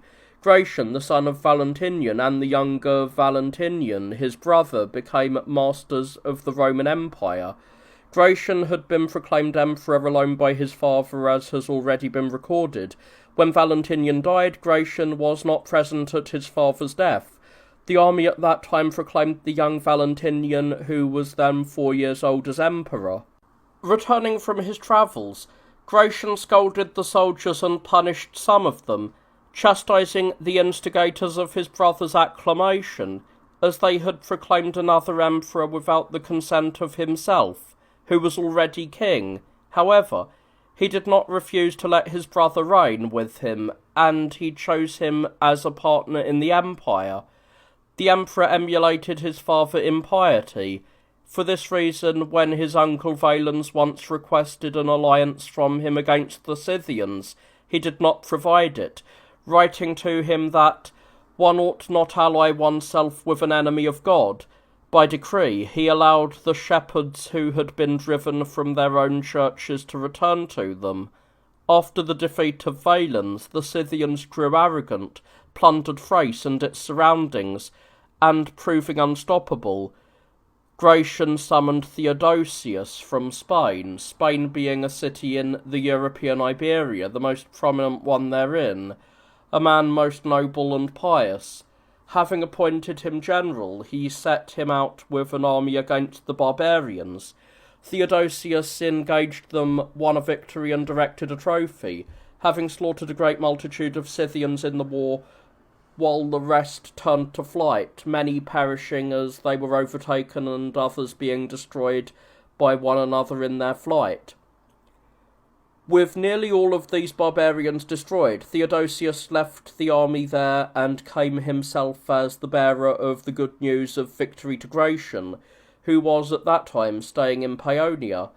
When he announced the victory to the emperor and brought word of the destruction of the barbarians, he was at first disbelieved due to the speed of the deed and the formidable nature of the Scythians. But when the emperor learned the truth and was convinced of the annihilation of the barbarians, he marvelled at the man for his swiftness and his prowess, and he praised him. Having already acquired Valens' portion of the empire after his death, and looking towards the near limitless extent of the realm, Gratian realized that he would not be able to govern such an empire alone. Therefore he proclaimed Theodosius Emperor of New Rome, both to reward him for his excellence and because he judged no other man would be better suited for a partnership in power. He entrusted the entire East and Thrace to him, while he reserved the West for himself. He later travelled to Gaul, where he was slain by treachery at the hands of the general Androgathius, having reigned for 6 years after the death of his father. Upon the death of Gratian, the young Valentinian remained sole emperor of the West, though he had not yet reached adulthood. Corrupted by his mother Justina, who held the Arian view, he subscribed to the doctrine of the Arians and stood against the Orthodox. When Maximus rose up against him, attempted an usurpation, and gained the upper hand in battle, Valentinian wrote to the Emperor Theodosius regarding the events, requesting an alliance. Theodosius replied that it should not be a surprise if a slave prevailed, having risen up against a master who had forsaken his own master, and called the Creator a creature and a slave, rather than the one essence and an honour with the Father. Theodosius marched to his aid, captured and executed Maximus, as well as the general Androgathius, who had assassinated Gratian. Then again, Eugenius rose up against the young Valentinian and seized the throne. Terrified, Valentinian took his own life by hanging. Upon learning of Eugenius's usurpation, Theodosius marched against him. Arriving in Thessalonica with his army, he was insulted by the Thessalonians, and the governor was murdered when the people rioted for certain reasons. At that time the emperor chose to be patient regarding the people's agitation, but afterwards he proclaimed a horse race, and when the people had gathered in the theatre, he surrounded them with troops, who shot the populace with arrows and javelins, killing as many as 15,000 of them. Having thus satisfied his anger, Theodosius departed from there and arrived in the city of Mediolanum. There he was rebuked by the great Ambrose, and was not permitted to enter the church. The bishop would not allow him entry into the divine sanctuary until he established a law that capital sentences were not to be carried out until 30 days had passed after the verdict.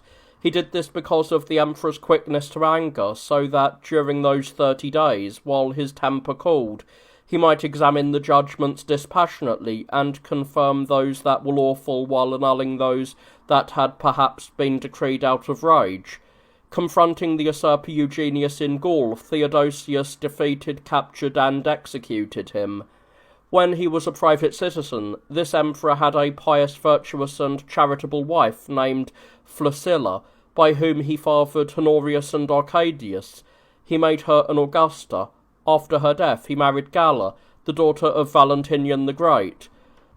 While the emperor was away in the west, the Jews, having gained the favour of the urban prefect Honoratus, built an opulent synagogue in the Chalco-Praetia, as he had permitted it, for he was an adherent of the Hellenic religion.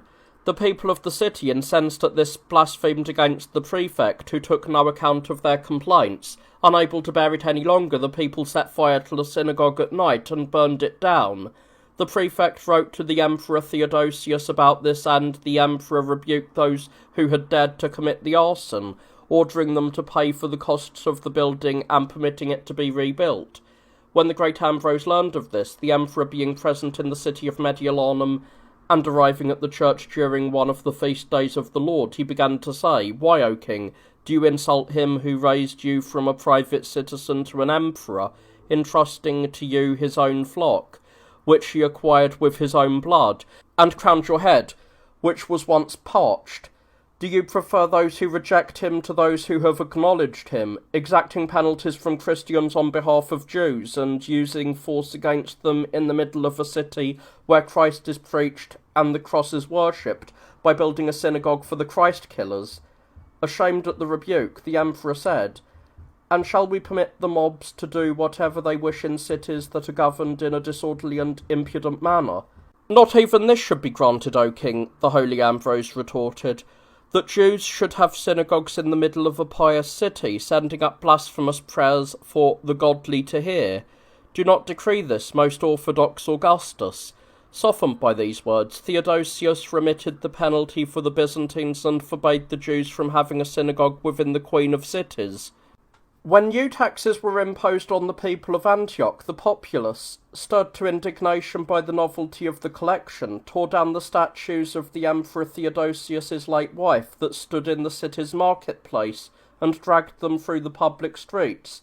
Enraged by this, the emperor stripped the city of its rights, subjected it to the neighbouring city of Laodicea, and threatened to treat its citizens harshly, which he would have done had not Flavian, the high priest of Antioch at that time, approached the emperor and pleaded with him, causing him to relent in his anger. It was on this occasion that the great father John Chrysostom, then a presbyter at the church in Antioch, composed the discourses known as the Statutes. At that time, Gregory, the great theologian, who had previously been teaching the Orthodox in secret at the Church of the Holy Anastasia, due to the shamelessness and audacity of the heretics, began to preach with boldness, now that the Emperor Theodosius had restored the churches to the Orthodox and driven out the Arians, that the Son is of one essence with the Father, and that the Holy Spirit is God, to be worshipped and glorified together with them both. Macedonius, who, as previously recorded, had briefly been Patriarch of Constantinople, could not endure that the Spirit be called God, nor that he be considered equal in power or of one essence with the Father and the Son. Therefore, the second synod was convened by order of the Emperor, gathering 150 God-bearing fathers in the Queen of Cities. Presiding over the proceedings were the theologian Gregory, the great Gregory, Bishop of Nyssa, and the holy Amphilochius, who presided over the church of Iconium. They dogmatized that the Holy Spirit is God, of one essence and equal in power with the Father and the Son. They cut off Macedonius and those who held his views from the Catholic Church, and they added the passage concerning the Holy Spirit to the Holy Creed, from "and in the Holy Spirit" to the end, while confirming the dogmas established at the First Synod. At that time, some bishops, envious of the theologian on account of the throne of Constantinople, claimed he had not ascended the throne in accordance with the canons, alleging he had been appointed to another see previously. For this reason the saint wrote a farewell address and, having read it publicly, resigned from the throne and returned to his own homeland, Nazianzus. Nectarius was ordained Patriarch of Constantinople, a man of senatorial rank who had held civil offices. At that time, the throne of New Rome received the second rank, being placed after the Elder Rome, but preferred before the others. The great Amphilochius then petitioned the emperor to banish the Arians from the city, as they were blaspheming against the Son of God, or at least to forbid them from holding assemblies. Seeing that Theodosius was sluggish in this regard, he waited for an opportunity when Arcadius was sitting with his father.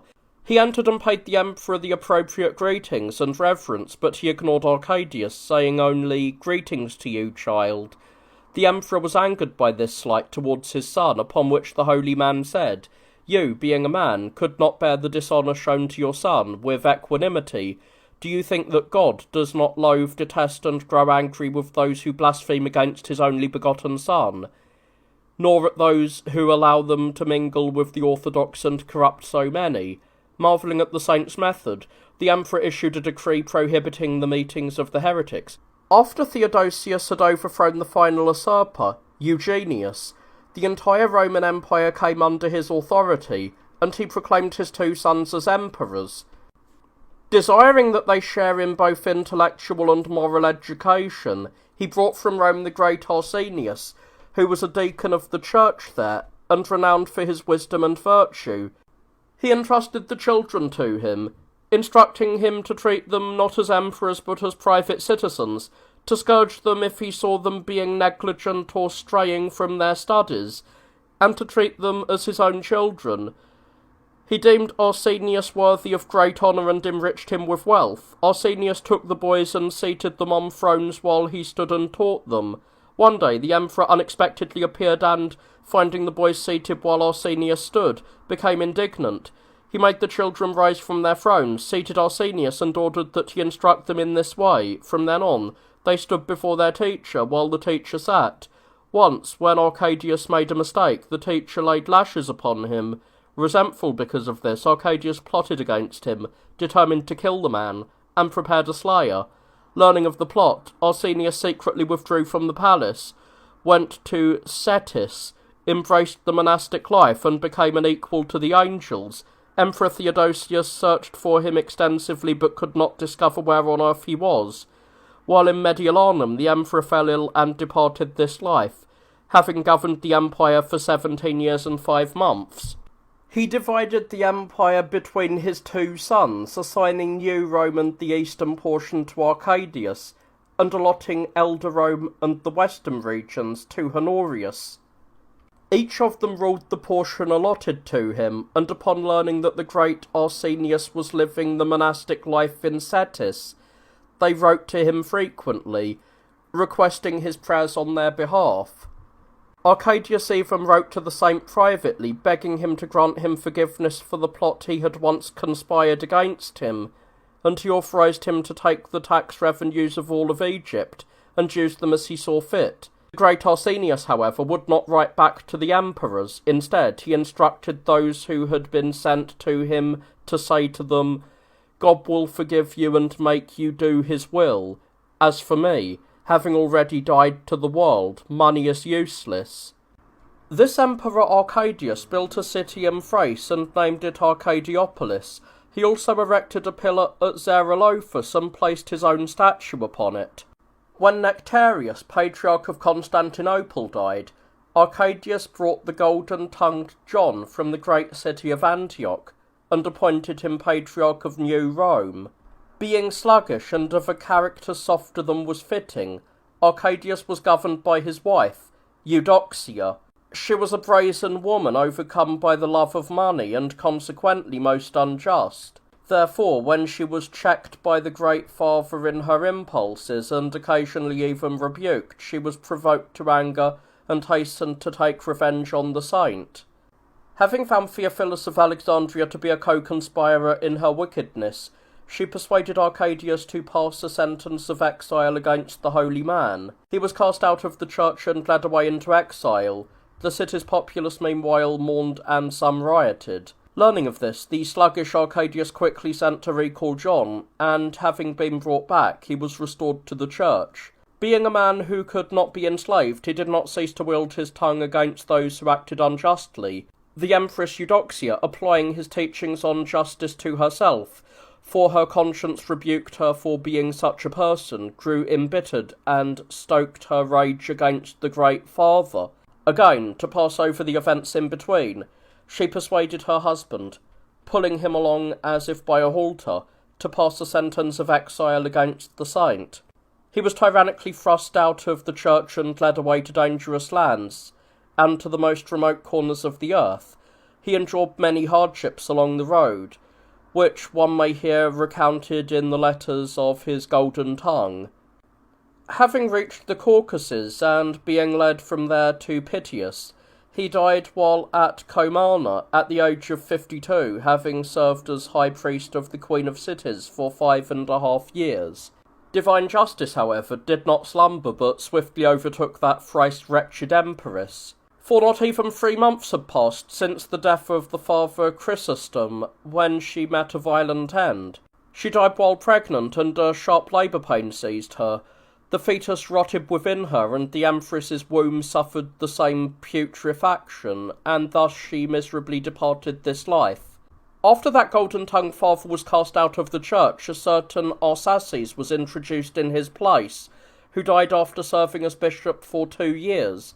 After him, Atticus was ordained. After Eudoxia had died before her husband, the emperor himself, Arcadius followed her not long after, having reigned for 14 years, 3 months, and some days after the death of his own father, Theodosius. It is said that the pillar standing in what is known as the Pitaccia belonged to Eudoxia. Dying, Arcadius left his son Theodosius as successor to the throne, called the Younger, to distinguish him from his grandfather, or because he was at such a tender childhood age when his father died, for he was only 7 years old. But let matters concerning him be deferred. The narrative shall proceed to summarise the affairs of Honorius. This king, left as emperor of Elder Rome by his father at a very young age, for he was 10, was placed under the guardianship of Stilicho in accordance with the will of his father, a man who held the first rank in Rome, and to whom the administration of public affairs had been entrusted. Honorius took Stilicho's daughter, Maria, as his wife. Upon her death, it is said he married her sister, Thermantia, while she was still of an immature age. She, too, died soon after. Because he was simple-minded, he was hated by the powerful men in Rome. Learning of a plot that was being formed against him, he relocated to Ravenna. It is said that he sent to Alaric, the leader of the Vandal or Gothic nation, urging him to march against Rome, wishing in this way to punish the citizens of Rome for their hatred towards him. Alaric did indeed come to Rome, though he did not sack it. Rather, he made a truce with the Romans, taking all the wealth found in the palace and Honorius' sister, Placidia, before withdrawing. He handed the maiden over to a certain Count Constantius for safekeeping, but the man who had taken her ran off and brought her to her brother, who then gave her in marriage to him, having honoured him with the rank of senator, and subsequently proclaiming him emperor, for Honorius was without children of his own. A short time later, Constantius was slain, though Placidia had borne him children, Valentinian and Honoriada. Some historians relate these events in this way, but others say that Stilicho was slain and that the powerful men in Rome hated Honorius, leading him to move to Ravenna. They add that Alaric, having come to despise Honorius's incompetence, marched against Rome and took it by siege. When it had been captured, someone came to Honorius in tears, announcing, "Rome has been taken by Alaric." Shaken by the news, the emperor trembled and, striking his thighs with his hands, exclaimed, "But Rome was here just a moment ago. How then has it been taken?" The messenger, understanding, let out a deep sigh and said, "I speak of the city, not of your pet bird," for the emperor had an oversized pet hen, which he cherished and had named Rome, and it was for her that he had wailed, believing it was she who had been taken. Honorius fell into dropsy and died, having lived 40 years and reigned ingloriously for 30 of them. A certain John, having usurped power in Rome, drove away from there Honorius's sister, Placidia, along with her 2 children, Valentinian and Honoriada. Meanwhile, the young Theodosius, living in Constantinople, was being carefully raised and educated by his sister, Pulcheria. No one rose up against them for fear of Isdagurdes, the king of the Persians, for Arcadius, when dying, had written in his will that Isdagurdes was to be the guardian of his son, who was, as mentioned, still a child. When the will was delivered to him, the Persian king sent Antiochus, the most honourable of his eunuchs, to be the guardian and protector of the Emperor Theodosius, and he exhorted the officials by letter to submit to their own king, threatening that if they did not, he would personally intervene to avenge the child. When Theodosius began to reach adolescence, his sister Pulcheria betrothed him to Eudocia from Athens, a woman of extraordinary beauty and well versed in every kind of wisdom. She was the daughter of a philosopher named Leontius, who hailed from Athens, and she was originally named Athenaeus. Having determined from his studies that his daughter was destined for great prosperity, Leontius had bequeathed his entire fortune to his 2 sons, Valerius and Genesius, but instructed that only 100 gold pieces be given to his daughter, writing that her own fortune would be sufficient for her. When her brothers misappropriated the paternal estate, Athenaea demanded her rightful share legally, asking them not to enforce the unjust provisions of her father's will. They, however, drove her from her father's house. Having been taken by her maternal aunt, she travelled to Constantinople and petitioned Pulcheria, explaining the situation. Seeing that the young woman was exceedingly beautiful, Pulcheria asked if she was still a virgin. Upon learning that she was, she had her baptized, for she was still uninitiated, renamed her Eudocia, joined her in marriage to her brother Theodosius, crowned her with a diadem, and proclaimed her Augustus. Seeing that the young woman was exceedingly beautiful, Pulcheria asked if she was still a virgin. Upon learning that she was, she had her baptized, for she was still uninitiated, renamed her Eudocia, joined her in marriage to her brother Theodosius, crowned her with the diadem, and proclaimed her Augusta. The Patriarch Atticus, by his exhortations, led a paralysed Jew to the knowledge of Christ, and deemed him worthy of the divine bath, from which the man emerged healed. The same Patriarch inscribed the name of the holy Chrysostom on the church's diptychs, as it had not been written there before, for the most pious father had been called and considered an Origenist. Upon the death of Atticus, who had led the community of the faithful for 20 years, Sicinius was ordained. He held the high priesthood for 2 years, and then departed this life in the 22nd year of the reign of Theodosius. Nestorius was then introduced, who, after serving as high priest for 3 years, taught that the Holy Virgin Mary should not be called Theotokos, or Mother of God. He preached that Christ was a mere man, and foolishly argued that the Son of God merely dwelt in him as in one of the prophets, dividing him in 2. He insisted that the Word of God did not take flesh from the pure blood of the Mother of God, but that the Son of God and the Word were one person, and Christ was another, made a son by adoption, and deified by grace.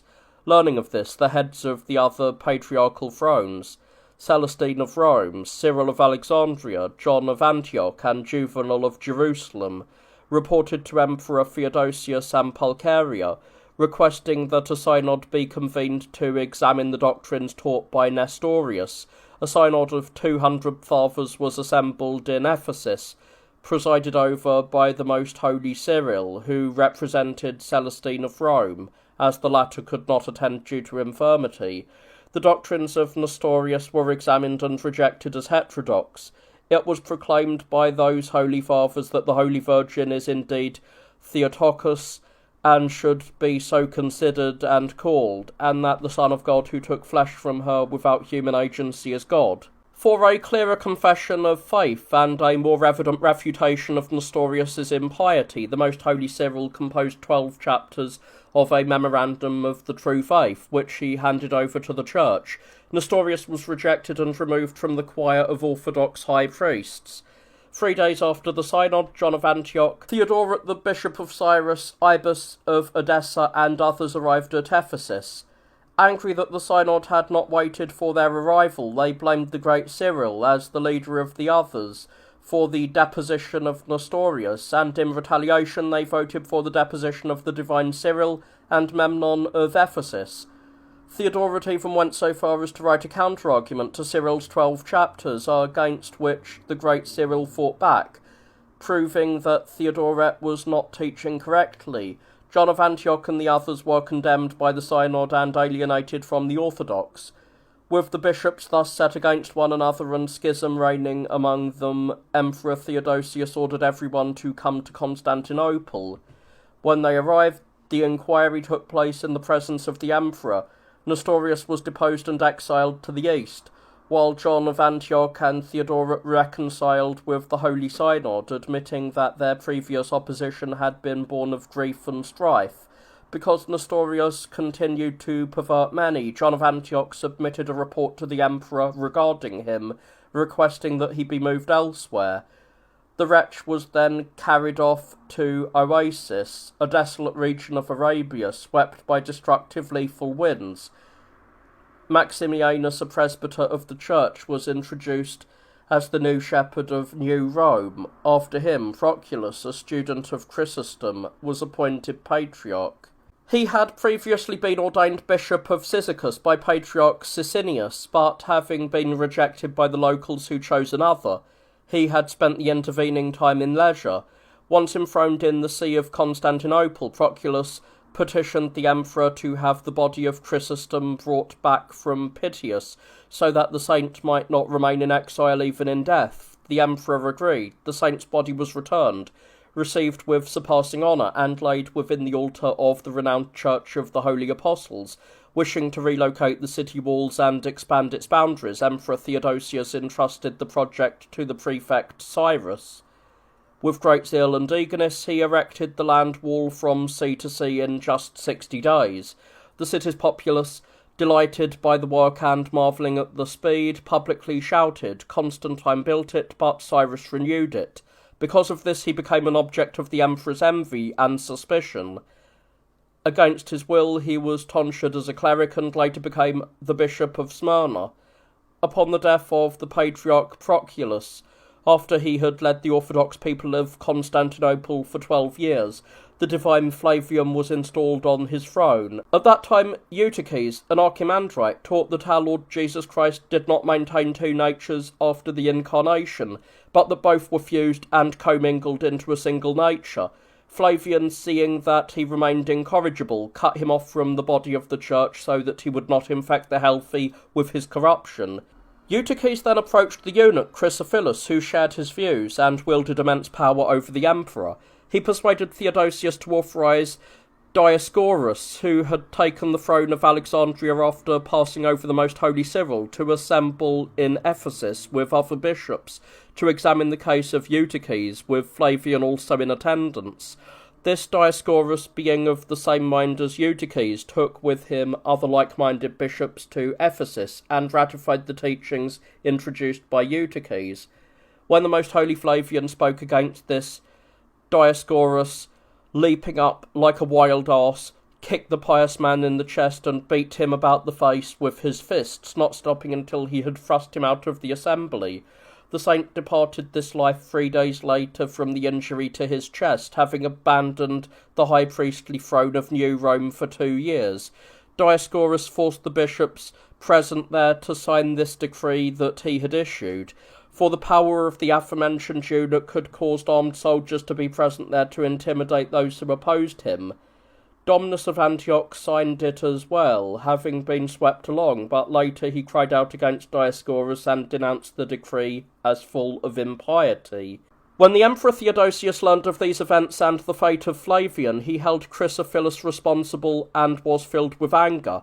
Fearing this, Dioscorus advised him to persuade the emperor to appoint Anatolius, his own representative, as Patriarch of Constantinople, so that he would receive Eutyches into communion, and the case of the Blessed Flavian would remain uninvestigated. The eunuch persuaded the emperor, who was easily led, and Anatolius was ordained patriarch. The aforementioned Chrysophilus, taking advantage of the emperor's complacency, persuaded him, and won over the empress Eudocia as an accomplice, to remove Pulcheria from the administration of state affairs. She withdrew from the palace and lived in seclusion, finding rest in the Hebdomon. When the emperor eventually came to his senses and reflected upon the murder of the Blessed Flavian as well as the treatment of Pulcheria, he realized that the profane eunuch was the cause of all these evils. Moved to righteous anger, he sentenced him to exile and confiscated his property while he summoned his sister, begged for her forgiveness, and entrusted the administration of affairs back to her.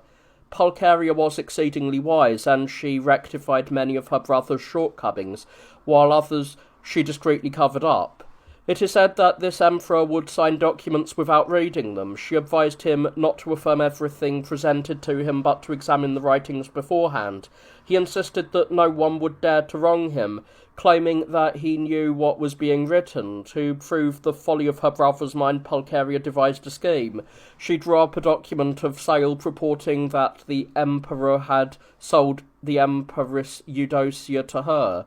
When she presented the contract to him, she persuaded him to confirm it with his own signature. Later, when he summoned Eudocia to him, Pulcheria would not allow her to go. When the emperor demanded to know why, Pulcheria showed him the contract and thus demonstrated how often he signed things he neither understood nor desired to happen. On that occasion, the forged sale was set aside and the empress was restored to the emperor. Later, however, a case arose that led to the emperor growing cold towards the Augusta.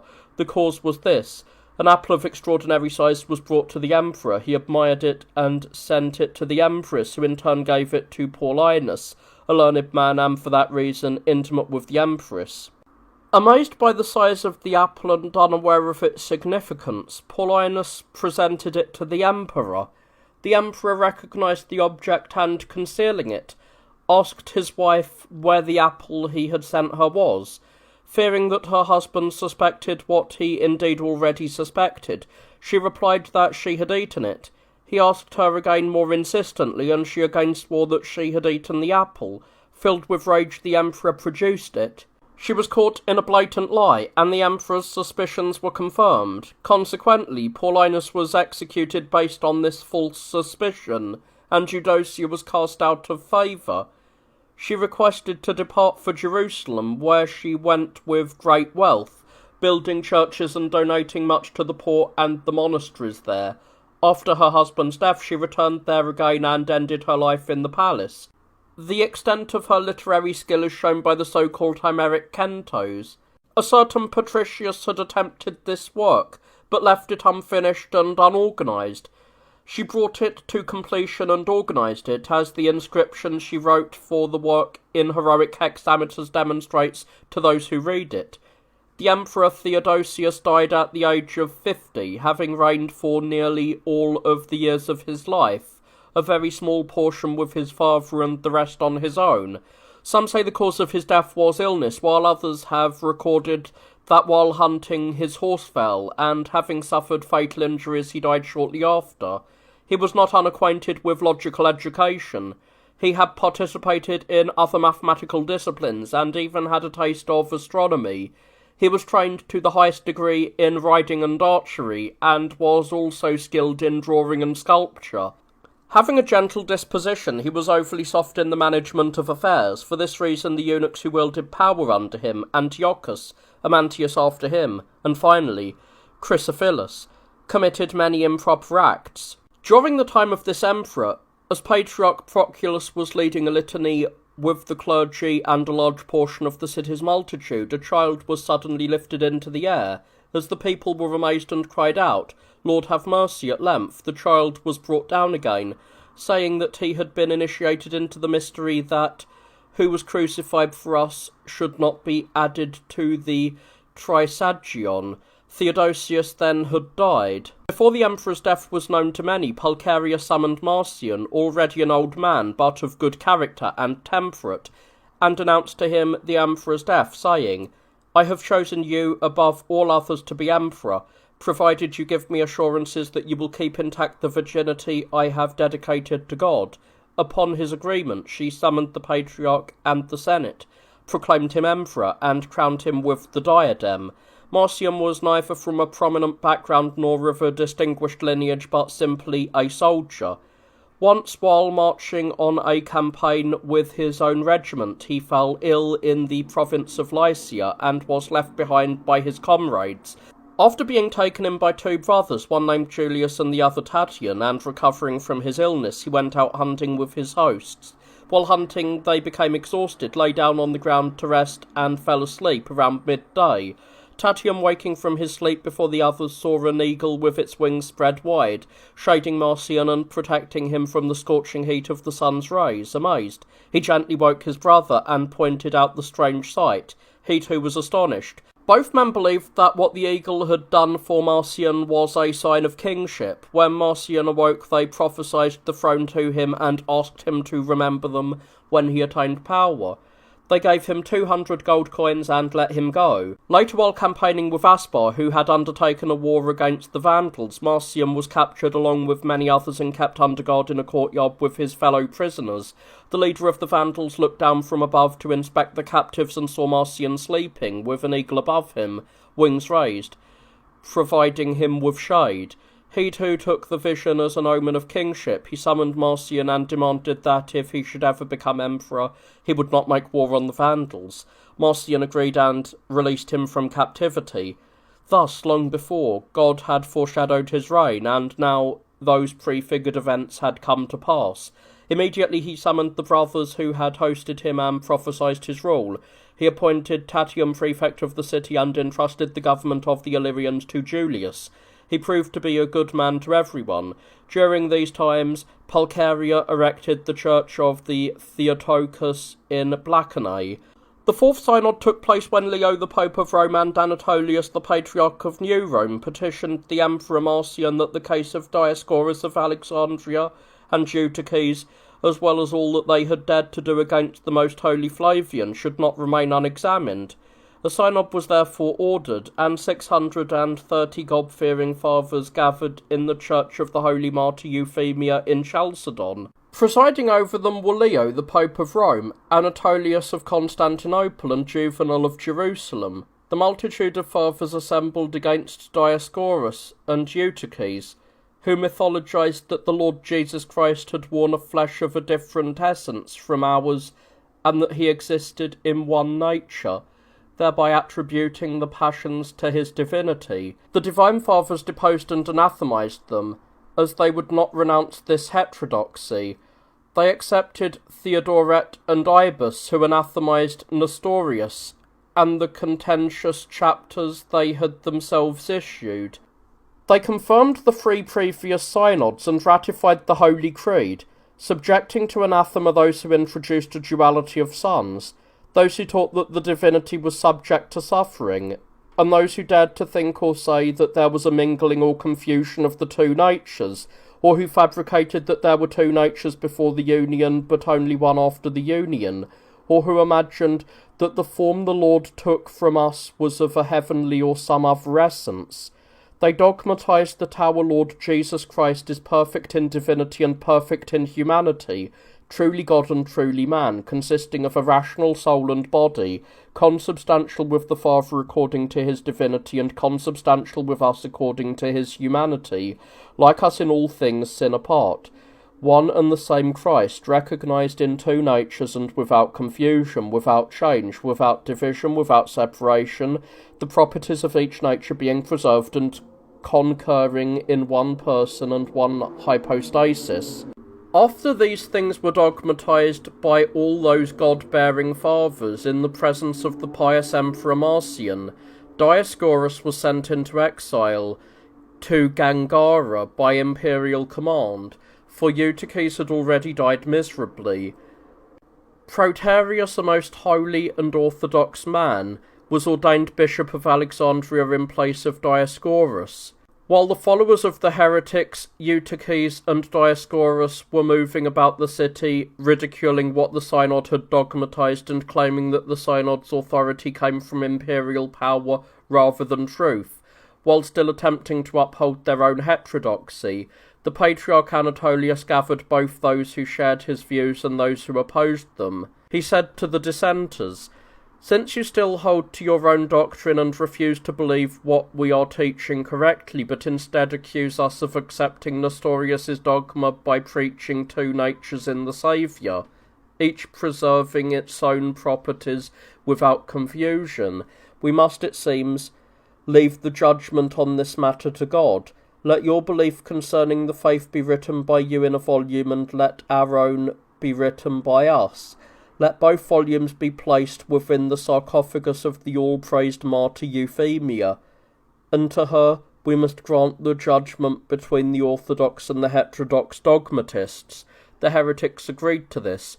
The volumes were written, the stone sealing the sarcophagus was removed, the documents were placed upon the martyr's chest, and the stone was replaced on the sarcophagus, which was then sealed by both parties. From then on, there were prayers and all-night supplications to God to reveal which of the doctrines was pleasing to him and which should be rejected. After the third day, they assembled, and the emperor also being present, upon the opening of the sarcophagus. "O the wonders of you, my lord! The volume of the heretics was found lying at the feet of the martyr, while the other was held in her right hand, which she is said to have extended towards the emperor and the patriarch, handing the volumes to them. Those who upheld the orthodox faith erupted in applause, while those of a different mind departed in sorrow, enveloped by darkness and shame. Some of them, however, converted to the orthodox faith. During that time the Empress Pulcheria also died, piously and gloriously and with good hope. For she had distributed all of her wealth to the poor, and through her mercy towards them she obtained the mercy of God. Valentinian, the nephew of Honorius, whom we mentioned earlier as the son of his sister Placidia, reigned in Elder Rome and took as his wife Eudocia, the daughter of the younger Theodosius. Living a dissipated and lewd life, he neglected his own wife, despite her beauty, and defiled himself with others. He also made use of divination and sorcery. Living such an unholy life, he died a miserable death. Maximus, one of the patricians in Rome, a descendant of the Maximus who had long ago usurped power, whom the great Theodosius had defeated, entered the palace, slaughtered Valentinian within its walls, forced himself upon Eudocia, and seized the throne.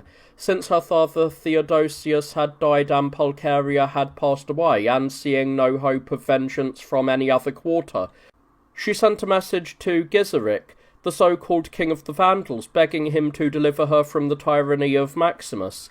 He descended upon Rome with a fleet and a great force. Maximus fled the city and was killed by his own men. Gizeric took possession of Rome without a struggle, gathered all of its wealth, including the votive offerings from the divine temples made of gold, adorned with jewels, as well as some of the sacred vessels from the temple in Jerusalem that had been brought by Titus, and taking Eudocia along with her 2 daughters, returned to Africa.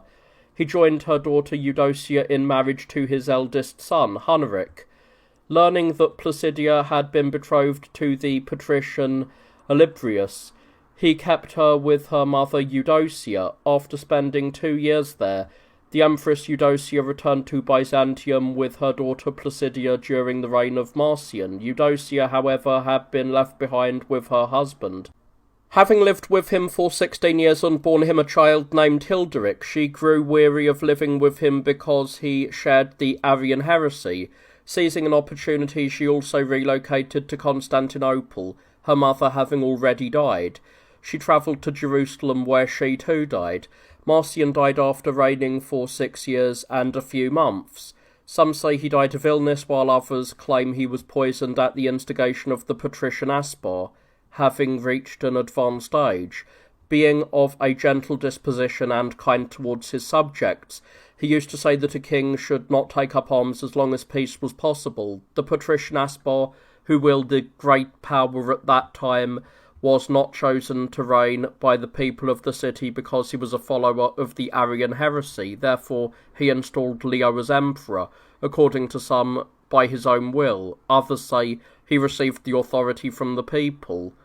Leo, who had managed Aspar's estate, was asked to crown one of his sons as Caesar. Having promised this, Leo was elevated to the heights of empire. Some say Leo had been a tribune and an official of the tolls at Salembria. Some say he traced his lineage to the Thracians, others to the Dacians in Illyricum. Just as Leo was established as emperor, Aspar pressured him, compelling him to make one of his sons Caesar, in accordance with his promise. As he put it off, Aspar grabbed hold of the imperial purple and said, "King, he who wears this should not be a liar." Leo replied, "Nor should he be coerced and led about like a slave."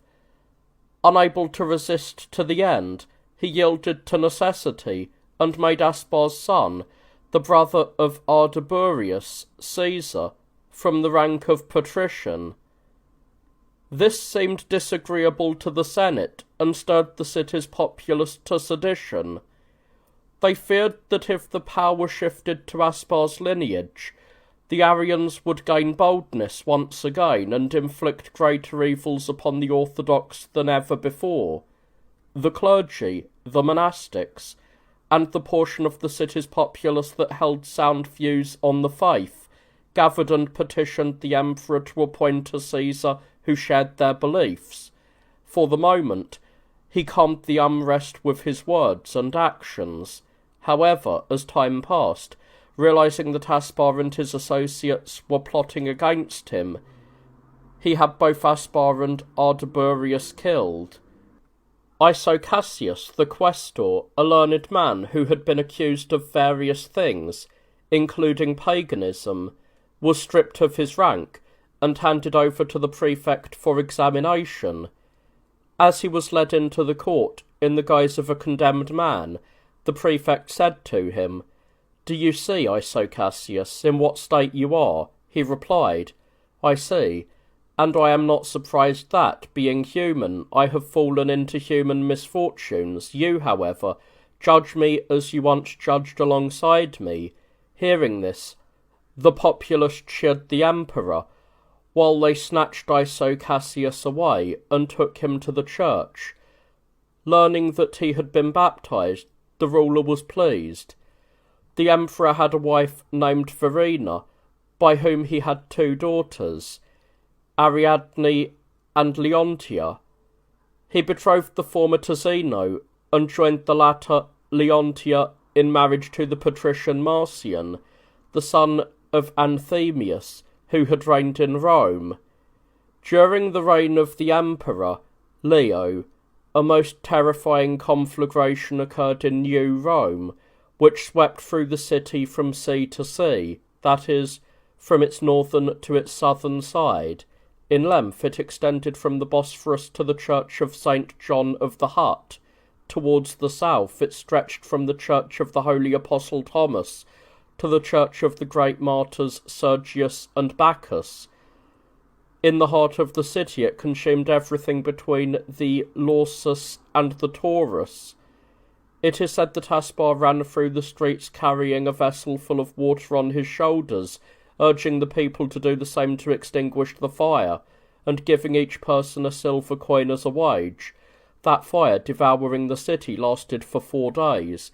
Among other things, it burned down the building in the so-called Senate House, where the Senate and the nobility gathered for deliberation, a renowned and brilliant work, and the very place where the emperor would assume his consular robes, as well as the so-called Nymphaeum, another building situated opposite the aforementioned hall, which served for holding weddings and could accommodate a multitude of those who did not possess their own houses. Also, another imperial hall in the Taurus, which was costly and immense, and in addition to these, many most prominent churches and the private homes of many of the nobility. It is also said that during his reign a most violent earthquake occurred in Antioch, such that the entire city nearly collapsed. Furthermore, much ash rained down upon Byzantium, such that it piled up to the height of a palm. Terrified by this, the emperor left the city and spent a long time at St. Mamus. This emperor appointed Rusticus as commander of the army, a man who was brave and highly skilled in strategy. After his death, he chose Basiliscus, the brother of the Empress Verina, to replace him. Basiliscus campaigned against Gizeric in Africa with a large fleet, but was defeated most shamefully and lost the greater part of the fleet. According to some historians, this was due to poor judgment and a lack of strategic planning in the war, while others attribute it to treachery, claiming he received vast sums of money from Gizeric. They say that once the battle commenced, he turned the flagship and, retreating, took to flight. This gave courage to the enemy and broke the spirit of his own men. He returned in disgrace with a few, while the rest fell in the naval battle. To this emperor was born a grandson by his daughter Ariadne and Zeno. He named him Leo and crowned him with the imperial diadem while he was still a very young child.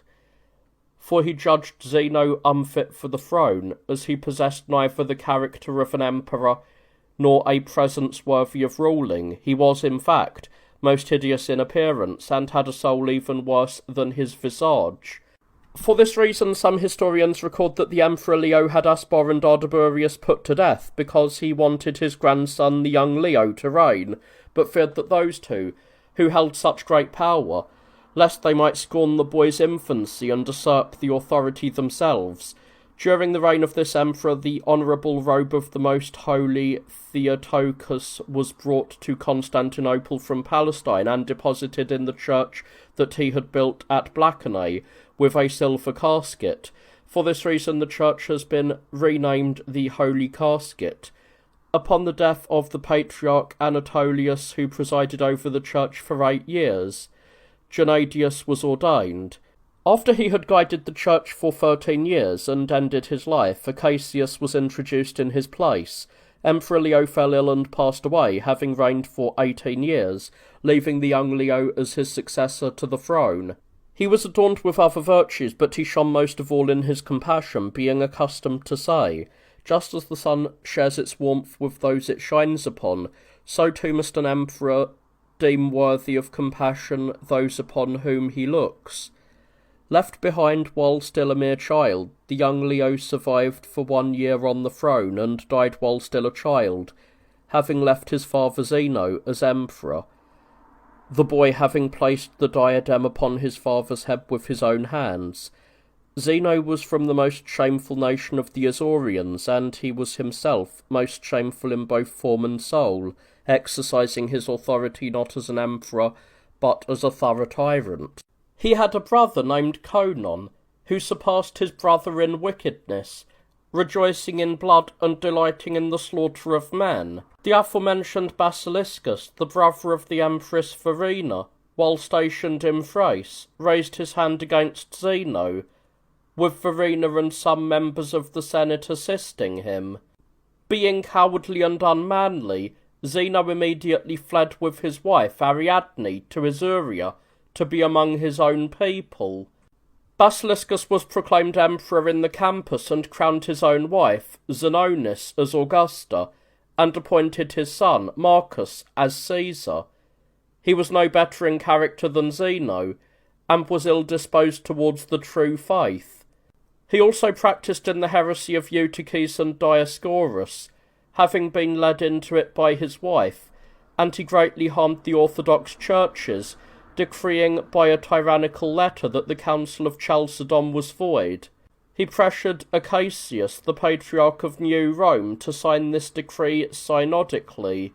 However, the Orthodox populace of the city gathered in the church, denounced Basiliscus, and proclaimed the Council of Chalcedon to be holy. For these reasons, Basiliscus became hated by the people and the Senate. He sent Ilius and Trocundus with a force against Zeno. They marched forth and besieged him, but because Basiliscus had made them many promises that he did not fulfill, and because the Senate, burdened by Basiliscus's wickedness, wrote to these men about the things being done by him, they joined Zeno. becoming his friends and allies instead of his enemies. They took him and returned home. Basiliscus then sent his own nephew, Armatius, with the Thracian regiment against Zeno. Meeting Zeno near Nicaea, Armatius was corrupted by money and, in addition, by the promises that his own son Basiliscus would be crowned Caesar, so he defected to Zeno. From there, Zeno came to Constantinople, and was received by the Senate and the people. Basiliscus fled to the church with his wife and children, from where he emerged after receiving assurances that his life would be spared. They were taken away to a fortress where it is said they were locked in a tower with their loved ones and perished from hunger. Others say they were put to death while being led away. Zeno also exiled his own mother-in-law, the Empress Verina. Thus, Basiliscus perished after usurping power for 2 years, whether in the manner related or otherwise. During his reign, a massive conflagration occurred in Constantinople, starting from the Chalcopatria and consuming everything adjacent to it, reducing to ashes the porticos of the public squares and the buildings above them, as well as the building known as the Basilica, which housed a library containing 120,000 volumes. Among these, it is recorded, was the gut of a dragon, 120 feet long, having the poems of Homer, the Iliad and the Odyssey, inscribed upon it in golden letters. Malchus, in writing about these emperors, makes mention of these things. The fire also destroyed the splendour of the city's Lausus district and the statues installed there, the Samian Hera, the Lindian Athena, and the Cnidian Aphrodite, which were famous for their craftsmanship, and it spread as far as the Forum. Zeno, having once again seized power, appointed Armatius's son as Caesar, fulfilling his promise, and made Armatius himself commander-in-chief. Shortly thereafter he killed Armatius, saying, "Just as he did not keep faith with Basiliscus, he will certainly not keep faith with me." Then he made his son, the Caesar, a cleric. He also slew the master of offices, Ilius, who had attempted a coup, because he learned that Ilius was plotting against him with the assistance of the Empress Ariadne with Zeno's knowledge. Furthermore, he killed the patrician Pelagius, a most learned and righteous man, under the pretext of accusing him of paganism, but in truth, to avoid his censures, for Pelagius, being of free mind, would reproach Zeno for his ungodly deeds. This most hateful Zeno destroyed many other prominent men, and inclined towards heresies, illicit deeds, and a corrupted life. Having lived thus, he was violently cut off from life. The manner of his death is disputed. Some say that while he was glutted with food and drunk, he would lose his senses and collapse, appearing no different from a corpse, being hated by his own wife, Ariadne. She once had him placed in an imperial sarcophagus while he was in this wine-induced stupor, as if he were already dead, and she immediately had the massive stone lid placed upon it. When he sobered up, he cried out and wailed from within, but as no one paid heed, he died there pitifully. Others say that he fell ill and was afflicted by such severe pains that he appeared dead to those who saw him, and was thus placed in his tomb, where he died while lamenting and calling out to his loved ones, while Ariadne would not permit anyone to open the monument, or pay him any attention at all. After Zeno had died in this most miserable fashion, Ariadne elevated to the throne the silentiary Anastasius, known as Dicaurus, a title denoting his lowly status. With the approval of both the Senate and the army, with Urbicius the eunuch, who wielded great power at that time, exerting himself for his proclamation. Anastasius was called Dicaurus because he had pupils of different colours in his eyes. One was darker, while the left one was tinted more towards blue. As he was about to be crowned, the Patriarch Euphemius demanded a written confession of faith from him, and an assurance that he would not disturb any of the Church's dogmas. After Acacius, who was most pernicious to the Orthodox, occupied the Church for 17 years, and died, Fravitius was ordained Patriarch, being of the same mind of Acacius and Zeno. 3.5 months later he too departed this life, and Euphemius, a holy and most orthodox man, presided over the Church of Constantinople. He erased the name of Peter Mongus, who had piratically seized the throne of the great Antioch, from the diptychs as a heretic. In his place he inscribed the name of Felix, the Pope of Rome, an orthodox man who had reproved both Zeno and Acacius by letter for communing with Peter Mongus, who held to the heresy of Eutyches and Dioscorus, and especially for sending a writ of deposition to Acacius, for which reason Acacius had erased his name from the diptychs. This patriarch Euphemius crowned Anastasius only after receiving from him a handwritten document affirming that he accepted the Church's doctrines and would preserve all that had been defined by the Council of Chalcedon. Immediately Anastasius betrothed Ariadne and issued an imperial decree remitting all debts owed to the public treasury up to that time. Once 40 days had passed after Zeno's funeral, he celebrated the wedding. He also abolished the tax pressing upon his subjects known as the chrysargyron.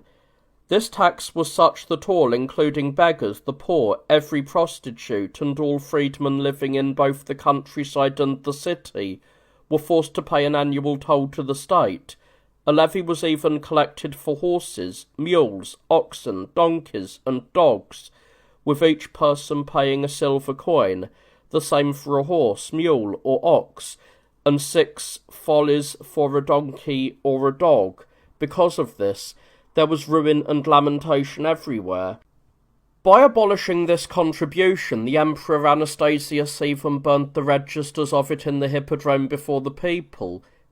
In these matters, he was magnanimous, and managed political affairs well. For instance, he made public offices, which had previously been sold, available without charge. However, regarding the faith in the divine, he was not good, inclining towards the heresy of the Confucianists, who taught that after the union of the two natures, there was only one nature in the Saviour. He greatly harmed the Orthodox churches and was implacable towards their leaders. He exiled the Patriarch Euphemius, who refused to anathemize the Council of Chalcedon, having first taken back his own document through deceit, or by force, as others say.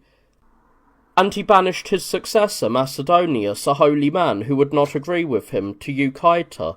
Timothy, who was of the same mind as the emperor, was introduced in his place. Longinus, Zeno's brother, attempted a tyranny, but was defeated by Anastasius and exiled to Alexandria, where he was ordained a presbyter and died. Anastasius also drove out many Azaurians who were living in the Queen of Cities. The Master of Offices Longinus, not Zeno's brother but another, took them in, incited a rebellion, and ravaged much of the east, but he was defeated, and the barbarians with him were destroyed. It is said that at that time Theodoric, the ruler of Africa, who was an Arian, killed a certain Orthodox deacon who was very close to him, a man who, in order to curry favour, had converted to Arianism, saying, "Since you did not keep faith with God, you will certainly not keep faith with me." When Anastasius, the Pope of Elder Rome, died, the people were divided. Some voted for a certain Laurentius, while the Orthodox chose Symmachus. As they began to riot against one another, the aforementioned Theodoric, who then held power in Rome, arrived there and, having assembled a synod, confirmed Symmachus as Bishop of Rome, and drove Laurentius away. During these times, the Bulgarian nation, which had not been known before, is recorded to have ravaged Illyricum and Thrace. As the Hagarenes were plundering the east, Anastasius made a truce with them. However, when the Thracian Vitalianus attempted a tyranny, associating with the Mosians and Scythians, and plundering the cities around the capital, and even attacking it with a fleet, Anastasius opposed him through the prefect, Marianus. A naval battle took place, and through a device created by Proculus the Great, who at that time flourished in philosophy and mechanics, having mastered all the works of the renowned Archimedes and added to them his own inventions, the enemy's navy was defeated. It is said that Proculus fashioned bronze mirrors capable of carrying fire and suspended them from the walls opposite the enemy ships. When the sun's rays struck these, fire was flashed from them, setting ablaze the enemy's fleet and the ships themselves, the very thing Dion recorded that Archimedes had devised long ago, when the Romans were besieging Syracuse. Anastasius, being a zealous supporter of the heresy of Eutyches, wished to add to the Trisagion the phrase, "who was crucified for us." For this reason he sent the logothete and the prefect to the church. Standing on the ambo as if on a dais, he began to proclaim the imperial edict. The orthodox portion of the populace was stirred, and they rushed to tear the man apart. They barely escaped the mob's fury, but the crowd, ignited with rage, attacked the homes of those men. They tore down the houses, plundered their contents, and killed many. They insulted the emperor, cheered for Vitellianus as emperor, burned many houses, and murdered a great number of people.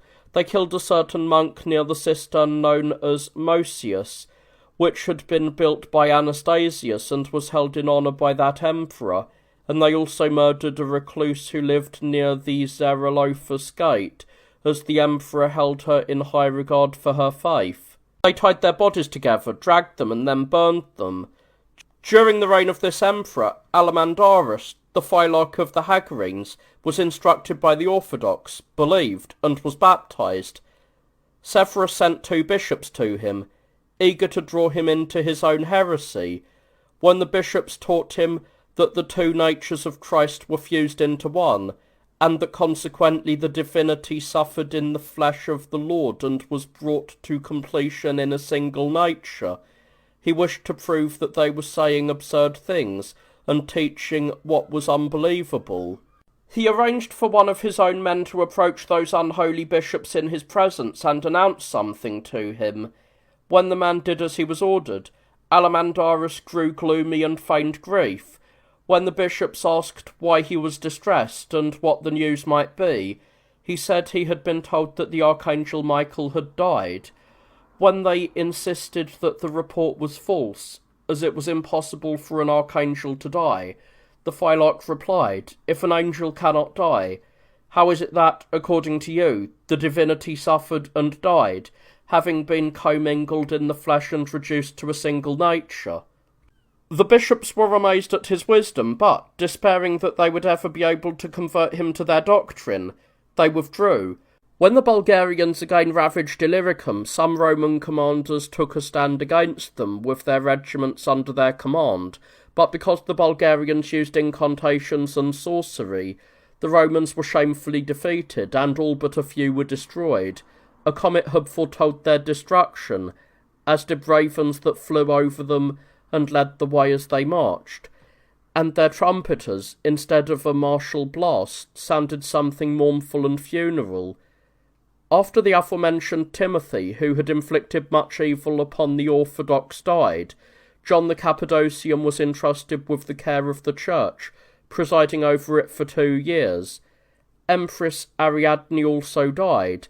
It is said that during the reign of Anastasius there stood somewhere in the city a bronze statue of the Tyche of the city, in the form of a woman, having one of her feet placed inside a ship that stood before her, also crafted of the same material. Whether due to the wear of time or through malice, parts of this ship's image were broken off and removed. From that point on, merchant ships no longer docked at Byzantium, but were driven back by the force of the winds as they approached, and had it not been for long ships propelled by many rowers bringing their cargoes into the city, those within might well have been consumed by famine. This state of affairs continued for a time, and became a source of concern for the public officials. The cause was suspected by someone and reported to those charged with the city's care. The fragments of that ship were sought and found, restored, and fitted back into place. Once this was done, the passage of ships was unimpeded, and the sea was full of them sailing in. To confirm if this had indeed been the impediment to the arrival of ships, they again removed the parts of the ships, and all of the vessels that were still sailing in were again driven backwards by the force of the wind. Thus it was confirmed that the breaking of the bronze ship was the cause of the obstruction to the entry of the merchant vessels, and they duly restored it and accorded it proper care. Shortly before his death, Anastasius, having been informed of a conspiracy against him, seized many, among them Justin and Justinian, and it was his intention to destroy them. He was prevented by a dream in which a fearful man appeared to him and said, "Do you no harm to Justin and Justinian, for each of them is destined to serve God in his own time." For this reason, he dismissed the charge of treason against them. It is also said that the Emperor Anastasius saw in a dream a fearsome man holding a volume, who said to him, "Behold, because of your impiety, I am erasing 14 years from your life."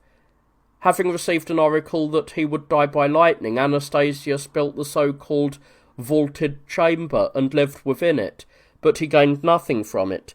For one day, when terrifying thunderclaps were breaking out and many lightning bolts were being discharged, he, in his terror, moved from room to room, hiding in one chamber after another. Thus he was found lying dead in one of the imperial bedchambers, having lived 88 years, reigning for 27 years and 3 months. During these times the most terrifying earthquake occurred, and in Byzantium collapse happened in various places. The great city of Antioch, however, almost entirely collapsed, and its inhabitants were buried in the ruins. This Anastasius built the so-called Long Wall, which extends from the Great Sea as far as Selembria on account of the incursions of the Mysians, that is, the Bulgarians, and the Scythians. He also set up his own bronze statue on the column in the Taurus, replacing the statue of the great Theodosius which had previously stood there but had fallen. After reigning and ending his life in this manner, Justin the Thracian was proclaimed emperor. He was born of obscure and undistinguished parents, and he himself had at first been a labourer, a cowherd, or a swineherd, before changing his fortune to a military one, and rising to the rank of commander and count. After the death of Anastasius, when a council was proposed regarding the appointment of an emperor, the eunuch Amantius, who was the praepositus and held great power, wishing a certain Theocritus, a close associate, to reign, provided money to Justin to distribute to the soldiers so that they would choose him. But Justin, having distributed the money, secured the throne for himself, and was elevated to the heights of autocratic power by the soldiers and the people. Amantius took Justin's trickery as a grave offence and conspired against him with others of the nobility. When this was discovered, Justin put him to death along with Andreas the Cubicularius and Theocritus. This Amantius, when Anastasius saw in his sleep the man carrying the volume and erasing some years of his life, had seen a dream in which, as he stood before the emperor, a great pig came upon him, threw him to the ground, and devoured him.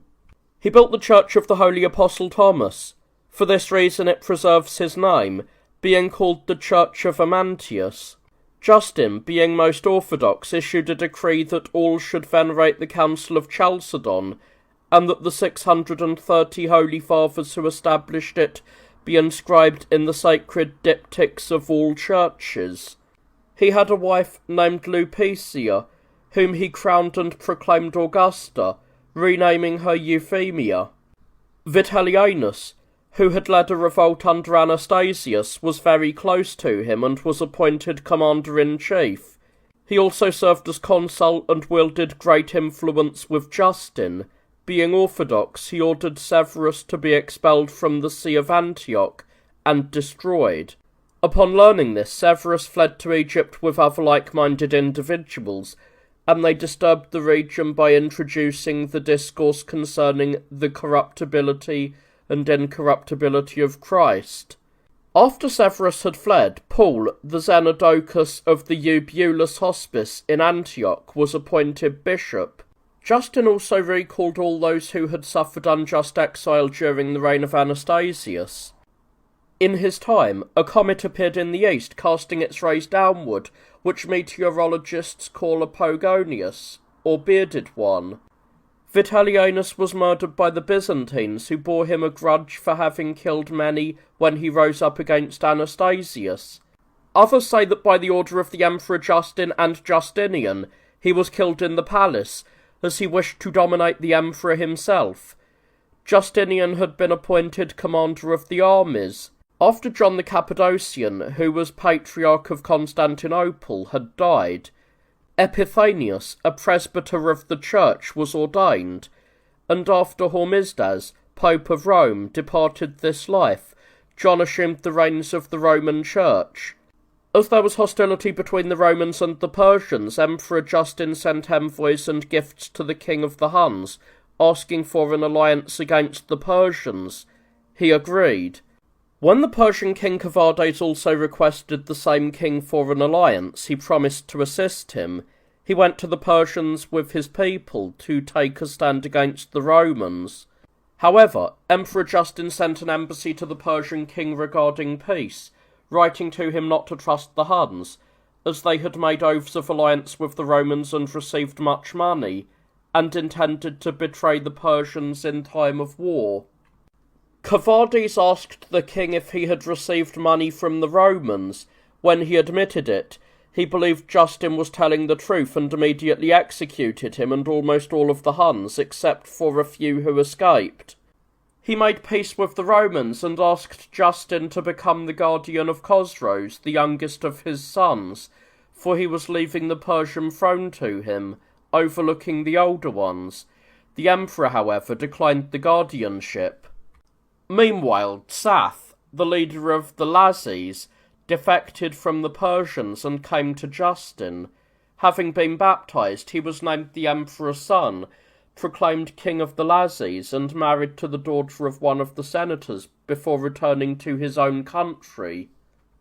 This became a cause for war again between the Romans and the Persians, as the Roman emperor was usurping those who were subject to the Persians. It was then that the events concerning Saint Aretas in the city of Negra occurred. Cavades slaughtered all of the Manichaeans within his realm, burned their books, and their bishops, because they had taught their foul heresy to one of his sons, and persuaded him to hold their views. Anabazus, or Anabaza, the metropolis of Cilicia Secunda, was destroyed at that time by an earthquake. Edessa, a renowned city in the province of Osramim, was flooded when the river that flows through its midst, the Syrtis, burst its banks. It cast down the city's houses, dragging them away and burying some of the inhabitants in the ruins while drowning others.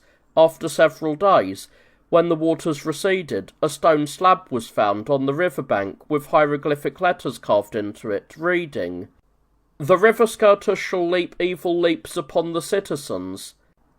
Half of Pompeiopolis was swallowed up when the city split in the middle, and many people perished in the chasm while still alive, and no one was able to rescue them.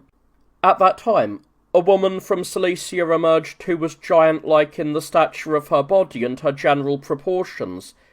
She stood a full cubit taller than any well-proportioned man. She was broad in the shoulders and chest, and her other features were consistent with her length and breadth. I mean, her appearance, her voice, the sturdiness and size of her arms and forearms, the thickness of her fingers, and all that pertains to such a figure. After the death of Vitellianus, Justin, as mentioned, was appointed commander-in-chief, and the entire administration was entrusted to him. Once, when the leaders of the government petitioned the emperor to choose the commander as his partner in the empire, he touched his purple robe and said, "May it be your wish that no younger man should wear this."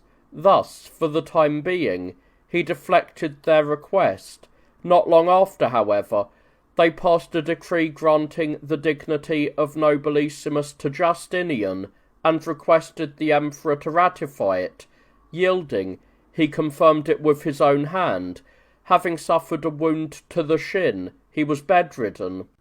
As his illness grew severe and his survival became doubtful, he summoned the Patriarch Epiphanius and the high officials, and proclaimed his nephew Justinian emperor, himself placing the diadem upon his head.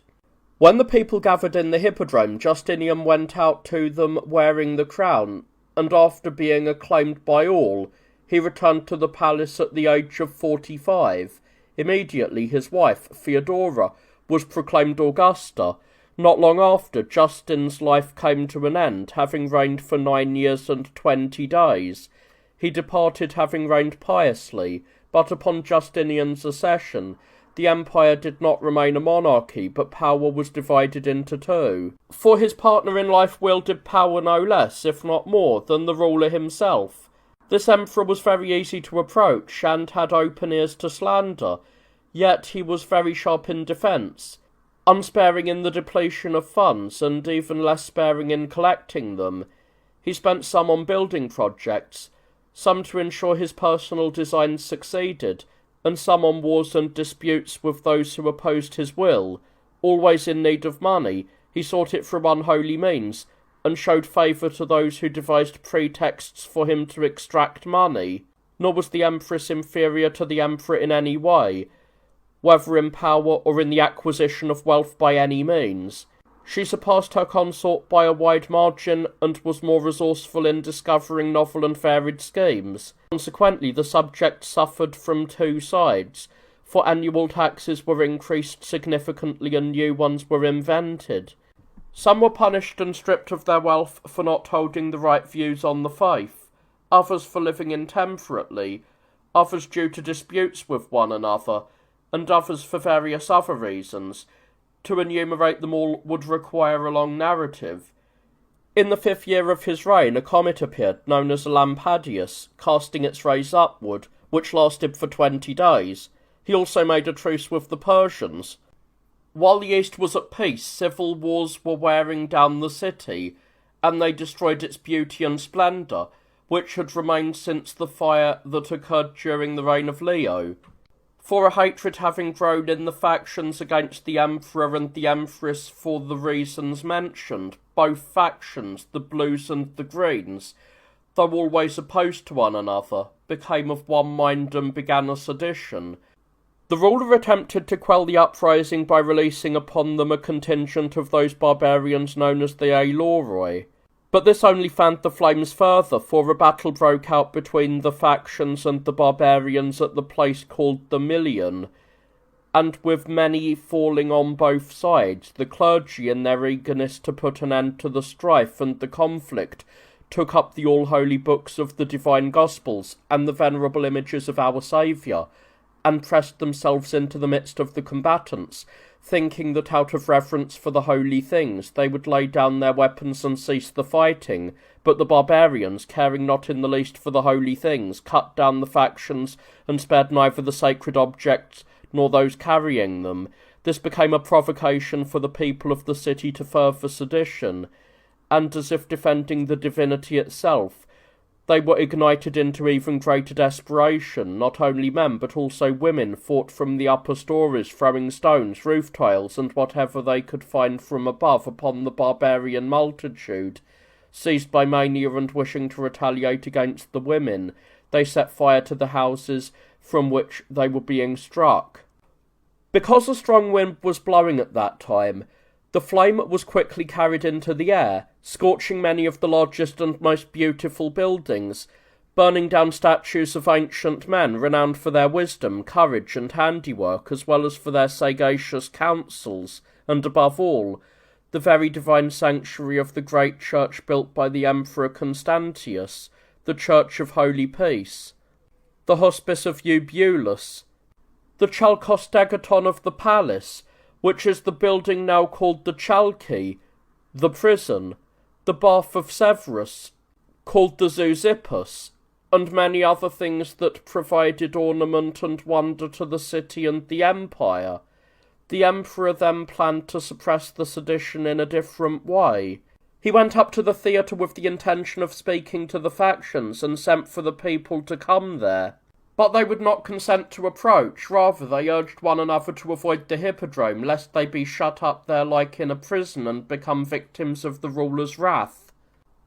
Running then into the forum, they decided to appoint a new emperor for themselves, seizing Hypatius, a kinsman of the Emperor Anastasius, who was there partly against his will but partly persuaded. They led him to the forum of Constantine, lifted him high on a shield, proclaimed him emperor, and took over the racing theatre, cheering him and demanding purple robes and a crown.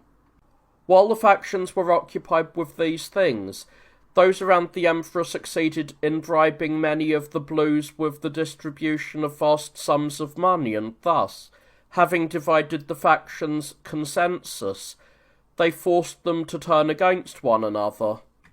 Then, suddenly, the guards of the rulers rushed out from the palace armed, and other soldiers and the barbarians also broke in, mowing down the throngs like grass without mercy, for they were already at odds with one another, for the theatre was full of people, some belonging to the faction of the insurgents, but the majority gathered merely to watch what was happening and the proclamation of Hypatius.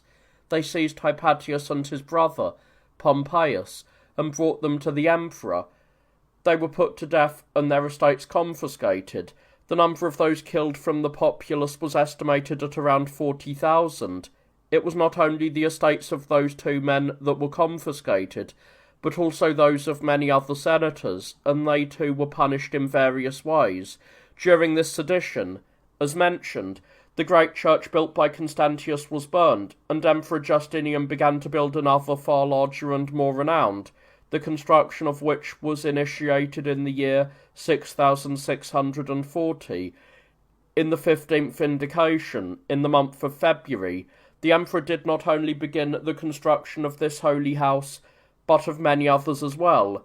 Requiring immense funds for this, he cut off the stipends that had been established from ancient times to be given to each city to the teachers of the liberal arts, upon the recommendation of the prefect. Thus, with the schools in the cities falling into disuse, boorishness took hold among those residing in them.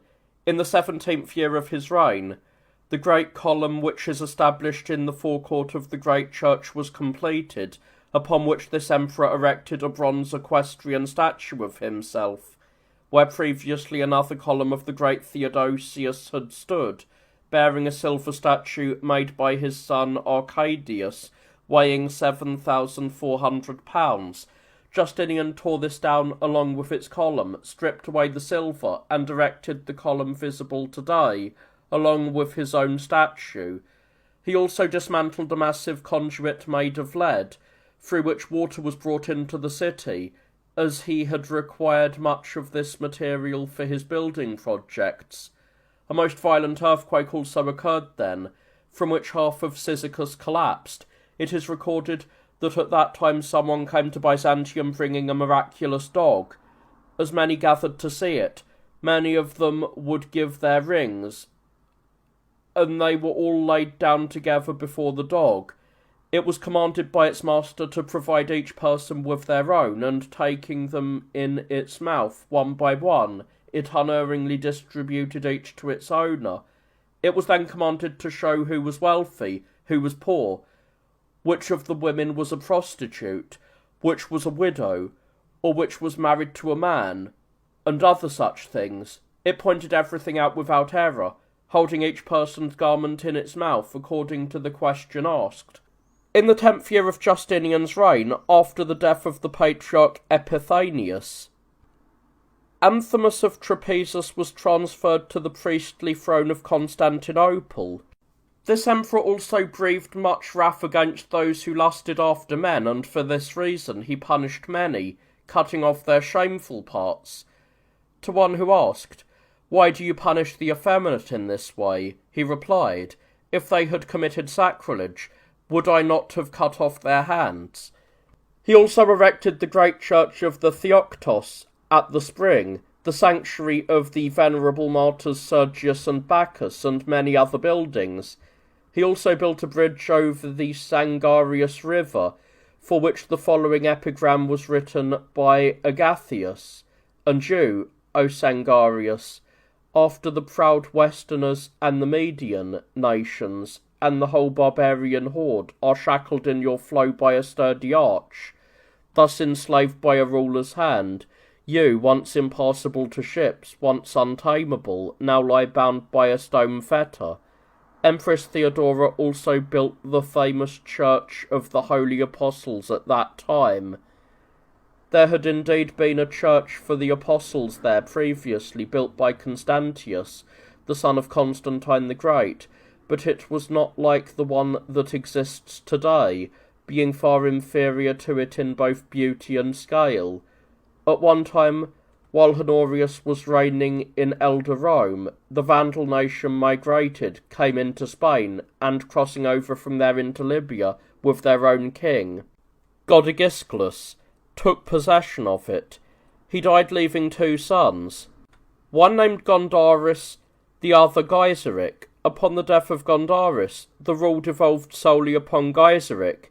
This Gaiseric seized Carthage and Rome itself, and after leading the Vandals for 39 years, he paid the debt of nature. He was succeeded by his son, Huneric, under whom most terrible things were inflicted upon the Orthodox, as he forced everyone to become Arian. After reigning for 8 years, he died, succeeded by his nephew, Guntamund. He too, becoming burdensome to the Orthodox, ended his life after holding the rule for 12 years. Then Thrasimund became the Vandal leader. He was also an Arian, though he did not punish the Orthodox, merely shunning them. After he had spent 27 years in power and measured out his life, his rule passed to Ideric, who was the grandson of Gaiseric through his son Huneric. He did not treat Christians harshly and was gentle to all, as he possessed a naturally soft character, which also made him rather sluggish in warfare.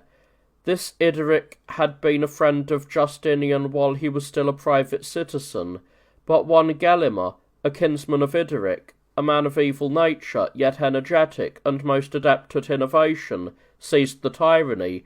He threw his master into prison, along with all those who were loyal to him.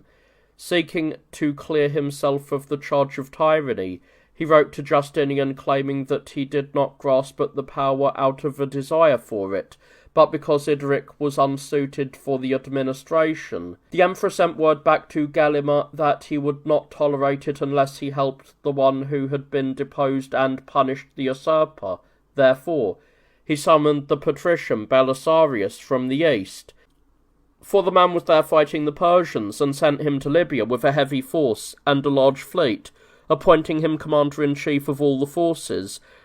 The Caesarian Procopius, who recorded the history of the wars there in greater detail, accompanied him. Upon sailing into Libya, Belisarius cast up a camp. Learning of this, Gelimer ordered his brother Amantus to immediately kill Ideric and his relatives, whom he held in custody, and they were put to death. Gelimer clashed with Belisarius, was routed, and fell from power in Carthage. Belisarius seized the other cities and all of Libya and subjected it to the Roman Empire, after the Vandals had held it for 95 years. He also captured Gelimer himself alive, along with his wife and children. It is said that while he was being besieged with his people in a barren region of the Marusians and had run out of sustenance, he sent word to the general whom Belisarius had placed over the siege, requesting that he send him a loaf of bread, a lyre, and a sponge. Unable to understand why Gelimer requested these things, the general asked the messenger who brought the letter. The messenger said that he asked for the bread because he longed to see it, having not seen any since he had been driven out of Carthage, as the barbarians among whom he lived had a wretched diet.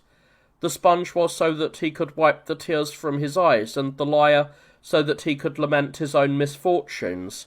Nevertheless, surrendering himself to the besiegers, he was led to Belisarius and laughed as he was brought before him, such that he seemed deranged to those who saw him due to the extremity of his suffering.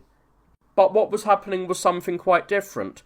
Reflecting on the fortune to which he had fallen from his previous state, and having judged human affairs to be worthy of laughter, He laughed at them. Belisarius kept both him and the Vandal leaders in an honourable custody, to be brought to the emperor. He had also taken Sicily and Sardinia, also an island, and made everything up to Gades subject to himself.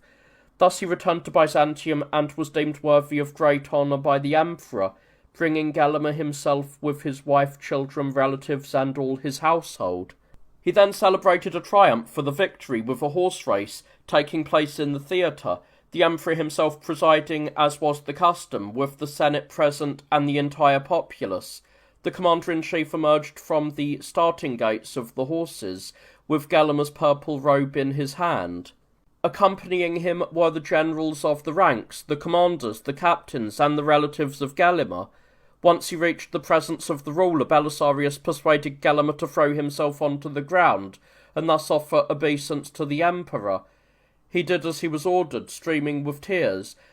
Belisarius himself also prostrated himself, showing Gelimer that he was not required to do this as a captive, but because it was the custom for Roman emperors to be approached with obeisance, as if to lighten his misfortune.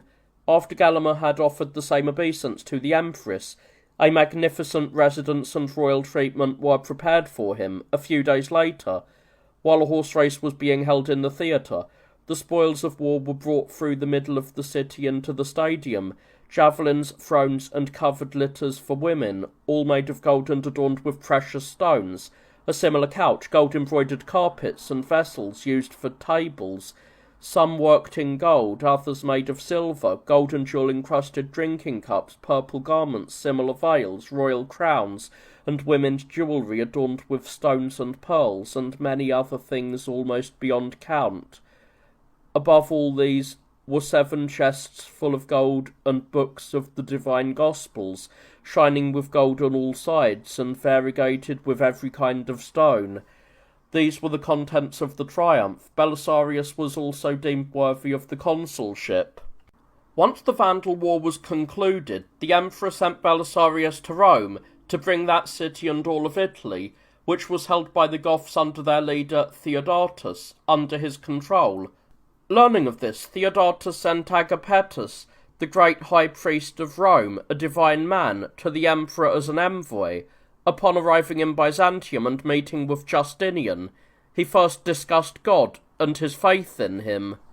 He called into question the elevation of Anthimus to the throne of New Rome, arguing that his translation from Trapezus, which is the metropolis of the cities lying along the Ptolemaic Pontus, to Constantinople, was uncanonical, and that he had partaken in the heresy of Severus. The emperor, prompted by the empress, who had deemed Anthimus worthy of the high priestly seat of Constantinople, defended his own action. As the divine Agapetus persisted, the emperor threatened him, claiming that he had the power to do whatever he wished. When the high priest laughed at the emperor's threat, and retorted that he would gladly welcome martyrdom and be blessed if he were found worthy of such an end, the emperor felt ashamed and, changing his mind, opened an inquiry into the matter. Although some of the high priests spoke against Agapetus, the Pope of Rome, to please the empress, having been corrupted by her with money, he overcame them all by advocating the truth. Anthimus was cast out of the throne of Constantinople after enjoying it for 1 year, as the emperor felt reverence for the most holy Pope and the truth. Minas was brought in to replace him, a most pious man who boasted that Alexandria in Egypt was his homeland.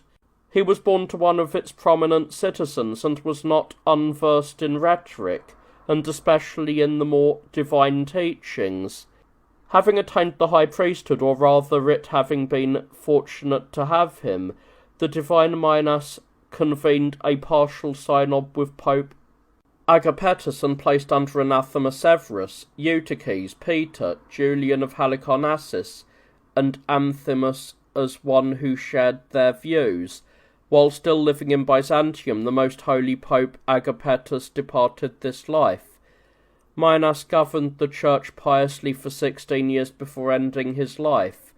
Eutychius was then elevated to the high priestly seat of New Rome, presiding over the church in an orthodox manner for 12 years. During his time, the Fifth Synod of the 165 Holy Fathers was assembled, led by Vigilius, Pope of Rome, the aforementioned Eutychius, and Apollinarius of Alexandria. It was convened against Origen and his strange doctrines, as well as those who held his views, Didymus and Avergius, who taught the pre-existence of souls, spoke of an end to punishment, and the restoration of demons to their former state, among many other things. The synod subjected them and their dogma to anathema, as well as Theodore of Mopsuestia, who held the view of Nestorius, or rather was his teacher. Emperor Justinian was present at the synod and concurred with the decisions that those divine fathers had godly orchestrated. These matters thus concluded. Belisarius sailed to Italy and first took Naples by siege, then arrived at Rome itself. By a combination of force and goodwill of the citizens, he gained entry to it, as the Gothic leader Theodatus was then residing in Ravenna. The city of Milan was also seized by the Romans. When the Goths besieged it again, the emperor sent Narses with a force to assist Belisarius. Narses was a eunuch, yet a noble man, most skilled in strategy, and in the confidence of the rulers. Because these two commanders were not in agreement, for Belisarius wished all the credit for the successes to be attributed to himself, and Narses could not bear to be seen as subordinate to him. They were divided, and each conducted the war in a different way, which led to failures in certain areas. The royal troops guarding Milan, pleading a lack of necessities, surrendered it to the Goths. The rivalry between the two might have ended in an even greater disaster had the emperor not recalled Narses to himself by letter. Thereupon, Belisarius, commanding alone once more, brought all of Italy and its cities under his control. He became so fearsome and beloved by the barbarians that they wished to entrust their rule to him, begging him to become their king, and offering themselves and all they possessed to him. According to the account of Procopius of Caesarea, who was campaigning with him at the time, he replied, "I will never consent to be called king while Justinian is alive." Because of this, he became the object of envy and was slandered to the emperor as one who desired the throne. The emperor recalled him ostensibly to campaign in the east and to be entrusted with the Persian war. Empress Theodora died, having outlived her accession by 20 years, 1 month, and 3 days. After the great church had been completed and consecrated, the great eastern sphere of the temple collapsed due to an earthquake. In falling, it crushed the ciborium of the Holy Table, the All-Holy Table itself, and the ambo. It is said that by the emperor's order the dome was taken down and raised again 25 feet higher and consecrated a second time by the patriarch Eutychius. During the reign of this emperor, the sea monster, which had troubled the people of Byzantium for 50 years or more and was called Porphyrius, was captured. It did not appear constantly, but at intervals. When it did appear, it would sink many ships and cause the deaths of many people. They used many engines against it, but all remained ineffective. However, it was caught while chasing dolphins. As they fled from it, they approached the land, but the monster did not check its pursuit of them until it came very close to the shore and fell into deep swampy mud. There it became stuck in the mire and could not raise from its slough. This became known to the inhabitants of the area. They armed themselves against the sea beast, and hacking at it with axes and hatchets, they killed it. Then, tying thick ropes around it, they dragged it from the sea with teams of oxen. Its length was 30 cubits, and it was 10 cubits wide, as Procopius of Caesarea also records regarding it. During the reign of this emperor, according to the same author, the threads of the ceres, that is, silk, began to be produced among the Romans. Previously it was brought from the Persians, having been purchased through merchants. The Romans, however, did not know the nature of silk, nor how it was produced, nor that it was the thread of worms. But 2 monks who arrived in Byzantium from India explained its origin, and promised to bring the offspring of these worms, which were eggs of the smallest size, and to show the Romans how they could be hatched by warmth and transformed into worms. and how they created silk. Having nature as their teacher, Emperor Justinian encouraged the monks in this task with generous gifts for the present and brilliant promises for the future. They brought the eggs of the Ceres to Byzantium, transformed them into worms by placing them in dung and warming them, fed them with mulberry leaves, and produced silk through them. From then on it became known to the Romans how silk was produced. When a conspiracy planned by many was reported to the emperor, the patrician Belisarius was also accused of participating in it. The emperor stripped him of all his guards and left him in his house under guard. Upon his death, his estate was assigned to the imperial treasuries. Toward the end, Justinian fell prey to the heresy of the Athorodocete, who dogmatized that the Lord did not take on corruptible flesh, but that it was incorruptible from the moment of conception. He hastened to make everyone believe this, and he sent the Patriarch Eutychius, who opposed him and held a different view, into exile in Amasia. John, an advocate who was the Apocrisiarius of Antioch, was appointed Patriarch in his place. Justinian died holding these views, having reigned for 38 years, 7 months, and 13 days, leaving the empire to his nephew Justin, who had been honoured with the title of Choropalates. He was an Illyrian by birth, naturally dexterous in all things, and magnanimous in his judgment.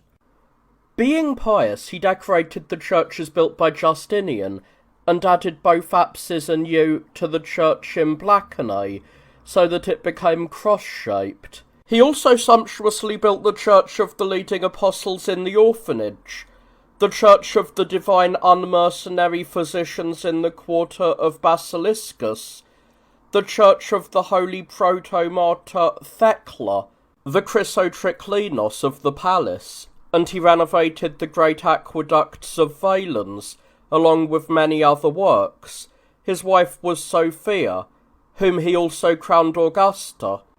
In her name he built the harbour of the Sophians, and a palace outside the city, naming both the buildings and the place Sophianae for her sake. For this the following epigram was written by Agathias. Where the land, being cut in two, opens a seaway, for the wandering straits that beat against the shores, the divine king established these golden palaces for his lady, the most glorious Queen Sophia. It is fitting, O mighty Rome, that opposite you, a beauty from Europe gazes into Asia. This Empress Sophia meticulously investigated all of the creditors and whatever debts people owed them, whether through written contracts or pledges.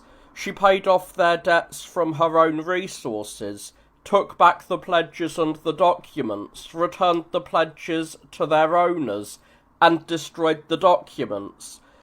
Because this emperor suffered from a sickly body and therefore did not appear in public frequently, those who wished to commit injustices became bolder, as if there were no one to exact justice. Once, when he did appear, he was troubled by many who complained of being wronged. Thus he took the vindication of those who had been wronged as his concern. While he was pondering this, someone approached him and promised that if he were made prefect and given authority over everyone, within a fixed time, no one would be found who was being wronged. Pleased by this promise, the emperor appointed that man prefect. Upon taking his seat, when someone came to him and accused one of the more prominent senators, he summoned the accuser, but he did not appear.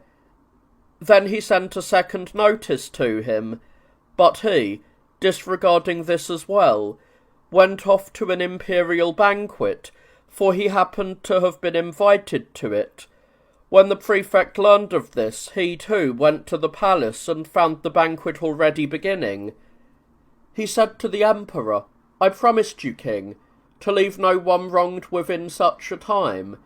This will certainly be achieved by me if I have the help and support of your power.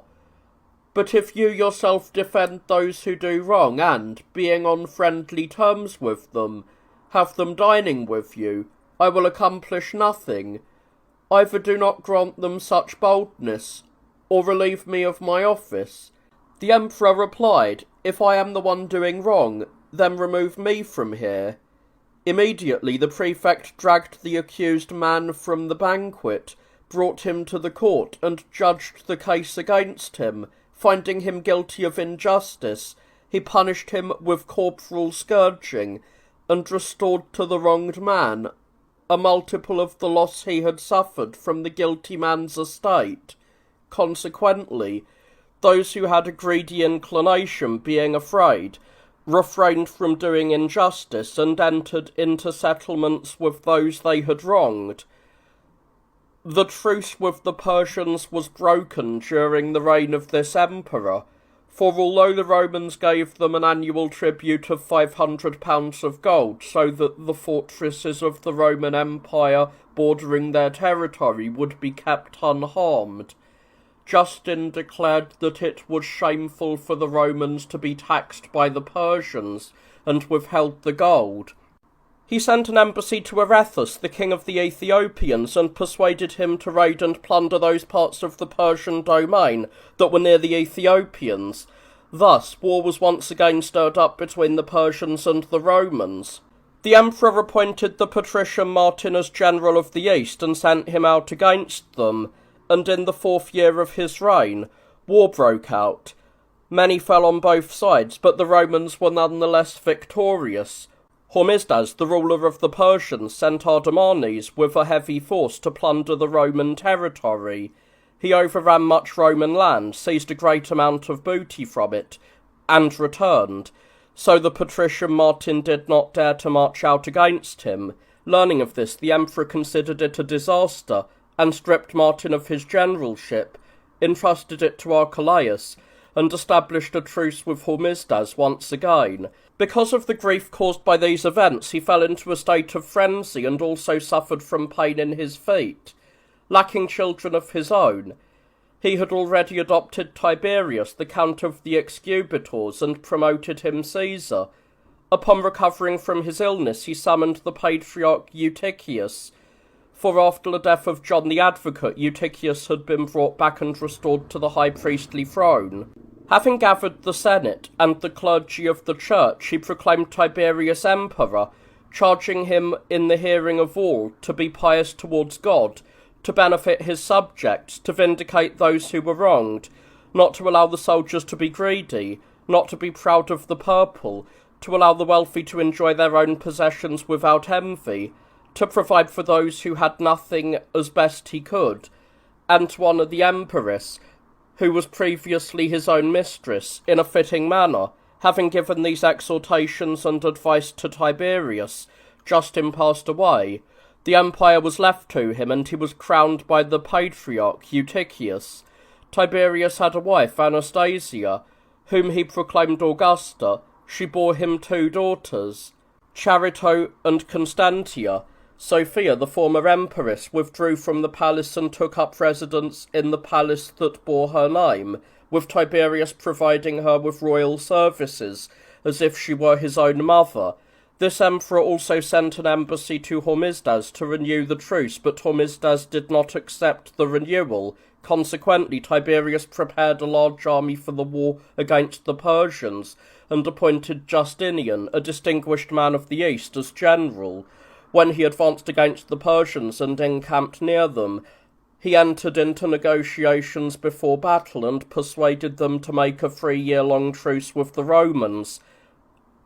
As the 3rd year was already passing, Hormisdas, the leader of the Persians, advanced with his forces against Armenia. This struck fear into the Roman armies there, but their general spoke to them, instilled courage in everyone, and then withstood the battle against Hormisdas.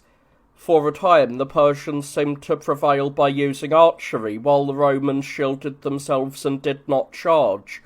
But when the Romans realized their opponents had emptied their quivers, they locked shields, raised a war cry, and charged the Persians in close quarters, defending themselves with hand-to-hand weapons. The Persians could not withstand their momentum even for a short time, and were routed. Most were killed, and their camp was plundered. The royal tent of Hormisdas, his entire baggage, and his elephants were taken for the emperor, while the rest was left to the soldiers. The Romans advanced into the interior of Persia and plundered much of its territory. At that time, Tiberius also began building the bath at Blacannae and renovated many churches and public buildings such as hospices and old age homes, and further decorated the Chrysotriclinos built by Justin.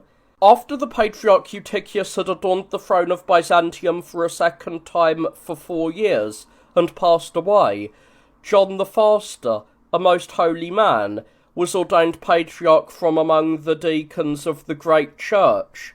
The emperor magnificently clothed all the Persian prisoners brought into the Queen of Cities and let them return to their homes. Their relatives were astonished to see them when they had lost all hope, and they heaped praise upon the emperor. During this emperor's reign, the Khan, the leader of the Avars, requested that builders be sent to him to construct a bath for him. When they were sent, he forced them to build a bridge over the Danube so that he could cross easily and plunder the Roman territory. Tiberius gathered a multitude of 12,000 young and vigorous men from the nations and formed them into an army in his own name.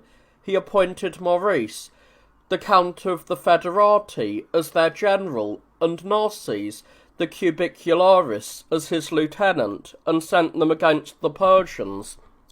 When war broke out, the Roman army prevailed, seizing cities and much territory from the barbarians. When Maurice returned, the emperor received him with honour and made him his son-in-law by marrying him to his daughter Constantina.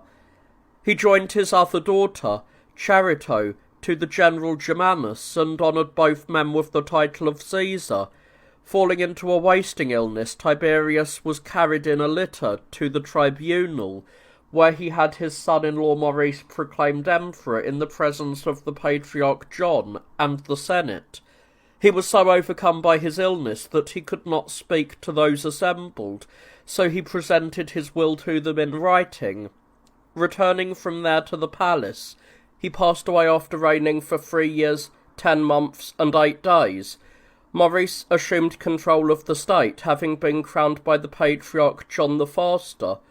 He was 43 years old when he ascended to absolute power. In official documents he was titled Maurice, who is also Tiberius. The Khan, the leader of the Avars, having conquered Sirmium, demanded that another 20,000 be added to the 80,000 gold coins that were paid to him annually. The emperor, desiring peace, granted this increase. The Khan then requested an elephant, having never seen the animal, so the emperor sent him the largest one he possessed. Still insatiable, or perhaps seeking a pretext to avoid peace, the Khan demanded that yet another 20,000 be added to the 100,000. When the emperor refused this further increase, the Khan campaigned against the Romans and conquered many cities in Illyricum, threatening to destroy the Long Wall. Maurice sent ambassadors to the barbarian and established a truce. However, the Khan, being insatiable and faithless, acted with deceit against the Romans. While remaining quiet himself, he prepared certain tribes of the Sclaveni to plunder Roman territory, and they reached as far as the Long Wall. The emperor appointed Commentiolus as general, and through him he suddenly attacked the barbarians, driving them out of Roman territory, killing many, and recovering all of the loot and captives they had taken. Maurice joined his own sister to Philippicus and set him with a heavy army against the Persians. Philippicus came very close to Nisibis and from there invaded Persia, plundered much booty, and on his return attacked the land of the Medes, where he looted no less and returned to Roman territory. He succeeded similarly when he invaded Persian lands again. However, falling ill, he arrived at Martyropolis and from there returned to Byzantium. A son was born to Maurice, whom he named Theodosius. Philippicus campaigned against the Persians again and asked the soldiers around him if they were eager to fight the Persians. They confirmed their eagerness with oaths. When they engaged the enemy, the barbarians held out for a time, But when the general ordered his men to strike their horses, and many horses fell as they were struck, the Persian line was turned. They were soundly defeated, and a large part of them were destroyed. The Romans won a brilliant victory and captured about 2,000 of the enemy alive. Hormisdas, the ruler of the Persians, appointed Varam as general and ordered him to engage the Romans. He engaged them but was defeated. Learning of this, Hormisdas sent him a woman's garment, stripped him of his command, and ordered his lieutenant by letter to execute Varam. Realizing the danger he was in, Varam forged letters purportedly sent to him by Hormisdas that expressed anger against the entire army. Gathering his troops, he had the letters read in their hearing and reminded them of Hormisdas's harshness and cruelty, through which he incited them to raise their hands against their own ruler. They attacked him in a body, seized him, and threw him into prison. Hormisdas asked them to consider what was best for the nation regarding the Persian rule, and advised them not to prefer his son Khosroes for the leadership, as he was insatiable, unjust, insulting, and extremely arrogant, but rather to appoint another of his sons to rule the nation.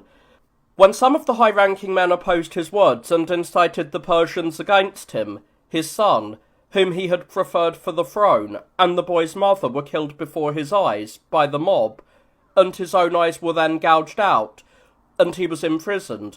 Khosroes was chosen for the leadership by the entire nation. For a time he behaved kindly towards his father, not releasing him from custody, but ensuring that he received all necessary care there. The father, however, would not accept anything sent by his son, but rather repaid the kindness with insults. Khosroes, seized with anger at this, ordered his father to be beaten on the flanks with clubs until he died. This caused the Persians to hate Khosroes. He campaigned against Varam, and suspecting that some of his nobles were on Varam's side, he executed them. When his army mutinied against him, he fled in fear with a few men and came to the Romans. Learning of this, Maurice ordered the generals of that region to receive Khosroes with royal care and honours. He sent Narses with armies to aid Khosroes and restore him to his own rule. Narses engaged Varam and won a clear victory, killing many Persians and taking about 6,000 prisoner, whom he brought to Khosroes. The latter executed them all. All the Turks among the captives who were allied with Varam were sent back to Maurice. Many of them bore crosses on their foreheads, their skin having been pricked with needles and black pigments poured into the marks in the shape of a cross. When asked about this, they said that their race had been ravaged by a plague some time before, and some of the Christians among them had suggested this to them, and none of those who had done this had been endangered by the plague. Varam, having been defeated, saved himself by flight, and Khosroes returned to his own rule and country. It is said that before the victory, when the Roman general was considering how to conduct the war differently, Khosroes insisted that the battle not be fought according to the general's plan, but suggested another way. When the general said that fighting in that manner was disadvantageous and Khosroes would not yield, the general was provoked to mock Khosroes, calling him an inexperienced general, ignorant of military formations. Khosroes, stung by the mockery, and being knowledgeable about the movements of the stars, and therefore boasting of knowing the future, replied, "If we were not being crushed by circumstances, General, you would not have dared to cast such mockeries at the great king. But, since you are so proud of your present success, listen to what the gods have meditated for the future. Know well that terrible things will recoil upon you, Romans. The Babylonian race will hold Roman territory for 3 cycles of years. After this, you Romans will hold the Persians in servitude for 5 cycles of years. When these things are finished, the day that knows no evening will descend upon mankind. But so much for these matters. Emperor Maurice proclaimed his son Theodosius emperor at Easter, having him crowned by the Patriarch John. He also completed the Church of the 40 Holy Martyrs, which had been started by Tiberius but left unfinished. Once peace had been made with the Persians, he transferred his forces from the east to Thrace and left Byzantium himself to inspect the areas destroyed by the barbarians. At that time the sun was eclipsed, and a woman in Thrace gave birth to a child that had neither eyes nor eyelids, nor hands nor arms, but possessed a fish's tail protruding from his hips. When the Khan invaded Thrace with an infinite multitude, the Roman general Priscus, in fear, shut himself within the fortress of Zuralon. The barbarian prepared to besiege it, but Maurice outmanoeuvred him in the following way. He wrote a letter to Priscus advising him to hold out, for it would be but a short time before the barbarians retreated in shame, as ships were being sent to their land with an army to plunder their homes and take their wives and children captive. He gave this letter to a man, instructing him to fall into the hands of the barbarians while allegedly on his way to Priscus. When this happened, the barbarian read the letter and, fearing for his own people, made a truce with Priscus for a small gift and departed. Philippicus built a monastery in Chrysopolis in the name of the Theoktos, and a most splendid house within it, so that he might entertain Maurice there. John the Faster, the Patriarch of Constantinople, left this life and moved to the Eternal Mansions, having adorned the high priestly throne for over 13 years. Cyriacus, a patriarch and steward of the great church, was then ordained patriarch. Under him, the Church of the Most Holy Theoktos, known as the Church of the Deaconess, was built. Peter, the brother of Maurice, also raised a church to the Theoktos, which is called the Church of the Aerobindus. Empress Sophia and the Augusta Constantia presented a crown to the emperor, decorated with precious stones and extraordinary pearls. He received it and offered it to God, presenting it to the church. The Khan advanced against the Romans again. As the Roman armies opposed him, he was sometimes victorious and sometimes defeated. In one day, 7 of his sons died from a plague and a fever. The emperor sent Commentiolus against the Khan with a large army. It is said that he instructed him to betray the soldiers to the enemy, harbouring a grudge against them for certain mutinies and disorders. Commentiolus engaged the barbarians in a disorganised manner and, having prepared for it, fled with his retinue. Of the others, some were killed and some were captured. It is said that about 12,000 men were taken. The Khan, inflated by this victory, reached the Long Wall. The emperor gathered men to guard the wall and sent them out. Not only the Khan's sons died of the plague as mentioned, but also a great multitude of the Avars. Discouraged, the barbarians hastened to return home. He indicated to Maurice that he would sell back the captives for 1 coin each, but the emperor did not agree. The Khan then asked for half a coin for each captive, but even then the emperor refused to buy the prisoners back, partly out of miserliness, for he was obsessed with money, and partly out of a grudge against the soldiers. The barbarian, driven to frenzy, slaughtered them all with swords and marched away. From that moment, hatred against the emperor grew among all, and he was reviled by everyone. The army made a report against Commentiolus, claiming he had betrayed the soldiers in the war. A soldier named Phocas was among those who made this report, and spoke so brazenly to the emperor that he was struck by some. The emperor paid no attention to the accusations against Commentiolus, and sent his accusers away empty-handed. When the emperor was at a litany, a riot was raised by some of the populace, and stones were thrown at him by some, whom the emperor sought out and punished. He betrothed his son Theodosius to the daughter of the patrician Germanus, with the patriarch performing the wedding ceremony. A monk holding a naked sword walked from the forum to the Chalky, saying that Maurice would die by the sword. The emperor, reflecting on the crime regarding the captives, prayed to God to exact the penalty for it in the present life, and he sent word everywhere, asking everyone to pray for this. Because a rumour persisted that the name of the one who would succeed him began with the letter F, he believed it was his son-in-law, Philippicus. The man was under his suspicion, and even when he swore that he never had such a thought, the emperor did not believe him. A dream the emperor had eventually dispelled his suspicion of Philippicus. He dreamed that a great multitude stood before the image of the Saviour Christ above the Chalky Gate, crying out against the Emperor. A voice came from the icon, and Maurice was made to appear. He was immediately brought forward and asked where he wished to pay the penalty for the crime he committed against the captives, in this life or the next. He replied, "Hear, O lover of mankind, O Lord." He heard a voice saying, "Then deliver him and all his family to Phocas the soldier." Awakened from his anguish, the emperor summoned Philippicus, first asking forgiveness for having suspected him in vain, and then asking if he knew of a soldier named Phocas in the Roman ranks. He replied that he did, and that he was the one sent by the army a short while ago, who spoke to you quite insolently.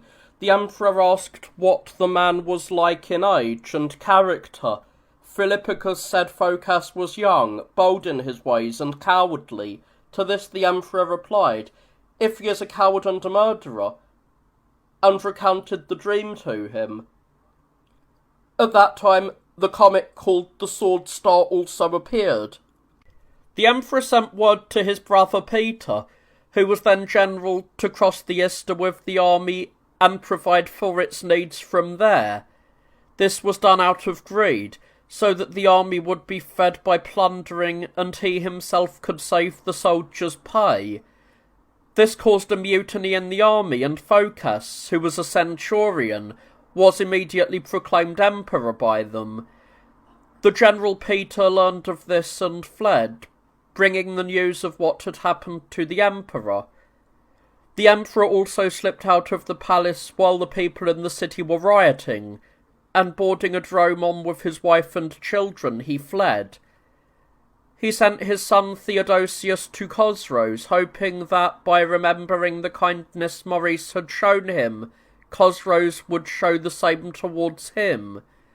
When the emperor's departure became known to the populace, it increased the riot even further, and caused Maurice to be vilified throughout the marketplace. As Phocas was not far from Byzantium, the members of the Green faction went out to acclaim him. Upon arriving with them at the Hebdomon, he was crowned there by the Patriarch. Entering the palace, he immediately proclaimed his wife Leontia Augusta in the presence of the factions. When a dispute arose between the Greens and the Venetians over the place where they stood, they began to riot against one another. Phocas sent men to try to quell the riot of them. When one of those sent insulted the Demarch of the Venetians and pushed him, the members of that faction, unable to bear it, shouted, "Go away, learn your position. Maurice still lives." From this point, the tyrant was incited to the murder of Maurice. Brought into the harbour of Eutropius in Chalcedon, his children were slaughtered before his eyes. At each execution he exclaimed, "You are righteous, O Lord, and upright in your judgments," bearing the calamity bravely.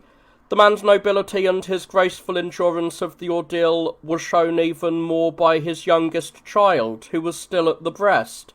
For when the nurse attempted to save the child so that the line of Maurice would not be entirely extinguished, substituting her own in place of the slaughter, Maurice demanded that his own be brought forward. Then he himself received the blade with magnanimity. It is said that his son, Theodosius, while on his way to Chosroes, was intercepted, brought to Phocas, and executed, along with the Empress Constantina and her 3 daughters. They were buried in the church of St. Mammas, which is near the wall and was built by the eunuch Tharsamenes, who had served in the bedchamber of Justinian.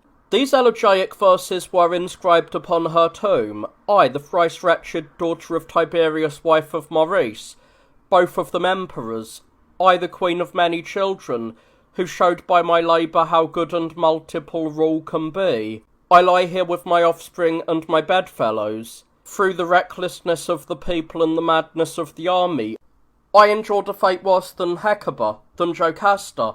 Alas, alas! I am a breathing corpse of Niobe. Yes, yes, for my father. Why did they vainly slay my newborns, who knew nothing of the wickedness of man? Rome is no longer shaded by our leaves, for the root was broken by Thracian winds. Maurice died at 63 years of age, having reigned for 20 years. After Phocas took power, Narses rebelled and held Edessa. By order of Phocas, Germanus fought against Narses, but he was defeated with the help of Chosroes and died of his wounds days later. After this, Narses fled to Hierapolis, having received sworn guarantees of safety from Phocas's brother, the Magister Dementiolus. He was sent to Phocas. The latter, paying no heed to the oaths, committed him to the fire. This Narses had built the church of St. Panteleimon and the church of the holy martyrs Probus, Trachus, and Andronicus, as well as the hospices there. Phocas did not stop with him, but also executed Peter, the brother of Maurice, as well as Germanus, the father-in-law of Maurice's son Theodosius, Germanus's daughter, and all the kin of Maurice. Philippicus was tonsured as a cleric and spent his time in his monastery at Chrysopolis. Phocas also killed many others and punished them with harsh penalties. After the patriarch Siracius passed away 11 years after he was ordained, Thomas, the Scholarius and deacon of the great church, became patriarch. Many and varied evils befell the Romans during this time. In the east, the Persians brought Syria, Palestine, and Phoenicia under their control. They overran Armenia, Cappadocia, Paphlagonia, and Galatia, and advanced as far as Chalcedon, plundering everything. In Europe, the Avars ravaged Thrace, and the Roman armies in both sections were destroyed. Furthermore, there was a great mortality of the people, a failure of crops, and a destruction of animals due to extremely severe winters. Above all, when the people mocked him during a chariot race, the demonic Phocas was driven to frenzy. He killed many, mutilated many, drowned some at sea, and handed over a great number to the eparch to be punished, and they were imprisoned in the praetorium. The crowds gathered together, set fire to the praetorium, and the prisoners escaped. The Jews of Antioch rioted against the Christians, killing many of the people of Antioch, and they burned the patriarch of the city, Anastasius, even after he was dead, in the marketplace. Phocas sent troops, and some of the Jews were killed, while others were mutilated and driven from the city. The Patriarch Thomas passed away after presiding over the church for 3 years and 2 months, and Sergius, a deacon of the great church, was introduced in his place. Phocas joined his daughter Dementia to Priscus, the commander-in-chief, and after the wedding, while watching the chariot races, he saw images of himself, Priscus, and his wife, Dementia, standing together. Driven to a frenzy, he ordered the demarchs to be executed, though he begrudgingly spared them after the factions begged him. Because of this, Priscus, fearing for his own life and hating the tyranny Phocas exercised over everyone, sought to overthrow the tyrant. Since Phocas was obsessed with women, a drunkard, and a cruel, bloodthirsty man, he was hated by all. When Heraclius, the father of the Emperor Heraclius, was commanding in Africa and Libya, members of the Senate and Priscus, the commander-in-chief, sent word to him, pleading to be delivered from the tyranny of Phocas. Serving as lieutenant to the aforementioned General Heraclius was a notable man named Gregoras.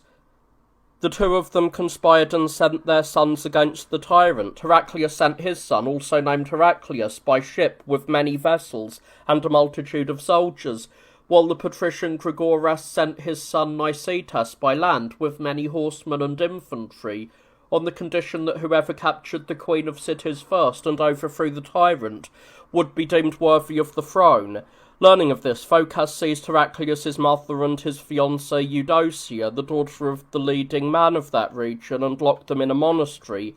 Heraclius reached the port of the Sophia first, and, after a battle, overcame the forces of Phocas, aided by the defection of Priscus, who held the office of eparch at that time. Photius, a prominent official whose wife the tyrant had raped by force, seized the palace with a multitude of soldiers, dragged the tyrant from the throne, for those around him had abandoned hope and retreated, stripped him of his purple robes, dressed him in a dark tunic, and brought him in chains before Heraclius. Seeing him, Heraclius said, "Is this how you have managed affairs of the city, you wretch?"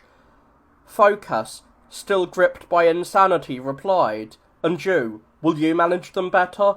Enraged, Heraclius kicked him and ordered him to be executed. Some historical accounts say he was killed immediately, while others say his hands and feet were cut off first, followed by his genitalia because of his lechery and his violation of the wives of many men. Then his head was severed, and his wretched body was burned at the Bucolion, where, it is said, there was a brass furnace in the shape of an ox brought from Pergamon, from which the palace took its name. His brothers and others close to him were also executed. Thus did the tyranny of the most evil Phocas come to an end, after he had danced over the empire for 8 years. Heraclius was immediately crowned by the Patriarch Sergius and betrothed Eudocia, and they received both the royal crowns and the wedding crowns at the same time, so that on the same day they were proclaimed both emperor and empress, bride and groom. Meanwhile, the Persians were overrunning the east, bringing some regions under their control and plundering others. The Roman army that engaged them was defeated and destroyed, with only a few escaping by flight. The Avars and Scythians laid waste to Europe. Because of this, Emperor Heraclius was at a loss as to what to do. Upon examining the military rosters, he found them very thin, as almost all had been consumed by the wars. From the thousands of soldiers who had proclaimed Phocas in the days of Maurice, only 2 soldiers were found to remain. He therefore recruited men, appointed Priscus as general of Cappadocia, and sent him there.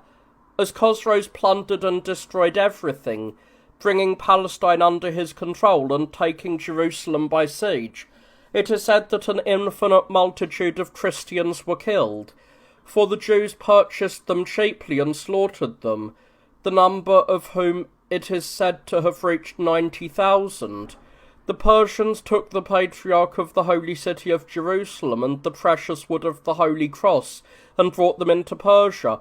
Lacking an army and funds comparable to his opponents, the emperor borrowed gold and silver from the great church and other holy houses, and from these he minted coin. He gathered men from the themes, trained them in military experience, and invited allies to join him. After the feast of Easter, he left the city and attacked Sarbarus, the chief satrap of Chosroes, who had been sent against the Romans with a heavy force. He routed him, cut his armies to pieces, and did the work of the sword. Meanwhile, the Khan broke his word and attacked Byzantium, and his forces encamped before the walls, ravaging everything outside.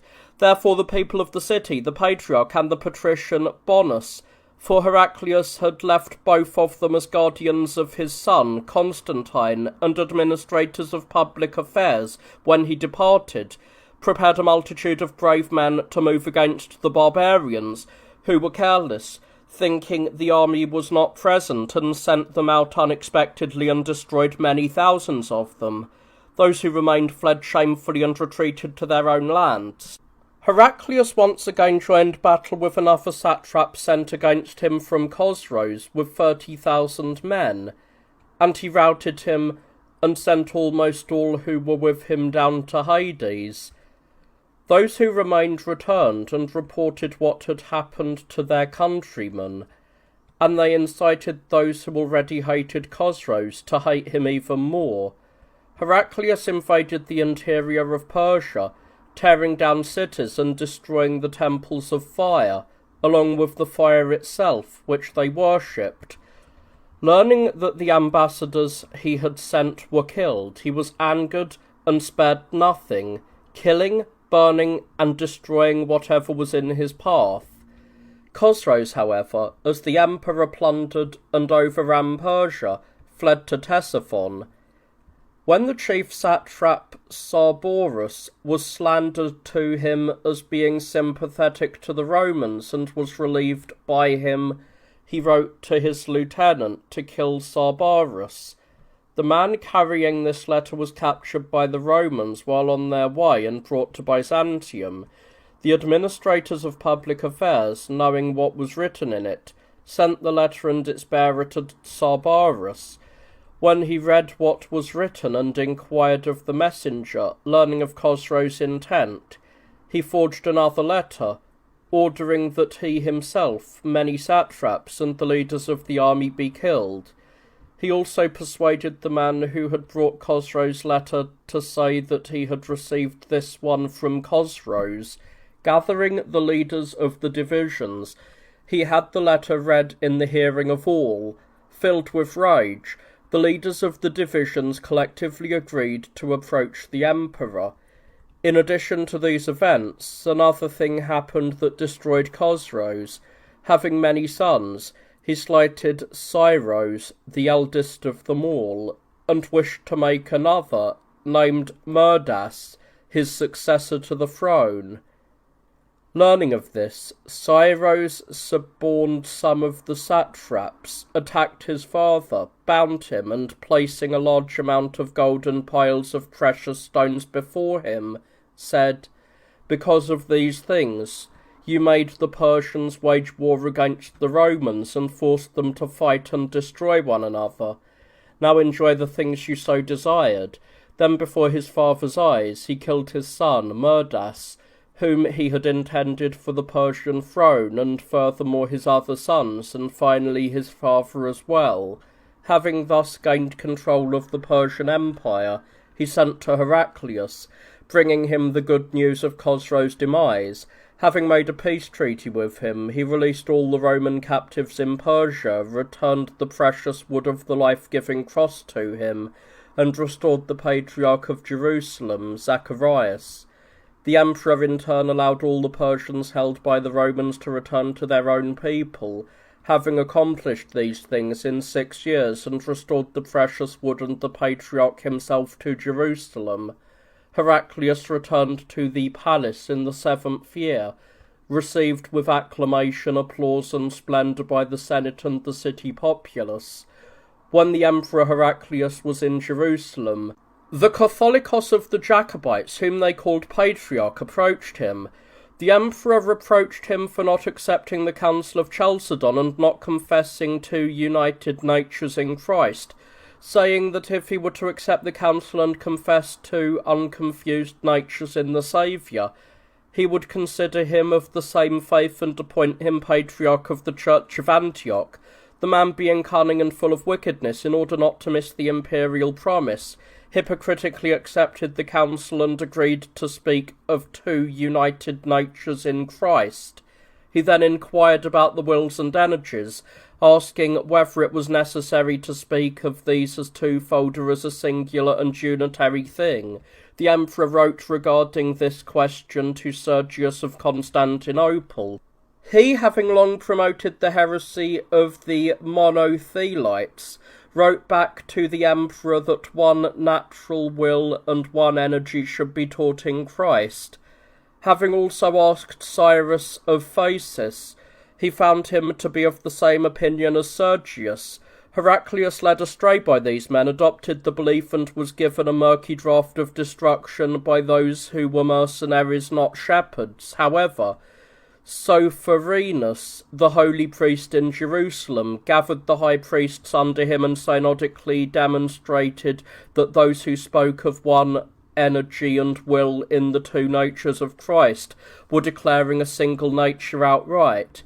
Having also obtained the concurrence of John, who occupied the throne of Elder Rome on this matter, the emperor issued an edict that neither a singular nor a twofold energy should be taught regarding Christ, a move that seemed laughable not only to those of right mind but also to those of the same mind as Severus.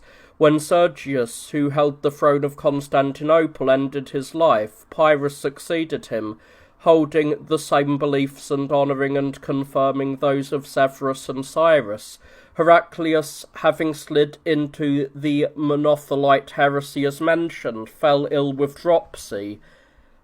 It is said that his genitals turned upward, causing his urine to flow backward, and unless a board was placed on his abdomen, the discharge would wash over his face. This was believed to be a consequence of his unlawful union with his niece. Thus the emperor died in the 31st year of his reign. The autocracy was passed to his son, Constantine, who enjoyed it but briefly. After reigning for 1 year, he was destroyed by poison mixed for him by Martina. who was both his stepmother and his cousin. He had been married to Georgia, daughter of the patrician Nicetas, by whom he had a son, Constans. Constantine was orthodox in his faith, having inherited the kingdom from his father, but not his heterodoxy. For this reason, it is said that Pyrrhus, the bishop of Constantinople, participated in the plot against him. After Constantine thus ended his life, Martina and her son, Heracleonas, clung to the throne, but they too were quickly cast out of power. Because Martina was hated by the Senate for the murder of Constantine, she was dragged out of the palace when the Senate rose against her. Her tongue was cut out, as was the nose of Heracleonas, who was only 10 years old. They were exiled. Pyrrhus was also cast out of the church and condemned to flight. Constant, the grandson of Heraclius and the son of Constantine, was seated upon the imperial throne by the Senate, and Paul was installed as the high priest. He also shared the same views as those before him, namely Sergius and Pyrrhus. The Emperor Constans was not an incompetent ruler in other matters, but in religious devotion he resembled his grandfather, for he too glorified the Monothelite heresy. Therefore he punished the most wise and divine man, Maximus, and his disciples, and he condemned Martin, the most holy Pope of Rome, to exile, where he died. Martin had gathered a synod of high priests in Rome with the celebrated Father Maximus, and they subjected those who held the Monothelite heresy to anathema. Constans also punished many other Orthodox Christians who refused to submit to his own Monothelite will. As the Saracens grew powerful and seized many tributary regions and islands from the Romans, their leader, Marius had many warships built and planned to attack the Roman Empire. When Constans learned of this, he too prepared a fleet and arrived at the Lycian naval base called Phoenix. There the Hagarene also arrived, and a naval battle was set to take place the next day. That night the emperor saw a dream that he was in Thessalonica. He shared this with one of the scholars and heard that the dream signified defeat, meaning, give the victory to another, which is exactly what happened. For in the ensuing naval battle the enemy prevailed, and there was such a slaughter of Romans that the sea turned purple with blood. The emperor donned common clothing, boarded a passing ship with a few others, escaped, and managed to reach Byzantium safely. The Hagarenes, with no one left to oppose them, proceeded against everyone. At that time they brought the island of Rhodes under their control and tore down the renowned Colossus. It is said that a Jewish merchant bought the bronze and transported it on 900 camels. For a time, however, the boldness of the Hagarenes against the Romans was somewhat suspended, as they fell into disputes among themselves over their leadership. Some chose Maus, while others chose Alim, the son-in-law of Mohammed. They then established a truce with the Romans for 2 years, after the Romans agreed to pay tribute. During the sole rule of Constans, there was an earthquake in which many regions of the Roman Empire suffered greatly, and a violent wind blew at different times, levelling many buildings. After the Patriarch Paul had unholily presided over the church for 12 years, and then died, Pyrrhus was brought back to the pastoral care of the people of Constantinople in the 12th year of the reign of Constans. This Pyrrhus, having been expelled from the church as mentioned, had arrived in Rome, where he was rebuked by the holy Maximus for his false beliefs. He feigned a change in his Monothelite views and, upon being required to do so by the Pope at that time, submitted a confession of faith and was accepted. Then, departing Rome and going to Ravenna, he was exposed for not having abandoned the heresy. Upon learning this, the Pope gathered the bishops under him and decreed his complete deposition. This man, having held the throne of Constantinople for a second time for 4 months, died. Peter was then appointed Patriarch, who also held the same views as those before him, and he died after presiding over the church for 12 years. After him, Thomas assumed the leadership of the Orthodox, holding fast to the true faith, and after 2 years and 7 months he departed this life and was succeeded by John. This Emperor Constans killed his own brother, Theodosius, and became hated by the people of the city for this, as well as for what he had done to the Pope Martin and the great Maximus.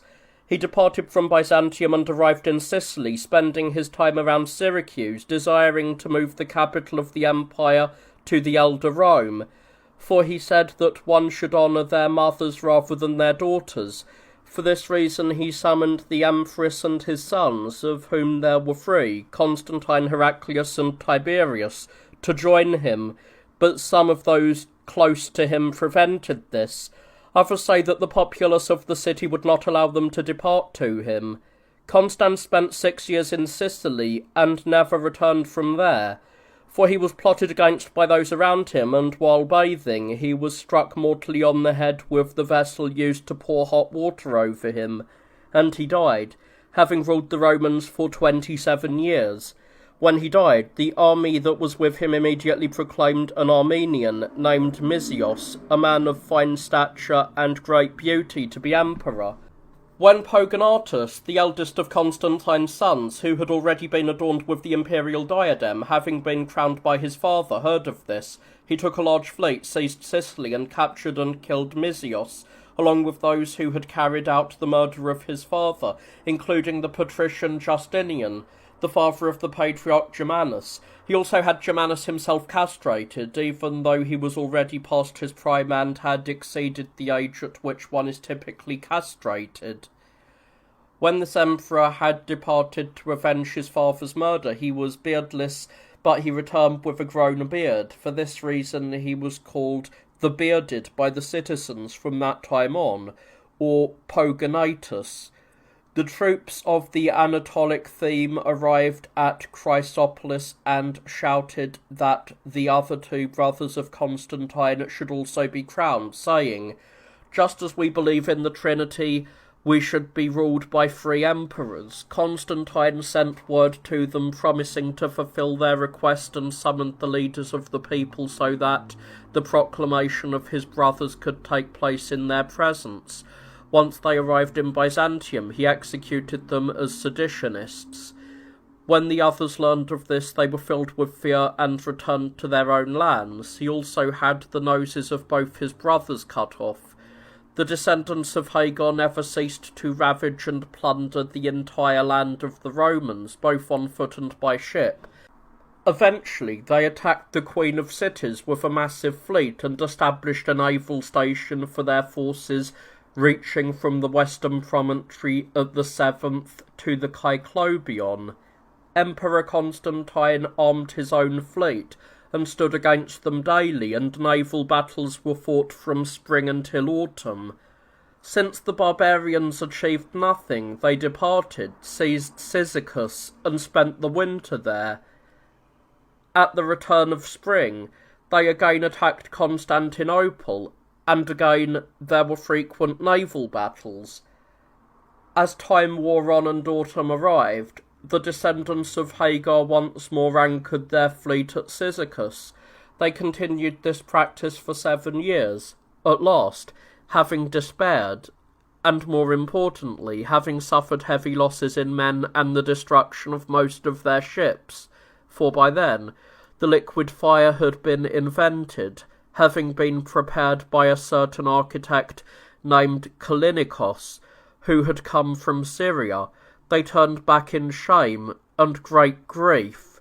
As the remaining barbarian fleet reached Salayum, a violent storm fell upon it, sinking some ships and crushing others against the shore. The great general of the Siberiotes then attacked them, and the entire fleet was destroyed. On land, another Arab army engaged with the Roman forces and was defeated, with the result that no fewer than 30,000 are said to have fallen. From this, the Saracens realised that none of their hopes were attainable and, fearing that the Romans might attack them in turn, decided to sue for peace. Marius sent ambassadors to the emperor to request it. The emperor agreed and sent the patrician John, known as Pitzigordes, a man of intelligence and an eloquent speaker, to finalise the peace terms. He went to the Arabs, was received with great honour, established the conditions of the peace, and confirmed them in writing for 30 years, with the Arabs agreeing to pay the Roman Empire an annual tribute of 3,000 gold coins, 8 slaves, and an equal number of their finest horses, In this way the descendants of Hagar obtained peace. The enemies of the Romans in the west, upon learning of this, also made an effort to end their wars and sent ambassadors to the emperor with gifts, and peace was ratified with them as well. There followed a period of quiet from the wars in both the east and the west. When the Patriarch John died, Constantine was appointed in his place, but he passed away 2 years later. Theodore was then raised to the high priestly throne. After 2 years he was expelled and succeeded by George. Constantine, being orthodox, made it his endeavour to reunite the churches that had been divided by the Monophyite heresy since the time of his great-grandfather, the Emperor Heraclius. For this reason he ordered an ecumenical council to be assembled in Constantinople, presided over by the representatives of Pope Agatho in Rome, along with George of Constantinople and Theophanes of Antioch. There were no patriarchs from Alexandria or Jerusalem, as these cities were under the control of the Saracens. This sixth council confirmed that 2 wills and 2 energies should be confessed and believed in the Saviour Christ. The emperor himself was present, and anathemas were pronounced against those who held a single will and energy. Theodore, the bishop of Phaeron, Honorius of Rome, Cyrus of Alexandria, Sergius, Pyrrhus, Paul and Peter of Constantinople, Marcius of Antioch and his disciple Stephen, and Polychronius, a man of long-standing malice and simple-mindedness. The Bulgar nation, having crossed the Danube, was ravaging Roman territories without restraint.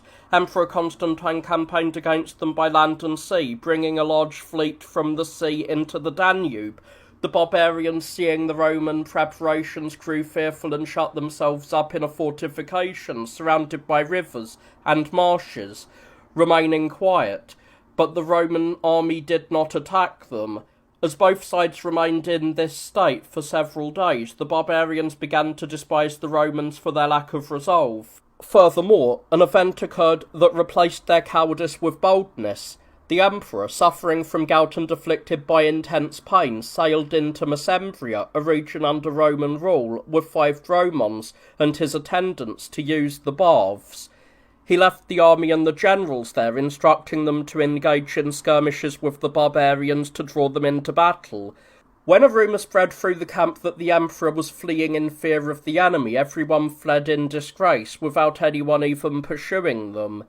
This event, so unexpected for the Bulgars, inspired them with rage and incited them to valour.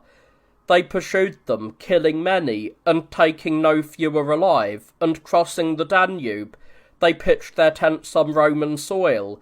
From that time on, they never ceased plundering the entire land of the Romans.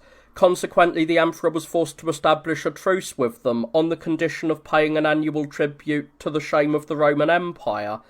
Thus Rome's affairs remained at peace from all sides until the death of this emperor.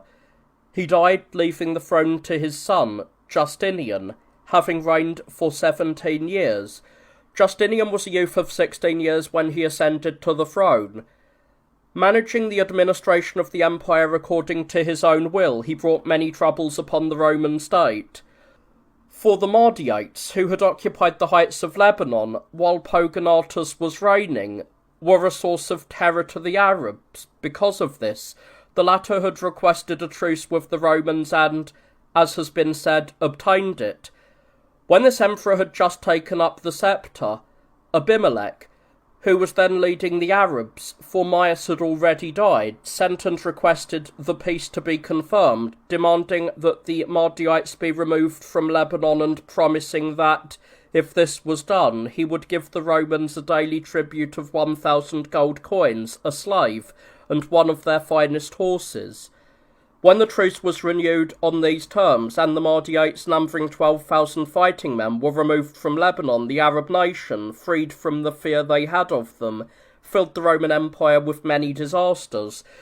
Justinian sent the general Leontius, and through him he subjugated Iberia, Albania, and other lands. The emperor also broke the truce with the Bulgars, not bearing to pay them tribute. Campaigning against the western regions, he subjugated many of the Slavic nations, some willingly and others by the rule of war. From these he formed a new force. Having selected 30,000 noble and young men from them, he called them his chosen people. Rejoicing in them and relying upon them, he also violated the treaties with the Arabs, having taken offence because the impression of the annual tribute sent to him did not have the Roman seal, but a new Arab one. For it was not permitted for any character other than that of the Roman emperor to be imprinted on gold coins. He therefore campaigned against them, relying not so much on the Roman legions as on this new and chosen people. When the Arabs requested that the peace not be broken and that the written treaties not be violated, calling upon God who had been taken as a witness between them and had confirmed the treaties, to be their avenger against those responsible for the battle, the emperor stopped his ears to these pleas and prepared for war. The Arabs tied the written treaty to a spear and, raising it like a standard, marched before their army and engaged the Romans. Immediately, 20,000 of the chosen people defected to the Arabs, which became a cause of cowardice for the Romans and gave courage to the enemies. The Romans were defeated and victory smiled upon the Arabs. Pursuing the fugitives, they killed whomever they caught, so that nearly an uncountable number of Roman troops fell. The emperor escaped death in shame with a few men. When he reached Leucate, he ordered all the remaining men of the chosen Slavic people to be killed, and they were all cut down by the sword and thrown into the sea. Upon arriving in Byzantium, he occupied himself with building projects. He built the largest of the triclinia in the palace facing the sunrise, which is called by his name to this day, the Justinian. From then on, the descendants of Hagar invaded the Roman lands without fear, and the patrician Sebastius, who governed Armenia, learning of the emperor's defeat, went over to the Arabs and surrendered Armenia to them. They did not cease ravaging the entire East and taking Christian captives. Justinian had a eunuch named Stephen, a barbarian by birth, who was more savage than any other barbarian and extremely cruel. Possessing great influence over the emperor, he was appointed Scalarius. He was burdensome to all, not only in his exactions but also in his punishments, and he did not merely punish ordinary people but also laid hands on those of the highest rank, at one point even striking the mother of the emperor himself. The emperor also appointed a certain monk named Theodosius, who had previously been a recluse, as general, and he was no less wicked than Stephen the eunuch. Since many terrible things were inflicted upon the state by them, Justinian became hated by all. Having kept the general Leontius imprisoned for 2 years out of suspicion that he coveted the throne, he eventually released him and made him general of Hellas. Leontius, meeting a monk named Paul, who practised astrology and prophesied the empire to him, said, "I am already leaving for Hellas. I know that the emperor will send those to kill me after I have gone. The things you predicted for me are fading away." Paul replied, "Do not be cowardly, but undertake the action, and you will not miss your goal." Leontius, taking those he trusted and breaking open the public prisons, brought out the captives. Surrounded by a great multitude, they went to the great church of God. Many others flocked to join them, and they insulted Justinian and acclaimed Leontius, with the cooperation of the patriarch Callinicos. Moving from there to the hippodrome, they did the same, and they dragged Justinian from the palace, cut off his nose in the Sphendone, and sent him into exile in Kherson, after he held the empire for 16 years. They seized Stephen the eunuch, the Scalarius, and Theodosius the monk, the general, and tying ropes to their feet, they dragged them through the marketplace to the Bourus, where they burned them. After these events, Leontius held the empire. During his reign, the Arabs overran Roman lands, taking many captives, and eventually brought Africa under their control. Learning this, Emperor Leontius sent one of the patricians, a capable man named John, with the entire fleet to recover Africa for the Roman Empire. He routed the Arabs there in battle, liberated Africa, and wintered there, writing to the emperor about what had been done, and awaiting further orders. The chief counsellor of the Hagarenes, for so they called their leader, learning what had happened in Africa and considering the loss of it a serious matter, prepared a very heavy fleet and sent it to reclaim Africa. The aforementioned patrician John, not being strong enough to engage them in a naval battle, withdrew from the harbour and returned to the emperor to request more force. When the Roman fleet reached Crete, the leaders of the troops, partly out of shame for abandoning Africa to their enemies and partly out of fear of the emperor's wrath, persuaded the navy to revolt and revile Leontius, instead of claiming Apsimar, the Drongarius of the Sybariotes, as emperor. They immediately renamed him Tiberius. He, arriving at Byzantium with the fleet, anchored his ships at Psyche. Leontius was concerned with the defence of the city, but some of the provincial officials tasked with guarding the wall at Blacanae brought Apsimar in from there, despite having been entrusted with the keys to the gates of the wall under fearful oaths. Once the fleet's men entered in this way, they plundered the citizens' homes. Apsimar cut off Leontius's nose and placed him under guard. After he had reigned for 3 years, he also had those among the officials who had supported him beaten, stripped of their property and exiled. Apsimar or Tiberius thus held the empire. Immediately he appointed his own brother Heraclius as the sole commander of all the cavalry and infantry forces and sent him to the east to oppose the Hagarenes. The Romans invaded Syria and reached Samosata, plundering all the surrounding regions. They killed a great number of the Hagarenes, took many prisoners of war and seized countless other spoils, striking great fear into the Arabs. Boni, surnamed Heptadaimon, betrayed the Armenians to the Arabs. Later, the rulers of Armenia rose up against the Hagarenes, killed them, and sent word to Apsimar, and once again received the Romans into their territory. But Muhammad attacked them, brought Armenia back under the Hagarenes, and burned the Armenian leaders alive.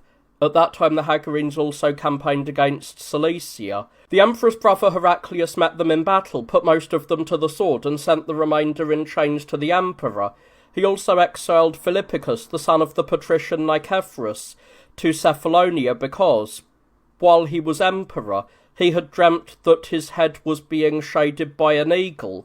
Justinian, having been confined in Kherson as mentioned, managed to escape and went to the Khazar leader, the Khan.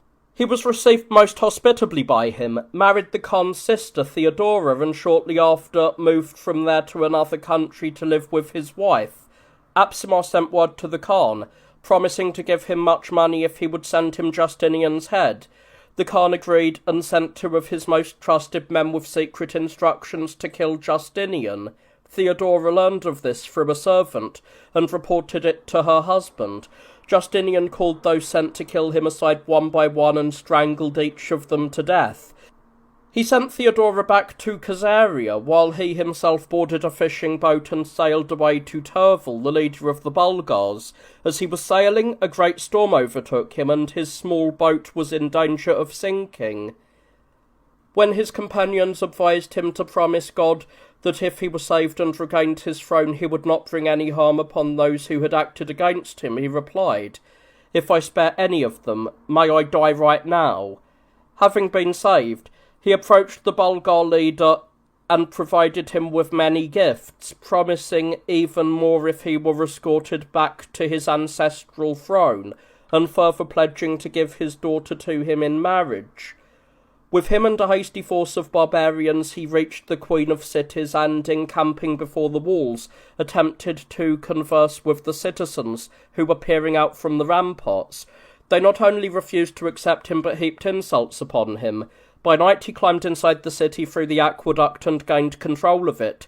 Apsimar fled to Apolloniada but was captured.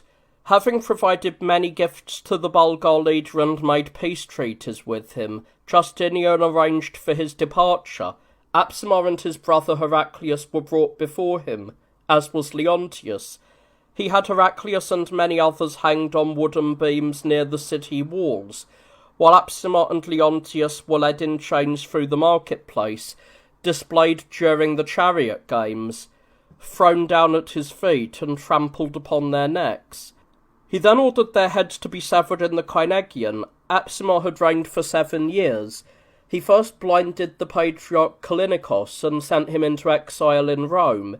He then appointed a monk and former recluse named Cyrus as patriarch, for he had prophesied his restoration to the throne.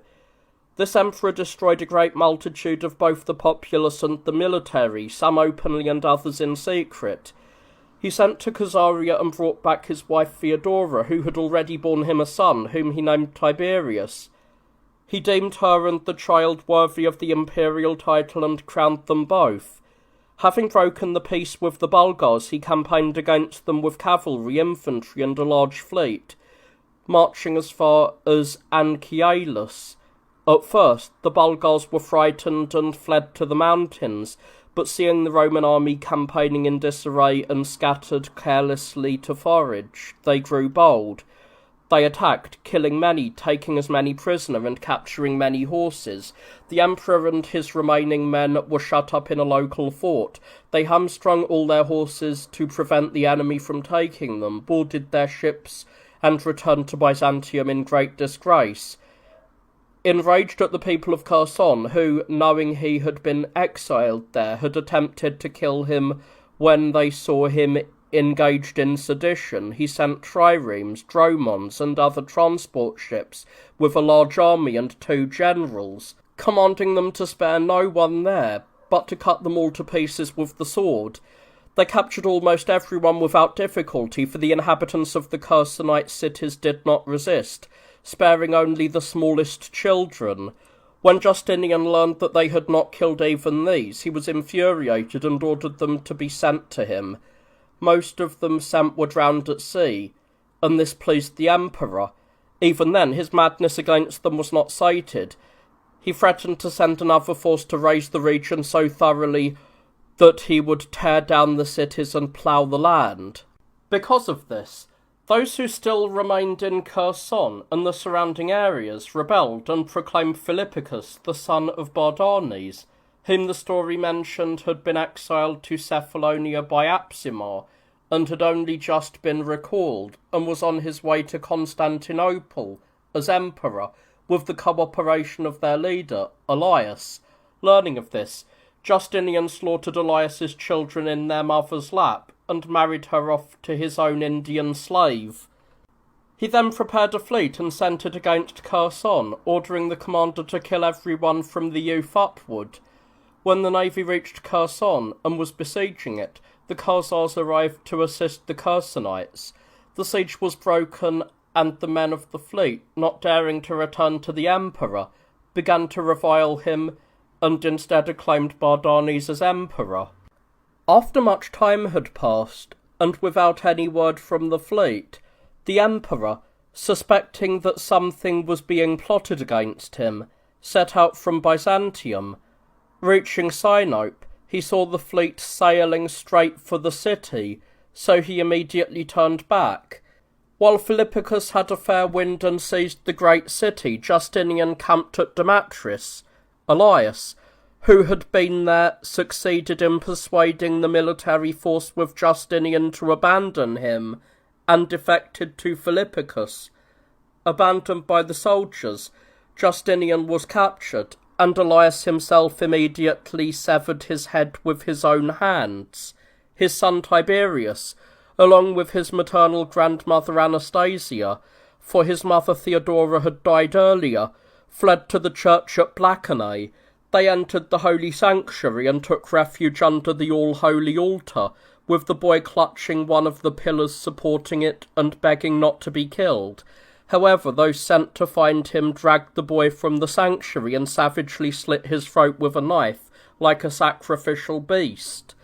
Once Philippicus had attained the throne, he took up arms against the Sixth Ecumenical Council. Having gathered a synod, the foolish man revoked that holy council as far as it lay in his power. It is said that when Leontius had seized the sceptre, a certain monk, who was a recluse in the monastery of Callistros, had prophesied to this Philippicus his elevation to the imperial throne, asking as payment for the prediction the annulment of the Sixth Council, for that monk was of the Monophyite heresy, and Philippicus had promised it. Thus he annulled the Sixth Ecumenical Council, as he believed. Having found in the palace piles of money accumulated by earlier emperors, he used them for no necessary purpose and squandered the greater part in a short time. Indeed, he would have consumed everything had he remained in power any longer. In speech, he seemed most eloquent and not lacking in intelligence, but in action he was the most foolish and utterly incompetent of all. He expelled the Patriarch Cyrus from the church after he had presided over it for 6 years, and appointed John, who held the same beliefs as himself, in his place. The Bulgars plundered all of Thrace and overran everything as far as the city. Having taken a vast amount of spoils and prisoners beyond counting, they returned home. The descendants of Hagar acted in a similar way regarding the East. 2 years and some months after he had seized the throne, having held a chariot race and bathed in the baths of Zeuxippus after the event, he invited some members of the Senate to feast with him, or as some say, those who had won the chariot race. While he was reclining at the banquet, he was seized by certain members of the Senate and blinded. These things were done on the Saturday of Pentecost. On the following day, the very day of Pentecost, the Senate and the common people gathered, and appointed Artemius, the Proto-Ascretus, as emperor, renaming him Anastasius. This emperor was well versed in all kinds of learning and highly skilled in the administration of affairs. He removed the Patriarch John from the archiepiscopal throne after he had held the church for 3 years, considering him not orthodox, and transferred Germanus from Cyzicus to the sacred see of the Queen of Cities. The account above once recorded that he had been castrated by Constantine at Pogonatus. Learning that ships from Alexandria had anchored in Phoenicia to collect shipbuilding timber, he prepared a fleet and sent it against them, ordering the thematic fleets to dock at the island of Rhodes, unite there, and then sail against the enemy, appointing John, a deacon of the great Church of God and general logothete, as commander of the entire fleet. When everyone had gathered at Rhodes, the deacon, John, prepared to sail, but all the men of the fleet, and especially those of the Opsikion theme, were not obedient. They were not well disposed towards the emperor, as he had not treated the naval forces kindly. When the deacon acted with excessive authority in the face of their disobedience, and threatened them harshly, he provoked them into a rebellion. They reviled the emperor and immediately killed the deacon. Abandoning any plan to advance, some went home, while others set out for Byzantium. Arriving at Adramyttum, they seized a tax collector named Theodosius, a private citizen, and unwillingly proclaimed him emperor. Learning of this, Artemius prepared a fleet and set a guard for the city, while he himself stayed in Nicaea, the metropolis for the Bithynians. The rebels arrived at Chrysopolis by land and sea, and for a time naval battles took place. Then, having crossed into Thrace, Theodosius entered the great city through the wall of Blachernae by treachery, and as the naval and military forces with him poured in, much of the wealth in the houses was plundered. They seized the officials who stood by Artemius, took the Patriarch Germanus with them, and went to Nicaea, showing Artemius that the city and the palace had already been taken. He changed into the monastic habit and, having received assurances that he would suffer no further harm, surrendered himself to them and was exiled to Thessalonica, having reigned for 1 year and 3 months. Theodosius was a man of good character and solemn life, but he was inactive and entirely unsuited for the administration of affairs, especially those of an empire.